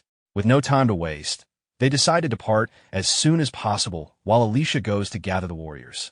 Before leaving, Knight Xiao scans the spring and confirms that the elf spring possesses the ability to purify unholy power and remove negative attributes after being consumed. He fills a mug with the water and drinks it, noticing that it tastes slightly sweet. Soon after, he feels a surge of energy as the effect of his experience penalty decreases, raising his experience gain speed to 105%. A short while later, Alicia returns with several elite elf warriors and informs him that the preparations are complete. Knight Xiao acknowledges it, and the group immediately sets out together toward their destination. The group soon arrives at the foothills of the Rootless Mountains. Alicia warns Knight Xiao to stay cautious, explaining that many strange anomalies lurk in the area. Before they can move further, a loud roar echoes across the foothills. A giant three-headed hound suddenly appears and blocks their path. Seeing the opportunity, Knight Xiao calls out to his companion. His pet dragon, Little Gray, appears at his command and immediately unleashes multiple streams of flame toward the hound. The powerful attack strikes directly, and the beast collapses after a brief struggle. The elf warriors are shocked by the display of power, realizing they have never seen a tamed beast from the human race that strong. After clearing the threat, the group advances toward a ruined structure nearby. Alicia explains that the entrance to the deeper area lies there. Knight Xiao decides to go in first and signals the others to follow. Inside the structure, Alicia instructs everyone to stay close to Knight Xiao and focus on protecting him. Suddenly, the ground beneath them shatters, and the entire group falls into the space below. As they land, Knight Xiao quickly warns everyone to defend themselves because gray mist is already spreading throughout the area. One of the elf warriors drinks water from the elf spring, and the mist immediately retreats from around him. Seeing this, Knight Xiao realizes the spring water can also repel the gray mist. Alicia suggests that he drink some as well, but he refuses, explaining that the current level of damage is still manageable for him. The group then moves forward cautiously in a defensive formation through the dark interior. The surroundings are completely pitch black, and Knight Xiao warns everyone to stay alert for sudden attacks. Moments later, flying eye-like demonic creatures emerge from the darkness. The elf warriors react quickly and eliminate them without much difficulty. Observing their performance, Knight Xiao notes that the strength of these warriors is quite impressive. As they proceed deeper, the gray mist grows thicker. Alicia suddenly notices something unusual ahead and points it out. A heavily armored warrior with dragon-like wings appears in front of them. Knight Xiao immediately recognizes it as a level 100 Lord tier boss. Before they can react further, two more powerful monsters emerge from different directions. Realizing the danger, Alicia panics as the group suddenly finds itself surrounded. Knight Xiao immediately warns everyone that the enemies ahead will not be easy to handle. Alicia quickly orders the elf warriors to form a defensive formation. The warriors raise their hands together and create a powerful magical shield that surrounds the group. One of the armored monsters launches a heavy strike against the barrier, but the attack fails to break through. Watching this, Knight Xiao notes that the elf clan truly lives up to its reputation as a high race, with combat strength that even surpasses the dwarves. At the same time, he quietly considers how valuable their support would be if they were ever brought to Windleaf City. During the battle, one of the warriors throws a restricting energy rope that successfully binds a bull-like monster. Alicia instructs everyone to trap the enemies first and exhaust their stamina. However, another red-colored anomaly suddenly escapes from the battlefield and disappears into the mist. Realizing this, Alicia becomes alarmed and orders the warriors not to let it escape, but Knight Xiao calmly explains that it is already too late. The gray mist is too dense, and visibility is extremely low. He points out that when a boss suddenly flees, it is often to report information. Alicia is confused by this explanation, but Knight Xiao reveals his concern that something even more dangerous may be deeper inside, possibly a level 100 monarch tier existence. The elf warriors are immediately shocked by the possibility. At that moment, the bull-like monster breaks free from the restraining rope, leaving Alicia stunned. Knight Xiao senses that something about the situation is unusual and that the anomalies are behaving strangely. To uncover what is happening, Alicia raises his staff and decides to use an advanced detection technique. A magical mirror forms in front of the group, and from it emerges a mystical creature known as the Serpent of Clairvoyance. Alicia commands the serpent to track the escaped enemy. As the creature moves, everything it sees is reflected directly onto the mirror, allowing the group to observe the path through the serpent's perspective while searching for the source of the disturbance. As the serpent of clairvoyance moves forward and its vision appears in the mirror, the group watches carefully. Suddenly, Night Xiao notices something strange. The boss they were tracking is killed almost instantly, disappearing in the blink of an eye. Before they can understand what happened, the magical mirror suddenly shatters. Alicia is shocked, realizing that something powerful enough to break the detection spell must be nearby. Night Xiao begins to consider the possibility that the creature behind this might not just be an ordinary boss that reached level 100, but a true monarch tier existence. Hearing this, Alicia immediately realizes how dangerous the situation could be and suggests retreating since they would have no chance of winning against such an enemy. At that moment, a loud sound echoes through the ruins. Night Xiao quickly understands what it means just as a massive dragon suddenly appears before them. A notification reveals the creature's identity, the immortal Dark Wing, a monarch tier boss that has been slumbering beneath the island of divine grace for a long time and possesses destructive power capable of devastating everything around it. Seeing the monster, the elf warriors are terrified. Alicia immediately orders them to retreat while he stays behind to hold the dragon back. The warriors hesitate, but begin moving toward the exit while the dragon advances toward the group. Night Xiao asks if Alicia can endure the fight, and Alicia urges them to leave quickly while he handles the situation. As the others retreat, Alicia launches attacks to slow the dragon down. In response, the dragon releases violent violet flames. Alicia forms a protective barrier to block the attack, but the flames shatter the defense and send him crashing onto the ground. Struggling to stand, he realizes the boss is far stronger than expected. The dragon leaps into the air and strikes downward with its claws. At the last moment, Alicia activates an instant teleportation spell, disappearing just before the attack shatters the ground where he stood. Reappearing a short distance away, he recognizes just how terrifying the monster truly is. Meanwhile, the warriors shout that they're almost at the exit and urge him to hold on a little longer. To buy more time, Alicia takes out a green crystal and throws it toward the dragon. The moment it strikes, the crystal triggers a massive explosion that momentarily halts the monster. Seeing this, Night Xiao realizes Alicia had a forbidden spell crystal hidden with him and asks what material it is made from. Alicia simply brushes off the question, implying that such preparations are exactly how he managed to become the leader of the elf clan. The warriors soon reach the exit and urge everyone to leave quickly. Alicia notices that Night Xiao is not moving and asks why he is still standing there. Night Xiao explains that since the others have already reached the exit, they should be safe now. However, he believes a confrontation with the boss is unavoidable and decides to handle the rest himself. The warriors are shocked, realizing he intends to face the boss alone. At that moment, the dragon breaks free from the forbidden spell and releases thick violet flames toward them. Alicia is stunned that the spell was broken so quickly and urges Night Xiao to retreat with them. Instead, Night Xiao summons his dragon, Little Gray, and sends it forward. The dragon releases powerful flames that collide midair with the enemy dragon's violet fire, canceling each other out. Immediately after, Little Gray unleashes a powerful roar that creates a massive shockwave. The attack strikes the dark-winged dragon and forces it down to the ground. The impact shakes the ruins, causing rocks and debris to fall from above. Realizing the structure is about to collapse, Night Xiao orders Little Gray to retreat immediately. The group quickly escapes the ruins and reaches the outside. Alicia asks whether the boss followed them, but Night Xiao observes that it does not seem to be chasing them. The warriors are still shaken by the encounter, admitting that the boss is terrifying and that purifying the gray mist may be impossible after all. Night Xiao, however, says it may not be hopeless.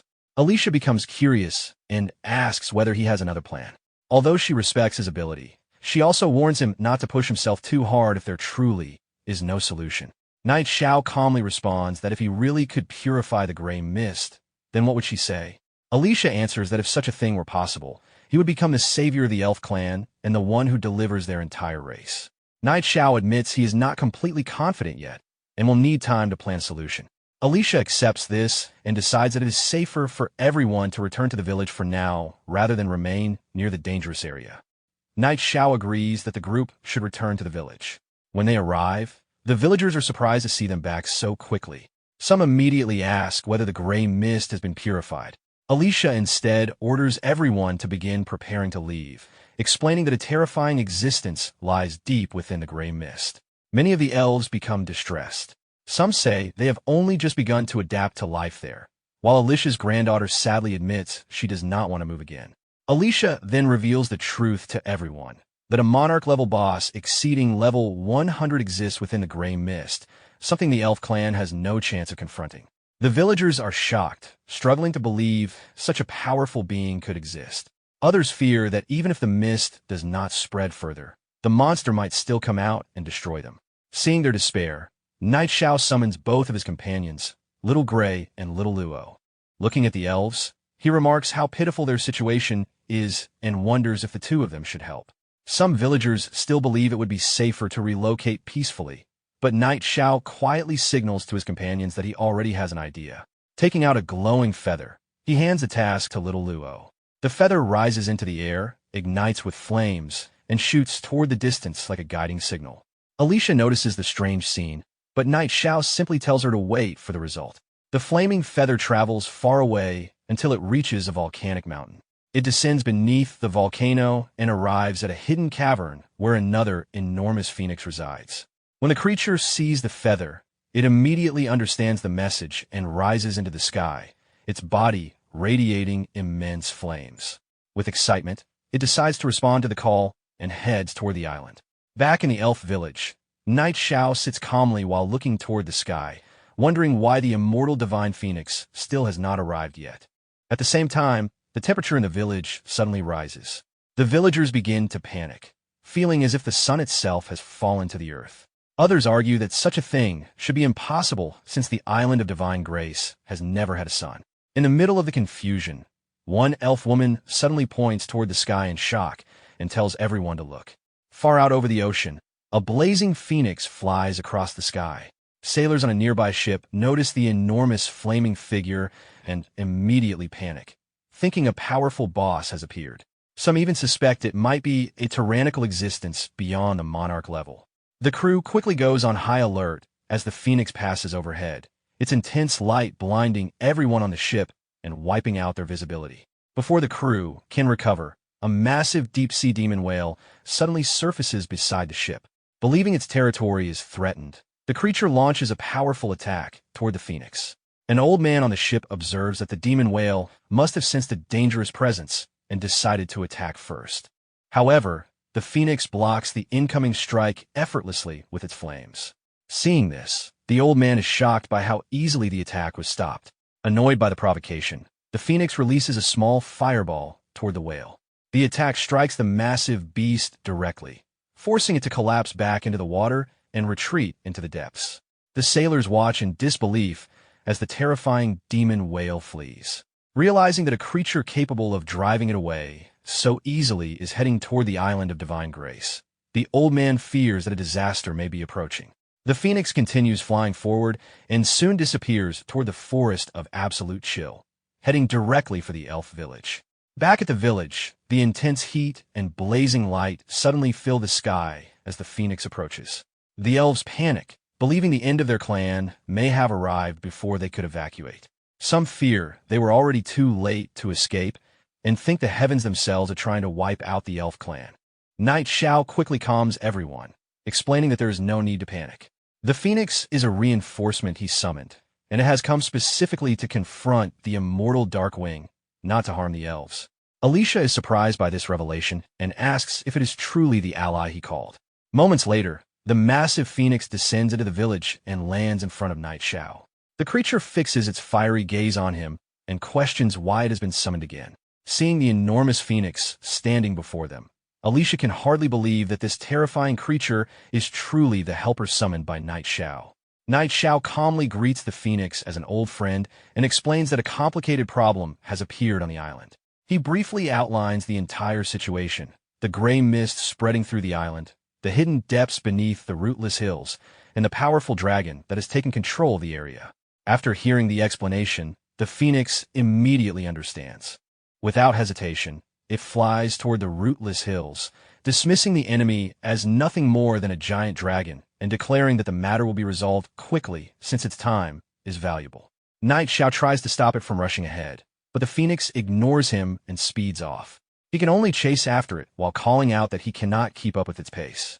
The nearby warriors are unsure what to do, but Alicia decides to follow them personally while instructing the others to remain in the village for safety. Soon they arrive at the rootless hills and enter the ruined structure leading deeper underground. Night Xiao notices Alicia has followed and questions why he came, but he explains that the matter concerns the safety of the entire elf clan and he cannot abandon her responsibility. Before they can say more, flames suddenly burst from deeper within the ruins. Realizing that the phoenix has already started fighting the boss, Night Xiao immediately rushes inside with Alicia. Within the ruins, the immortal divine phoenix and the massive dragon are already locked in battle. The scale of the clash is overwhelming, and Alicia is momentarily stunned by the sight. Night Xiao quickly refocuses his attention, explaining that watching the battle is pointless. Instead, they should use this opportunity to move around the battlefield and search for the true source of the gray mist hidden within the ruins. Alicia recognizes the logic of the plan and praises his foresight as they move deeper through the structure. Eventually, they reach the far end of the ruins. There, standing calmly on a large stone block, is a mysterious figure who has been waiting. The figure reveals that he has finally found what he was looking for, the immortal phoenix and the human who carries more than one type of divinity gathered in the same place. The discovery excites him, and he begins laughing with clear anticipation at what is about to unfold. The strange creature's body suddenly begins glowing with violet light. Thick dark mist starts pouring out from its body, spreading rapidly in all directions. The mist continues expanding outward and rising into the sky until it completely covers the surroundings. Before long, the dark mist spreads across the entire island of divine grace. In the elf village, the villagers quickly realize what is happening and panic as the gray mist begins invading their territory. Back inside the ruins, the mist around the mysterious creature grows denser. Its body slowly rises into the air before descending again in front of Night Xiao. At that moment, the creature finally reveals its identity, the evil god Sekhmet. As its physical body begins dissolving into energy, the evil god transforms into gray mist and escapes while spreading the corruption further across the area. Soon after, the evil god reappears before the flaming phoenix. The phoenix immediately recognizes its old enemy and becomes enraged. In response, the evil god shows no concern and remains calm. The phoenix launches multiple fireballs toward the evil god, attempting to strike first.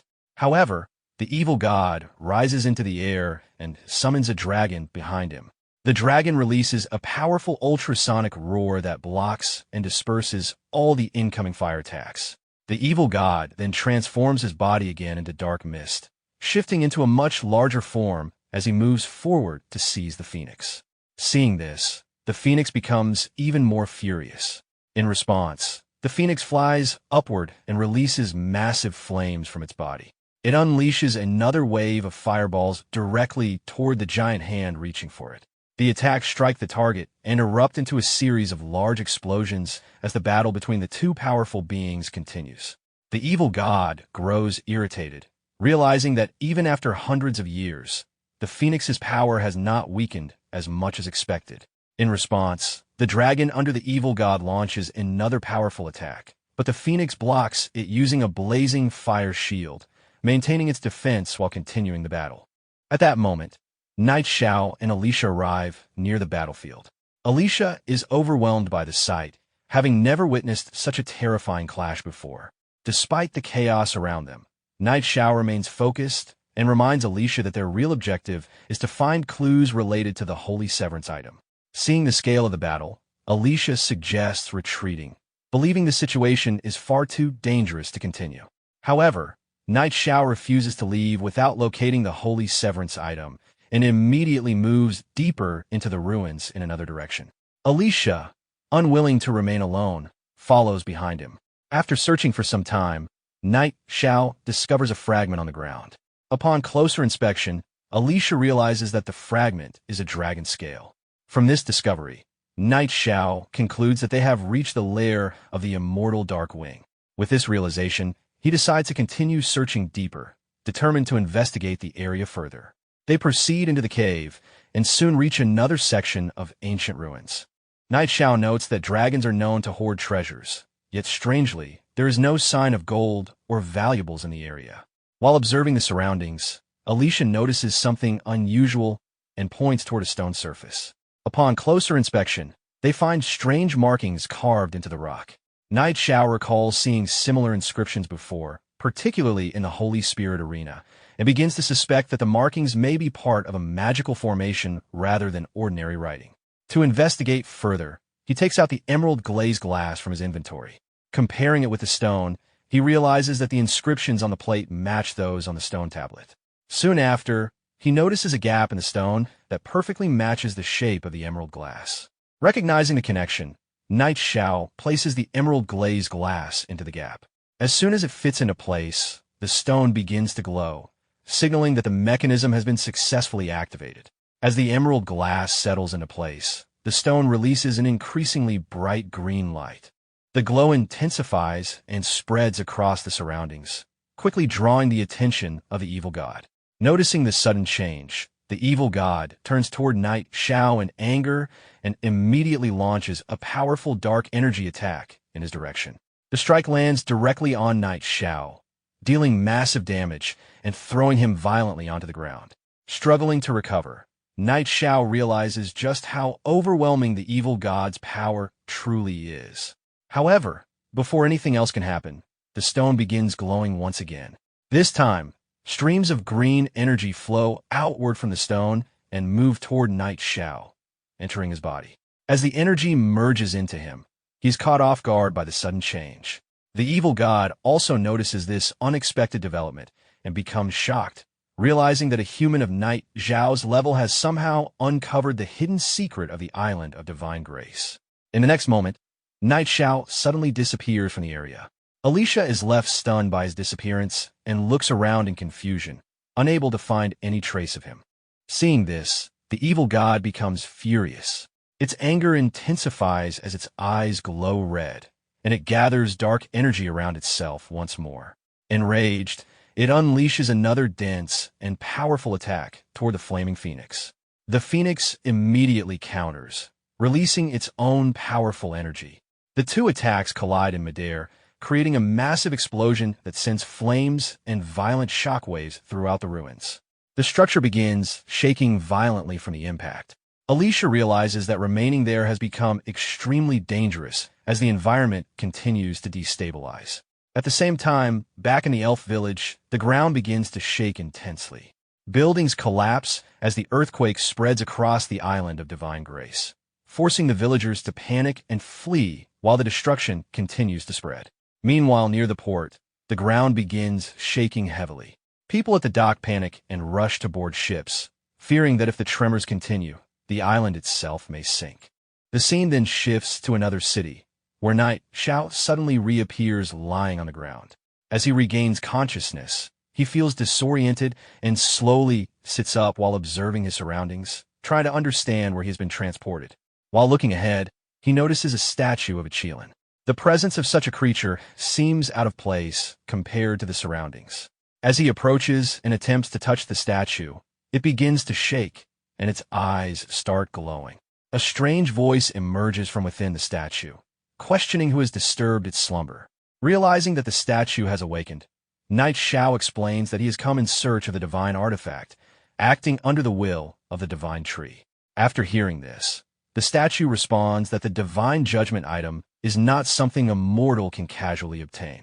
However, it acknowledges that Knight Xiao possesses the right to carry divine power. At that moment, a portal appears beside the statue. The statue allows him to proceed, warning that success will grant him the divine judgment item, but failure will result in eternal destruction. Without hesitation, Knight Xiao accepts the trial. He steps into the portal, shielding his eyes from the intense light. Once inside, he finds himself inside an arena and quickly recognizes it as the Divine Spirit Arena, wondering why he's been brought there again. The same voice instructs him to choose a weapon and class. A translucent interface appears before him, confirming that this is the Divine Spirit's trial. He notices that only ordinary classes are available, as his previous special options are no longer present. With no other choice, he selects the Knight class. After making the selection, a sword and shield appear before him. However, upon picking them up, he realizes they are wooden weapons, giving him the impression that he has been reset to a beginner-level state, similar to returning to a newbie village. After receiving the wooden equipment, Knight Xiao opens his personal attribute window to check his condition. He quickly realizes that even his attributes have been reset to basic values, leaving him confused about how he is supposed to continue under such limitations. At that moment, one of the arena gates slowly opens, and a goblin warrior enters the battlefield.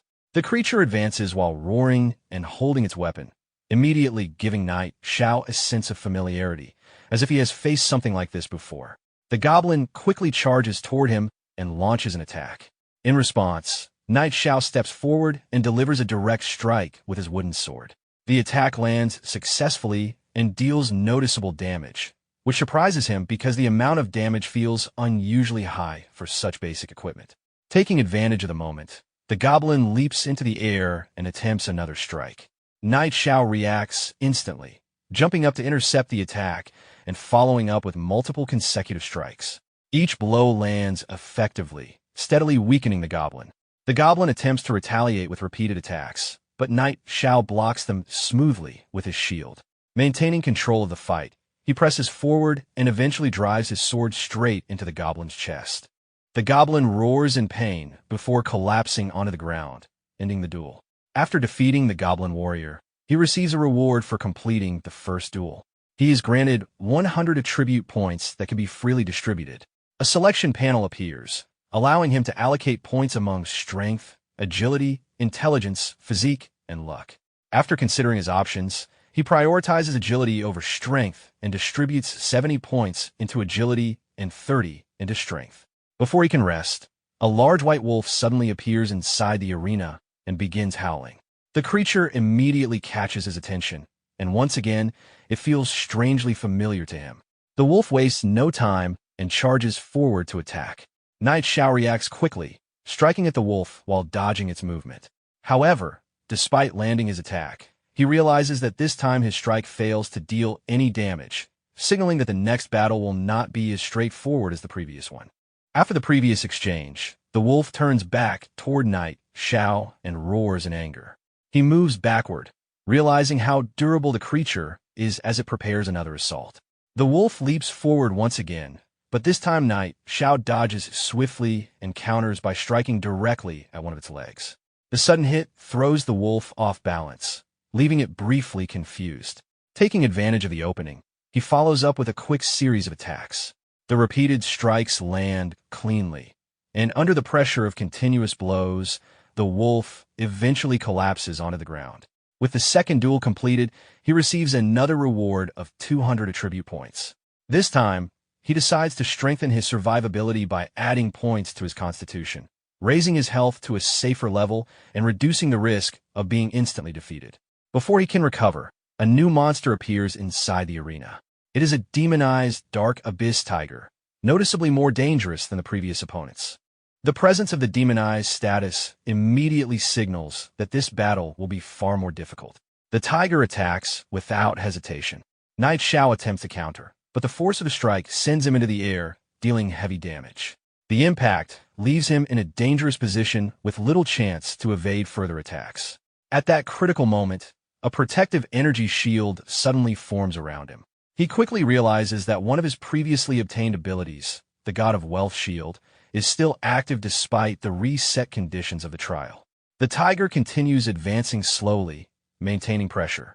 Recognizing that his innate skill has been preserved, Knight Xiao understands that the trial may not be as restrictive as it first appeared, giving him a possible advantage.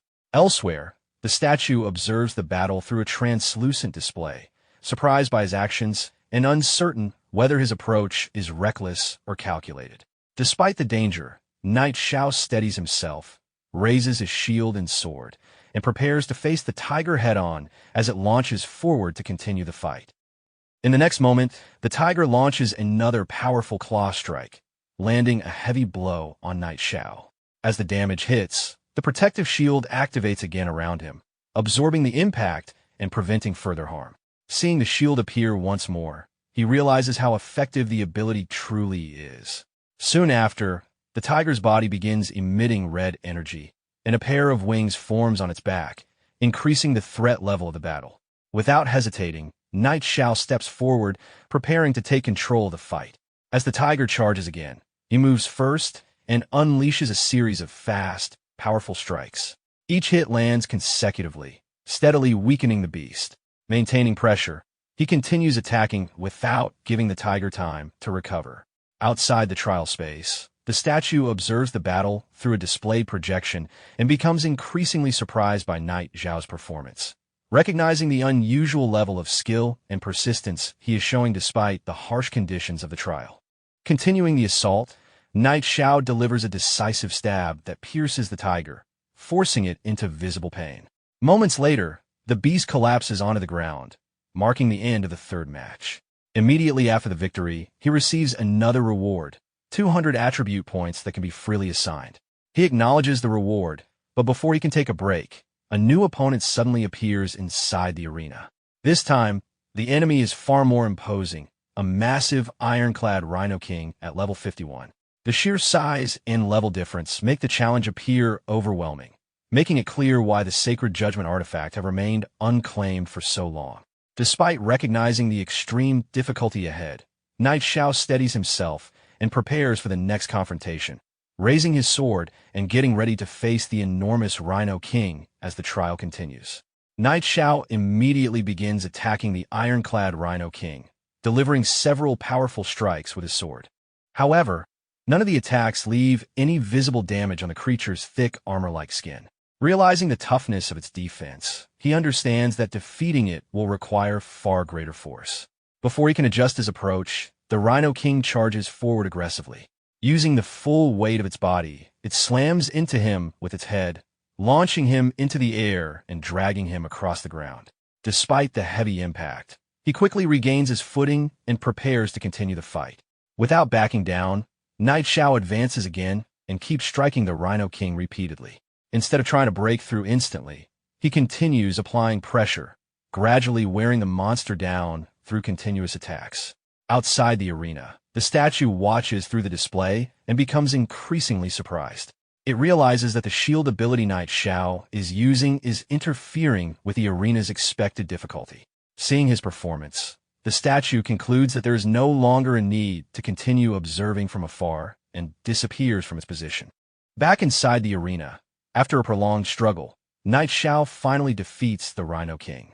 The massive creature collapses to the ground, lifeless. Just as the battle ends, the enormous statue suddenly appears behind him inside the arena. Knight Xiao turns around in shock and immediately recognizes the presence of the Holy Kirin, a mythical ranked being known for its immense power. Realizing the significance of the encounter, he suspects that this creature represents the final test of the trial. The Holy Kirin confirms that defeating it is not necessary and explains that passing the trial only requires gaining its approval. Knight Xiao asks how he can earn that approval, but before receiving a clear answer, golden energy suddenly surrounds his body. The force lifts him into the air without warning. A portal appears high above, and the energy propels him toward it before he has time to prepare. The Holy Kirin explains that even those who possess divinity cannot alter the rules of the arena. It reveals that the vessel of sacred judgment exists within the spiritual realm, and that retrieving it is the only requirement to complete the trial. As Knight Xiao passes through the portal, he is engulfed by bright golden light and transported into another realm. When the light fades, he finds himself standing inside a forest. After arriving, he quickly notices that the restrictions placed on him during the trial have been lifted, and both his profession and attributes have returned to normal. While observing his surroundings, he suddenly hears movement nearby. Sensing something unusual, he turns toward the source of the noise, preparing for whatever appears next. Inside the forest, Knight Xiao soon notices a mysterious creature hiding behind the bushes. When he looks closer, he begins to suspect that this small creature might be the vessel of the holy judgment he was sent to find. The creature suddenly notices him and immediately runs away. Watching it flee, Knight Xiao observes that it looks somewhat similar to a Qilin, making him wonder whether it could actually be a young descendant of that legendary beast. Without wasting time, he starts chasing after it. While running, he realizes that the creature moves extremely fast, strengthening his suspicion that this young Qilin-like beast might indeed be the true vessel of the sacred judgment. Eventually, the creature stops near a water body. Knight Xiao slowly approaches it and tries to calm the situation, but the creature keeps its distance and begins to move away again. To gain its trust, Knight Xiao takes out a golden pear used for cultivating beasts and tosses it onto the ground. The creature becomes curious and approaches the fruit. Seeing this reaction, Knight Xiao realizes that his approach is working and feels that the creature has likely been trapped in this place for a very long time. As the creature begins eating, Knight Xiao produces more spiritual fruits using his abilities and throws them onto the ground, allowing it to eat freely. Gradually, the creature becomes more familiar with him, and he even manages to gently pet its head, attempting to persuade it to follow him. However, just as he thinks he has gained its trust, the creature suddenly dashes away again at high speed. The sudden escape leaves Knight Xiao frustrated, realizing that the creature has taken advantage of the food and fled. Determined not to lose it, he summons both of his companions, the dragon Xiao Hui and the phoenix Xiao Luo. He immediately orders them to chase after the fleeing creature and prevent it from escaping. The dragon and phoenix rush forward at high speed, following his command, while Knight Xiao continues pursuing them from behind. After some time searching, he finally catches up to them. When he arrives, he sees both of his companions attacking the mysterious creature. In response, the creature creates an energy shield around its body to defend itself from the incoming attacks. Seeing the situation, Knight Xiao quickly tells his dragon to hold back, making sure the creature is not seriously harmed as the chase continues. As the chase continues, the dragon keeps releasing streams of flames toward the mysterious creature. Knight Xiao watches the pressure build while allowing his pets to keep attacking at a controlled pace, making sure the creature is worn down rather than instantly destroyed. Following his command, both the dragon and the phoenix launch their flames together. The combined assault becomes too much for the creature's protective shield. The shield finally shatters, and the creature is struck directly by the flames, leaving it badly injured. Unable to continue resisting, it collapses onto the ground in a partially unconscious state. Seeing that the creature can no longer escape, Knight Xiao considers the task complete and calls off his pets. With the situation under control, he prepares to return. Soon after, the scene shifts back to the city, where Knight Xiao reappears through a portal while carrying the unconscious creature. He places it on the ground before the statue, believing that he has completed the assigned task. The statue acknowledges that despite its earlier doubts, he successfully brought the creature out. Immediately after, the statue strikes the ground with its paw, causing the earth to crack and tremble.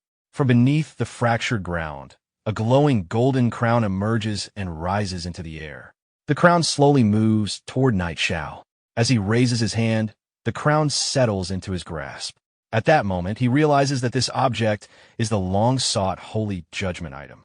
Information about the crown appears before him, revealing that it grants massive attribute bonuses, increases all damage with additional Holy Spirit power, and contains multiple locked abilities yet to be unlocked. After learning its effects, Knight Xiao recognizes how powerful the artifact truly is, especially with its hidden abilities. However, the statue explains that the holy judgment item is incomplete, having been damaged during past battles. This means its full strength cannot yet be used. Knight Xiao immediately asks whether the artifact can be repaired. The statue confirms that restoration is possible, but doing so requires an extremely powerful life force, something equivalent to divine-level blood. While they're discussing this, the body of the mysterious Qilin-like creature begins to disintegrate and fade away. Seeing this, Knight Xiao worries that the creature may have died. The statue clarifies that the creature was born from the holy judgment itself, and once the artifact's power is restored, there is a chance that it will reappear again. Understanding the situation, Knight Xiao realizes that restoring the artifact will not be easy.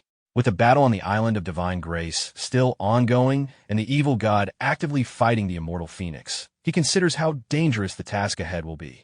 After hearing about the return of the false god, the statue reacts with interest. For the sake of the little holy spirit tied to the artifact, it decides to help him this time, preparing to intervene in the ongoing conflict. The statue's body soon begins to disintegrate, fading away piece by piece. Almost at the same time, Knight Xiao's own body also starts breaking apart and disappearing. Even as his form fades, he understands that with the immortal phoenix already pushing the enemy to the limit, The addition of a sacred Qilin would leave the evil god with little chance of survival. The scene then shifts deep inside the ruins, where the immortal phoenix continues battling the evil god. The phoenix unleashes two massive waves of fire toward him, attempting to burn through his defenses. However, the evil god calmly blocks the attack with an energy shield, showing little concern as he advances forward despite the ongoing flames. In the middle of the fight, a golden portal suddenly forms in the air above them.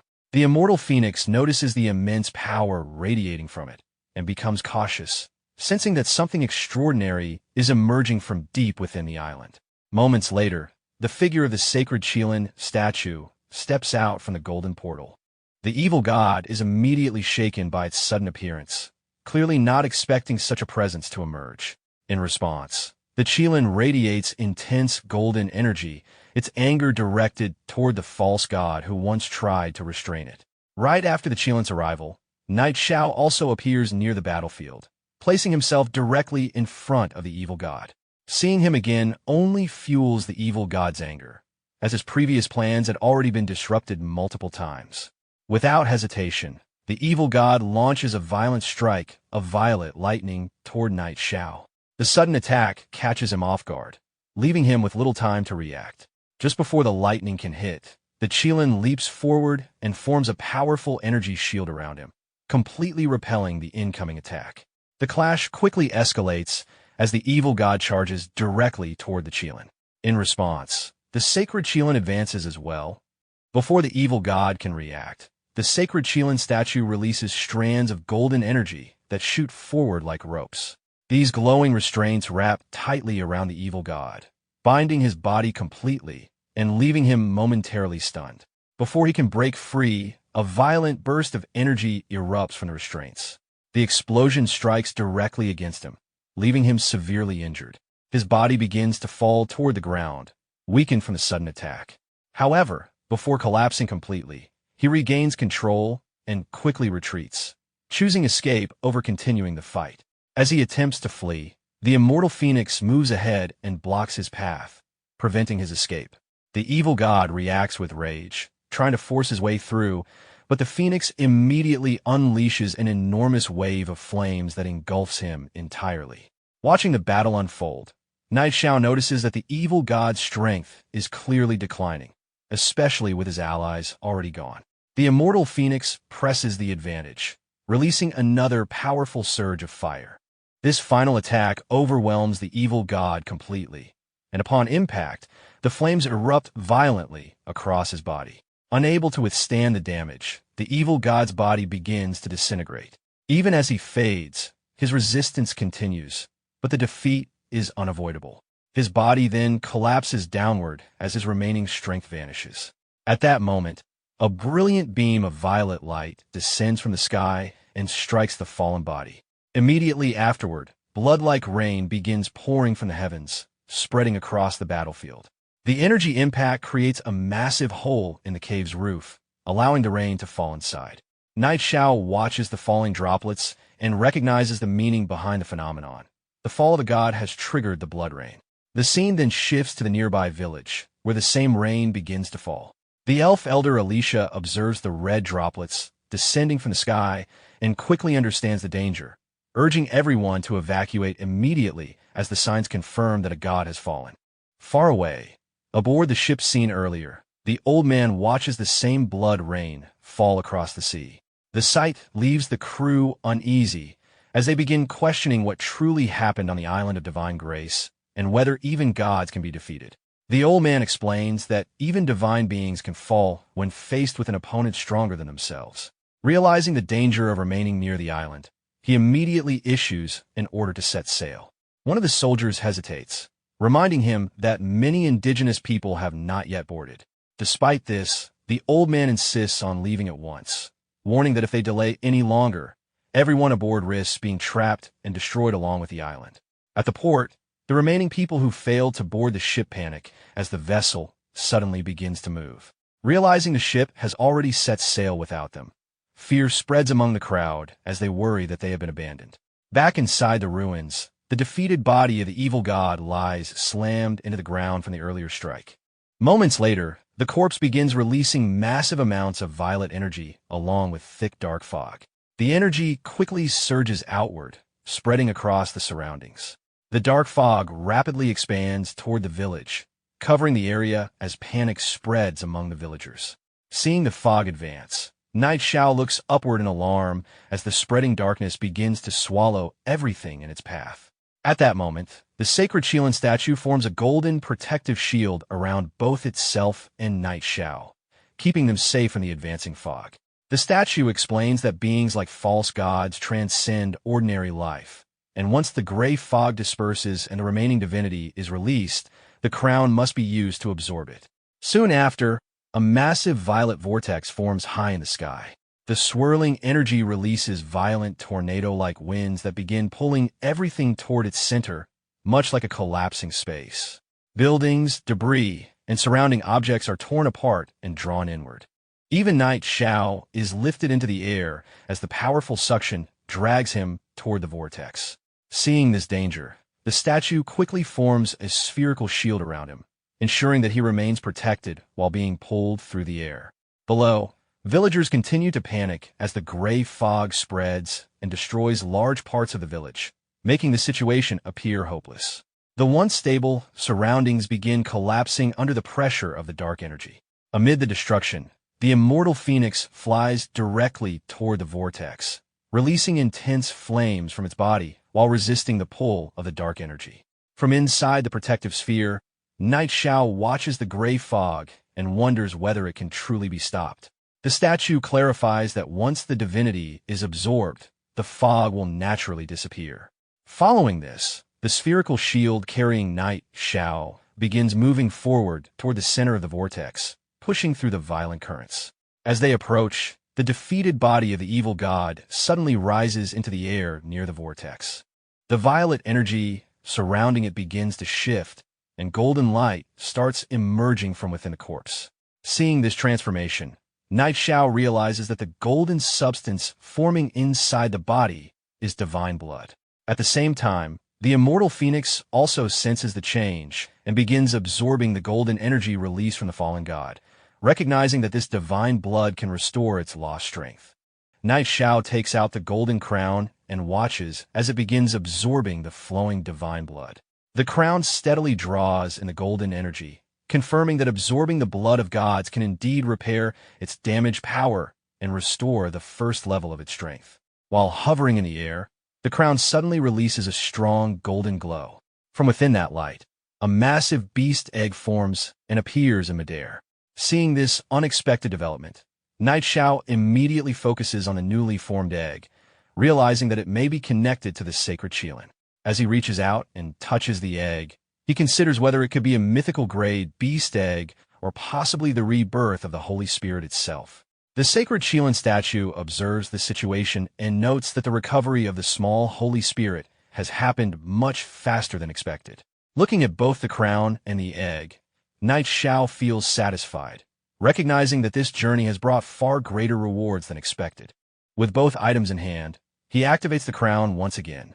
A brilliant golden light bursts out from the crown, becoming so intense that it forces him to shield his eyes. The light continues to grow stronger, gradually overwhelming the spreading gray fog that had consumed the surroundings. Soon, golden rays begin descending from the sky, pushing back the fog across the entire area. As the light expands further, a massive surge of golden energy erupts outward, completely dispersing the dark energy and restoring visibility to the region.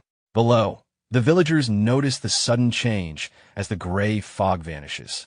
Their fear quickly turns into relief as the golden light clears the sky. Looking upward, they spot a figure hovering in the air and begin recognizing that it is Night Xiao. Seeing him holding the glowing egg, they realize that he is responsible for driving away the fog and saving their lives, filling them with gratitude and excitement. Elsewhere, near the ship that had already begun departing, the old man watches the immortal phoenix flying high above the island. Observing these events, he concludes that the appearance of such powerful forces on the island of divine grace must be connected to Night Xiao, realizing that his strength now rivals that of divine beings. Back in the air, Night Xiao studies the crown again and notices that its visible attributes have not changed much, even after absorbing the divine blood. The statue explains that the crown's remaining abilities will unlock only after the egg successfully hatches. At the same time, the statue warns that the death of a false god will inevitably draw attention from other dangerous forces. The immortal phoenix agrees, sensing that other false gods have likely already noticed the disturbance. Without wasting time, the sacred Qilin statue begins flying away and leads the immortal phoenix toward another location where it can fully restore its strength. The phoenix follows immediately, leaving Knight Xiao behind. Moments later, the spherical shield protecting him disappears while he is still midair. With no support left, he begins falling rapidly toward the ground, unable to control his descent. Within seconds, he crashes down onto the ground below. Nearby, Elder Alicia witnesses the sudden fall and stares at him in shock as the dust settles around the impact. After crashing down from the sky, Xiao sat on the ground, coughing heavily, while the surrounding villagers and Elder Alicia rushed toward him in panic. Everyone was shocked to see him fall from such a height, but Xiao casually brushed it off, claiming that he had simply flown down a little too fast. Once he recovered, he immediately turned the conversation toward the reward he had requested for resolving the gray fog crisis. With an awkward and worried expression, Alicia explained that the second space had already collapsed during the disaster, and the spring of spirits had completely disappeared along with it. Hearing that, Xiao was instantly stunned and complained that the elves should have at least taken a few jugs of the spring water before escaping. Unwilling to accept that all his effort would go unrewarded, he immediately began asking what other rare treasures the elf clan possessed. Alicia tried to calm him down and promised that the elf clan would definitely find a way to make amends, although it would take some time. However, Xiao quickly proposed another idea instead. He explained that he held a fairly high position among the human race and could easily arrange territory for the elves inside his main city. Although surprised, Alicia listened carefully as Xiao admitted that he could not bear seeing the elves continue living such a difficult life. In exchange, however, they would have to work under him to repay their debts. The proposal immediately caused discussion among the elf villagers. While they spoke among themselves, Xiao secretly felt satisfied, realizing that after recruiting dwarves previously, he was now about to add an entire clan of elves to his growing forces. Eventually, after discussing the matter thoroughly, Alicia returned and formally announced that the elf clan had agreed to serve Xiao. Although the agreement had been settled, another problem remained. The villagers worried because the Poseidon had already sailed away from the island, leaving them stranded. However, Xiao calmly pointed toward the distance where the ship was slowly returning. Seeing the Poseidon coming back, the villagers erupted with excitement and began praising Xiao like a divine being who could accomplish anything. Xiao modestly waved the praise aside and prepared everyone to depart from the island of divine grace. Inwardly, however, he was extremely pleased with the outcome of the trip, realizing that he had gained not only the holy judgment item and the beast egg, but also an entire elf clan willing to follow him. Meanwhile, aboard the returning ship, the old captain reflected on everything that had happened. From the first moment he met Xiao, he had sensed there was something extraordinary about him, and now he felt completely proven right. Even the crew members agreed that following Xiao had been the best decision they had ever made, believing they would have all died on the island otherwise. To them, Xiao had fully lived up to his reputation as someone capable of standing alongside gods. At that moment, one of the workers approached the old captain of the ship and informed him that a large group on the shore wanted to board. As the crew looked toward the island, they quickly recognized Xiao among the crowd, along with a strange group accompanying him. Some of the sailors were surprised to see him return safely, while others were confused by the appearance of the elves traveling beside him. The worker nervously asked whether the boarding passage should be opened and how they would collect tickets from so many passengers. However, the captain immediately scolded him and ordered the passage to be opened at once, making it clear that charging Xiao and his group was out of the question. Deciding to personally welcome them himself, the captain approached the shore and was stunned when he realized the strange companions were actually elves. With great respect, the captain personally invited Xiao and the elves aboard the ship. As the elf villagers boarded, the sailors could not hide their amazement. Many of them had only heard stories about elves in books and legends, so seeing the race with their pointed ears and elegant appearance in person completely shocked them. Once everyone had boarded, the ship finally departed from the island of divine grace. During the voyage, Yi Xiao began asking Alicia about unlocking a third profession. Alicia explained that such knowledge was connected to ancient secrets involving elemental balance. According to records from the elf clan's ancient books, individuals who possessed 3 professions once existed on the continent of the Remnant Abyss. Hearing this immediately reminded Yi Xiao of the Forbidden Judge quest and its connection to the brutal Feng located on the Abyss continent.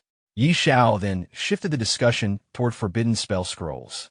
Alicia revealed that the elf race specialized in creating the mediums required to craft such scrolls. However, high-level scrolls required extremely rare materials, including pelts from level 100 mutated bosses, emerald sprouts, and seeds of life. Hearing this, Yi Xiao became excited because materials and money were the least of his concerns. He immediately planned to have the elves help him create forbidden spell scrolls after reaching his city. 2 days later, the group finally arrived at Fenya, Yi Xiao's main city. As the elf villagers walked through the streets beside him, they curiously observed the human settlement around them. Meanwhile, the citizens of Fenya were completely stunned after seeing real elves walking openly through the city. Many quickly recognized Yi Xiao and began praising him once again for bringing not only dwarves, but now even elves into the city. Yi Xiao reassured Alicia that he would first arrange a proper place for the elves to settle down and that they would gradually adapt to human society over time. The elf villagers thanked him sincerely for his help and hospitality. Meanwhile, far away in the southern woods, Sister Tao was struggling through the forest in terrible condition. Exhausted, injured, and barely able to stand, she angrily complained about her situation. Despite being a respected elder of the Supreme Hall, she found herself chased relentlessly over what she considered only a minor injury, leaving her furious and frustrated. At that moment, a massive silhouette appeared behind Sister Tao. The enormous creature resembled a giant moose, and the sight of it immediately made her panic. Realizing the beast had caught up to her again, she gave up any thought of fighting and immediately turned to flee. However, the moment she started running, 2 giant moose-like creatures began chasing after her relentlessly. While desperately escaping through the forest, Sister Tao angrily shouted in frustration, unable to understand why the beasts continued pursuing her so stubbornly despite everything that had happened. Meanwhile, back in Finesse City, Yi Xiao guided the elf villagers toward a grand mansion. While walking beside Alicia, he explained that the building had once belonged to the Duke, but had now become the city lord's mansion after the previous ruler stepped down from the position. Hearing this, Alicia became surprised and wondered whether Yi Xiao himself was the city lord. However, Yi Xiao quickly denied it and casually explained that the current city lord was someone close to him before inviting everyone inside. As the group entered the mansion, Sophia immediately greeted Yi Xiao with a bright and cheerful smile, clearly happy to see him return safely. Yi Xiao proudly introduced the elf villagers to her, causing Sophia to become completely amazed after realizing he had actually found and brought back real elves. Yi Xiao then jokingly expressed how much he had missed her before immediately asking for her help in arranging accommodations for the elves. Holding his hands, Sophia shyly agreed and happily accepted the responsibility. Afterward, Sophia warmly welcomed the elf villagers on behalf of Finesse City and politely guided them further inside the mansion. Alicia thanked her sincerely, impressed by the hospitality shown toward the elf clan. Later, our protagonist guided the elves to a suitable area on the outskirts of the city where they could establish their settlement. Alicia promised once again that the elves would do their best to create the forbidden spell scrolls he requested, while our protagonist assured them that he would provide all the necessary materials.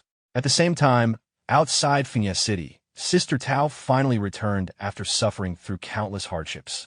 Exhausted and covered in a miserable appearance, she proudly carried the valuable deerskin she had obtained. Unfortunately, the city guards completely mistook her for a beggar and tried stopping her at the gate. Furious, Sister Tao revealed her Supreme Hall identity and angrily mocked the guards before entering the city.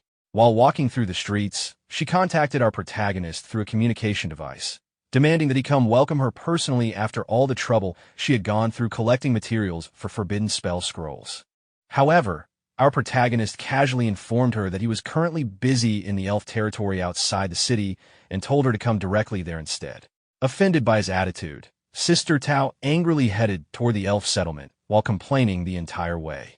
Upon arriving, She became confused because the settlement looked nothing like a dwarf district and instead resembled ordinary human architecture. When she finally entered one of the buildings, she found our protagonist together with Alicia refining materials for forbidden spell scrolls. At first, she thought he had simply hired some strange helper, but the moment the scroll neared completion and released an incredibly pure, magical aura, she immediately realized the truth. To her complete shock, the person assisting him was actually a member of the ancient elf race. Sister Tao could hardly believe that within only a few days, Xiao had somehow managed to discover and recruit such a legendary race once again. After several hours of refining, Alicia finally completed the forbidden spell scroll and handed it over to our protagonist, successfully fulfilling the expectations placed upon him. After completing the forbidden spell scroll, Alicia carefully informed our protagonist that the scroll still contained flaws because it was his very first attempt at crafting one. Due to insufficient control during the refining process, the final effect had weakened by around 20%, which was a significant loss for such a high-level item. However, our protagonist did not seem overly concerned. After examining the scroll himself and confirming the reduced effect, he casually brushed it off and joked that they could simply use others as test subjects for now. He then reassured Alicia that there were still plenty of materials available for further experiments, and even encouraged him to freely purchase more if necessary. Hearing this support, Alicia confidently promised that his next refinement would definitely achieve over 90% efficiency. Curious about the quality of the materials, our protagonist asked how the current scroll compared to one made from the fur of the elven deer king. After thinking carefully, Alicia admitted that although it was difficult to judge precisely, the effects should be roughly equal. Our protagonist then shifted his attention towards Sister Tao and finally asked why she had been looking for him.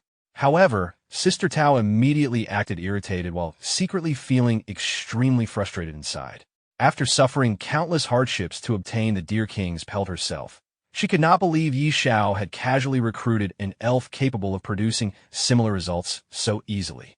Still unwilling to lose face, Sister Tao proudly handed over a piece of the Deer King's fur she had managed to obtain during her travels. She claimed that its quality could definitely rival the high-level scroll they had just created. When our protagonist noticed how disheveled and exhausted she looked, he innocently questioned whether her so-called vacation had actually been enjoyable at all.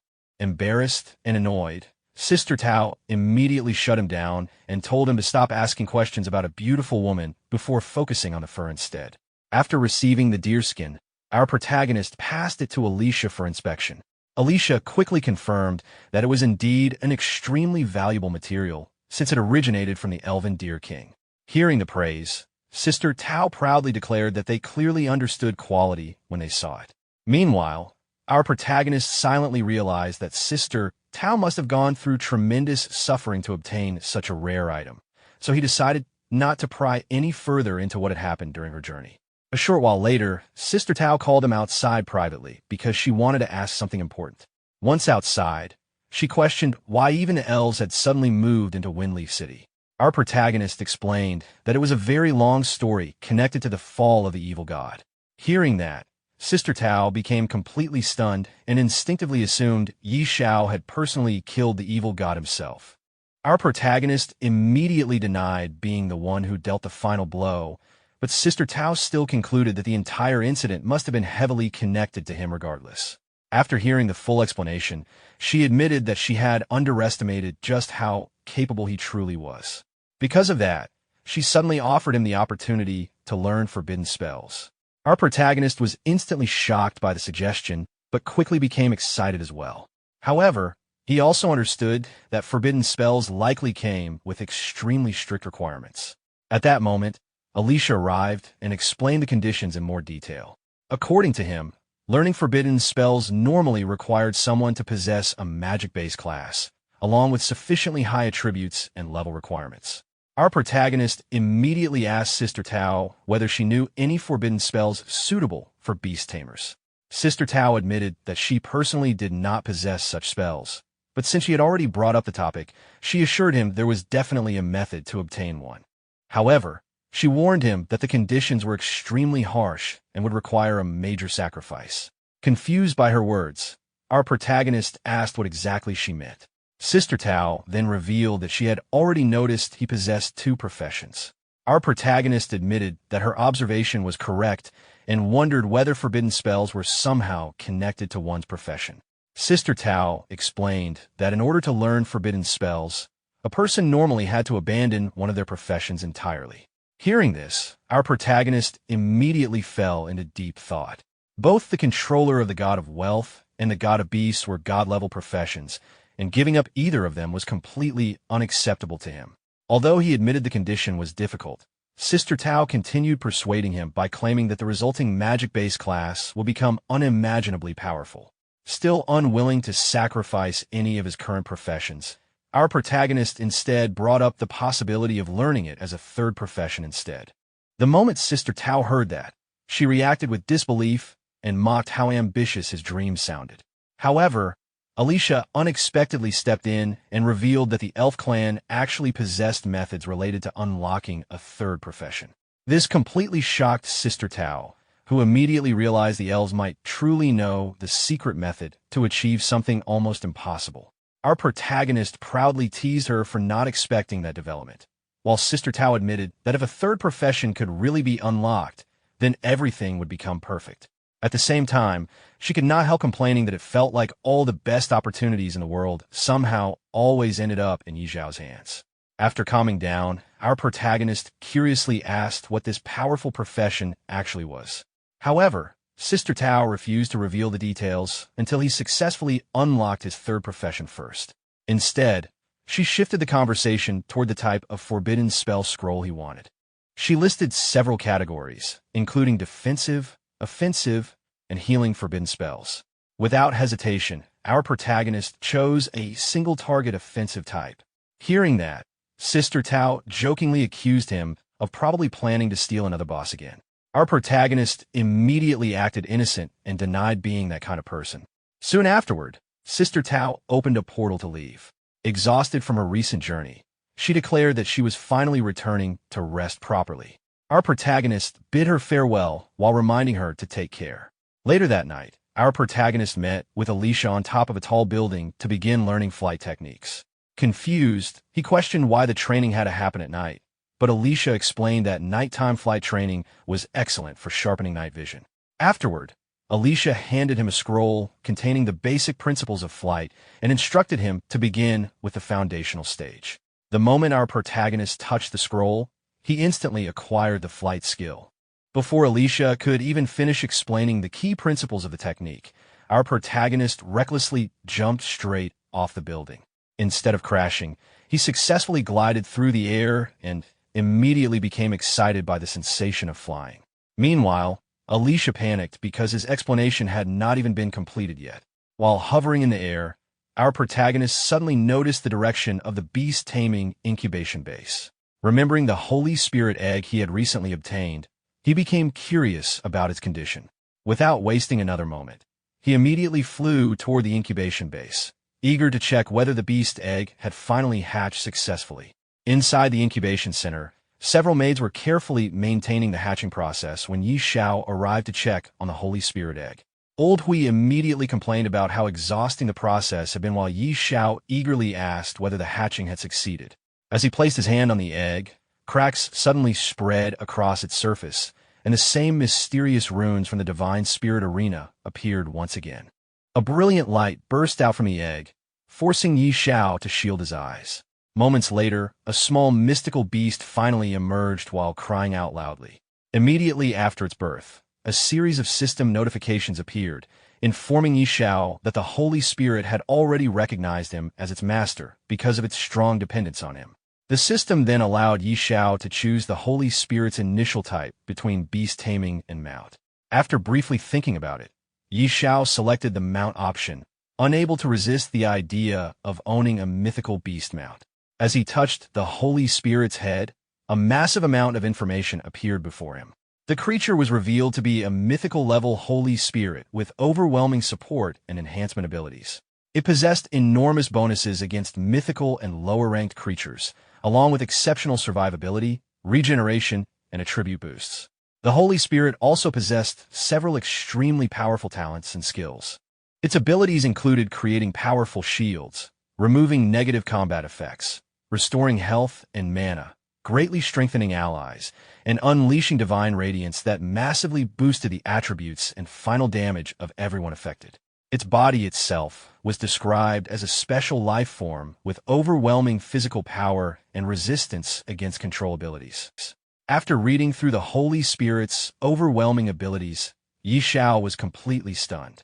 He realized that the creature was far beyond an ordinary mount and was practically a god-tier support beast. Its abilities combined crowd control immunity, shields, healing, buffs, and massive combat enhancements all at once, instantly multiplying overall battle strength several times over. What shocked him even more was that such an adorable creature could also function as a flying mount. Filled with excitement, Xiao immediately activated its mount form. In the next moment, the small Holy Spirit transformed into a massive mystical beast. Seeing the giant form left him completely amazed, and without hesitation, he climbed onto its back. He decided to name the Holy Spirit Xiao Sheng and excitedly took it out for a flight around Fengye City. As Xiao Sheng flew through the skies, Xiao was overwhelmed by the speed and freedom of flying on a mythical mount. He even started questioning why he had bothered learning flight techniques in the first place when a mount itself could fly so effortlessly. The sudden appearance of the enormous flying creature caused a huge commotion throughout Fengye City. Soldiers and civilians alike stared into the sky in shock and excitement. Many were unable to identify the creature, while others were amazed by how powerful and cool it looked. Some people were even confused because flying was normally forbidden inside the main city. However, once someone recognized Xiao riding the beast, the crowd immediately understood. They began praising him as the legendary figure of Fengye City, someone whose influence now dominated the entire city. The scene then shifted to another realm where several devil-like beings were gathered together with a long-haired man. They discussed the recent revival of the sacred artifact and realized that the holy judgment had already begun recovering. One of the devils blamed Semikurt's failure for allowing the situation to spiral out of control, only for the long-haired man to reveal that Semikurt was already dead. Using information he obtained before Semikurt's death, the man explained that both the escape of the immortal phoenix and the revival of the holy judgment were connected to the same human, Xiao. The devils were furious after learning that a mere human had interfered with beings on their level and had even played a role in Semikurt's downfall. Angered by this humiliation, one of the devils declared that anyone who defied the gods had to pay with blood. After discussing their next move, they decided to send their believers to eliminate Xiao. The scene then shifted once more to the radiant temple of the Dragon Phoenix Empire. A massive crowd had gathered before a dark priest standing on a stage. The priest loudly praised the Lord of Hell and declared Xiao an enemy of the gods. He accused Xiao of ruining the divine plans near Watermoon City and announced that the gods had issued a decree demanding his death. The temple followers who belonged to the notorious cult, known as the Temple of Glory, erupted into violent chants calling for Xiao's blood and swearing to carry out the will of the evil gods.